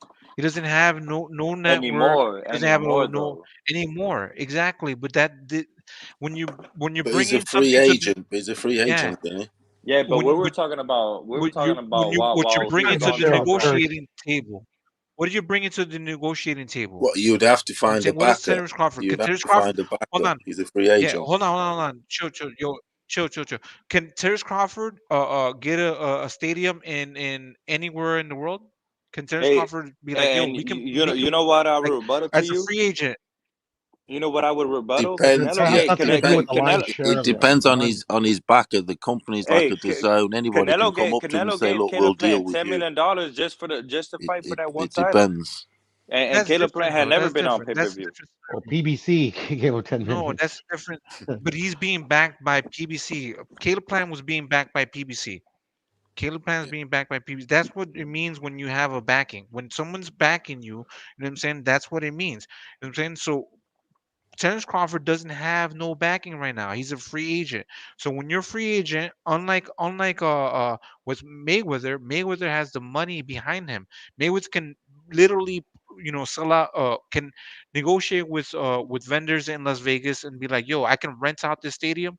I can rent out MGM, I can rent out whatever the case may be. You know what I'm saying? That's what you have to do. You know what I'm saying? Like you have to bring something to the table. That now you're negotiating on behalf of yourself. You're negotiating against a whole promotional company, which is the PBC, right? Right. Mhm. That's what Spence has behind him. Terence Crawford doesn't have nothing else behind him. He Oh, he doesn't has have his management company, the MTK, management. You So would have which to has find a MTK, backer. that is they're good. And Yes, they're MTK, connected. which is They're huge in connected, the yeah. boxing world. They're okay. It is connected, big. highly But connected. just for fight purse, what we're discussing, you just gotta really what matters is like your how much you sell and if you bring any titles to the table. Okay, fellas, what I was trying to get at with all that I said, I was trying to get at that Spence is not doing a million pay-per-views. He's not even close. That this No, fight shouldn't even be stopped because of A side, B side. That's the last thing that should be holding this fight back. This fight should be 50-50. but it's not going to be Not 50 You really. know 50 what I Bandana mean? Nah, because it's You know what not. I mean? Arrow holds the leverage in this Yeah, situation. yeah, It's not he going to he it's he not going to be does, 50 but 50. he's not no Floyd. He's not doing Canelo numbers. He's not even cracking 500,000. That's what I'm saying. Neither is Crawford, but they're They're the numbers that they exactly so. make So are the why numbers hold? that they make, brother. So Yeah, that yeah, Arrow I has get his that. leverage being unified, and then he makes more money. He brings in more pay-per-views and he brings in more No, people I get to that. I get that. yeah, yeah. You're not telling no So lie, that's and I the end get of that's that. his leverage. Terrence Crawford has his leverage, and that's where they have Yeah. to negotiate. But what I'm trying to say is that shouldn't be Yeah, stopping this the in fight. between. That should Yeah, not but be but stopping this fight unfortunately to it be does, made. bro, because these fighters are trying to make money, bro. They're prize fighters. Yeah, but I About mean, business. but come It's about a on, lot about business. But come on, man. They're gonna Somebody's make got to money put the money regardless, up man. front, Nah, though. No, I know they're gonna make This is money the thing, though. regardless, but Somebody's bro, got to these put these the guys money up are front. like literally once they retire, that's it. They're not gonna do anything else. no, They're trying but to make as much money as So they look. can, brother. Nada, so my point, this is my like point this. It's like was this. Hold that on, Crawford has the better accolades. Nada, As look. So Hold on, even Cosme, though let him respond. so Go ahead. Crawford has the better accolades, and he's making just as much money per fight. So that should even out. That should even everything out, man. Is No, what but I'm that's trying the to thing. say. Like what Crawford made in the other fights doesn't apply, bro. It's a per fight basis. It's always has been. Yes. Yeah. And that's That's why Canelo that's moved to the PBC key. because he's getting paid Excuse me, up Cosme. front. Boom. Big checks up front. You know what I'm saying? One fight, done deal. Easy. Easy work. Boom. None of that fucking math and none of that shit. You know what I'm saying? Hypothetical. You know what I'm saying? You may get this percentage shit like that. Nah, you're gonna get fucking cold cut cash up front. You know what I'm saying? Look, It's business. It look. is. Bob Abrams' worst enemy was Don King, right? Depends how you look Don at it, King. brother. Bob Arum Nah, and Don King Arum, came to Bob Arum, Bob Arum. came together to make Oscar De La Hoya versus Tito Trinidad when they were both undefeated, both 26 years of age.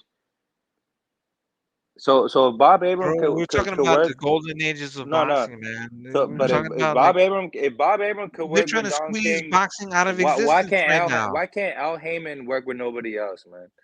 I don't know, brother. I mean, I don't know Al Heyman. You know I what don't I know why mean? they have their beef. No, trust me. I mean, this has been going on since We PBC want the same started. answers.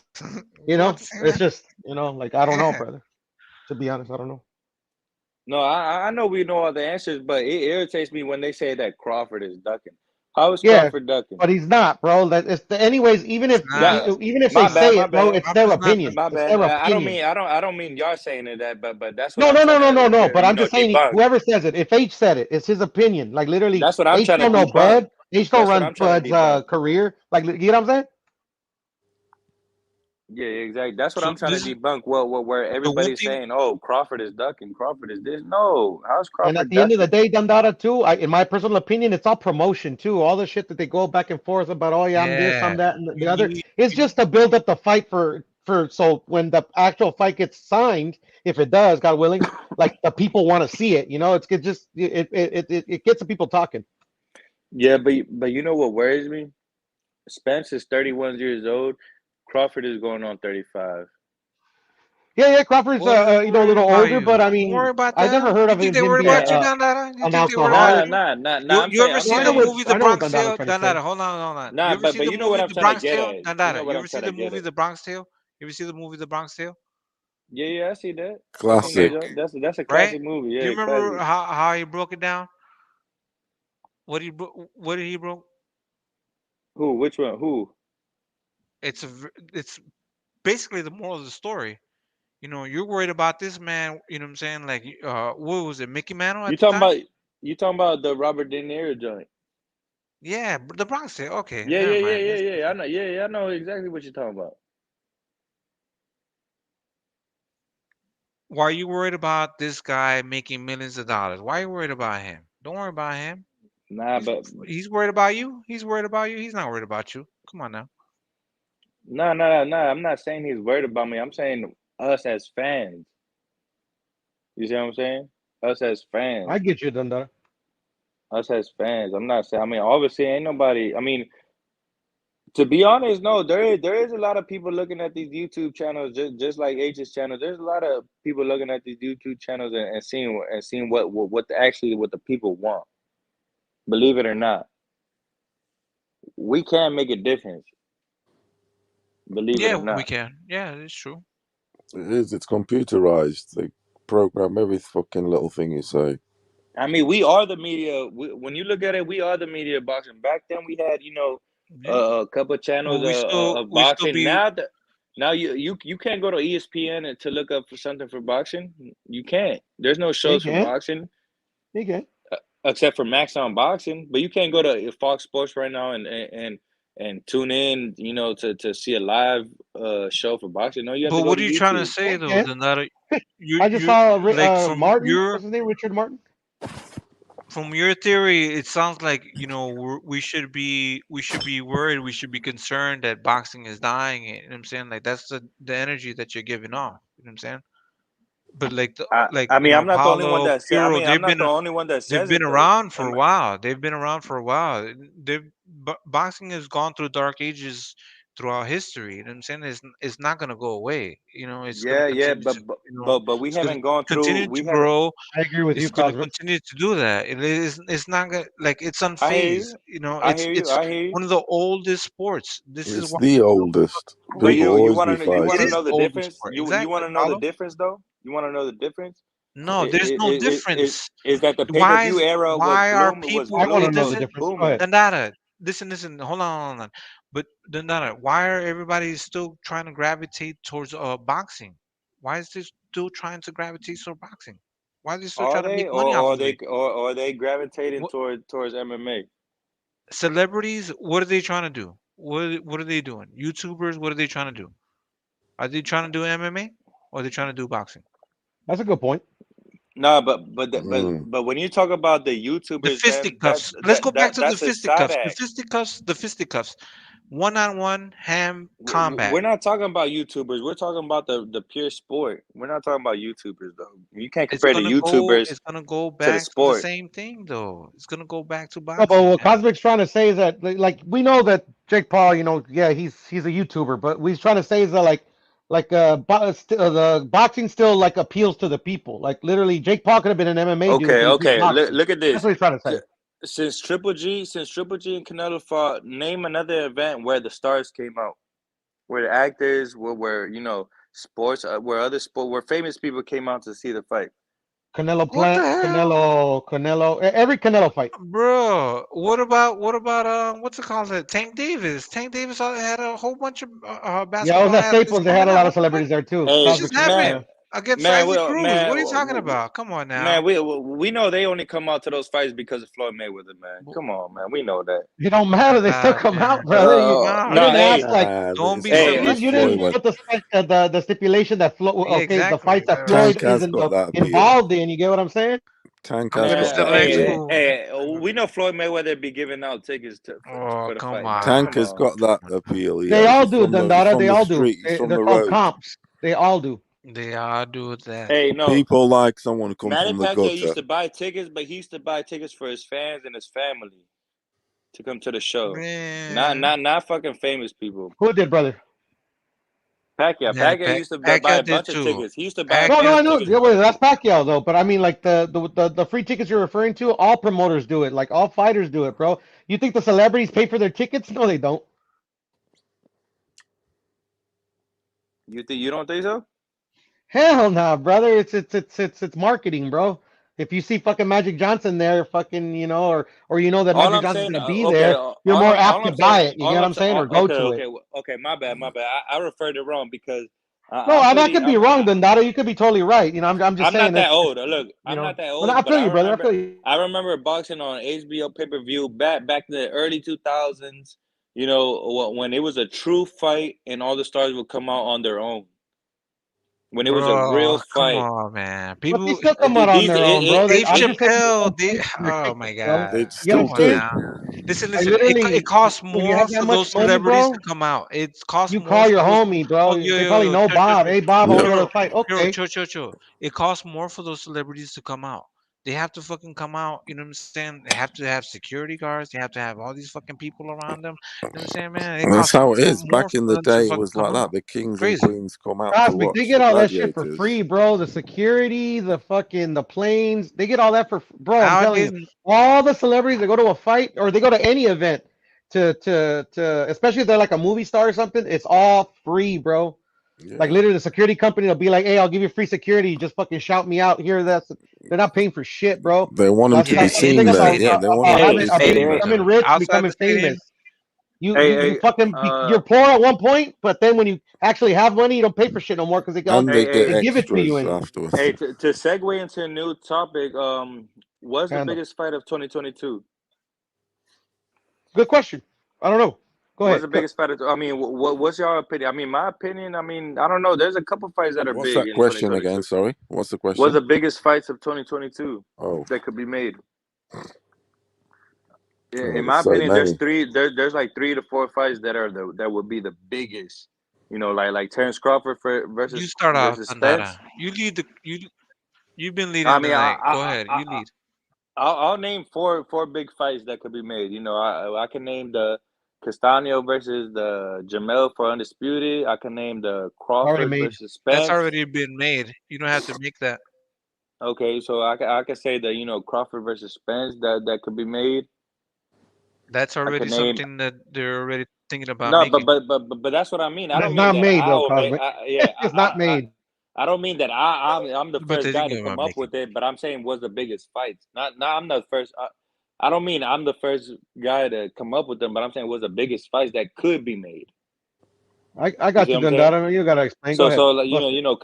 Canelo better be if it's a big fight. I mean, I'm just throwing the names out there. I mean, I want to hear y'all opinions. Like, what y'all think would be the biggest fights that could be made in 2022? I'll go. So like you said, Canelo better be. Ryan Tank. Fucking Loma Haney, I Sonny like that Edwards one. versus Ray Martinez. Yeah, I Those like are that just a one as few. well. Those are just a few. That's what I'm saying. That's what I was asking them. Not fights that I'm making, but I'm thinking fights that could, I like the Canelo better Benavidez. I like the like a Lomachenko versus Tank maybe if that could be made. Yep, that'd be a good one. I want Loma, not Loma. I want Haney That's what versus I'm trying to ask. What do y'all Haney think could versus happen in 22? Kambosos. What fights y'all Haney think versus that can actually happen in Kambosos. 2022? Henry Trash fight. Kambosos is a good one. Yeah. Henry I Kambosos want is a that. big I fight. want that I'm just fight playing to now. It is happen. a good one. It is a good one. Next, straight away, first third of the year, March, That's what I'm April, saying. Jermell June, or Charlo whatever. versus Brian Castano rematch has already been made, but that's a big fight for February. Fuck yeah, dude! I can't wait, That man. I would that I would love. be can't wait till the hey tickets come out. I'm gonna buy I'd some that love tickets fight. to. and I'd fucking love take my to ass see over there. Morrell versus say, mind you, Jacobs is fighting soon, isn't he? Hey, Yeah, now John that Ryder's not correct. He's fighting soon, isn't now that we got to Jermell Charlo, do y'all think if Jermell Charlo beats Brian Castano, he'll finally crack the top 10 pound for pound he? list? Morrell versus Plant. Yeah, He's you would already have top to. 10 in my opinion, brother. He's You already would in. have to. You would be In undisputed, my pound Dandara. for pound, brother, he is. I think with the undisputed win, you'll have to put him. But to Yeah, me, of course. he's not in the top 10 for me right now. I think All with the good. win, All good. he will have to be in there, but he's not in there for me. I mean, I seen him get outboxed twice by Tony Harrison, man. But he I won the can't fight. put a yeah, he won the fight, yeah. I mean, but at the end But of the day, that's what matters. You get Yep. what I'm saying? Like me, I but I thought can't. JoJo won against Devin, but like at the end of the day, they gave him the decision. So you gotta give him I props can't. for that fight. You get what I'm saying? I can't put somebody in that gets outboxed No, twice and I badly feel and you. I feel like badly. me personally, I don't agree because he still won the fight, but it's your pound for pound. You can put whoever the fuck you want on that one. Hey, y'all remember when he fought Castano the first time, and Terrence Crawford tweeted out, and this is why you're not on the pound for pound list. Well, Y'all that's remember Terrence that? Crawford's opinion, though. But I Yeah, agree with his opinion. I agree with his I opinion. don't. that's a small percentage, though. That's the thing. I just think When you're when you fighting get for undisputed, badly when you get badly outboxed like that, nah, I can't put you on the pound for pound list. bro. That's what's going to happen when you're fighting for undisputed. You're gonna have two sides. You know what I'm saying? In Man, it's hard to just like you have two fighters that are gonna put two belts on the line. You know what I'm saying? And they have two different styles. They're gonna clash. That's what's gonna happen. I think a draw was like very deserving. That's what I had. Hey, Dandara, and I Y'all had a respect draw? you. I respect you for your Yeah. opinion, bro. I respect that that's your Yeah, I pound mean for pound list. Like literally, it's I don't nothing. think It's it's nothing crazy. against the Like fighter. literally, like me personally, I don't agree with it, but I don't think it's like, oh my god, like how can Dandara not have him there? You get what I'm saying? I mean, I mean, if you look at a lot of people's pound for pound list, they don't have Jermell Charlo nowhere near the pound for pound list. Well, a lot of people don't know shit about boxing though. Yeah, that's true. But You I'm have looking to like form your I'm own looking at the opinion, man. I'm looking at the Ring magazine. No. I form my own opinion, but I also like to hear other people's perspective because just because you have a perspective doesn't mean that you're right or you're wrong. But you Yeah, could always look true, at other true. people's perspective. You feel what I'm saying? No, for sure. I love listening to other people's perspectives. Because That's why I'm on the pound for channel. pound list. I mean, boxing itself is all subjective. If we really want to keep it 100, it's all subjective. Well, until you start adding up the accolades and what I'm saying, and Yeah, accolades is achievements, different. things like that. But So I'm talking yeah, I about know you what you're can't trying to deny say. I know those. what you're trying to Those are say. not What's not Yeah, the subjective victory. is wins and losses.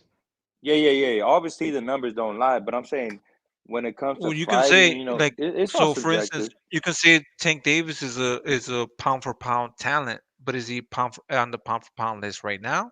Exactly. I I would say mean, no, ESPN has him at number No, I 10. would say no too. I would say no too. right? ESPN's got And the Tank pound for on pound number 10. 10, pound for Yeah, pound 10. ESPN has him at tied number 10 with Kambosos, tied for number Really? 10. Wow. That's Yeah. amazing to me because I don't have Tank's my favorite fighter and I don't have him in the top 10.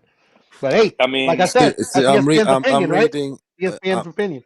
I'm just reading something here. It says, Ugas, he says, it's going to be tough, he says, but 100% I can beat Errol Spence.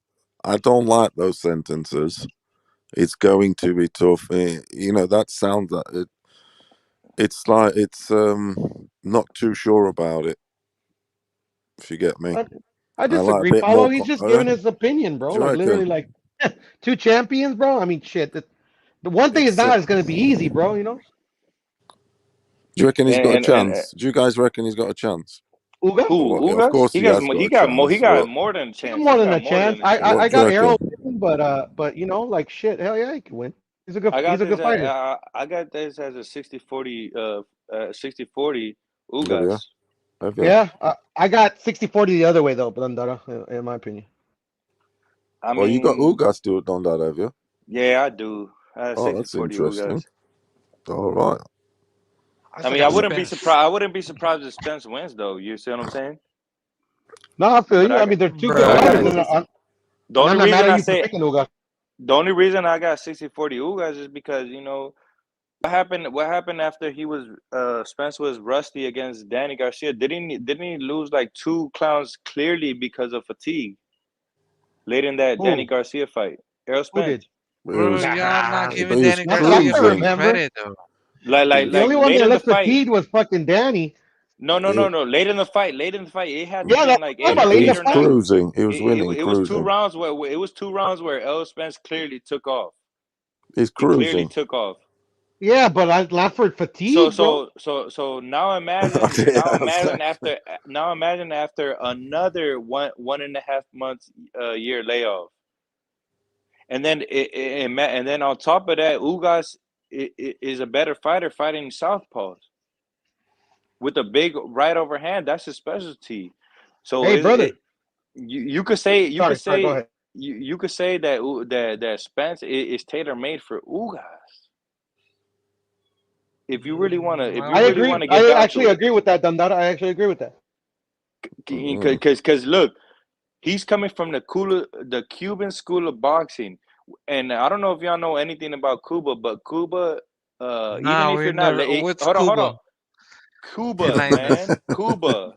I don't know if y'all know anything about the They Cuban school do of good boxing, but cigars. They do good they convert cigars in Cuba? they Cuba. You mean hold okay? on Cuba? they convert all right-handers Havana. to southpaws. If y'all didn't know, Yeah, I know what you they mean. Yeah. convert all orthodox fighters to southpaws. That's something I So learned today, fucking Dundada. I never knew that shit. That's yeah, crazy. I did not know that. they convert no matter if you're left-handed or not. They convert everybody to southpaws in Cuba. So what I'm trying Mm-hmm. to say is Ugas has a lot of experience fighting southpaws because he's coming from the amateur system, and those notorious 2 wins against Crawford. And I heard he beat Castano in sparring, and he beat him bad. And Castano beat Errol Spence in the amateurs. Mm-hmm. I'm gonna say this. Just to put my point across. If it was 2 years ago and Errol In the Spence never got in the, amateurs. if it was 2 years ago and Errol Spence never got in the car crash, never got his torn retina, I would have had But that's what Errol we have Spence. to see it though, Dandara. That's what we I have would have to had see it Errol though. Spence as a highly favorite. But now talking about all that, I have Ugas as the favorite, man. 60-40. Dandara, no disrespect. Where are you from in your ethnicity, if I may ask? Well, no disrespect. I'm Latinx.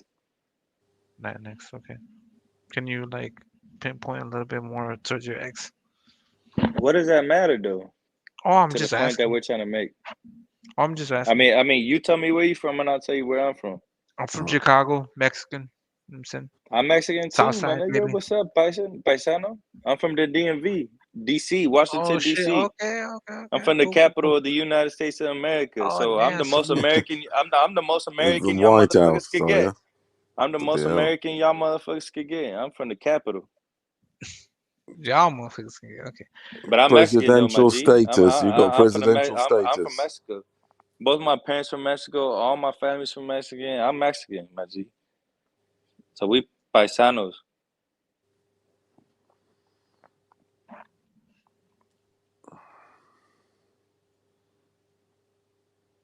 But go ahead, bro. Go ahead, man.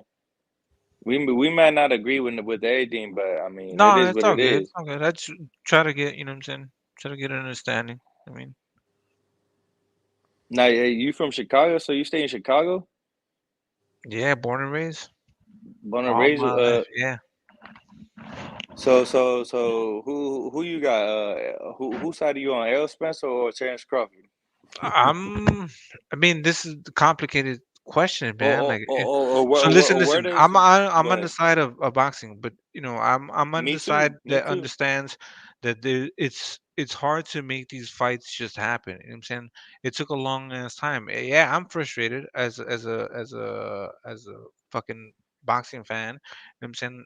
I'm frustrated that it hasn't happened. You know what I'm saying? I wish it would have happened a long time ago, and we would have had, you know, three times. You know what I'm saying? We'd had a fucking trilogy, but you know what I'm saying? It is what it is, man. Like just the way the game fucking goes, man.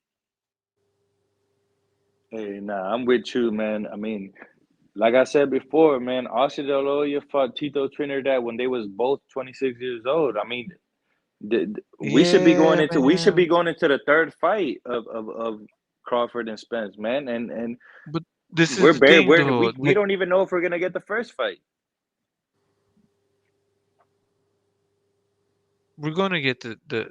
They need to make that fucking fight happen, man. They need to make both of them. I don't think Terence Crawford is going to be leaving the sport without getting that. You know what I'm saying? And Errol Spence is not. You know what I'm saying? Gonna leave the sport without getting that. You know what I'm saying? Like no, it's in their regardless of whatever money Terence Crawford's made, Terence Crawford's fucking financially set. He's good. You know what I'm saying? He's gonna be fine. You don't have to worry about him. I'm pretty sure that he really wants to be fucking undisputed at fucking 147, just like he was at Yes, 140. I don't but think he's like I don't see like the like, oh, this guy's ducking him and things like that, man. There's negotiations, there's business and things like that, man. It's just unfortunately for Terence Crawford, he no longer has the backing that he needed before. You know what I'm saying? In order to, fight Spence, you're not fighting Spence an individual. You're fighting Spence as a, he has a backing from a corporation, which is, the PBC, Showtime, and everybody else that's following him. So Spence is making money like he's a boss, but he also is working with the company, which is the PBC that prefers him to fight Ugas. that's 100% too. But the only thing I would say is that Crawford has leverage where Spence his whole entire goal at the welterweight division was to become undisputed. So Crawford has leverage for him holding a title at 147, does he not? My bad, I got distracted by the comments. My bad. Yeah, I need to stop. What happened? Go ahead. Say it again, Dandara. No, I'm saying he has the title at 147. So that's Who his has the leverage. title? Crawford. Yes, of course he has a title at So 147. that's his leverage. All So right, Spence so wants to become undisputed, so he has to go through Crawford, is what I'm trying to say. then they have to negotiate that, man. Like, how would you, you know, What I'm trying to say is going to come down to 50-50. Spencer's going to have to eat his words, and he's going to have to give Terence Crawford 50-50. Okay, that's good. That's good. So But I'm just but pointing it out. I'm not. okay, It okay. might So not be you, but I'm pointing it are, out to are Spence you fanboys. are you on Bud's side of the equation? So you're on Bud's side of the equation, right? No, So no, no. It's funny that you say that because I'm not. no, no, no. I'm not I don't on neither know. side. I'm on the. I'm on the fan perspective. Okay, but I want what's best it for can go boxing. 50-50 though. You know what I'm I'm saying? what's Because best for like boxing. so like if it goes 50-50, so let's say The like only okay, hold on. Let me hold tell on, you chill, this. chill, The chill. only fan that I am of is Lomachenko, the best fighter after Muhammad Ali. Bob Arum said No. that himself. Oh my Bob God. Arum All said that right, I'm himself. done. All right, That's I'm the only leaving. fan I'm with. Yo, I'm done. Lomachenko, but go ahead. Bro, you really said that? You really in your heart believe that shit? Because I do. I do. I that is think hysterical. offensively, we haven't Dandara, seen nobody chill, like relax. Lomachenko since No, Manny Dandara. Pacquiao. Since Manny Dandara, you Pacquiao. really You Since need Eric help. Morales isn't, since Marco Antonio Barrera, we haven't seen nobody like Lomachenko, bro, at 135. Oh my god. I mean, Lomachenko's a fucking bad man. Don't get me wrong, but like, That man's a bro, bad man. no, then not chill, bro. Like, cut it off. Sign yourself offline, man. It's over. It's over, bro. It's over. Michael Jordan needs to come in. Stop it. Stop it. You need help. That's You just need help, me. I bro. mean, I know I'm gonna nobody leave. be You look, agreeing with look, me. look, look. I know I'm gonna nobody. leave. I mean, I'm I gonna don't leave. want you to agree with me. No, I don't no, want you to no. agree It's with me. good. Take over. Take over. It's over. I'm done. No, I don't want you to agree with me about the Lomachenko. But I was asking about the. You asked me if I was a Terence Crawford fan. No, I'm not a Crawford fan. I'm not an Errol Spence fan. I just want to see the fight. You see what I'm saying? I'm for the sport of boxing.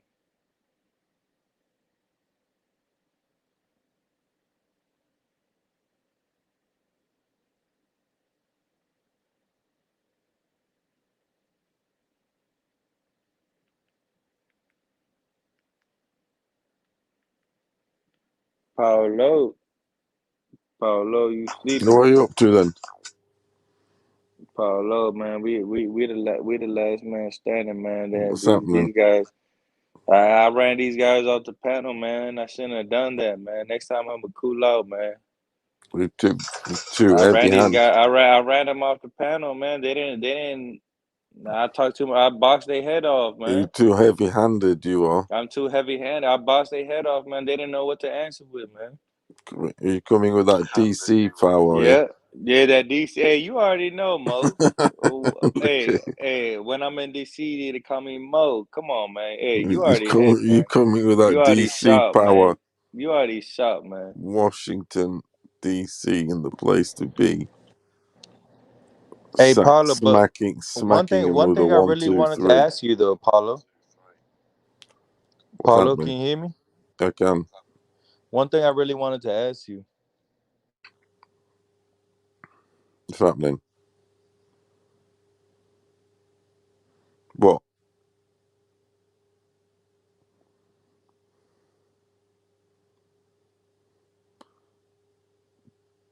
Donada.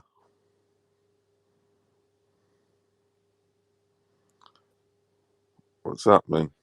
What Dondada? I wanted to ask you what was the worst beating you seen all year of 2021? What was the worst beating you seen?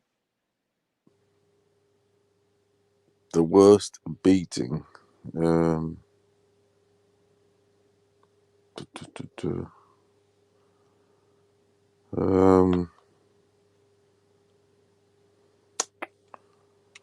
It's quite difficult to remember, but the one that comes to mind straight away is the Wilder Fury. Yeah. Well, that was a beating. I mean, there's possibly more beat downs out there and whatever, That was but a crucial that's a beating. beating when you get beat down and knocked the fuck out and No, face flat on that the was a real beating. That was a real and you beating get right there. your face flat on the ground, ass up. Yeah, That's I would called a say beating. to me, do you know a guy by the name of Gabriel Flores Jr.? Yeah.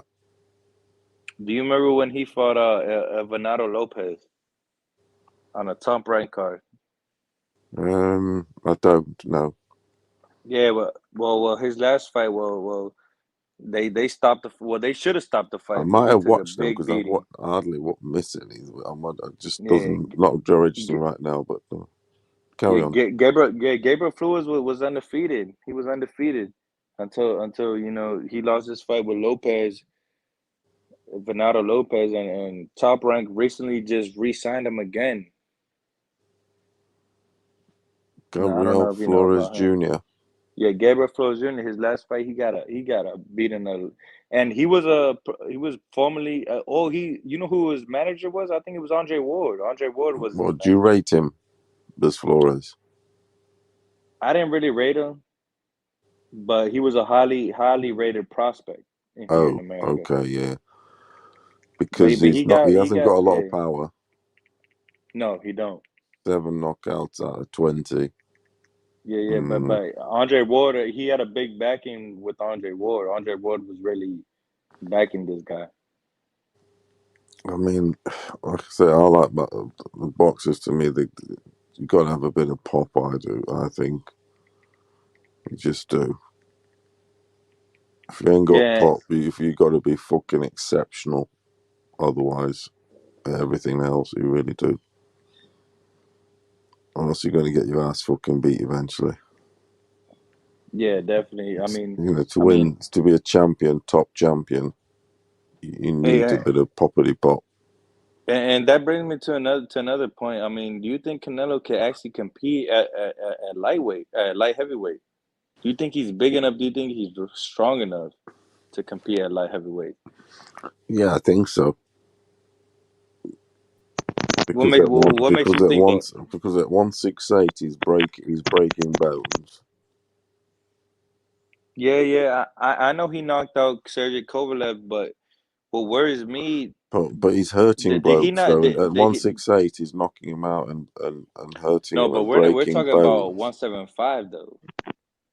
Yeah, but If you look at his fight with Kovalev, he looked didn't he look sluggish to you? Didn't he look a little slow to you, a little sluggish, a little lethargic to you? you could possibly say that. But Kovalev's an awkward operator though, isn't he?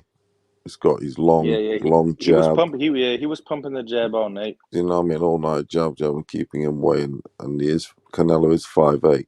But Canelo's improving loads and loads with his body work. He's improving every fight. Every camp he's improving his defense and in head movement. So he's a different fighter from yeah. the Kovalev, if you get me. So the narrative I'm getting is that Bebo will box his head off, or Better Biev would just steamroll Canelo. Do you think any of those narratives are true?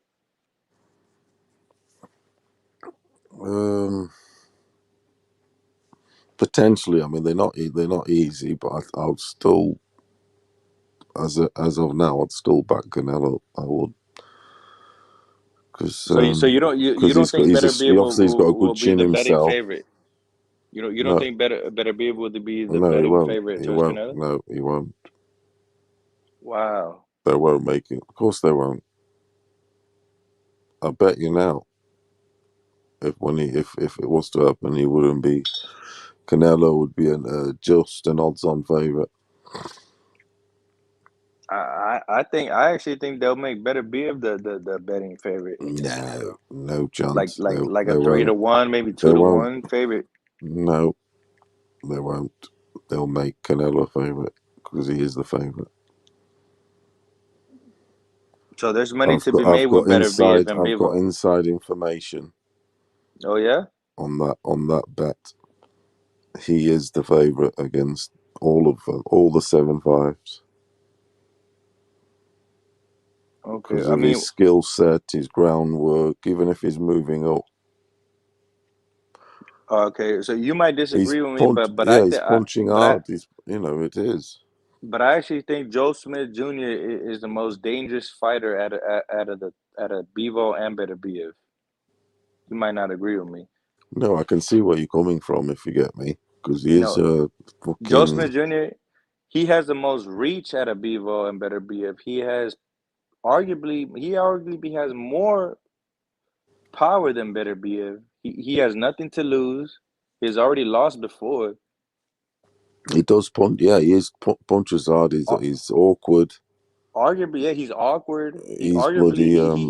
He has just as much power as Better Biev, if not more. And he's got volume. Volume. He's got a good engine. I know where you're coming from. I can. Yeah, I know. Yeah. I'm not going to disagree with that, mate. I think for Canelo, I think Joe Smith Jr. is probably the most dangerous fight that he could take. But on that side of the Bracket, on that side of the bracket, on the WBO side, I know you obviously on the Smith thing and Johnson, but I'm an Anthony Yard representative from the UK. Hey, and that's you exactly what I've just said. I represent Anthony Yard in the UK. I'm glad you. I'm glad you brought up Anthony I'm his Yard. representative. I'm glad you in brought him up. in I'm glad you America. brought him up. I'm glad you brought Yeah, him up Lions in the because camp. Lions in So the camp. yeah, so I'm glad you brought him up because I'm currently Anthony Yard looks representing in humongous. 2022. I'm representing him I'm glad you brought from him the up because UK, Anthony Yard looks so much bigger than Canelo. and yeah, He looks so much bigger and stronger than Canelo. They shouldn't even be in the same fucking ring together. I don't think he beats Canelo. Anthony He Yard? doesn't beat. No, he doesn't because Okay, because Canelo's got a lot of schooling, a lot of I groundwork, a lot of whatever. my sources are telling me that the winner of Caleb Johnson and Joe Smith Jr. Will fight Anthony Yard. That's correct. That's as set as it goes. So if Anthony Yard beats Joe Smith Jr., I Well, would not make I've made this. I would not make Canelo the favorite to beat Anthony Yard. I just think he's too small I've for made Anthony this Yard. outlandish. I've made this outlandish prediction, which is Yard will, if say Callum, or if Johnson, Caleb or Johnson. yeah, if Callum Johnson, for instance, beats Smith, or beats Smith, and then Yard is entitled to that, or even Smith. But if it's a Johnson win, because I'm telling you now, Johnson can win that. Don't count me out. He hits very, very hard. I mean, Caleb Johnson has been knocked out by was it Beaver or Better Beaver that he was Yeah, knocked I out mean, by? I want Johnson to win. I'll tell you now, not just because it's the UK thing. I don't really ride with all the UK dudes. I don't. I'm not about that. Right. I'm not about, I live in the UK, I'll support, because I'm not even from here, if you get me. Right. I'm not English, so I'm not one of these. I get I you. ride, it's like that. Anyway, but Johnson, he lives just round. I see him all the time around here because he lives near me. So I want him to win, or even for those reasons, because I don't know. I haven't spoke to him, but I see him around a lot because he's known around here. Yeah, he lives around here, like I said. But so if he wins, Yard is getting that fight. Regardless of who wins that, Yard gets the fight because of Frank Warren being high in the WBO. I mean, he's good in with Bob Arum. I mean, he's a partner. Yeah, He's Bob Arum's partner. he's high in the WBO, that Frank Warren. He always gets the WBO belts. Okay, so for his boys, he always has, even from the 80s, 90s. It's always been the WBO show. Yeah, they keep them. So That's been always been the European sort of belt. Give them the WBO, and then the Americas keep the WBC, preferably, unless obviously a dude gets beat, and then you can't help it.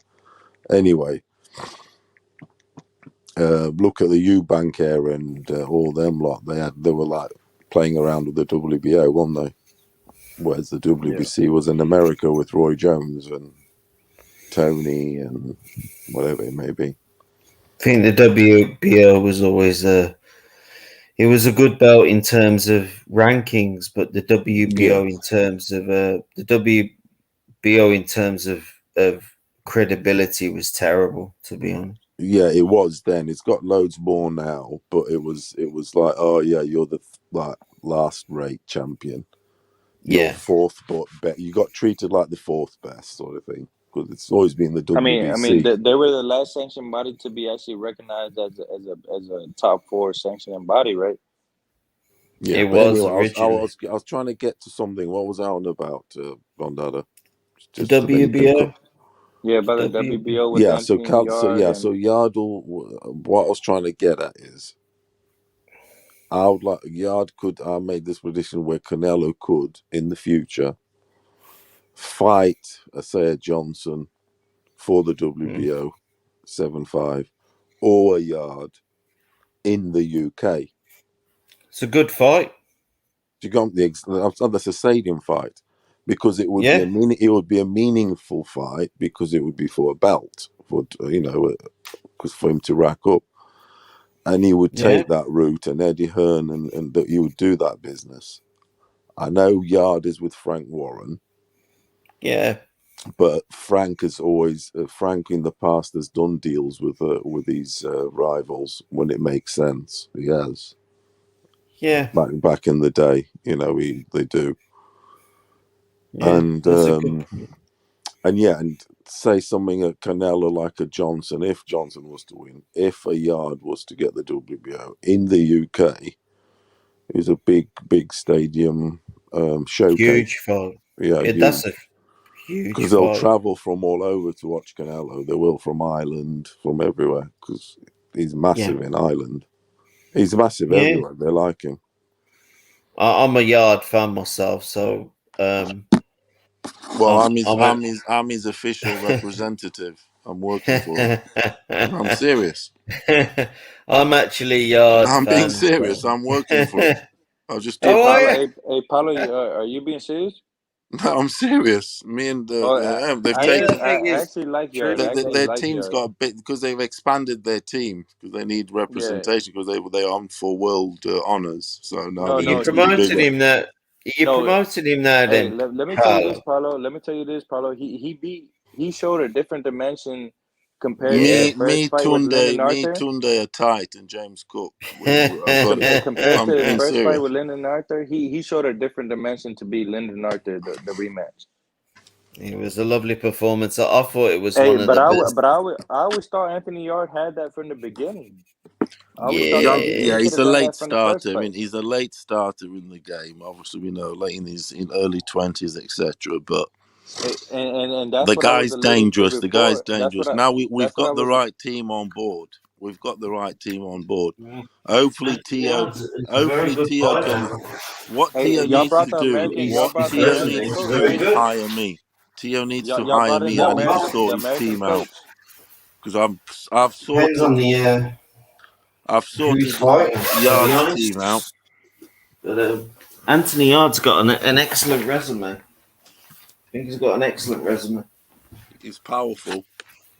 I mean, I just think I think he's too big for Canelo. I think he will steamroll Canelo. I think Canelo too small for Anthony Yard. No, he doesn't beat Canelo. I'm his representative, everything, but I'm not going to come here and say he beats Canelo now. Not yet. I mean, look at the size of Anthony Yard and Lyndon Arthur, man. Them guys are huge.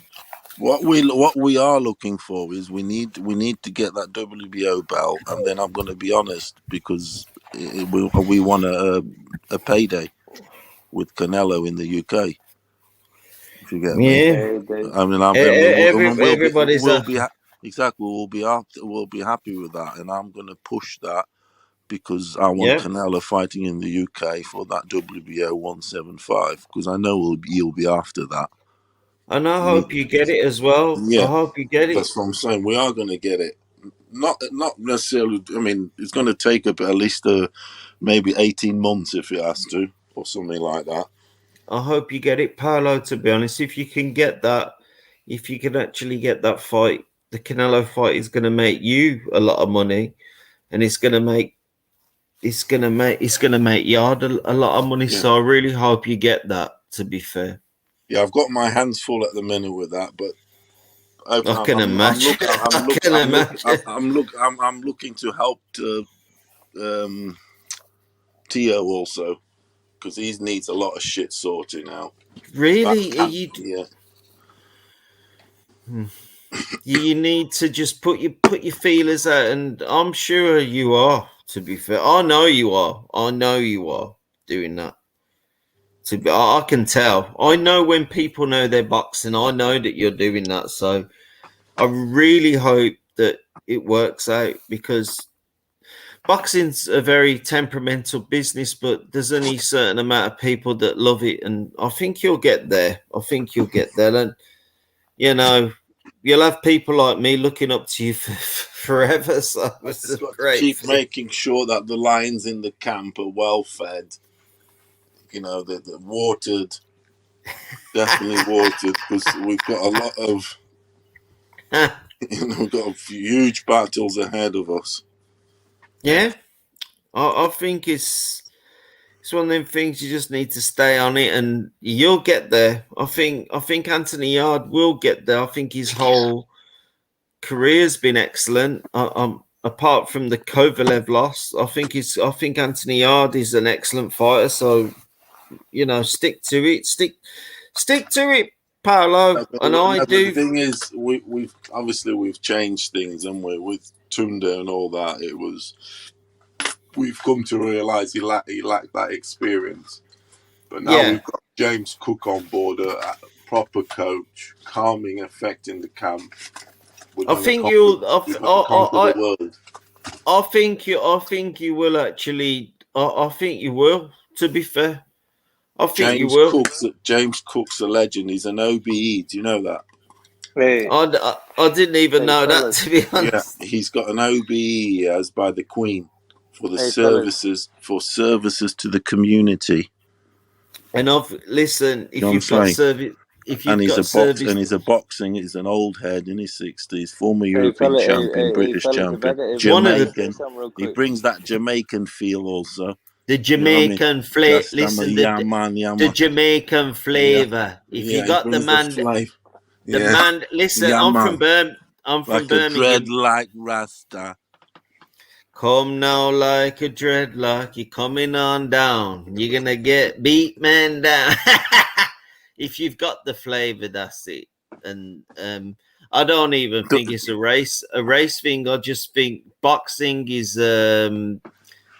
boxing. If you're good at it or you're bad at it, that's it. And Jamaica is one of those places, small place, 3 million people, but me and Paolo would not be on this planet now if it wasn't for Jamaica, because half of the guys on those ships, probably more than half, you're talking nearly 3 or 4 of half ships, were Jamaican on the Battle of Trafalgar and the what's it, the Nelson, Paolo? You know more than the Nelson, But anyway, Jamaica's got a top 5 heavyweight boxer of all time.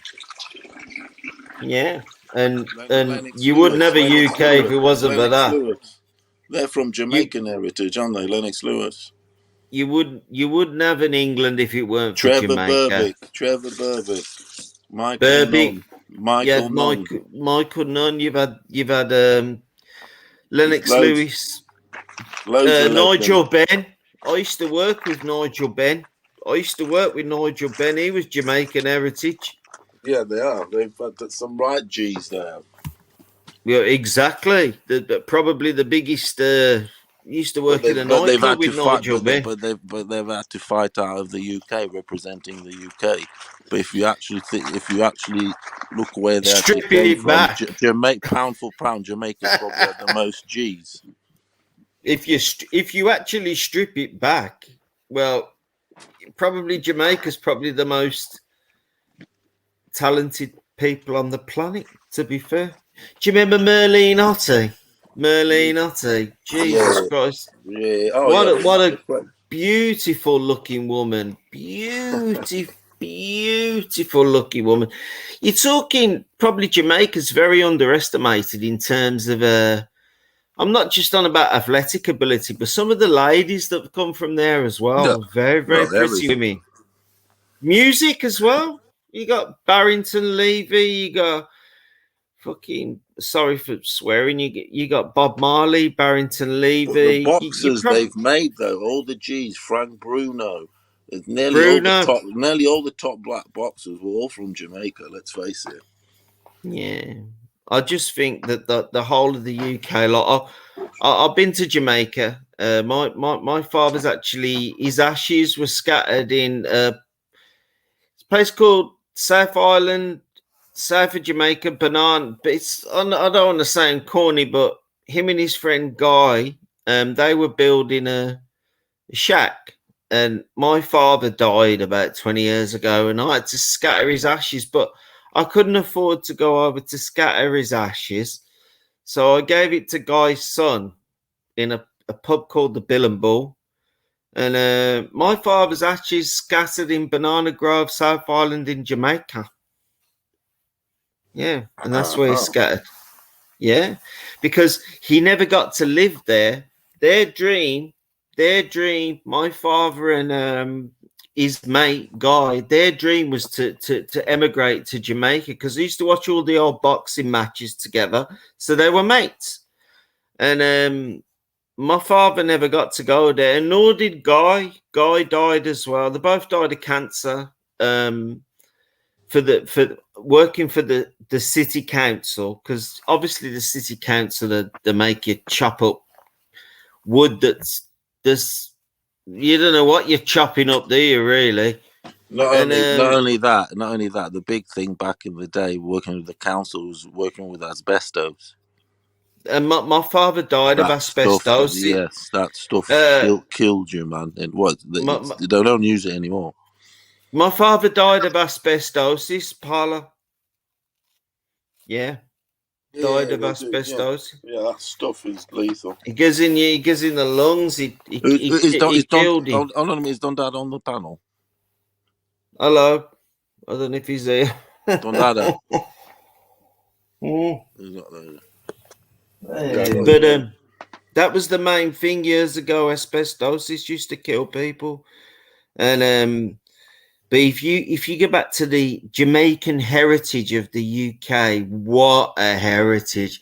You're probably talking one of the most when you're talking underestimated influences on history is the country of Jamaica. That is a massive underestimated part of the world. Isn't it about there's not even that many. I think if I went there, there's not even that many people, be like 2 or 3. But the quality that comes out of Jamaica, you got the music. Beyond belief. Sportsman, music, everything. And like you're talking history, mechanics, you're talking physics. You're talking some of the cleverest people in the world are from Jamaica as well. It's very Olympians after Olympians, boxing champions after boxing champions. You've had the best physicists from there. There was the best physicists from there. It's just I can't understand how such a small island can be so influential. I think it must be in the genes. There's something in the genes there in the brain. There's something in the genes with the Jamaican and the brain. They're very, very clever people. And I don't think you'd have the world as it stands today if it wasn't for Jamaica. I don't think it would be in the state it is today. I think it would be a worse place to live if it weren't for Jamaica, to be honest. I truly believe that. I'm not just saying that because I'm on a live. I truly believe that. I don't think it would be. Actually, the worst thing that come from Jamaica is probably weed. That's probably the lowest. When people going about weed and the reefer and all this, that's probably the lowest thing that's actually come from that country. There's a lot more positive, and I don't know. Some people could say it's a good thing. Some people could say it's a bad thing because it is people that it's medicine. Medicinally, that they can say yes, so we can say no. Depends how it's used, appropriated. Yeah, I agree with that. Medicine. It depends. I think it is a good. I think it's a good thing as well. I think it's an excellent. It's a herb, just like parsley and coriander. You can put it on. It's just, exactly. You can put in the rice, put some in the fucking rice, sprinkle some on the rice. You know what I mean? It's good shit. Put it on food and stuff like that. Yeah. I just think what an influence. Yeah. I can't think of anything better in terms of sports. The Usain Bolt 2008, 2012. He was in our city because Usain Bolt, his family live in Birmingham, so all his cousins, all his aunts, all his uncles live in Birmingham. So when he was training for the Olympics in London, he was living in Birmingham, and we used to go and watch Usain Bolt. He was training. Did you? And Where at? We watched him at Perry Bar Stadium in Perry Bar, which is the Alexander. Well, it's in Birmingham. It's just a small stadium, but he's running around there, and yeah. The Olympics. All right. Well, he run the 100 meters in 9 point. What was? Oh shit! What the fuck? Why Yeah, y'all? what's good, Cosmic? What's good? Shit, I'm chilling. Listen to this shit. Yeah, that dude's crazy, man. What happened? What happened? What happened? Y'all keep on talking. Go ahead. Go ahead. Nah, I think he fell off. What's good, my boy Paolo? How you doing, my mate? You all right? What's happening? Man, Yeah, nothing just much, chilling, man. buddy. It's all good, man. Just Oh shit! can't Let's wait. get the Just looking show forward fucking to the. rolling. God Just damn! looking forward to the fight, and coming Bunch of ahead. And motherfuckers it's a talking little this shit. slightly slow at the minute, but just can't wait for it to kick in again. It's all go Yeah, from the that's what I said. 15th, isn't it? From the 15th, it's all go, and it will never stop again till December. Again. Well, everybody's getting readjusted, so now everybody's reassessing what they want to do. So now, It is, like, yeah. I when you think about business, the new year brings in a whole new fucking, like, what am I going to do with this amount of money that I have? How am I going to spend it? You know what I'm saying? That's why, if you notice, Canelo poked his head out. He came around for this fight not so long ago, right? Because he's poking his head out, trying to look at what everybody's talking about. What's the emphasis? Think So that he's trying to. 2022. We should all just be happy to be here, and just enjoy life. Yeah, I just think the main thing is just to get some money together and be happy. But we have. So when we're here, we have to think about the outside things that are going on, right? So we have to think about what's going on in boxing, right? Yeah, the boxing is always going to be the way it is. Like, you've only got to listen to H Money or Paolo. The boxing is never going to change. It is what it is. Boxing will always be the same. I don't think it will change, bro. Sadly, Yeah, it's still gonna overcome. It's not gonna be, like, I just hate when people say, like, oh, boxing is dying, it's going to be this. No, boxing is going to overcome. It's going to still continue to be the best sport that it's always been. It's going to overcome all these hurdles. It's going to adapt. It's going to change. It's going to do all of those things. I'm it will saying that's never. why boxing's always been the best sport, and it's going to continue to be the best sport ever. Yeah, Don't forget that. Stop doubting that. Whoever doubts that, stop it. Just quit.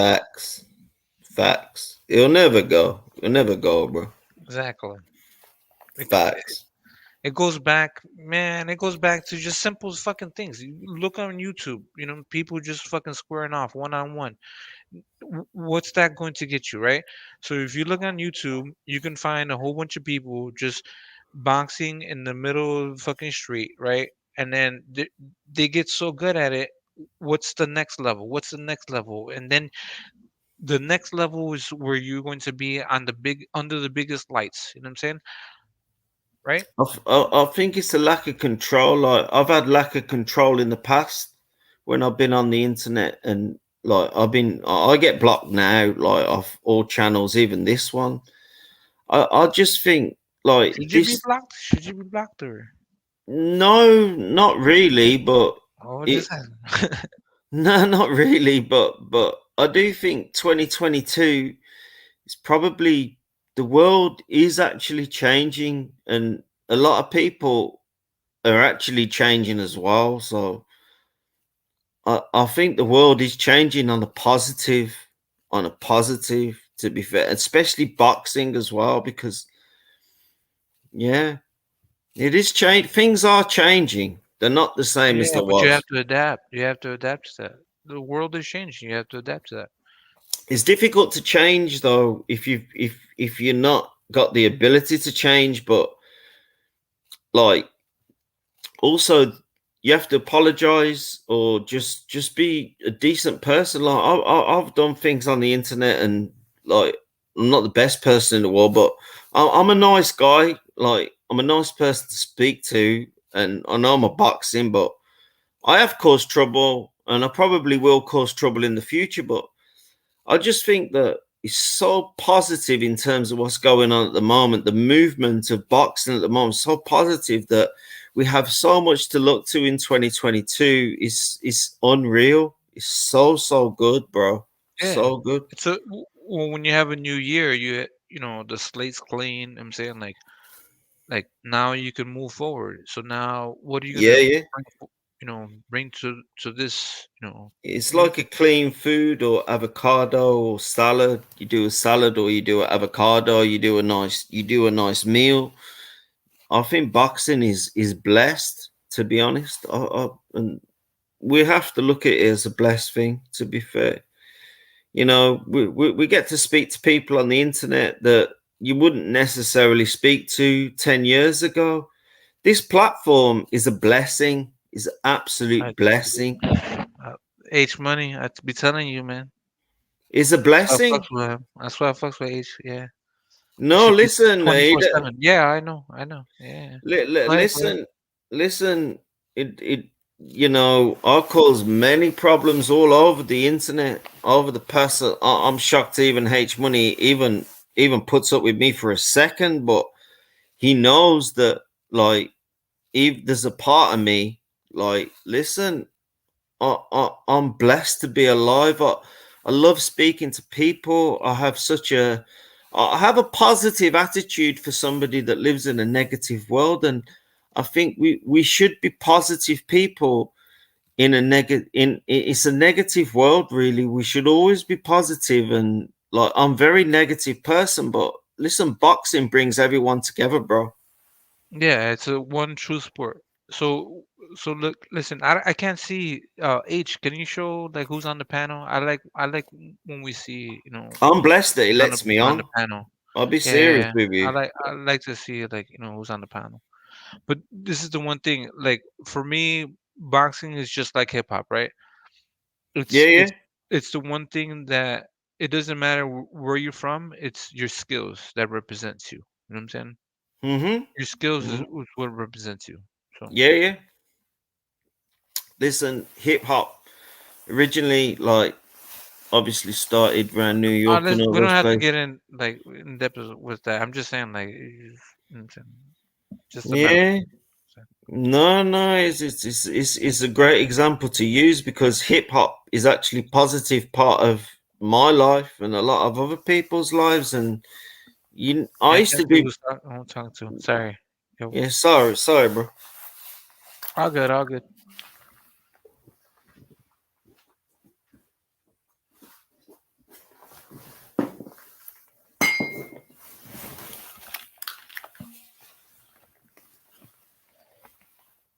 Mine? Oh man, I would say Rakim would be my number one. Number two, Tupac. Number three, Nas. Number four would be Guru from Gangstar. Uh, Nas was cool. what the fuck? Nas was like, bro. Okay, let's not talk about it. KRS One, of course. You know what I'm saying Coogee Rap. Man, Wu Tang Clan. You know what I'm saying you can go all up and down like the whole entire portfolio from Method Man, Inspector Dak, Raekwon, all of them. Like shit, that Yeah. shit would take the whole fucking alphabet. So it's kind of hard after that. So after, you know what I'm saying, 4, 5, and 6, everybody else. Biggie, of course. You know what I'm saying, like man, Do you this like goes on. Dr. Dre? Do you like Dr. Dre and that, bro? Dr. Dre.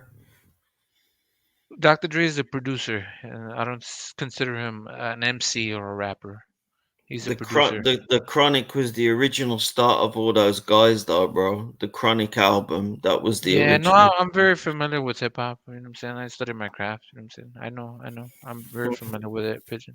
Pigeon, is that who you are? I don't know. I've never seen you. I Yeah, like that's That's who I you are? like all them guys you mentioned, but I like a bit of Big Daddy Kane. I do. He was a Yeah, Big fuck. Daddy Kane is very good. He's got a very good flow. I like that sort of Yeah. flow. But so this with Rakim, And Q-Tip, I like Oh man. big fan of Q-Tip, Stretch. I like that old sort of 80s, yeah, Big Pun, 90s. no soft, Big Pun, Yeah, of course, yeah. yeah. Big Pun. If you listen to Big Pun, he got his not his whole rap style from, but like Coogee rap, was his influences. You know what I'm saying? Like if you listen to like certain MCs, you can see where they kind of got their not their style from, but like you know what I'm saying. Everybody But gets their style from somebody. but I'm more from the 80s, from the Yeah. 1980s. So I'm not. Grandmaster Cash, Melly Mel. Yeah. I like all that early stuff. I'm more the early 80s. So I like all sort of music. I'm into all music. I am. So I like I do like all that hip hop and rap and everything, but Yeah, I'm rapping in and snapping in and shit like that. Yeah, yeah. but I'm All a you bit guys. young. I was more younger before that. My youth was I a bit remember you before that. saying. I remember you saying you used to break dance. I think I recall that you said not long Yeah, ago. yeah, you're right. I used to do. If you watch the video, Prodigy video, Wu if you Tang go, Clan. Uh, hmm? no soft spots. No soft spots. Wu Tang Clan. What the fuck? The best fucking rap group ever. What Do the you hell? know the Prodigy, the Prodigy and stuff? Which one? Prodigy from Mobb Deep? Prodigy from Mobb Deep?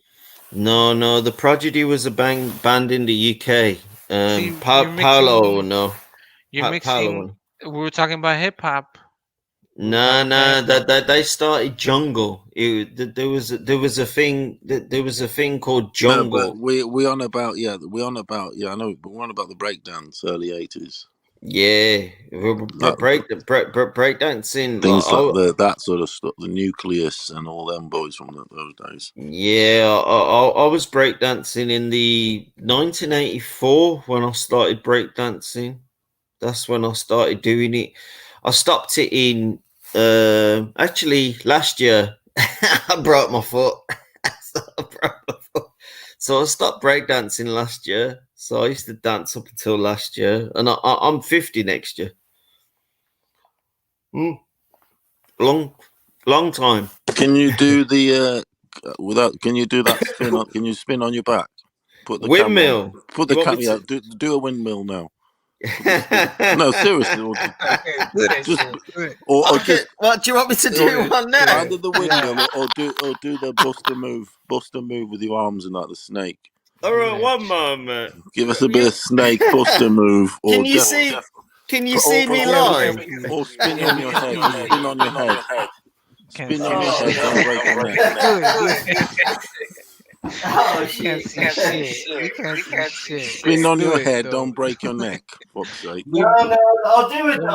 We'll make believe that we can see it. Jesus Christ. I can get the camera on, man.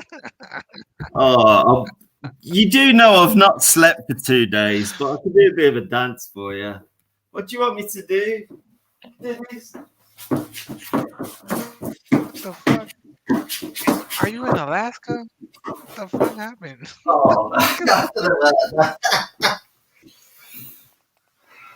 Oh, it's too small in here. I think it's gonna be too small for me to do windmill in here. I can do the dance. Can you do that? Do this. But I can do a cross step in here, but I don't think I'm gonna be able to do a windmill.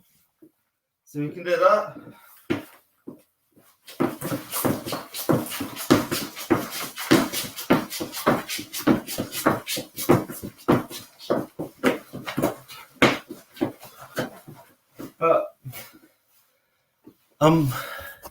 I am 50 years old. I'm not young. I don't think there's going to be room for me to do a windmill. Jesus Christ, you guys are getting me. I'm exhausted now.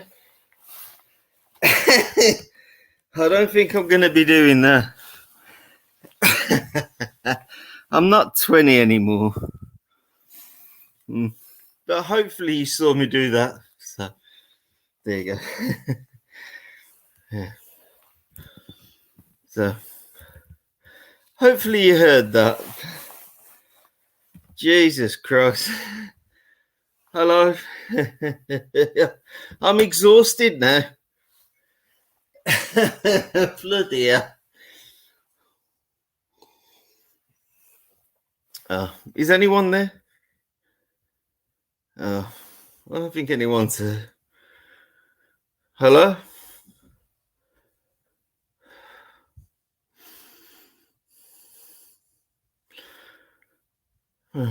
Maybe me.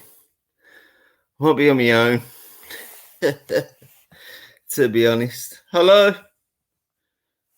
I think it's just me. I got my phone on. I don't think anyone heard me, to be fair.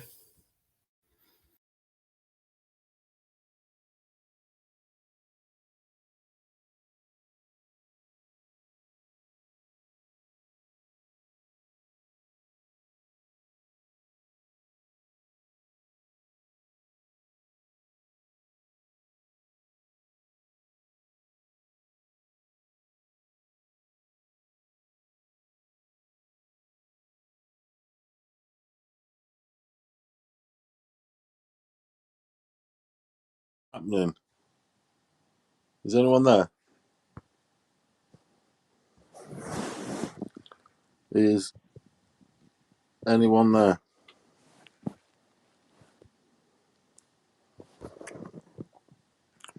Can't talk to 150. That's the H. Are you there?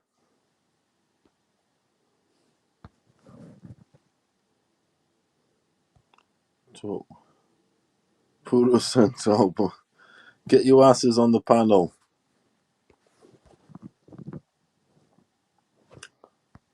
Are we? Fucking pigeons, crazy you are, pigeon. Definitely crazy.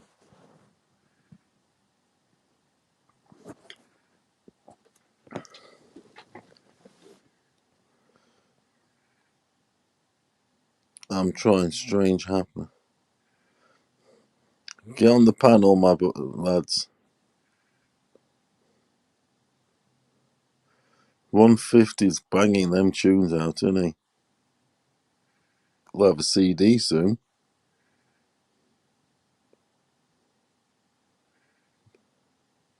Best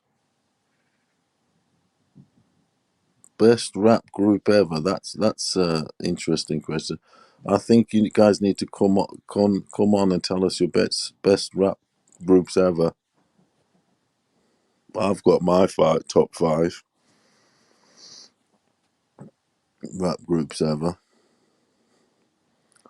Definitely. It's not an easy one actually to pick top 5 rap groups ever, to be honest. Top 5 Rushmore +1.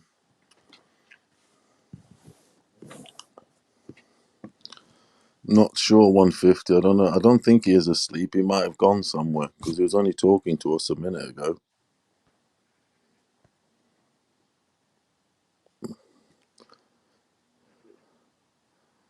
Run DMC definitely in my top 5. Definitely in my top 5 ever.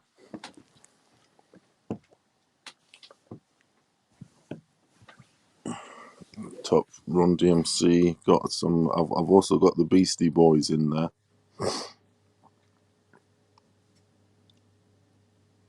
One of the first groups that I enjoyed as a young kid was the Fat Boys.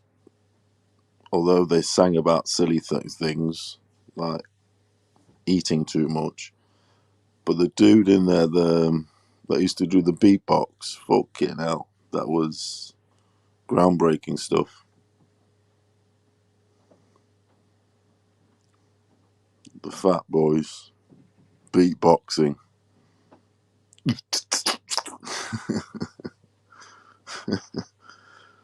I wish I could do it.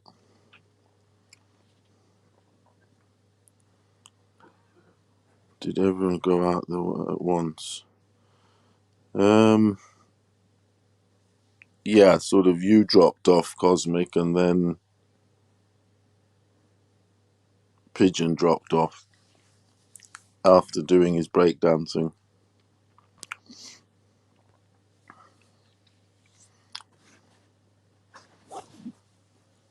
Yo, H, can you hear us? H.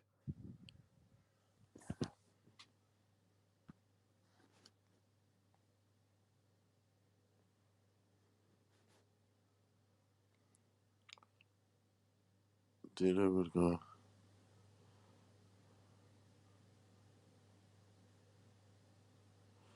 Yeah, it does, Dave. Yeah, he's still not here. I watched the Fat Boys movie on board several times. I have it on video. Yeah, that movie was a bit. It's good. It gets a bit sort of cheesy, but it's a legendary movie. That is, for the time, that Fat Boys movie. It's got some guest appearances in there.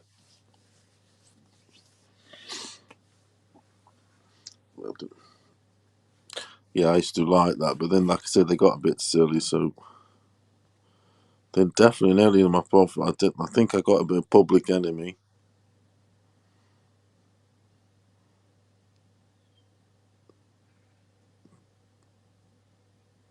Definitely got a bit of Public Enemy. Definitely got a bit of Ghetto Boys were legendary also. I've definitely got a bit of Cypress Hill in there. Definitely Cypress Hill. Holy shit! I'm back in. Goddamn. What's Yo, your what up? all right? Cos in the house. What's your top? Man. What's your top 5 rap groups? Rap what? Groups? Yeah, groups. Man, I would definitely say Wu-Tang Clan's none to fuck with. Yeah, Top that's one. another one there. Number one. At the top. Yeah. Of course, yeah. Cypress Hill, of course. That's the facts. Fucking Onyx. I mean, like, Yeah, Onyx when for you the want to shit. go from, like, Slam. the Fat What was it? Their Boys. song. Huh? Yeah. I mean, depends on, like, what, what time. Like the 90s. I guess in the All time. 2000s. All time. Yeah, I would say Cypress Hill. Cypress Hill was led by Be Real though, for you know what I'm saying? Let's be And honest, that you know what I'm saying? Suggs. Was it He was Suggs? like Suggs. the bad Thanks. guy. Huh? Oh shit. No, And no. Suggs. And Suggs and whatever. What was that? And Suggs. What's his name? Suggs. Not Suggs. What's his name? DJ Muggs. DJ Muggs. DJ Muggs. Yeah. That's it. Yeah, Yeah, he's DJ Muggs. Cuban, isn't he? From Cuban descent. Yeah. Yeah, Oh, I like he's a it. Mexican descent. He's a Mexican descent. Is he Mexican? Yeah, I'm pretty I sure. love Cyprus. I think it was Cypress Hill, yeah, Cuban. Cypress Hill. But no, I mean the They classify as Mugs. Mexicans when they're out in LA. It's okay. Don't worry. I love the Cypress Hill. I do all that stuff. Yeah. Cypress Hill. They're very underrated. They're very underrated, I would say. Awesome. I love that shit. Yeah, but they're your favorite rapper's favorite rapper. You know what I'm saying? Like if you listen to like man, they've been talking about pop forever. You know what I'm saying? Since the fucking 90s. You know what I'm saying? Everybody's been talking about it. Oh, Be Real is one of my favorite rappers easily ever. Yeah. I love him. I do. He's fucking the way he's unique. His Depends style. on what you consider a group, because there's Eric B and Rakim, there's Mobb Yeah, Deep. You know what I'm saying? that's a group. So, Yeah, De La right? Soul were big. De La Soul is from the Well, soul. That's a fact you can't deny. When you talk They're about legendary. They are. when De you La talk about Soul, bro. De La Soul. They got all right, that unique Come rhythm. me, myself, and I, bro. all right, but when you Yeah, talk they, about Eric B and Rakim, but you only know Rakim, but they're a group, right? Yeah, yeah. You know what I'm yeah, they saying? are duo. Yeah, Right? And then you listen to Gangstar. Gangstar is a group of yeah, DJ Premier and Guru from Gangstar. yeah. You know what I'm saying? And they did their Mm. own stuff. Also, obviously, Guru did his thing. But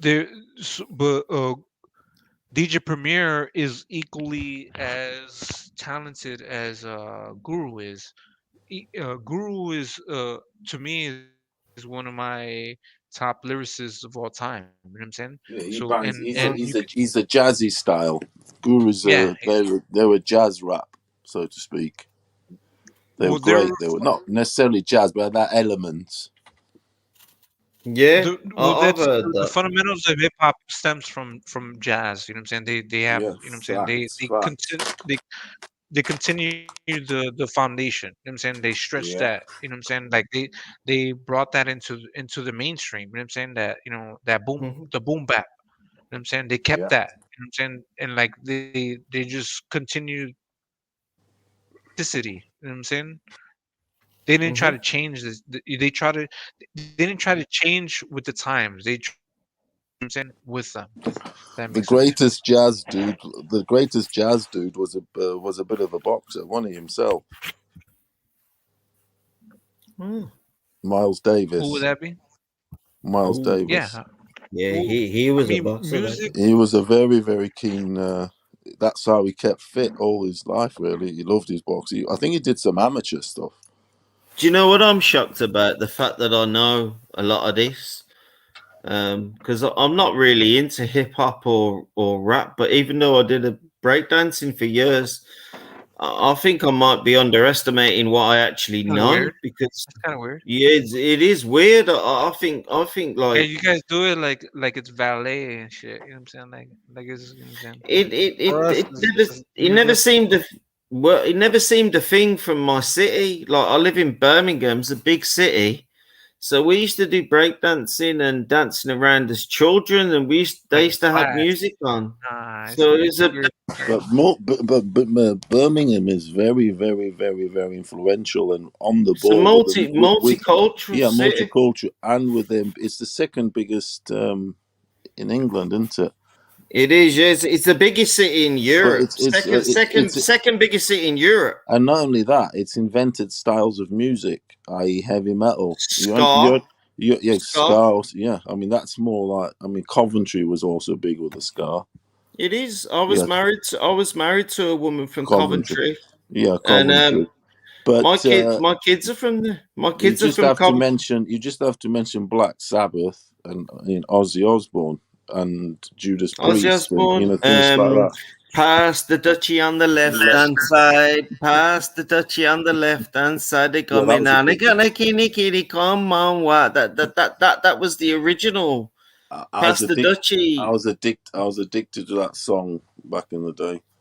It did that. They were the greatest band probably out of here. To be honest, I was drinking with one of them today. Mm. Lol. No law. True. Really? In the Hornet pub, Weatherspoons Hornet pub. He drinks in there. He's about 50 odd now. He's old. He looks older than me. He's not a baby face, old man now. Is he skint or what?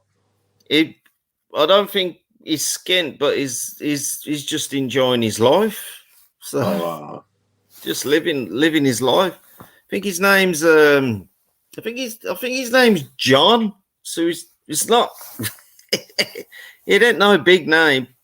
Pastor yeah. Dutchie on the left hand side was filmed on the south bank of the Thames. If you watch that video, Pastor Dutchie on the left hand side was filmed on the south bank of the Thames. That was the height of what was it, Scar, that era when you had the I was with a guy today called One Eye Baz. Now, One Eye Baz, there used to be a nightclub in Coventry. My ex-missus was Indian.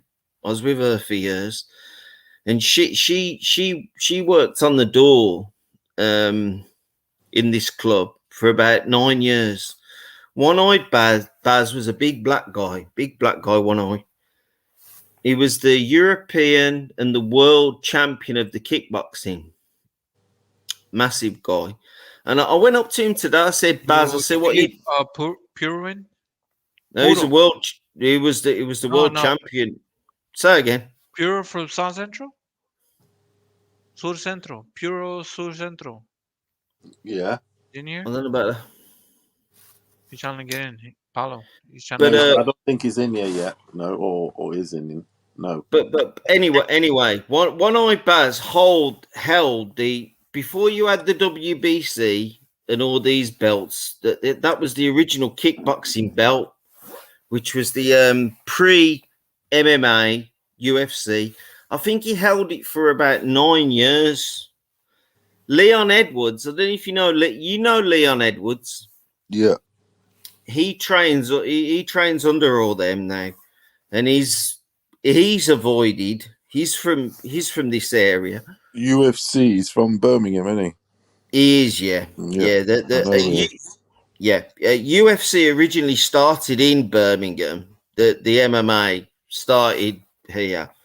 That I did, yeah. The original gym was in Erdington, and where the actual Dana White, when it all got set up, Bellator and all these places, that's the original. Out of America, the first place that they went to was in Erdington, that gym. And do you know what they sell there now? Fridges. Yeah, that's the story of how it is now. They sell fridges there now. It's disgusting.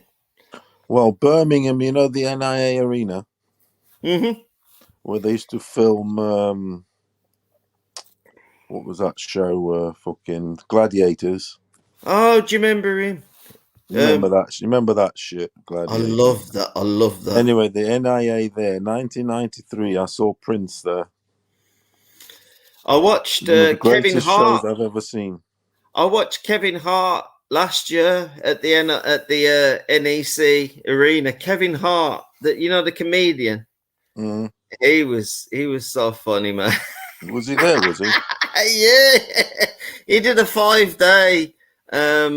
He did a 5-day tour of Birmingham, and I watched Kevin Hart last year. What a comedian! And he was excellent. It's really, really good. Anyway, yeah. What's your Rushmore then? What's your 5 rap group Rushmore? Oh, Brat in terms of boxers? No, the rap thing. Then boxers. Oh, I don't really follow rap that much, but if I was going to I can give you a 5 straight out. What is it? Dr. Dre. Groups. Oh, you want me rap groups? Oh man, that's going to be difficult. Oh my God. Oh wow. Rap groups. Mos Def is obviously number 1. Them guys. Anti-Up, is that the tune? I got. Yeah, I'll probably give that. This is difficult for me because I don't really follow that. Second is rap group. I'm gonna go the original Eazy-E and the Compton Crew. So that's gonna be number 2. Number 3, rap group. Oh wow, this is strange. You're coming straight out of Compton, are you? Straight out of Compton, yeah, that's what I'm saying. And number 3, I'm gonna go rap groups. This is impossible. At the moment, there's a guy who just died. He was in a group. I loved his music. I was listening to that. Was it the Young Dolph? The Young Dolph. All right.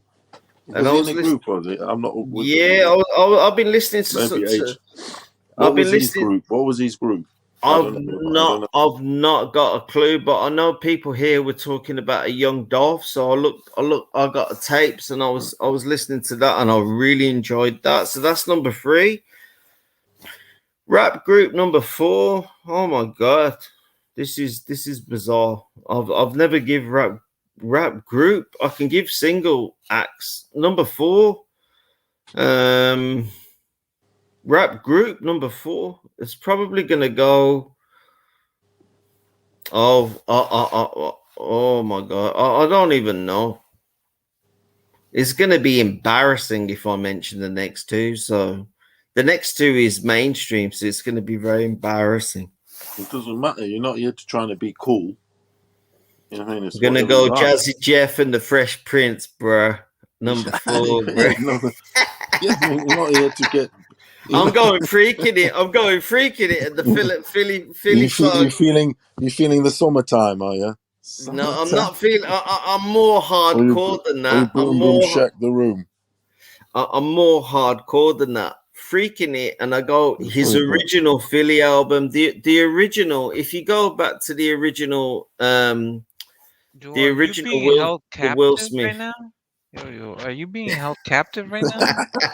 I'm really sorry. I'm really sorry. Are you in jail?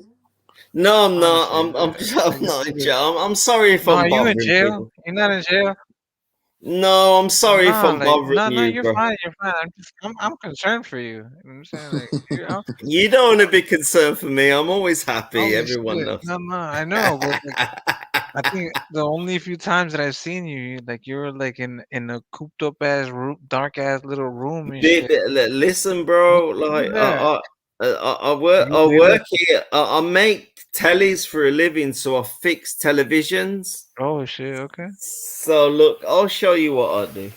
So I can't see nothing, but you get keyboards and tech. Pigeon. So that my job is to fix tech. Pigeon. So I'll fix, Pigeon. Yeah? I don't mean to be funny, right, with you. Sorry. I just need to pull up you on something. Go on.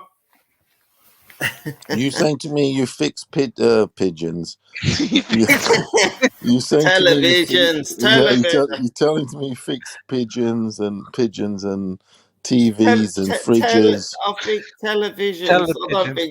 Yeah, bloody pigeons. Telepigeons.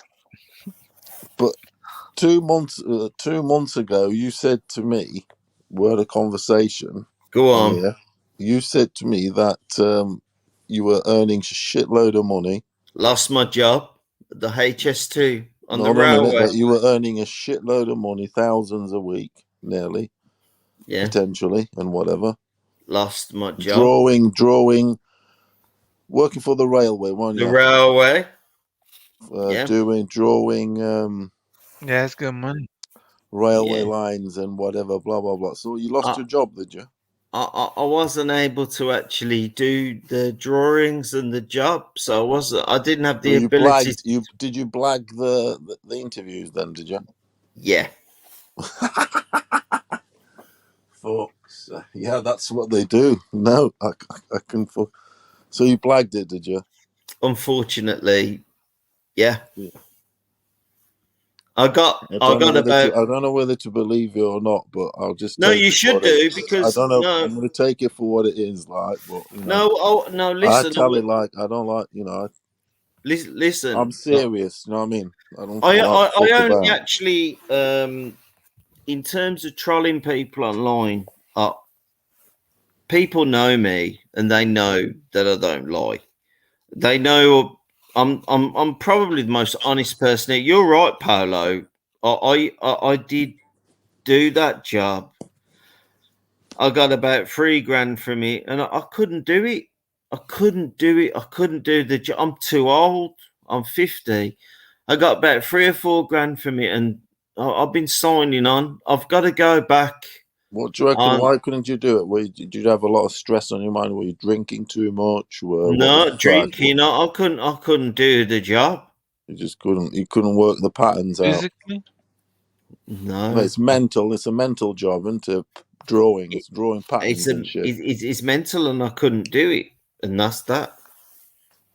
Do you know what? Really, and to be honest. I don't know. Am I embarrassed about it? No.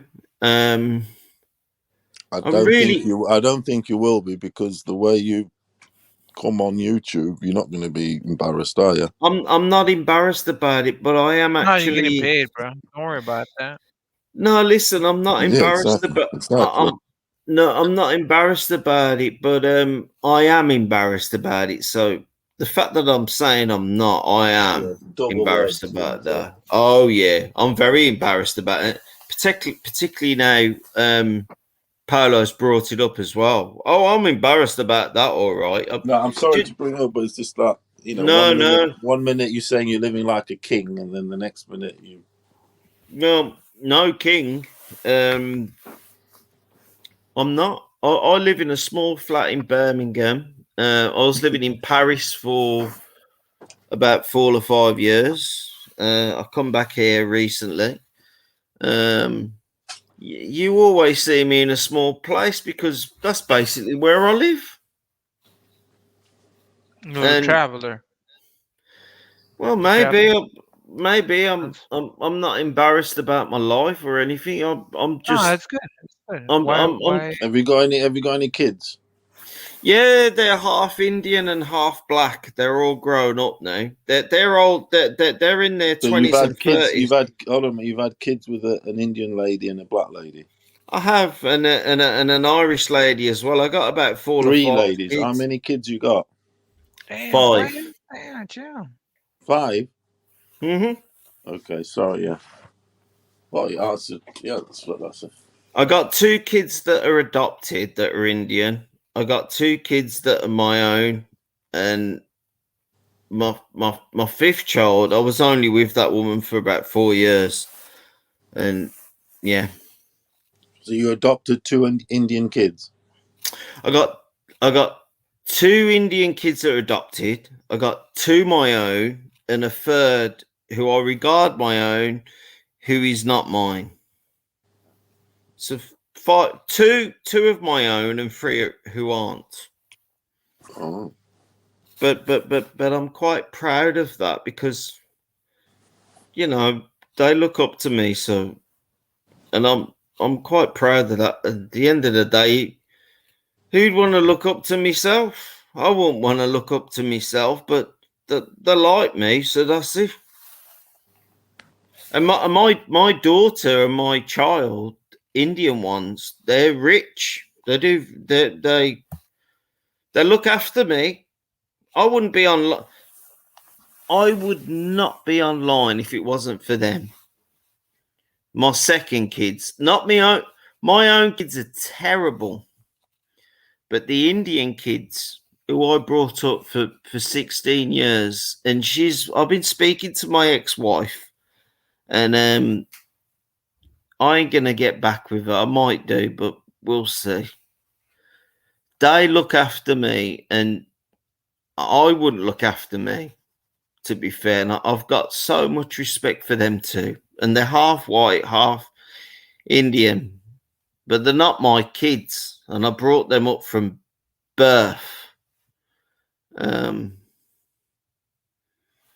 You should never have any regrets. I love them to bits. You're on about getting with her and all that, but without sounding rude and disrespectful. Have you got tendencies for the other side? Tendencies for what? Men? No. No. No. I used to do a bit of the dressing up. Yeah, You've all seen it. You've all seen it. Dressing up and all that. No, you don't have to hold back. Oh Done all the dressing up. I'm the most virulent person in terms of that. You never want to buy a book on its cover. The reason I put that out there was for a reason. I'm perfectly fine in terms of the way I'm quite happy the way I am. I don't need to keep anything from anyone. I go to you got the gay quarter, the lesbian quarter in in Birmingham. I go to the bars there. I have no issue with that. I'm very, very, I'm very happy the way I am. It's only I'm actually too honest in my life. I'm probably too honest and probably let too much information out, but I'm the sort of person, if you speak to me and you speak to me in real life, I don't like secrets. So I prefer that people know who I am from the start than I lie. So no, I'm fine. My ex missus was speaking to me yesterday on the phone, and I might get back with her. So I have no issue on that respect, to be honest. And the dressing up thing, you've seen that. Everyone's seen that online. Do I care? No.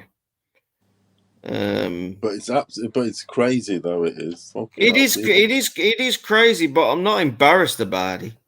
Yeah. Why do you What the think you would? fuck? This Why guy do you here. think? Why would you think I without? missed Why that. would What you? the fuck happened? Why would you think you would do Are there it? Why pictures? do you think you would do it? What's going Well, on psychologically for you to do it? Are you I think.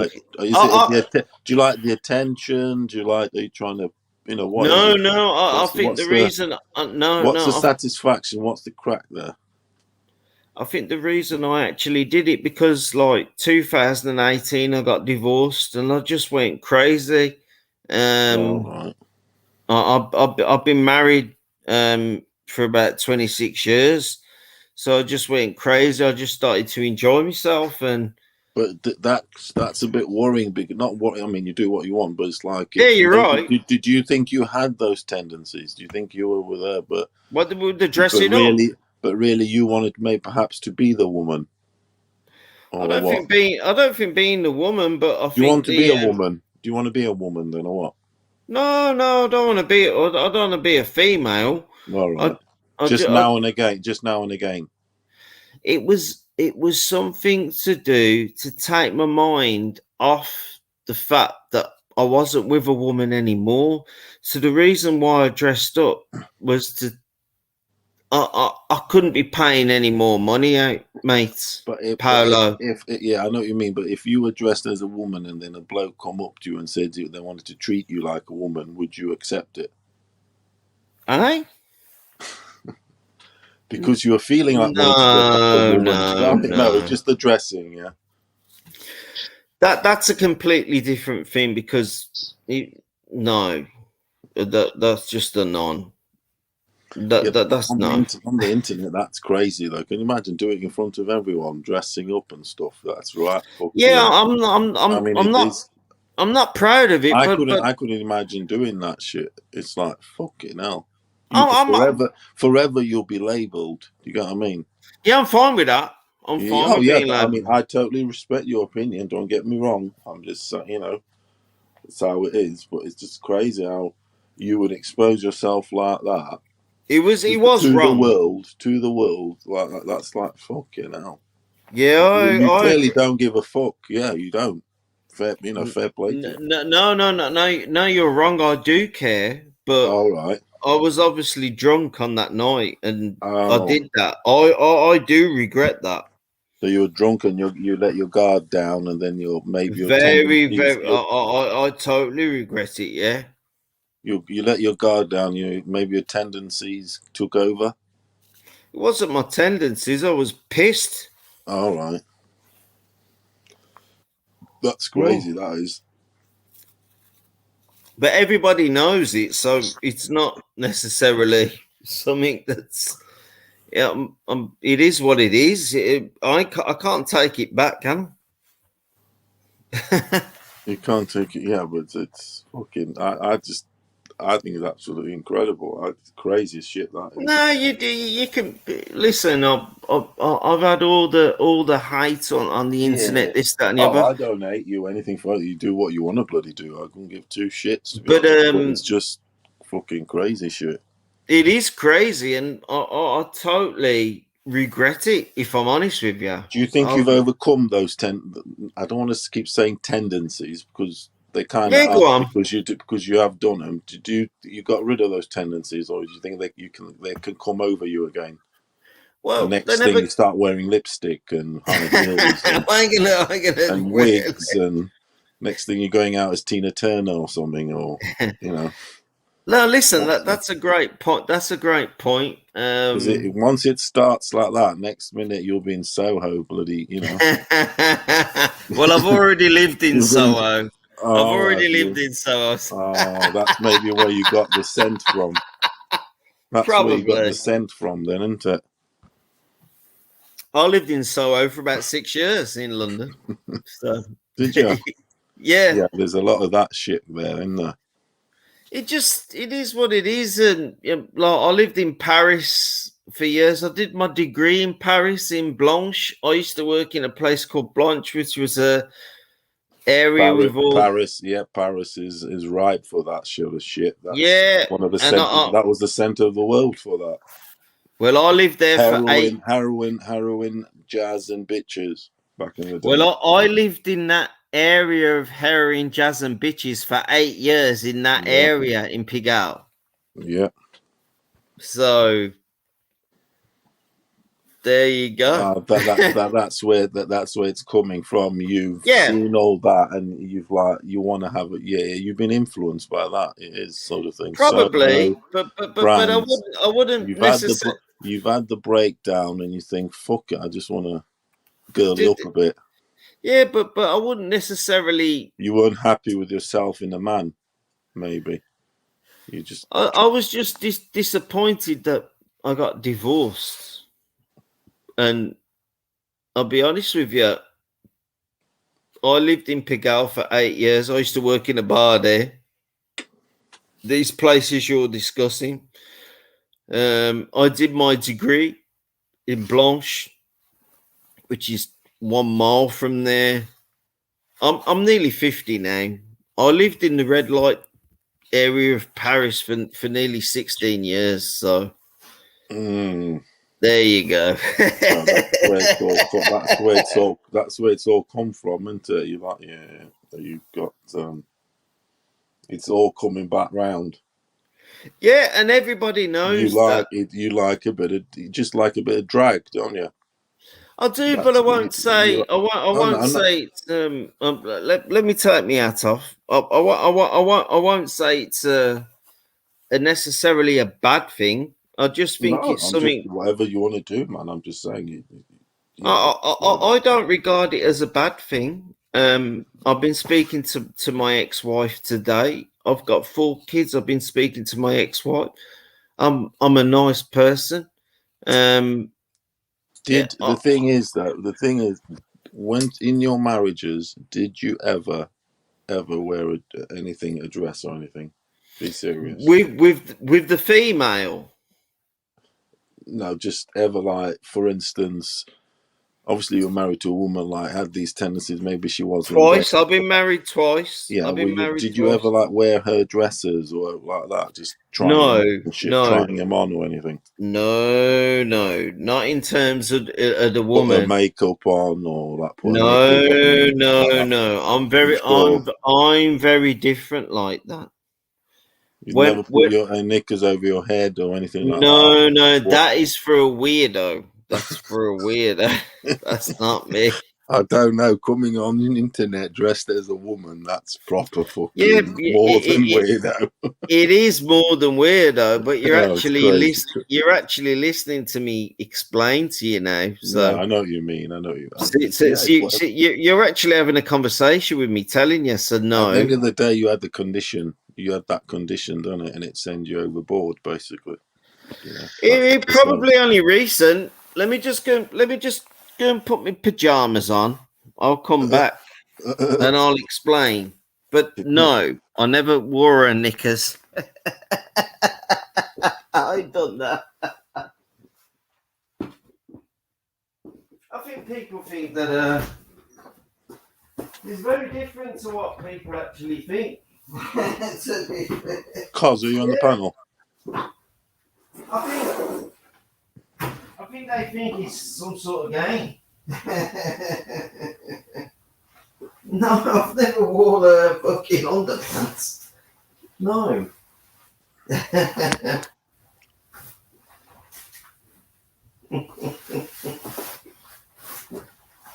Let me put my pajamas on. Jesus. Right. You can ask me another question if you want. Go on. Ask away. Have you had any help for this then, or what? Or just leaving it like that? I think I've been to church. Yo. Y'all been doing amazing. Cods, can you just What up? Yeah. Just answer that question because I'll be back in 2 minutes. I'm listening. What happened? What do you want me to answer questions about myself? Your these tendencies, and have you seeked any help? Yeah, I've been to the church about it. Oh shit, man! It's the wrong people. I mean, which church? Because the church, Yeah. you might get a guy that enjoys that himself. I don't know, but I'm just saying that I have spoke to people about it. It is what it is. Yeah, you're 50, 60? You know what I'm saying? Live your life. You know what I'm saying? Give it up. Yes. No, I'm 40. I'm 46 years old. So yeah, I have no regrets about anything. So you know, it is what it is. It I don't know. I just think my life is what it is. So I don't think people should be that bothered about me. They should be living their own lives. You can pay my rent if you want. You can get me a train pass. Listen, if people are that bothered about me, they really need to get a life. To be fair, so I don't think I'm very happy the way I am. To be fair, I'm very happy the way I am. Yeah, you're always gonna piss people off no matter what. I don't even know you, man. You know what I'm saying? My concern was like, man, are you okay? Because you look like you're being held captive and shit. You look like you're fucking in jail. You know what I'm saying? Here, like, you know what I'm saying? You look like you're in the No, dorms fine. I and can shit. take my jacket. It's very cold here, so it's about minus. But It's I very don't know nothing cold. about you, man. So, you know what I'm saying? I was just like, man, what this motherfucker look like he's in the dorms freezing his ass off and shit in county jail. Yeah, but people dress like this in the UK. We dress like this in the UK. That's how we dress. So yeah, that's good like, on y'all, man. That's good we're on y'all. online. Like we don't do that. So you expose yourself and shit. So like recap, right? Because I've only been here for like 2 months and shit, right? Since Yeah, I November. exposed myself dressing So up as a woman. That's what I did. oh shit! Like, but how did that happen? Like, did you intentionally do that, or did Yeah. I like was drunk. I was drunk, and I just oh, you was posted. drunk, I and then just like posted shit on the internet, and I oh don't. shit! I don't regret it. I Yeah, don't no, regret no. it. Don't regret it. You did it. You know what I'm saying? Go ahead. You know what I'm saying? Don't. You know what I'm saying? Do I what think you it's do. better. It's better that people know than not know. Yeah, obviously, you know what I'm saying? Like, whatever motherfuckers want to say about you, you know what I'm saying? They already said it. So, you know what I'm saying? Like, I don't understand. I don't know what happened, but like, you know what I'm saying? Like, I don't know the situation. Did somebody like I'm one of these people that I have problems. so Like you if were I, already doing it before that?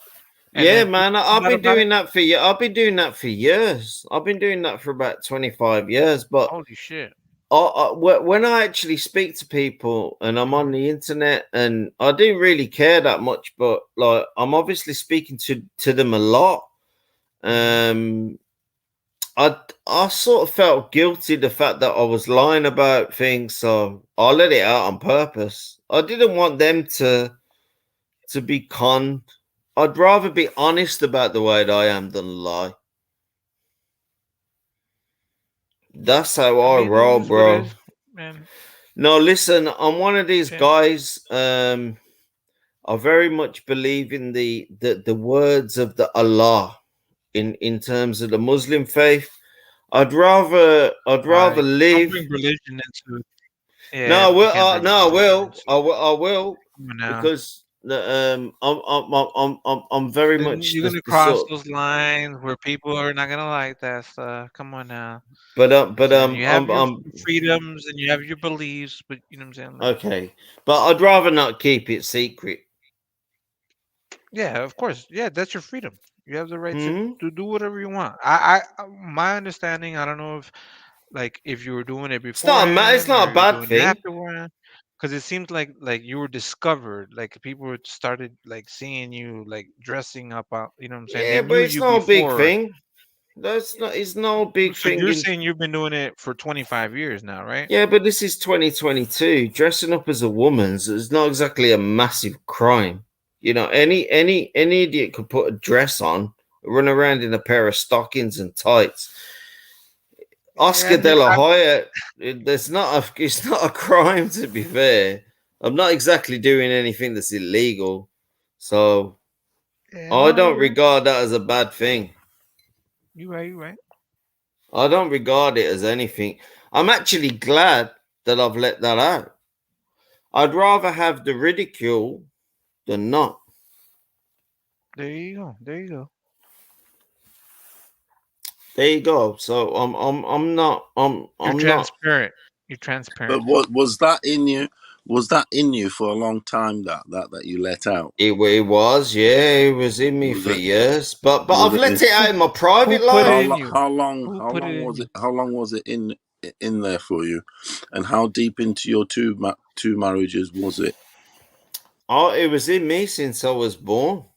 Since you were born. So since you were born, you like a nice frilly dress.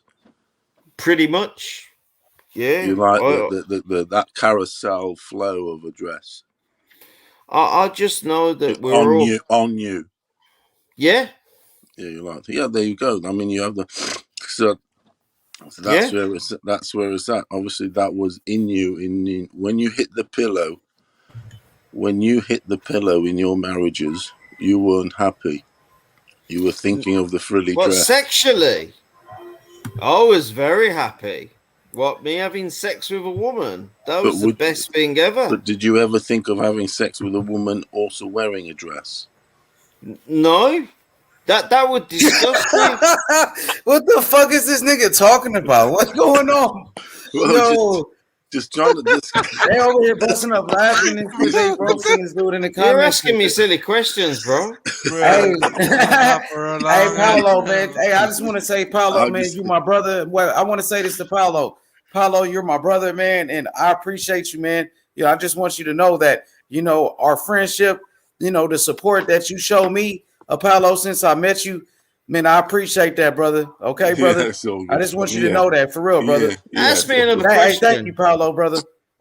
Yeah, it's No, all, all listen, good point. listen. It's very different to that. When you're not with a No, I woman, just want to know, let my brother Paulo know that I appreciate him because he's a big brother to me, and he's been Yeah, supporting me since day one. You know what I mean, Paulo? I yeah, appreciate the yes. I support, brother. think For real, H money to the it means a lot to me, Paulo. Seriously. to H money to the death, isn't it?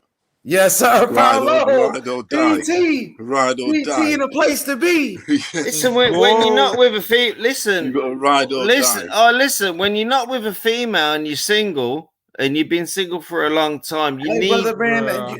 bro, Wait, I really want to bro. hear what Cosmic and the other brothers got to say, brother. You are kind of creeping me out, though, brother. I'm just being Sorry, honest, man. sorry. You know what I mean? But I You are appreciate it, crazy. bro. But hey, let's get. We got Puro, we got Cosmic and Paolo. You know, What up? Pigeon is one crazy Man. motherfucker, man. Hey, that shit was entertaining, man. This is what He's happens. crazy, bro. Well, Yeah, I got on because you were by yourself, Cosmic. I'm like, shit, man. man, Support my boy here, even if I don't say nothing. Yo, he was we're rolling creeping through a me couple out minutes. though, Pigeon, right there, man. I wanted to Yeah, see I was what just happened. asking him some obviously some personal questions. This I know it's not the place to do it, but No, Paulo, you did a fucking great he's job. definitely fucked up, definitely. No, but we're all fucked up, right? Yeah, I was I gonna He mean say, we has the are. courage Yeah, we're but all to come fucked on up, but here. you yeah, can't be doing that Um, stuff to the whole world and that in a dress and I all that. feel you. It's I feel you fucked on up. that one, Paulo. I don't That's know his fucked up. story, I'm man. saying we are all fucked up, but Nah, but like, that's bro, I mean, this is the thing, though, right? Like, bro, I don't know what the fuck happened when they exposed themselves and did all this shit. Everybody's talking shit about him. I was like, what the fuck is going on? Just poke my head in here and shit. It's Paulo's all like, good. Kaz, get in here, and I'm like, all right. Yeah, but yeah, that it's a should carry crazy. on for Interesting story. Interesting story. That was a fucking. You know what I'm saying? He's a crazy dude. He is.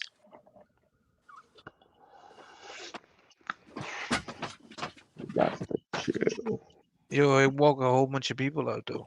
Motherfuckers going, Yeah, like, right. what the You're fuck? fucking lighting up the chat and shit. He's definitely a crazy dude. He is definitely crazy. You don't seem crazy. I tell you what, though. What do you guys reckon to the Thurman Barrios fight? I don't know. I'm interested. I'm interested. They're making it. Thingy Thurman's not. They're not giving him that much respect. They're making Who quite who an who even who? fight. Who you saying? What? Thurman who? Thurman Barrios. Third fight? No. Come on now. What I'm saying, he's not a huge favourite, Thurman. He's a favourite, but he's not a huge favourite. I got Thurman winning regardless of the I mean, you regardless of the should. You layoff. should. You should be right back on track, right? Sugar Ray Leonard went 3 years without fighting. Then he Barrios fought only. Go, I'm sorry. Marvin Hagler, right? He fought Marvin Hagler, right? True. Sugar Ray Leonard. After He three did. years, 3 year break, he fought Marvin Hagler, right? Man, he beat him. Yeah, that was So crazy. That it could was. be Keith Thurman. It could be Keith Thurman. Some people may take some time to fucking come back and do their thing, but Barrios could it's a win too. disservice to boxing. Yeah, but it's Barrios, a what Jack disservice to Barrios boxing is to. basic though, isn't he? Tall and straight up and down. Yeah, He's, yeah. But basic but I'm fighters saying have had success, and he's dogged. Yeah, he's dogged.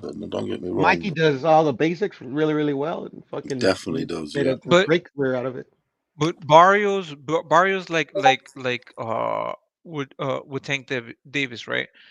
So sometimes these fighters they have more difficulty fighting smaller guys that are shorter than they are. You know what I'm saying? They have trouble shooting down their jab because like if you're taught to shoot your jab up, you know what I'm saying? Your straight hands up. You know what I'm saying? You're not taught to shoot down on your opponent, right?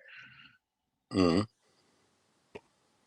So like What do you mean by shoot down? with Barrios with Tank shoot down like so if you're shooting a jab you're gonna shoot Uh-huh. up, you're gonna like from your waist you're gonna shoot upwards to their chin to their you know what I'm saying to their nose, right? So if you're shooting to somebody that's shorter than you they're gonna shoot down, you know what I'm saying? Oh So yeah. with Tank Davis, he had to shoot down to somebody that's shorter than him, so now that he's gonna fight somebody that's going to be equal his height.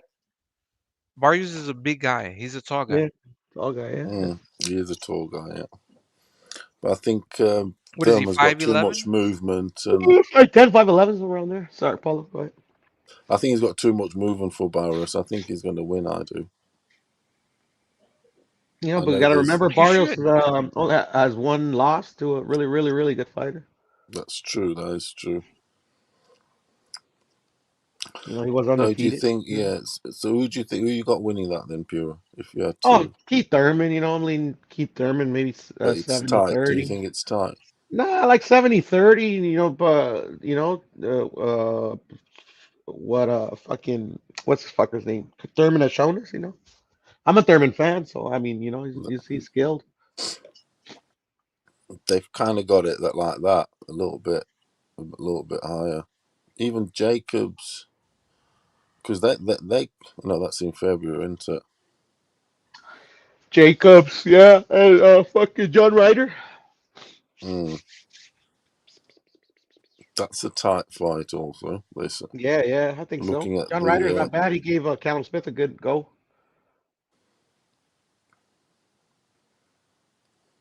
Some people say Callum Smith lost that fight. hmm You know, but yeah, so yeah, I think it's gonna be a good fight. Danny Jacobs has something to prove, you know, because he didn't have a good showing versus Gabe Rosado. I'm looking forward to the 16th. I am straight with this Ooh. Smith and Johnson. Oh, Joe Smith and Johnson. Yeah, me too. Yeah, I definitely am. Yeah, So I what like is Joe the Smith. He's schedule? good. Are we starting to get like glimpse of the schedule that's going to be happening for 2022? Well, January, should. February. That's January, what we're February. looking at. That's what I'm sort of looking at sort of now. Like the most important fight coming up that opens a lot of avenues, and it could have Yeah, we a shouldn't say be waiting for is May Smith 5th Johnson, or 16th of No, we're January. not. Got a big fight in February, a huge fight, Which one? undisputed fight. Which one? all right, let's get it. Fucking Castano and Jermel.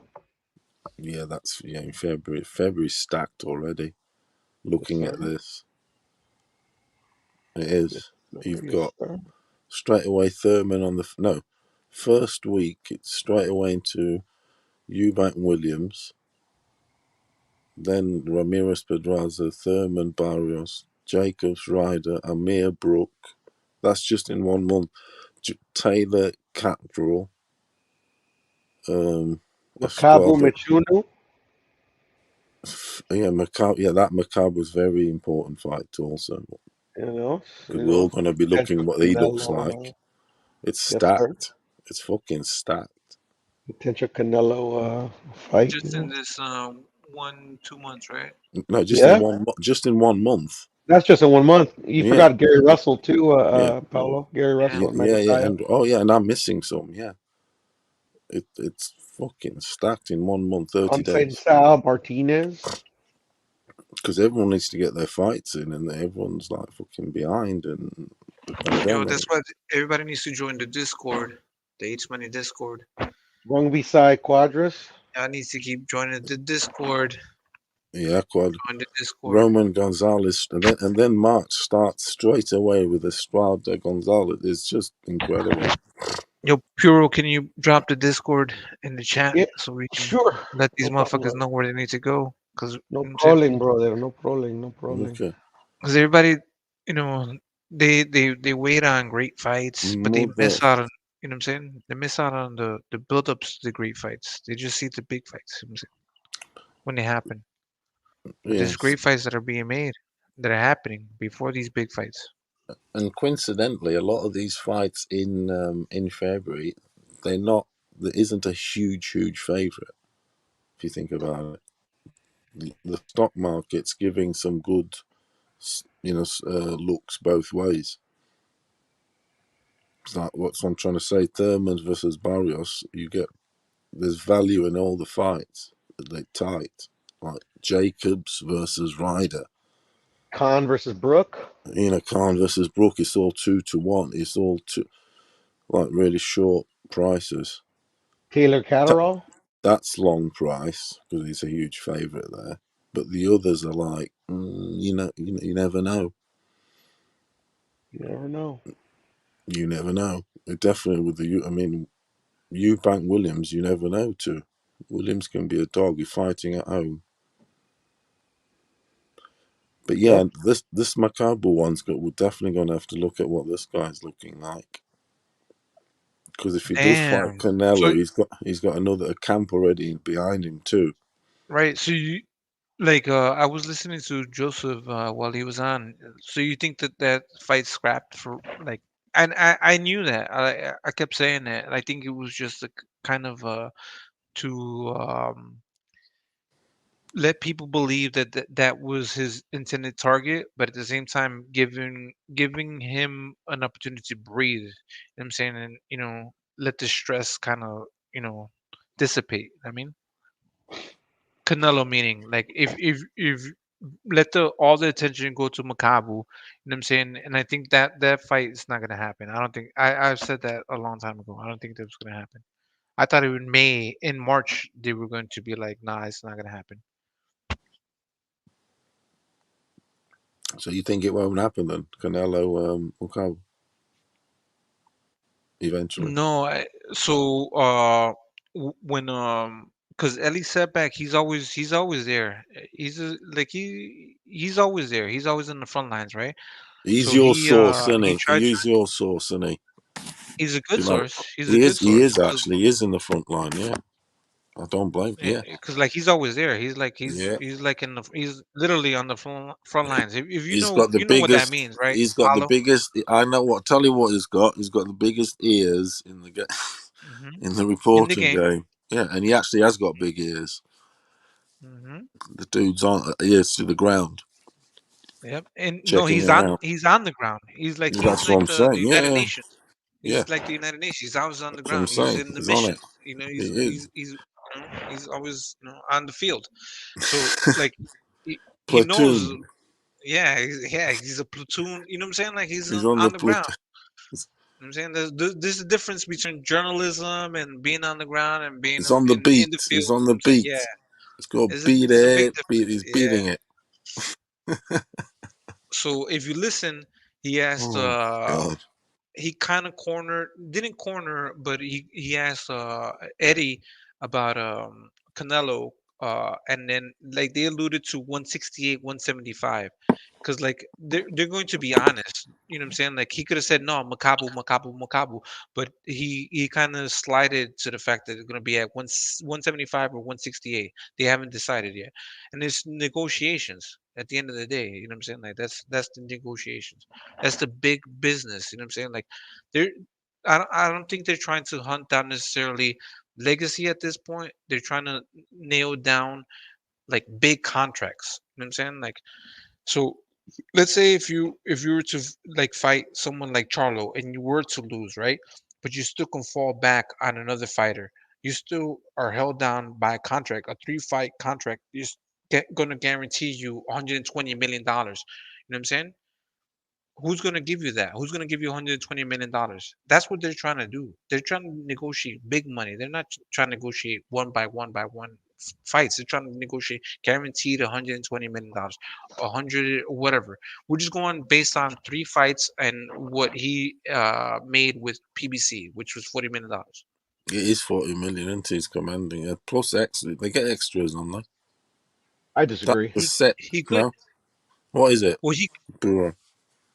No, I'm just saying I disagree. They're going after money. They're definitely Oh, going all after right. legacy.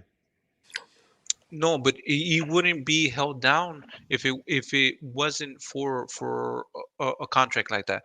So look, Yeah, but he's not gonna sign contracts, bro. I mean, he's done with contracts. it's not about signing with contracts. You're gonna deal with a promotional company. You know what I'm saying? Yeah, Like for sure. Canelo is He's big, but going one by one. He's such a high asset now. He's going one by one. And so he's Yeah, always look, guaranteed until while he's winning, he's always got guaranteed that that's to come but to the he's table, you got to give this, and then you'll they're take an the highest stake. artist. They're an artist. You still need a platform to be an artist in. You know what I'm saying? yeah, no, and all the fights As that big are as you potential are, fights you that need you can you have, need a platform to they be all in. have platforms. Yes, so look, where is he going to fit into that? Who else is going to bring him that platform? Who else is going to bring all those fights without him doing all the rest of the work? The PBC would do it. Anybody? No, Who any else? Who promotional else? outfit, Okay, any promotional outfit. but then they have to bring the money with it.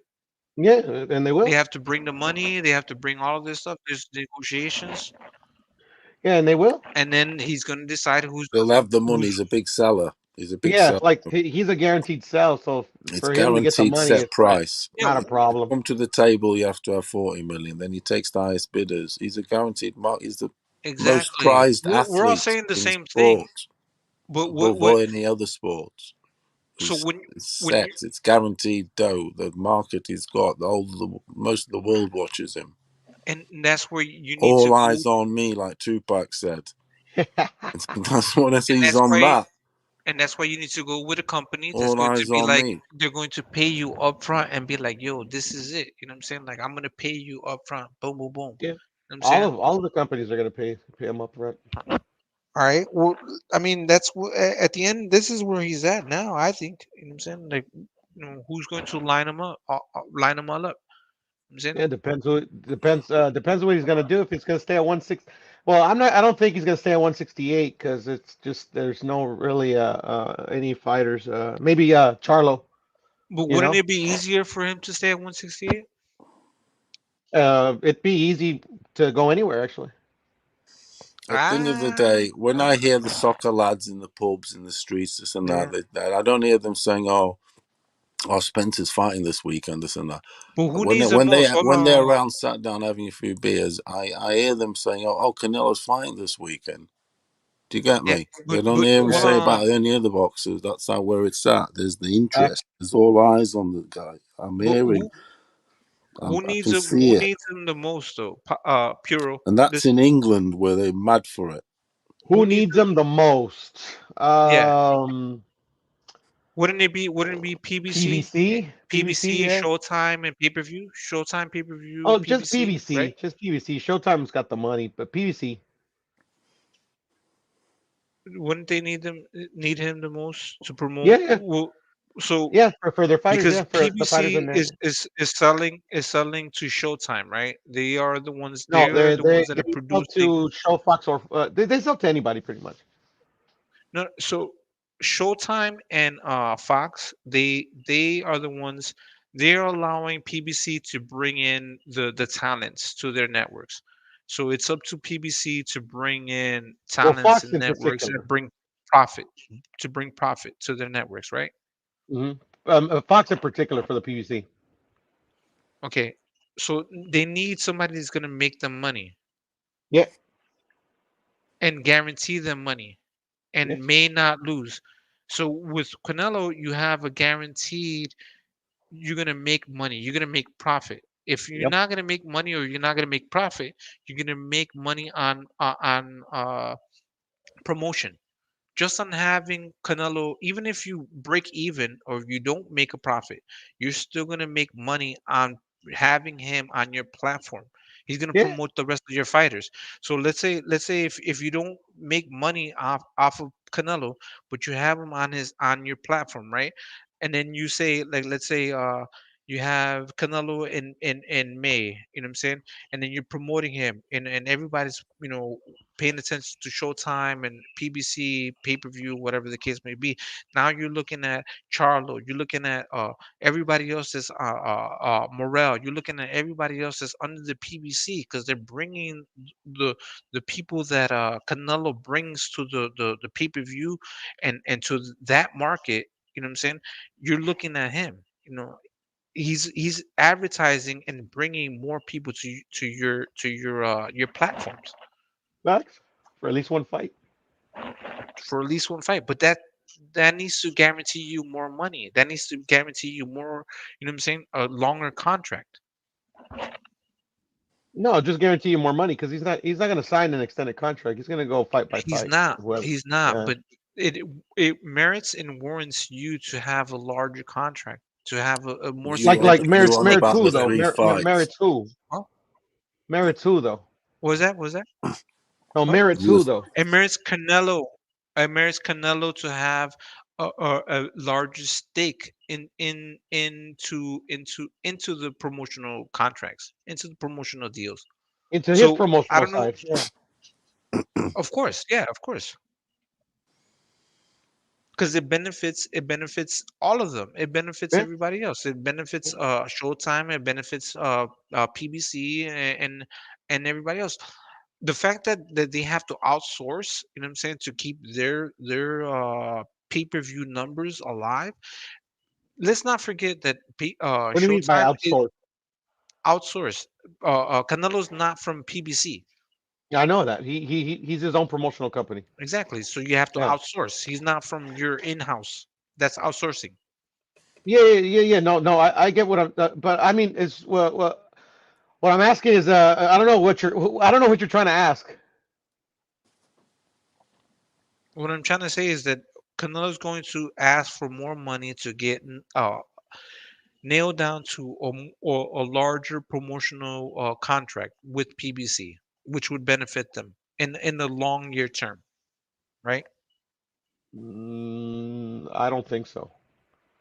So you're seeing it from only Canelo's side where he's independent. But trust me, you can nail down fighters, you can nail down any athlete into Hmm. promotional contracts at the end of the day Uh if the money is right. huh. No, I understand. With So what are you Adidas, asking? with Nike, what am I asking? What do you mean? Yeah, like fuck, I'm confused, bro. What you're trying to ask, like, because you're saying I'm only looking at it from fucking I know. Canelo's end, but I just don't know what you're trying to say. I'm confused. Explain it again. No, please don't. Actually, No, it's very simple. At the end of the day, do it, brother.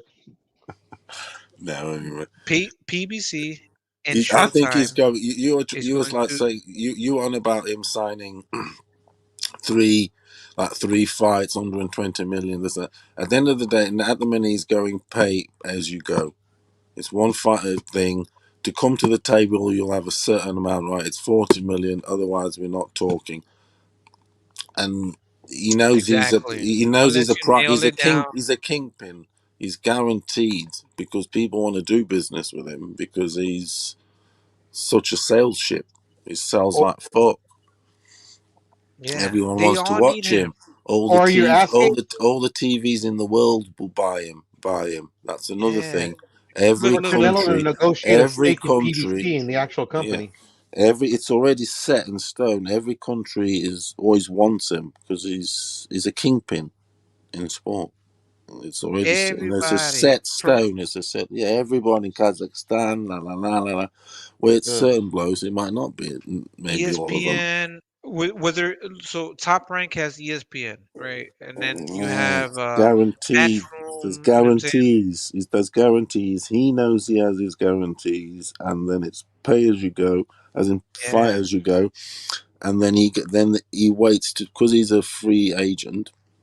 He sees who gives him the biggest purse, the biggest deal, basically.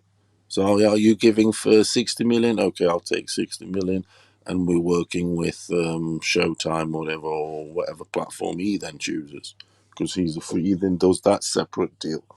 So do you think, Cosmic? Do you think Canelo should ask for like a stake in PBC? Is what you're saying? Yeah, what are you trying to say No, then, no, Cosmic? no. What were you getting at? That's my kind of perspective on it. You know what I mean? It's pay as you Well, go.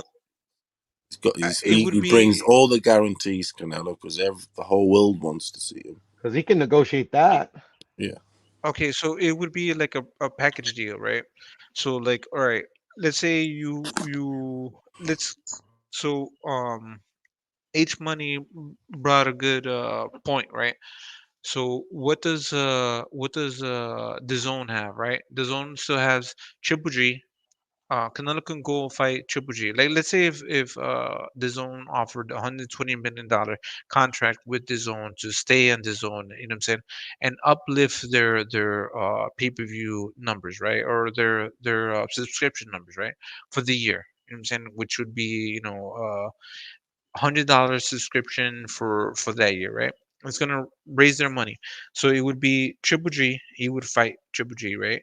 And then it would be Andrade, and then it would be Bivol. Those would be three good fights, right? For the zone? Yeah, for the zone, right? Yeah, yeah, yeah. And So, that so, so, and go that ahead, would go ahead.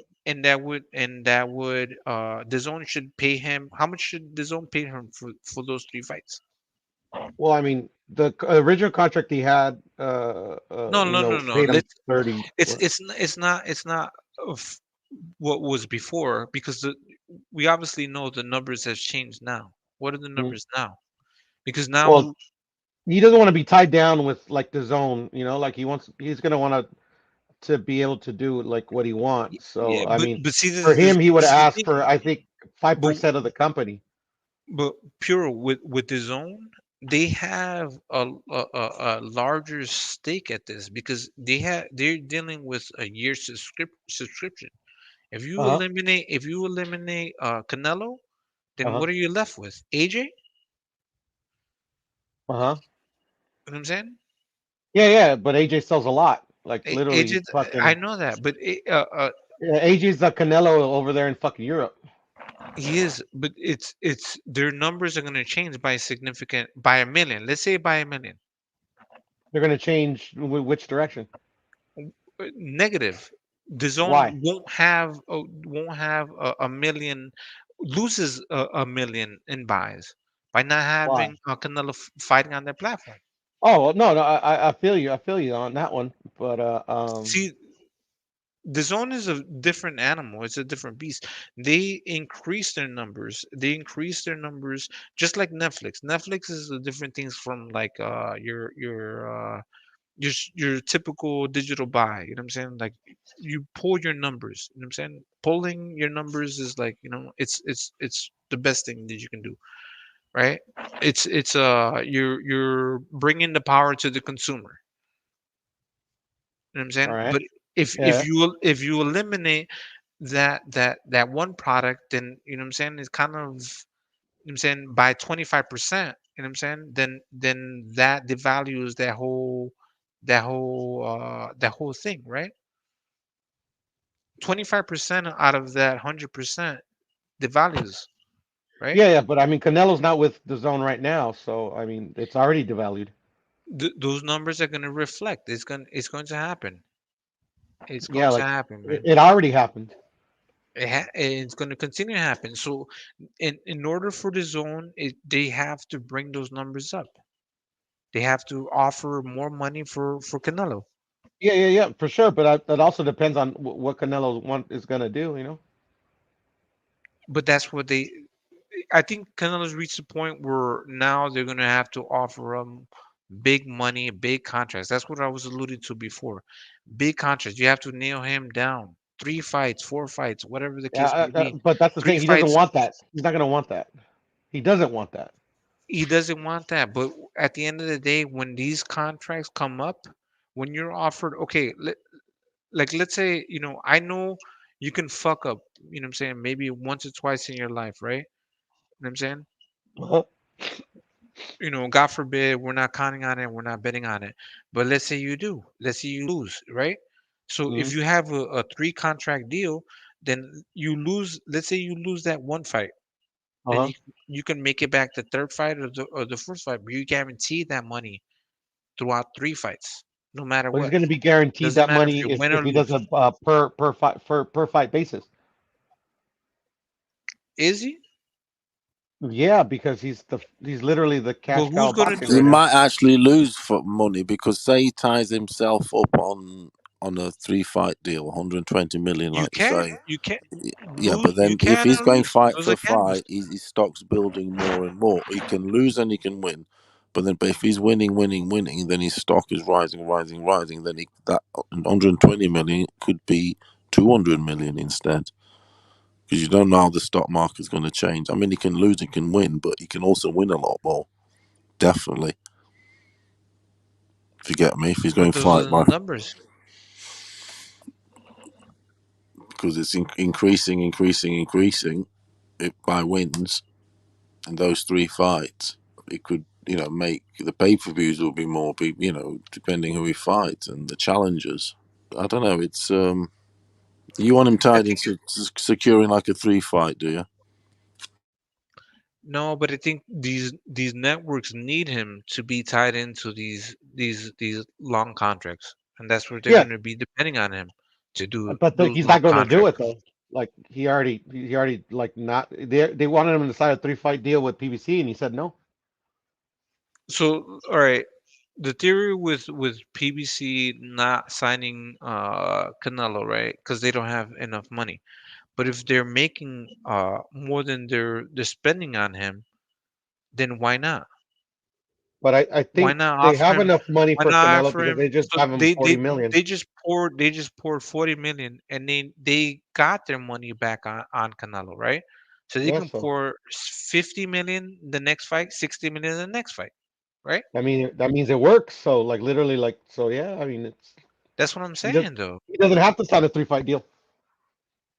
He doesn't, but it would be in their interest, like a Showtime, to nail No, I him know. down I to a I three get I fight get deal. that, but he's not gonna want to accept that 3 fight deal is what I'm trying to say. Depends on the lineup of the fighters that they're gonna line them up with. No, well that's what I'm saying. Like, but still, I mean, like, when they were negotiating the Keto Plant fight, they had fighters that eventually he's going to fight, but he still didn't want to sign that 3 fight contract.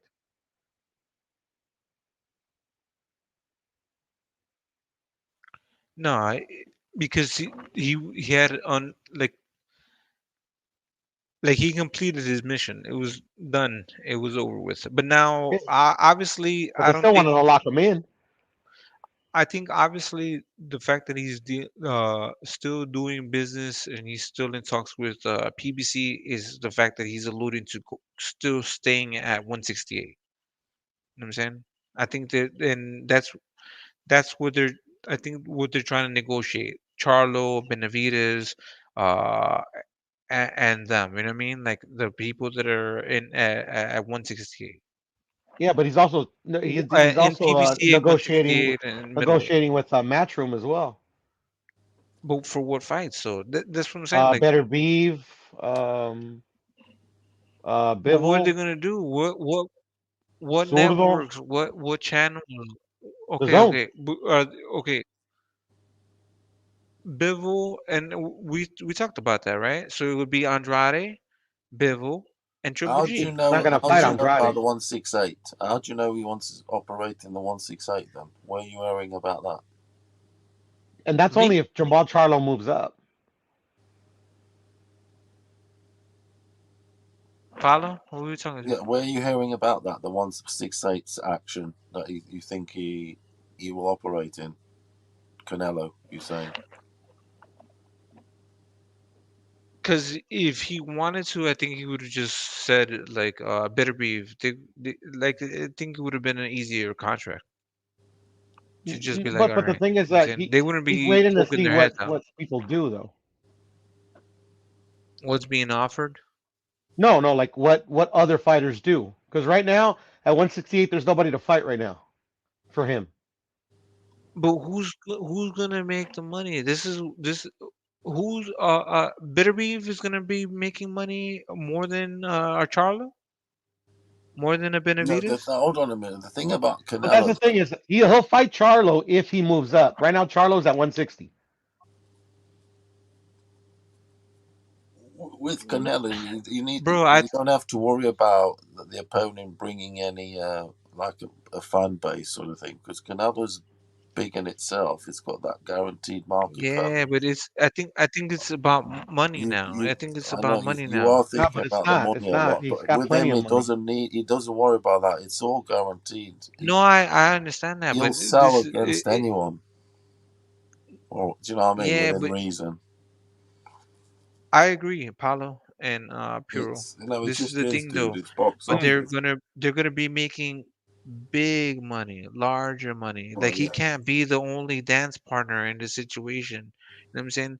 No, I know, but right Canelo now he doesn't versus have one at 168. Charlo would be, right? Wouldn't Yeah, but he? Charlo is still at 160. As of today, Charlo's at 160. Not to these fans, not to the people that are Yeah, the demanding this fans the shit. fans don't matter in the situation. I They're know going you to mean be paying it. The They're No, Charlo. gonna be they're going to paying be it. paying it if he moves up. Right now, he's not. He hasn't moved up. Right now it's all speculation. The Charlo The Canelo companies, the in the promotional companies are Americas gonna be is doing it. huge. The Going to be Charlo doing what? Canelo, Yeah, it's a big money. it's huge in the Yeah, Americas. Charlo Canelo is huge, but like It's literally, huge. he hasn't said he's going to move up. Canelo's not going to 160. Canelo's already said there's only one fighter that he'll fight closer to 160, like at a catch weight of like 162 or something like that, or 164, and that would be for Errol Spence. But that's not happening anytime soon. So what would you like to see, Puro? Who would I like to see like as the next fight? Like no. Like let's shape up 2022.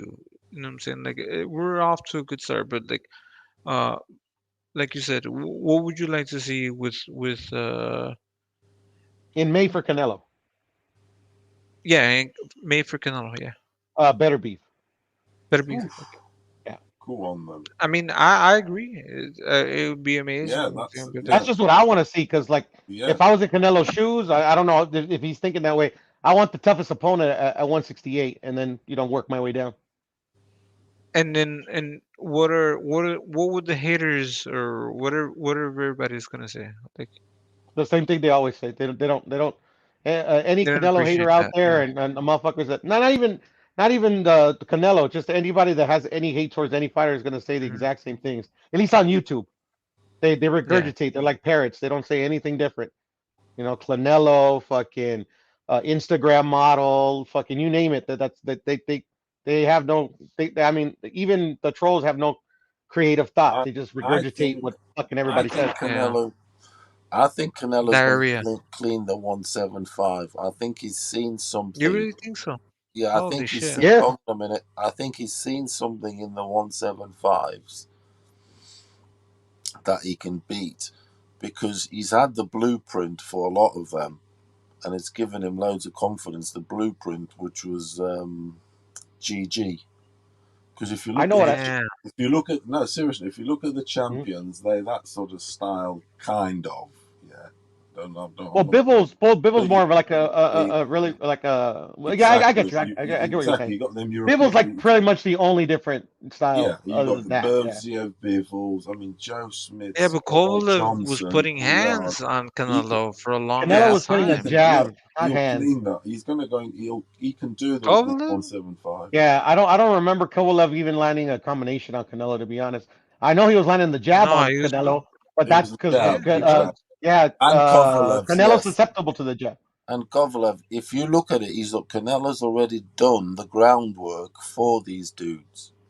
Yeah, there's Yeah, As for in nobody sure. I believe in Kovalev, boxing that exists. GG, and the Yeah, Kovalev list Canelo has a has goes to good do. on. jab. And the list goes Yeah, on. very He's good jab, seen very all good the jab. looks. He's seen all the looks. He can do Yeah, these he's seen them all. boys. He's seen all the Mhm. looks. Yeah. When he's seen Mayweather, for And you know God's sake. what he really sees, Paulo? This What? is what Canelo sees. Canelo sees I'm better than all these fighters.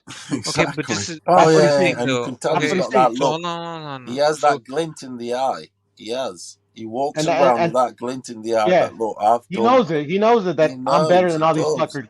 I can fight You him can whenever I tell the want. eye don't I'm lie. gonna He get has a paid, glint and in the I'm eye. gonna beat him. Yeah, But yeah. that could be his downfall too, as well. You get too Well, cocky, yeah, too yeah, overconfident. yeah, So yeah. There that's is. why we got to see the fights. Because right now Yeah. it's just like you said, we're just predicting how the fights could go, but until they actually get into the ring. But like I said, if yeah, but where is the money though? Like you you the The you money mad is on the the money is money, aren't you? Canelo. wouldn't it You be on The the no money money, is no boss, Canelo. aren't you? The money is Canelo. The money The is money Canelo. is him. He but the is already double already. double the money though. He Double is the the There, stock money. there is no market. double the money other than He Benavidez. is the stock market. He is the Against boxing stock Charlo? market, like Mayweather was. Charlo would be a good money. It just wouldn't be. Wouldn't it be a It wouldn't be significant improvement? Wouldn't it go nah. from what, I don't. 800,000 Nah, 800,000 to 1.2 million? You don't think that is gonna like yes, push it yeah. or to In pay per view, 900,000? in pay per view 900 buys, even 900,000 is still a significant number. in A pay per hundred view buys thousand though, is in pay per view buys. we yeah, of course. Oh, okay, then yes, because like Caleb Plant, nobody knew who the hell he was, and he still made around 800. Exactly. So Charlo's only a little bit more popular than Caleb Plant. So yeah, I can see him maybe hitting a million. But he's been longer champion, hasn't he? He has, but I mean, it's just on pay per view because you were talking about that's why I asked like pay per view buys. And okay, and On pay but per view Charlo buys, has a it following he's too, not though, right? but not they don't pay for the pay per view.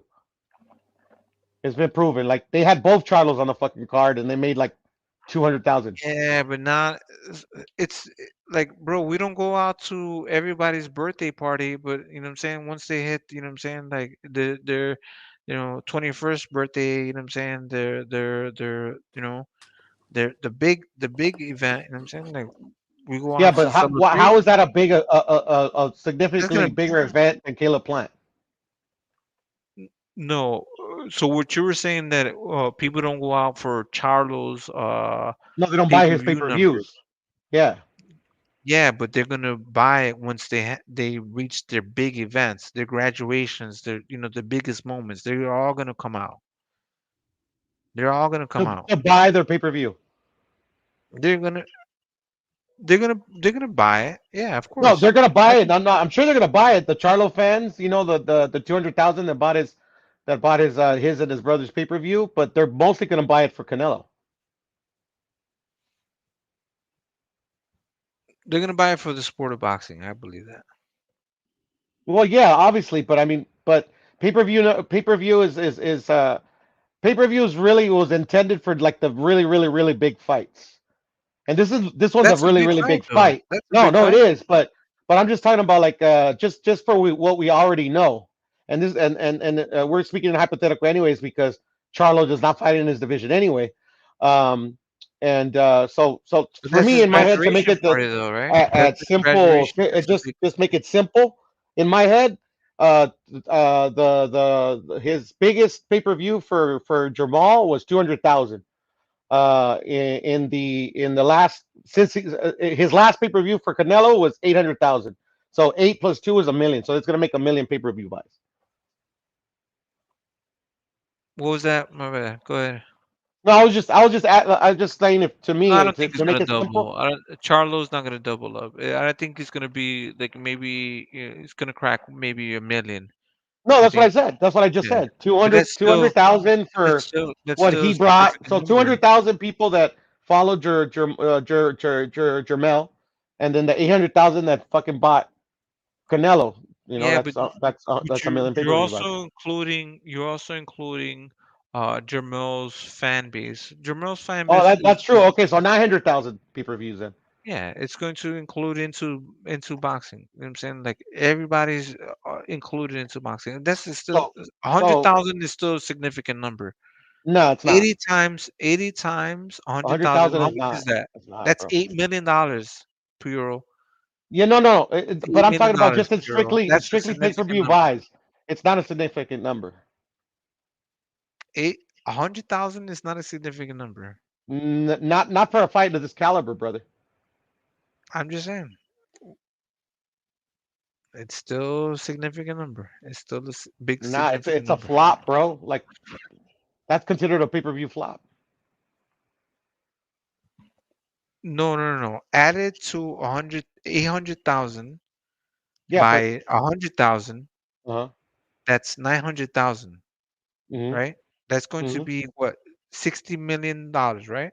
If I'm not mistaken, do the math. Okay. All right. It's going to be $62 million, if I'm not mistaken. Okay. I'm pretty sure, Yeah. right? But what are you trying to say A big number. by that? Yeah, it's a big number, but I mean you know, I mean, I don't get what you're trying to say. It's still That it's going gonna to add be 62 million. I don't.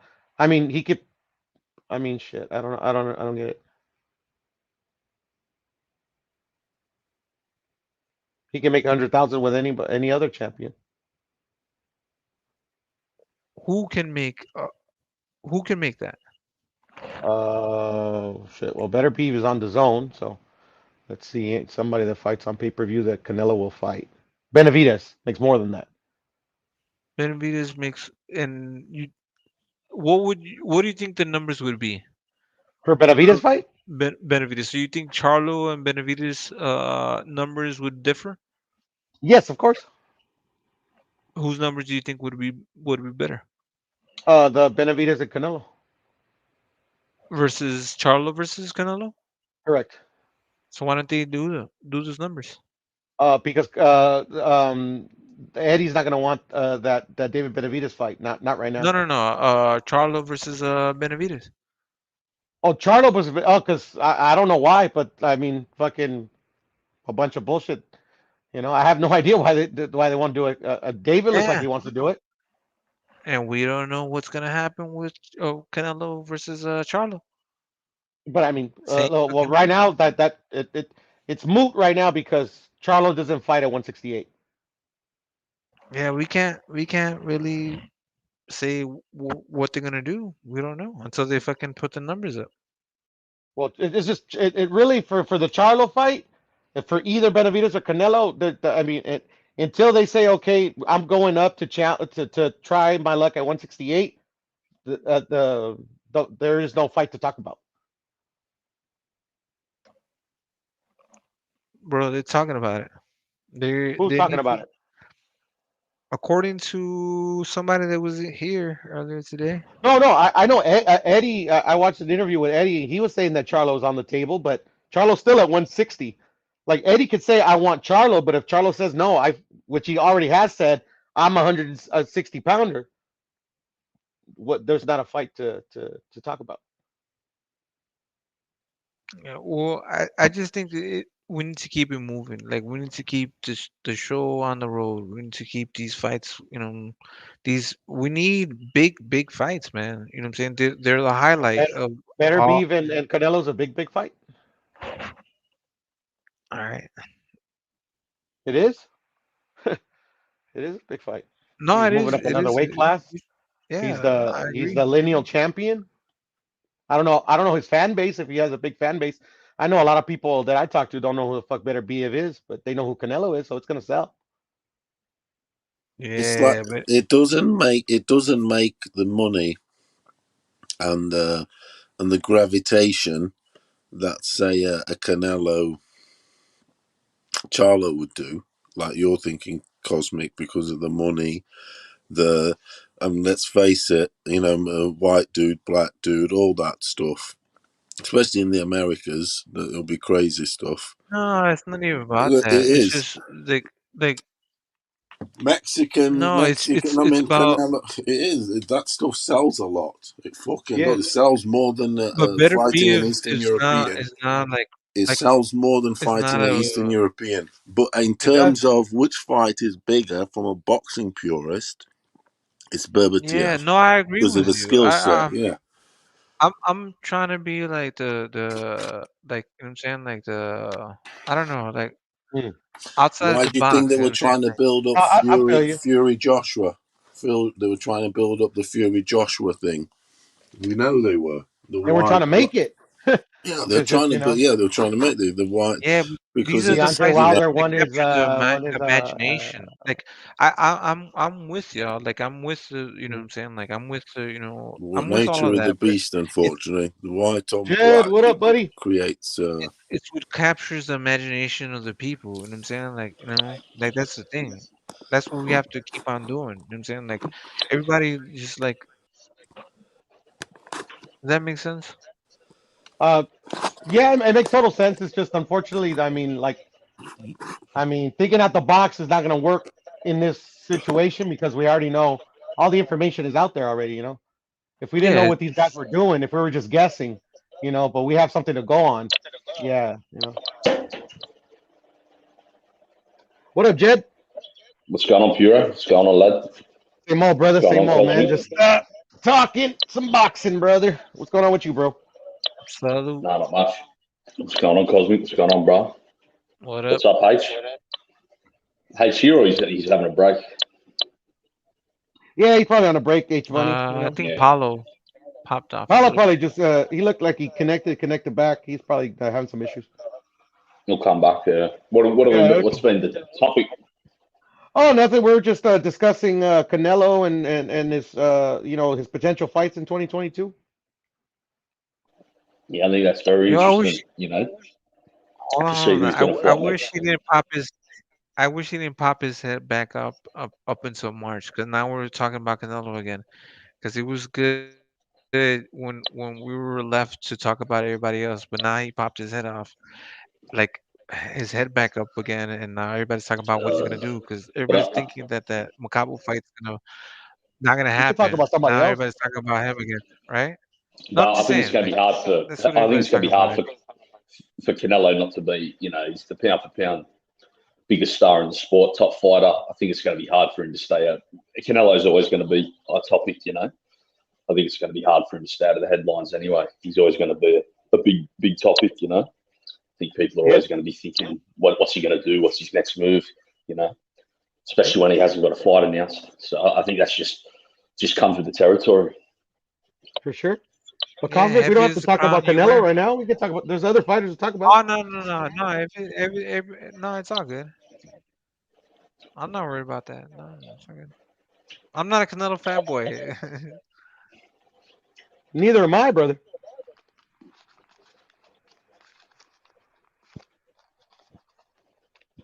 To me, I'm a there's Ryan so and many Tank other fanboy. To be honest, Oh hell no! That's what I don't like about you, Puro. it's all good, bro. I mean, Is hey, I know my there boxing. I know what I'm fucking looking at, bro. That's why I'm a fanboy of these guys. Ryan? We'll have to. Yeah. We'll talk about that later, Puro. Let's talk about it. Let's talk about it, Cosmic. What problem you got for Ryan other than the usual parroted narrative. Nah, bro. No, it's okay. It's okay. No, go Cosby. I can Go take ahead, it. Allah. Go ahead, Allah. You just joined the panel. Go ahead, man. Do your thing, bro. Cosby, you ducked the smoke, bro? Is that what you just did? Yeah. Nah. I Hold it don't now. mind you going. Sure, you know I don't Yeah. do no smoke. I know, bro. Relax. I'm I don't just mind. fucking with you, brother. I'm just fucking with you, bro. It's okay. It's Yeah, okay. I You don't know I'm mind you going back and forth either. I don't mind you going back and forth No, no, either. It's not really a topic anyway. no. So Allah, go you ahead, want go to ahead, cook go on ahead. that? You chill. I'm gonna go smoke real Cosby quick. doesn't want to. I'm scared of you, Piro. You're right. No, nobody's scared of me, bro. At least Big that's risk. what I always thought in my head. Nobody's scared of me. Seriously, why would they be scared of my ass? No. Everybody's good. Everybody's I'm a chill. fat fuck that can't do a push up, bro. I'm good. Go ahead, Allah. Do your thing. I'm a fan of them fighting each other, bro. That's what I would be a fan of. I think they're made for each other, bro. They'd be the perfect. Their styles would match up perfectly, you know. Out of all the 4 or 5 young fighters at 35, I think Ryan and Tank would probably be the most exciting fight. Yeah, it needs to happen, man. Like, I agree. man, Who you all got in that that. fight, Olo?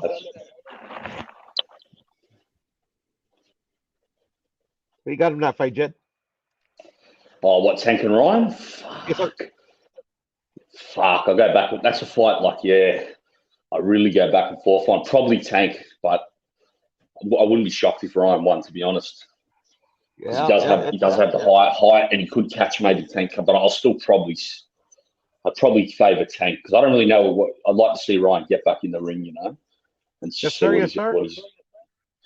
But yeah, so right now off the top of my head, I'd favour Tank, but I'm really intrigued by that fight, you know, if it does happen.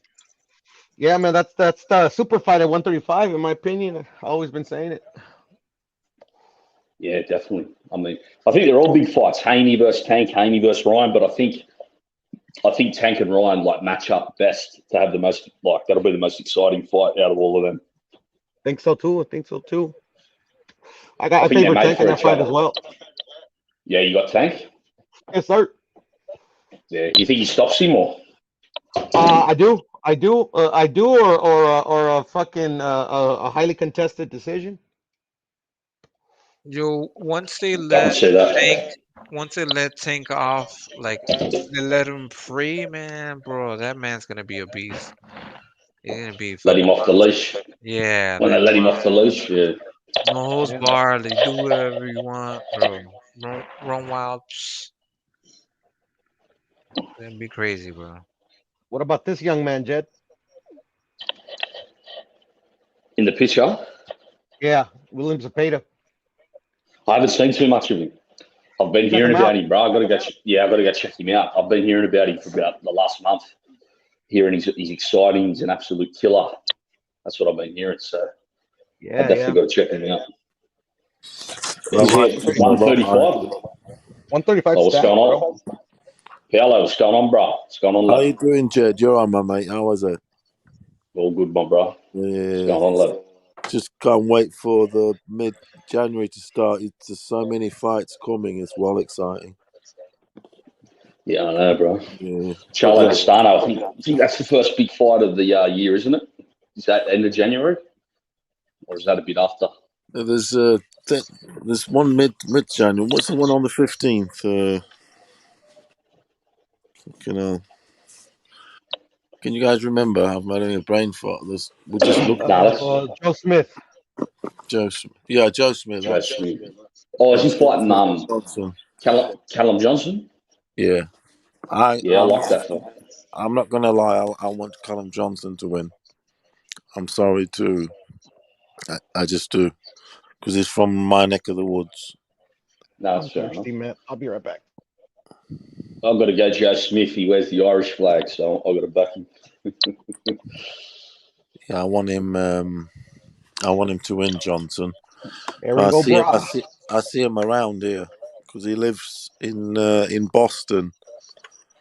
It's in Boston near you. Yeah, near me. Yeah, it's real, and he's normally around here because there's some gyms where I live. There's a couple of gyms, and they come do sparring and stuff, and they knock about here because Lincoln's a little bit where I live is a bit bigger. So yeah, you see them. I've seen him in Boston. He's a good lad. Yeah, he's he's a normal sound bloke. Yeah, he's doing a lot of TV work now, also actually for BT. Mm-hmm. You I know, remember he dropped Beterbiev. He dropped Beterbiev in their fight. Yeah, I mean, he's one thing he's got is good power. Definitely, he's a murderous puncher. He's heavy-handed, but let's see how it goes. But Joe Schmidt, he's bloody good. It's going to be a great fight. Pretty even, that is. Interesting. Yeah, I think it's going to be a bit of a banger as well. So both lads like the fight, you know. I don't think they don't really take a backward step. Yeah, it's going to be. Yeah, it's fascinating one, definitely. So, I mean, it starts off well. It's in a week's time, really. Yep. Yeah. No. Well, I forgot about. I didn't even know about that fight, so I'm looking forward to it. Yeah, it's all go in Thurman. Who you got in the Thurman? Who you got in the Thurman fight? Oh, I don't really rate Barrios, Slad, but I don't know what Thurman's got left, bro. I don't even know if he wants to be a boxer anymore, or if he's even got it in him. But I'll still pick Thurman to win a lackluster decision.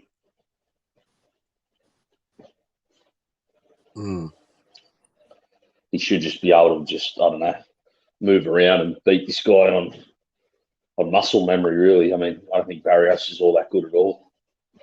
I think he's an average fighter. He's basic. Yeah. But, I mean, I wouldn't be surprised if anyone could beat Thurman. I really don't know what this guy's got in the game. Basic in terms compared to Thurman, because Thurman moves around better, doesn't he? Yeah. Yeah. But like I said, I wouldn't be surprised if anyone beat Thurman, because I really think he might be finished mentally. I don't know how much he's got left in the game, how much his head's taking again. But I don't think it's bad. Could be. Yeah. I think he was kind of I don't know, he seemed to lose a bit, and then that Pacquiao fight even seemed to take a lot even more out of him. He just doesn't seem to be interested in boxing since then.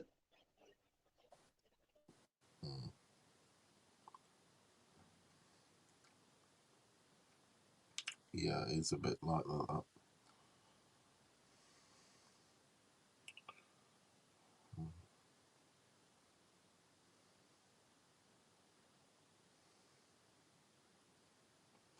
Trying to see what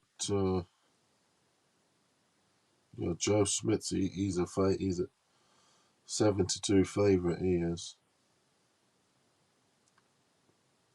That's 3-1 favorite. I don't know.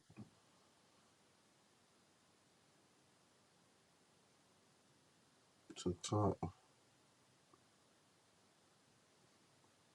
Who do you reckon will win that then, lads? Joe Smith, Johnson. Yeah, I still got Smith. I got Smith as well. You all got Smith, have you? Yes, sir. Yeah, I think. Carry on. Oh, about Smith Johnson. I think Callum Johnson, even though he dropped Beterbiev, I think that might have flattered him a little bit. Like, I don't really think he's a world-class light heavyweight, you know. And not that Joe Smith's the best in that division, but I still think he's world-class. Like, he's a solid top 5 to top 10 light heavyweight. So I think Joe Smith will beat Johnson, but it'll be a good competitive fight.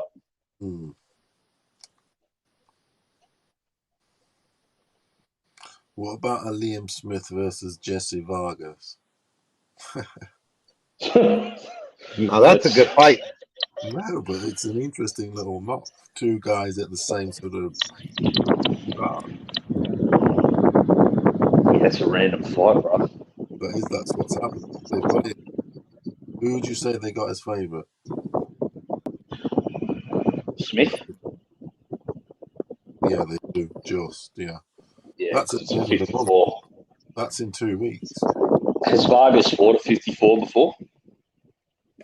I'm not sure. Do you guys know? I don't know. I see that fight being close, though. I see that being a close fight. I guess where is that fight? Is it in England or is it in the US or? It's in the US. Is it in the US? Is it? Mm-hmm. Oh, do you reckon it's a headline show there or what?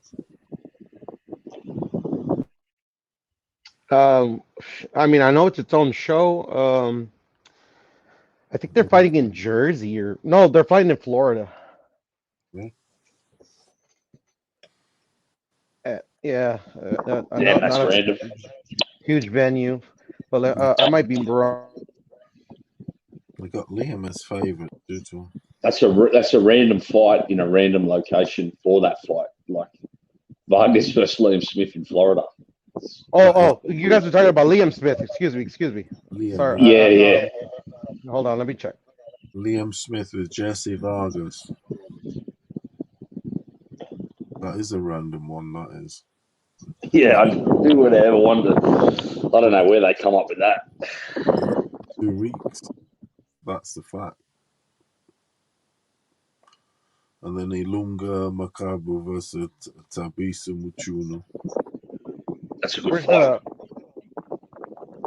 What's the fight being contested at? Liam Smith? What weight? 154. Him and Jesse Vargas. Oh, 154. Oh wow, he moved up even higher. Okay. Well, yeah, Liam Smith's always been 54, so I'm pretty sure Vargas has moved up.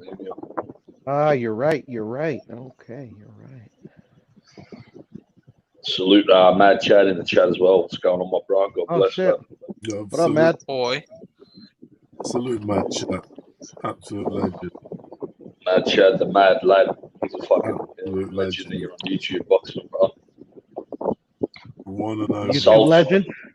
The soldier on the YouTube boxing, yeah. The ultimate legend. Cool. The ultimate. He's the Salvador legend.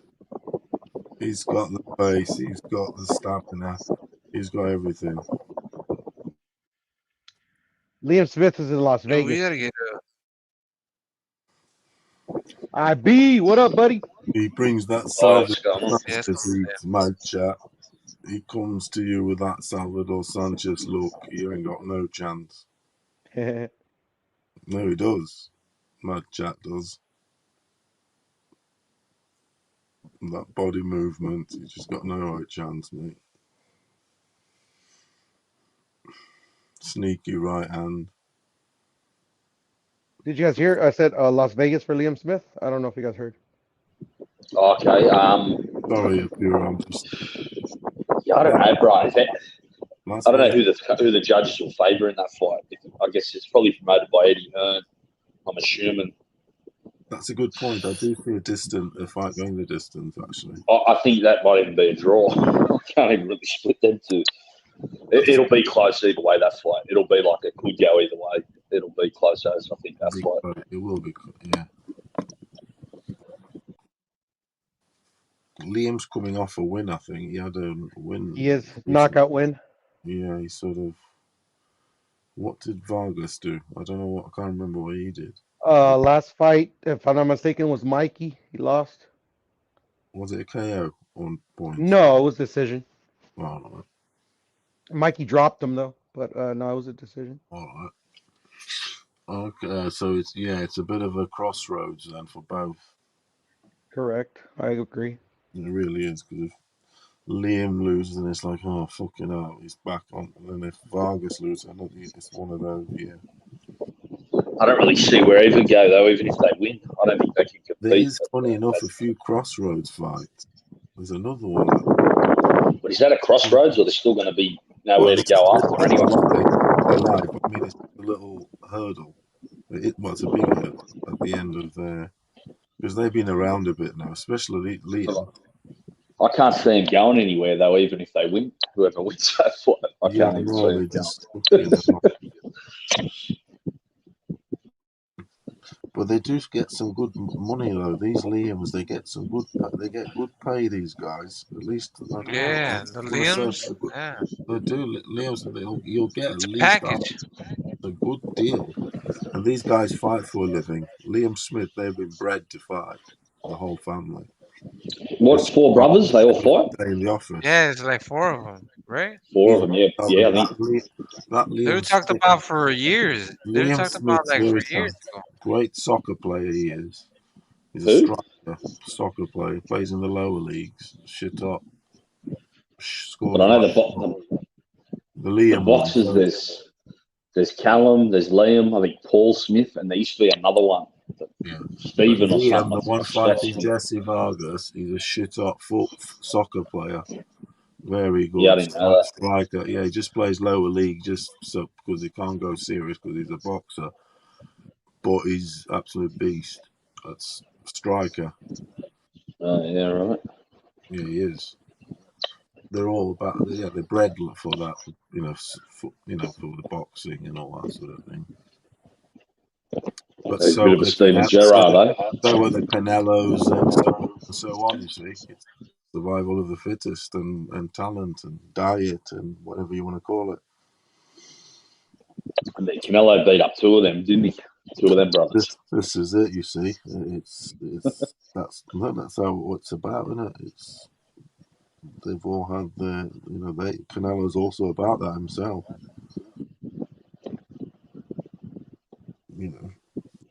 Born and bred for this stuff.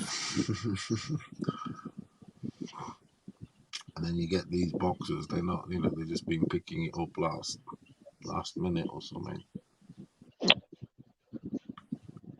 So when's Charlo Castano, bro? Is that the end of this month or not? That's what someone was telling me, lad, that it was the end of January.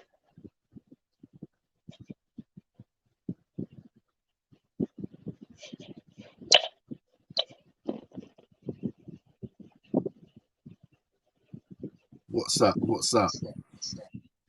Charlo Castano. February fucking 15th or I forget. Okay. Next month. Oh, yeah. Well, that's not too long. No, not too long at all. That's not too long. I thought it was the end of this month, but yeah, a couple of weeks off. That's still all good. February 15th. Okay.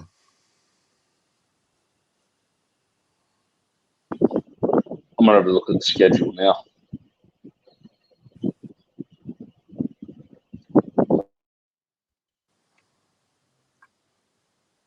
February 26th, Jed. Okay, cool. So that's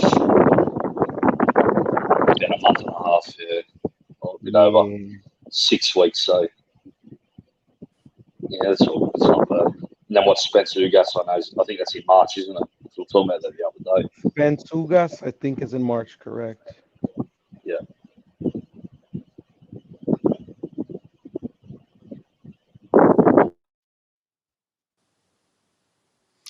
I'll tell you which guy I'm starting to think this guy really could be the real deal. Is the heavyweight. Who? Charles Martin? Nah, I'm just joking. He's the worst thing ever. Charles Martin. Two worst boxers ever. From England is Audley Harrison. Absolute embarrassment. Yeah, Charles Martin's the American Audley Harrison. I mean, but Charles Martin actually got a heavyweight title, for God's sake. Yeah, but Audley Harrison won a gold medal. Charles Martin just won a paper belt. Exactly. So I think Audley Harrison's still more decorated. That's when he got a gold medal in $1 million contract, 4-fight contract with BBC, and he bummed it straight away on the first fight. Charles Martin just won a paper belt because some guy sprained his ankle. It was not even a world-class heavyweight either. Okay, now, and then Charles Martin, what a fucking... Honestly. But bro, I actually think the best fight... Eddie Hearn gave him the payday of his life. Everything fell into place for him in his life. So many greats. I've never tasted that sort of luck. I'll tell you what I think might be the best fight this month. And you got Charles Martin, an absolute fuck. Honestly. I think the best fight this month is probably Makabu and Machunu. The cruiserweight that Canelo was going to fight. him and Machunu. That's a rematch of they fought like 5 or 6 years ago. I think that's probably actually the best fight of the month. And Gary Russell. Hey? They've got that tight. They have. They've got the Machubu, the Makubu, and Machunu quite tight. Machunu's real underrated, bro. Machunu's got mad skills. He's slick as fuck. They've got Makabu 9-4 on, so they've got him a huge favourite. He's favourite. But Machunu's very, very good fighter. Yeah, he's Tawiso Machuno. Is he South African? Yeah. Yeah, because they do use that first name that they're Tawiso. He's slick as fuck, Paolo. He's slick as fuck. You know, the South African boxers are skilled. No, they are. The South African are well coached because they've got good coaches there from back in the he's day. He's one of the best ones I've seen from South Africa, like skill wise of the recent years. They've always had good coaches in South Africa, right from back in the day, because of the. Do you remember Eddie Chambers? Yeah, I do. He was quite a skilled fighter. This Machunu made Eddie Chambers look like a buff. Baby Matatla or whatever, Matatata. They've had Paolo Machunu made Eddie Chambers look like a fool, like he absolutely schooled, embarrassed him. Mm-hmm. So Machunu's no joke, bro. Yeah, the only guy I've ever seen like dominate Machunu was Usyk. That's the only guy. Yeah, and that's just no shame in that. That's understandable. Yeah, that's a good week. That's what I mean. That's on the same weekend as Liam Smith and Vargas. I wonder where that fight is, the Mchunu and Makabu. Is it in Africa? It's in Ohio. You know, that's what I mean. It's the promotion is not going to go to Africa, is it? You need the money, the bloody. The first fight was in Africa, though. Was it in Africa? Was it in Africa? Was it? Their first fight, yeah. All right. What country? In South Africa? I think it was in Congo, in Machu, because I remember I think the crowd went. They've got money there. Because back in the day, they used to use that sunset. It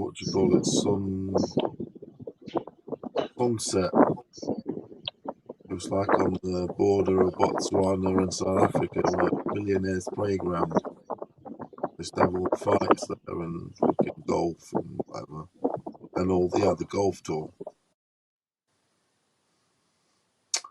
Sunset King or something like the place was. Mad. They had some big fights there back in the day. Yeah, what part of Africa's Congo? Is it West Africa or southern? So it's closer to South Africa. Yeah, it's southern, sort of central. Yeah. In between. Where's Angola? Where you were? What part of Africa is that? That's right next to the Congo. Okay, so I always thought Angola was West Africa. The Congo's bang in the middle. It hasn't got any sea. Angola's next to Angola's on the sea. Angola's on the seaside. Yeah, on the west side. That's why I know a lot of drug money's been rolling. Somalia and Ethiopia's on the other side. Yeah, I know that. Yeah, they're on the east side. East side. Yeah, so Congo's bang in the middle, isn't it? Banging in the equatorial. Yeah, I knew that because we got some Somalians here. Although Sudanese is the biggest African population. That's why you've got them, because they're on that side, you see. Yeah, Sudanese are deep as fuck. That's why we went to on that side. We went to obviously gravitate. We went to Brazil. You get me? Yeah, Sudanese side you want, whatever the side. Yeah, there's a huge community of Sudanese here, but like they're really big population. And you think a place like Namibia, they've had some boxing, success because of that. The coach, there would be a coach there, whatever, and they coached him up because of that South African link. Because it's right next door there. Like people like Ndongo, and I think they've had other one or two other guys, say Namibia. I can't remember. I think the best African fighters they were from are Ghana historically. Yeah, it really is. Yeah, it really is. There's something different about it as well. That Mulumbu guy, where was he from? I don't think he was from Ghana. Who are you talking about? Solomon Mulumbu or something. That, Kulumbe. Yeah. I think he was from the Congo originally, bro. He fought out of Italy. I'm gonna check where he. Yeah, which you kind of have to, not only because of the promotion once again. Was Zaire used to be the Congo? That's right. Yeah. Yeah. That's where he was from. I'm pretty sure because I think he went to the Rumble in the Jungle, and that made him want to be a boxer. If I remember, Kinshasa was there. I've been to Kinshasa, but only to the airport. Yeah, Kulumbe was from the Congo. Yeah. Congo were mad for it. They were back in the. They used to have good soccer teams. They did. Yeah, I just double checked. He was born in the Belgium. He was born in the Belgian Congo. Yeah, the Congo did have Belgium. Yeah, that's why a lot of these soccer players in Europe, they come from the Congo. So like Lukaku was of Belgium. They start through in Belgium. Lukaku and loads of great players. Belgium have loads of mixed race and black players. Belgium have, and it's because it's from the Congo thing. Because Belgium was like in the Congo anyway. Yeah. All right. But Ghana overall definitely. Peace out, IB, my bro. I think he said he's going to. He said he's going to take it easy. He's out. Have a good one, bro. Who's that? IB in the chat. He just said that he's going to have it. He's got to get back to work. So have a good day, lad. All right, then IB. Peace, brother. You're going to work. How are we doing, Puro? We doing, brother. We doing. IB in the chat. He just said. IB in the chat just said he said peace out. I tell you what, that 135's heating up, Jed. Yeah, it is for sure. Probably the best division in the sport, bro. It's incredible. I've never seen it so hot, to be honest. What, 135? Yeah, there can only be good fights in the future coming out of it, unless they're ducking. It's the best I've seen it since probably. In a long time. Let me think. I think Castillo, Corrales, and Casamayor had some of their fights at 35. It's probably the best since then. Yeah, they had all their fights at 135. Yeah. I'd say it's the best since then. It's absolutely incredible. It's mouth-watering. It really is. Especially if they're not. I mean, we're gonna get some fights unless they sort of duck out of it. I know there's got blokes moving up and down and whatever, but potentially they could duck each other those ways. But it's fucking up. Potentially, it's amazing. So stacked, and they're all different. The guys, and they got their own thing going on. You've got European Masters. You've got like Baltimore. Blokes from the gutter of Baltimore. You got, it's just crazy. Haney's, Garcia's.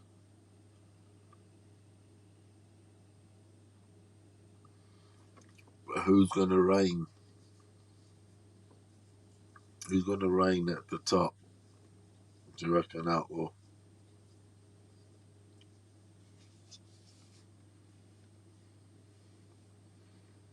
Outlaw, Jed.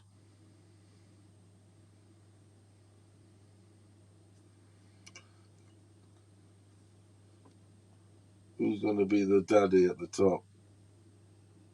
I'm not sure if there is one, bro. All these guys might beat each other. You know? All these guys might beat each other. I don't know if there will be a clear king, you know. they might all You trade imagine wins if and they did a losses. tournament. That would be a dream. That would, if they did a tournament, proper tournament, like you all got to fight each other. I think Kambosos and Haney are going to fight next. I think that will happen. I think that'll happen You got next to all fight sometime each this year. other home and away. Who gets the most points? Fuck it, hell. At least once. Fight each other once. They're not gonna do. I don't know if they will they? Oh yeah. Well, like I said, I think Haney and Kambosos will fight this year. Gonna go right. Yeah, I do see Kambosos and Haney fight next. All this year, I think they will fight. Yeah, I think that's going to happen. Yeah, I think the zone pushes to get that fight. You know, bring the zone. This part of the world. That's the perfect fight to do it with.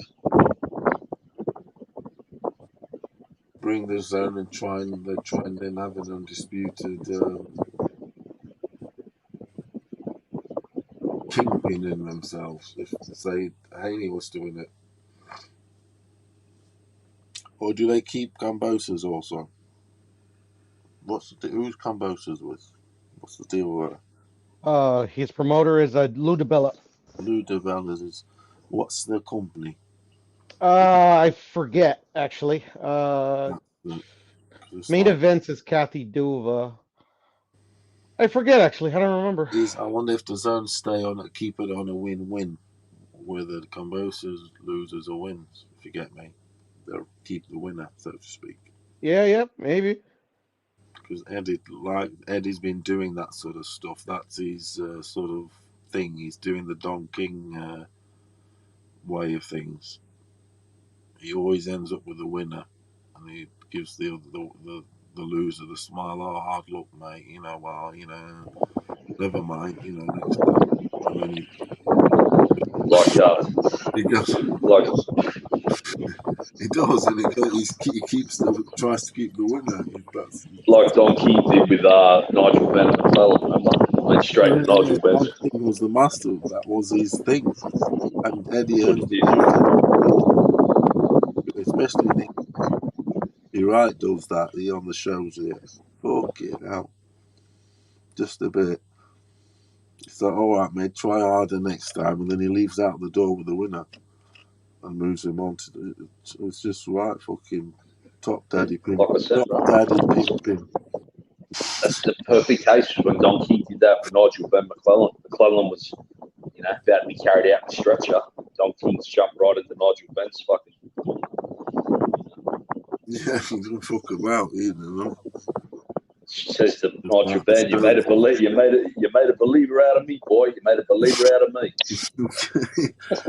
Yeah, the show must go on. No, it is like that.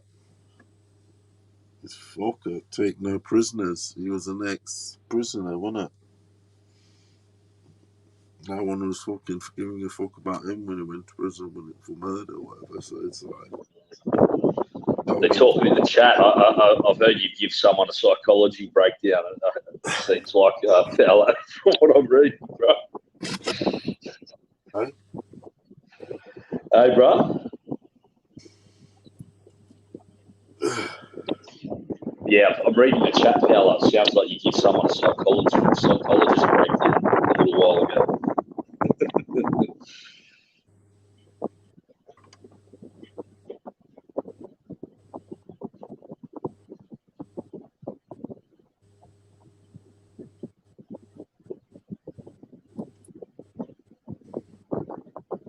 What are you doing on this? Yeah, can you hear me, fella?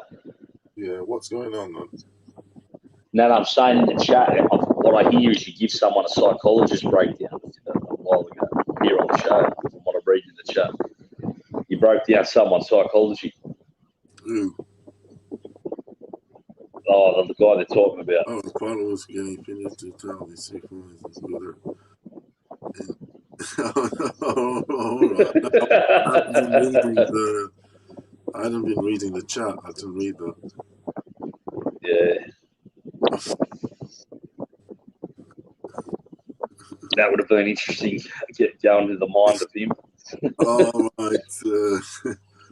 What's his name? Pigeon came on. Yeah, it's crazy. I don't know. I think he's either winding us all up or he's, which he kind of is, but he's a bit crazy. No, I've seen the pictures. They're 100% true. He did. Hey? He was like breakdancing before or something.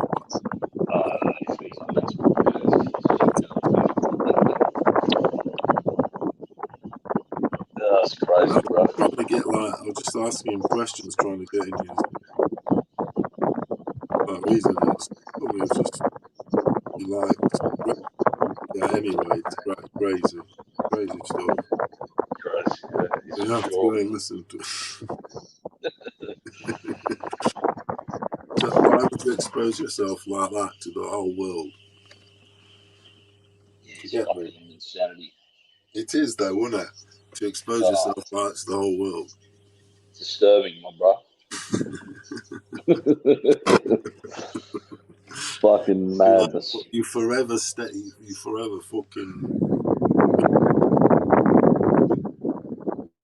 It's complete forever fucked. Mad Chad. What is about Chad Riddick? He must have an interview with someone. You got an interview tonight, Mad Chad. That's what's up, my bro. Come around, I'll come through. Who is that? Obed, yeah, I don't know the lad. Did he fight in the Olympics, Chad, bro? Did he represent USA to Tokyo?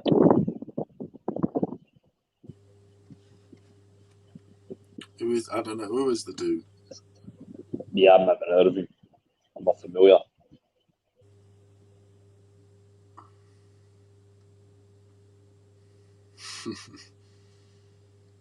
I haven't heard of him. But that's what it's about, people, giving some exposure.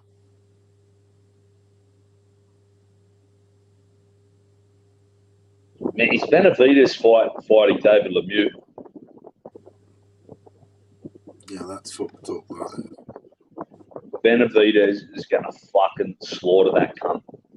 He's going to beat the living fuck out of that lad, bro. I don't know, Jed. I think it's a good fight. Oh, I think Benavidez. Yeah, I think it'll be good angle there, Puro. Good angle. Are you looking at body? Are you looking at body work here? Hooks. What are we looking at, Puro? Well, I'm just looking at like everybody that David Lemieux's had success with, fights kind of like in in the Benavidez style, coming forward, throwing a lot of punches. Like it's not like it's a Triple G where like Triple G was he was a boxer puncher, he just didn't go in there winging crazy punches. He set you up with the jab and shit like that. Lemieux, he punches really hard. He sets up his shots well. I don't know. I mean, I think I lean towards Jed.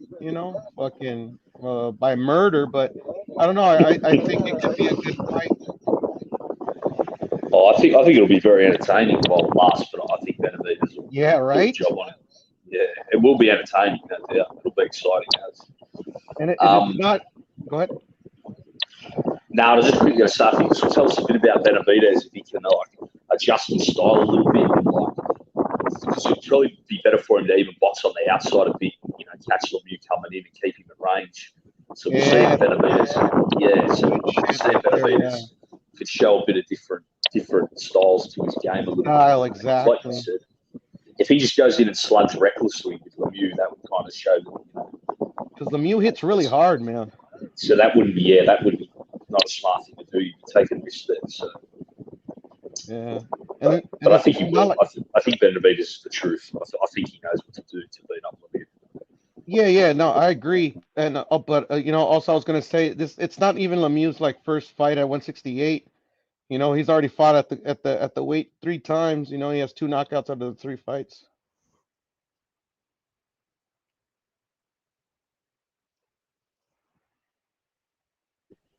Yeah, I didn't even know that fight. So that's coming up as well, I assume. Yeah, it's coming up as well. Yeah. Bod 10, bro. Like, he already fought like 3 times, bro. Knocked out twice. Let me see. Yeah. Plus, He's for got me, two he's such a knockouts, big though, Bod puncher. 10. He's such a big puncher that he'd be able to carry Yeah. his punch up even a division or two. But Bod 10, I feel you though. The competition too. Could have of why he knocked those guys out.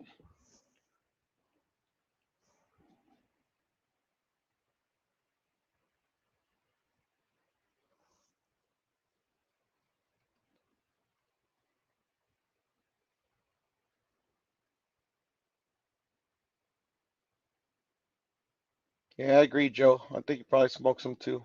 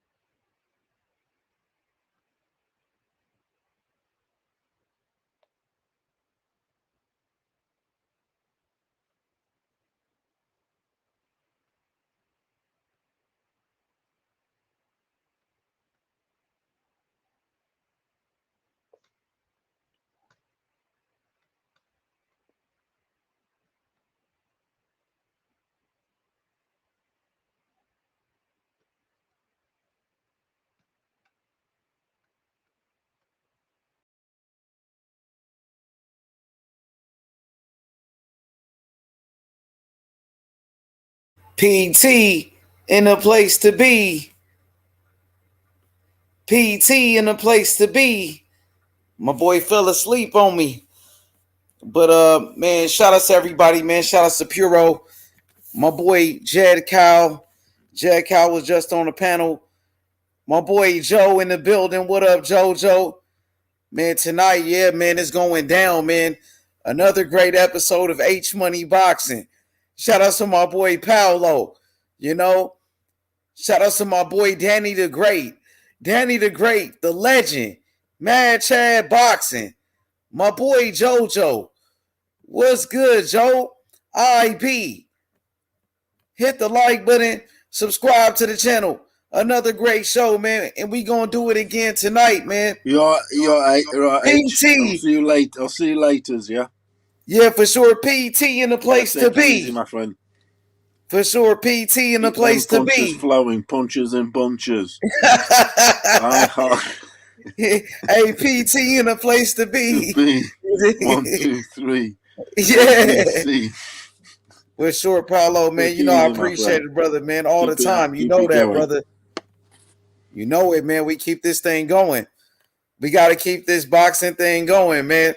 Shout out to the great champions, Pernell Whitaker and Felix Trinidad, of course, man. Roy Jones Jr. was a great fighter, man. And so was Andre Ward, man. And Bernard Hopkins, Evander Holyfield, man. Those are the legends. Right now, Canelo Alvarez is a living legend, man. You got to respect what Canelo is doing in the sport of boxing. Canelo is a future legend of the sport, man. You got to give him his credit, man. But I want to give a special shout out to the young fighters, man. The young fighters like Devin Haney. You got to give respect to the Devin Haneys, man.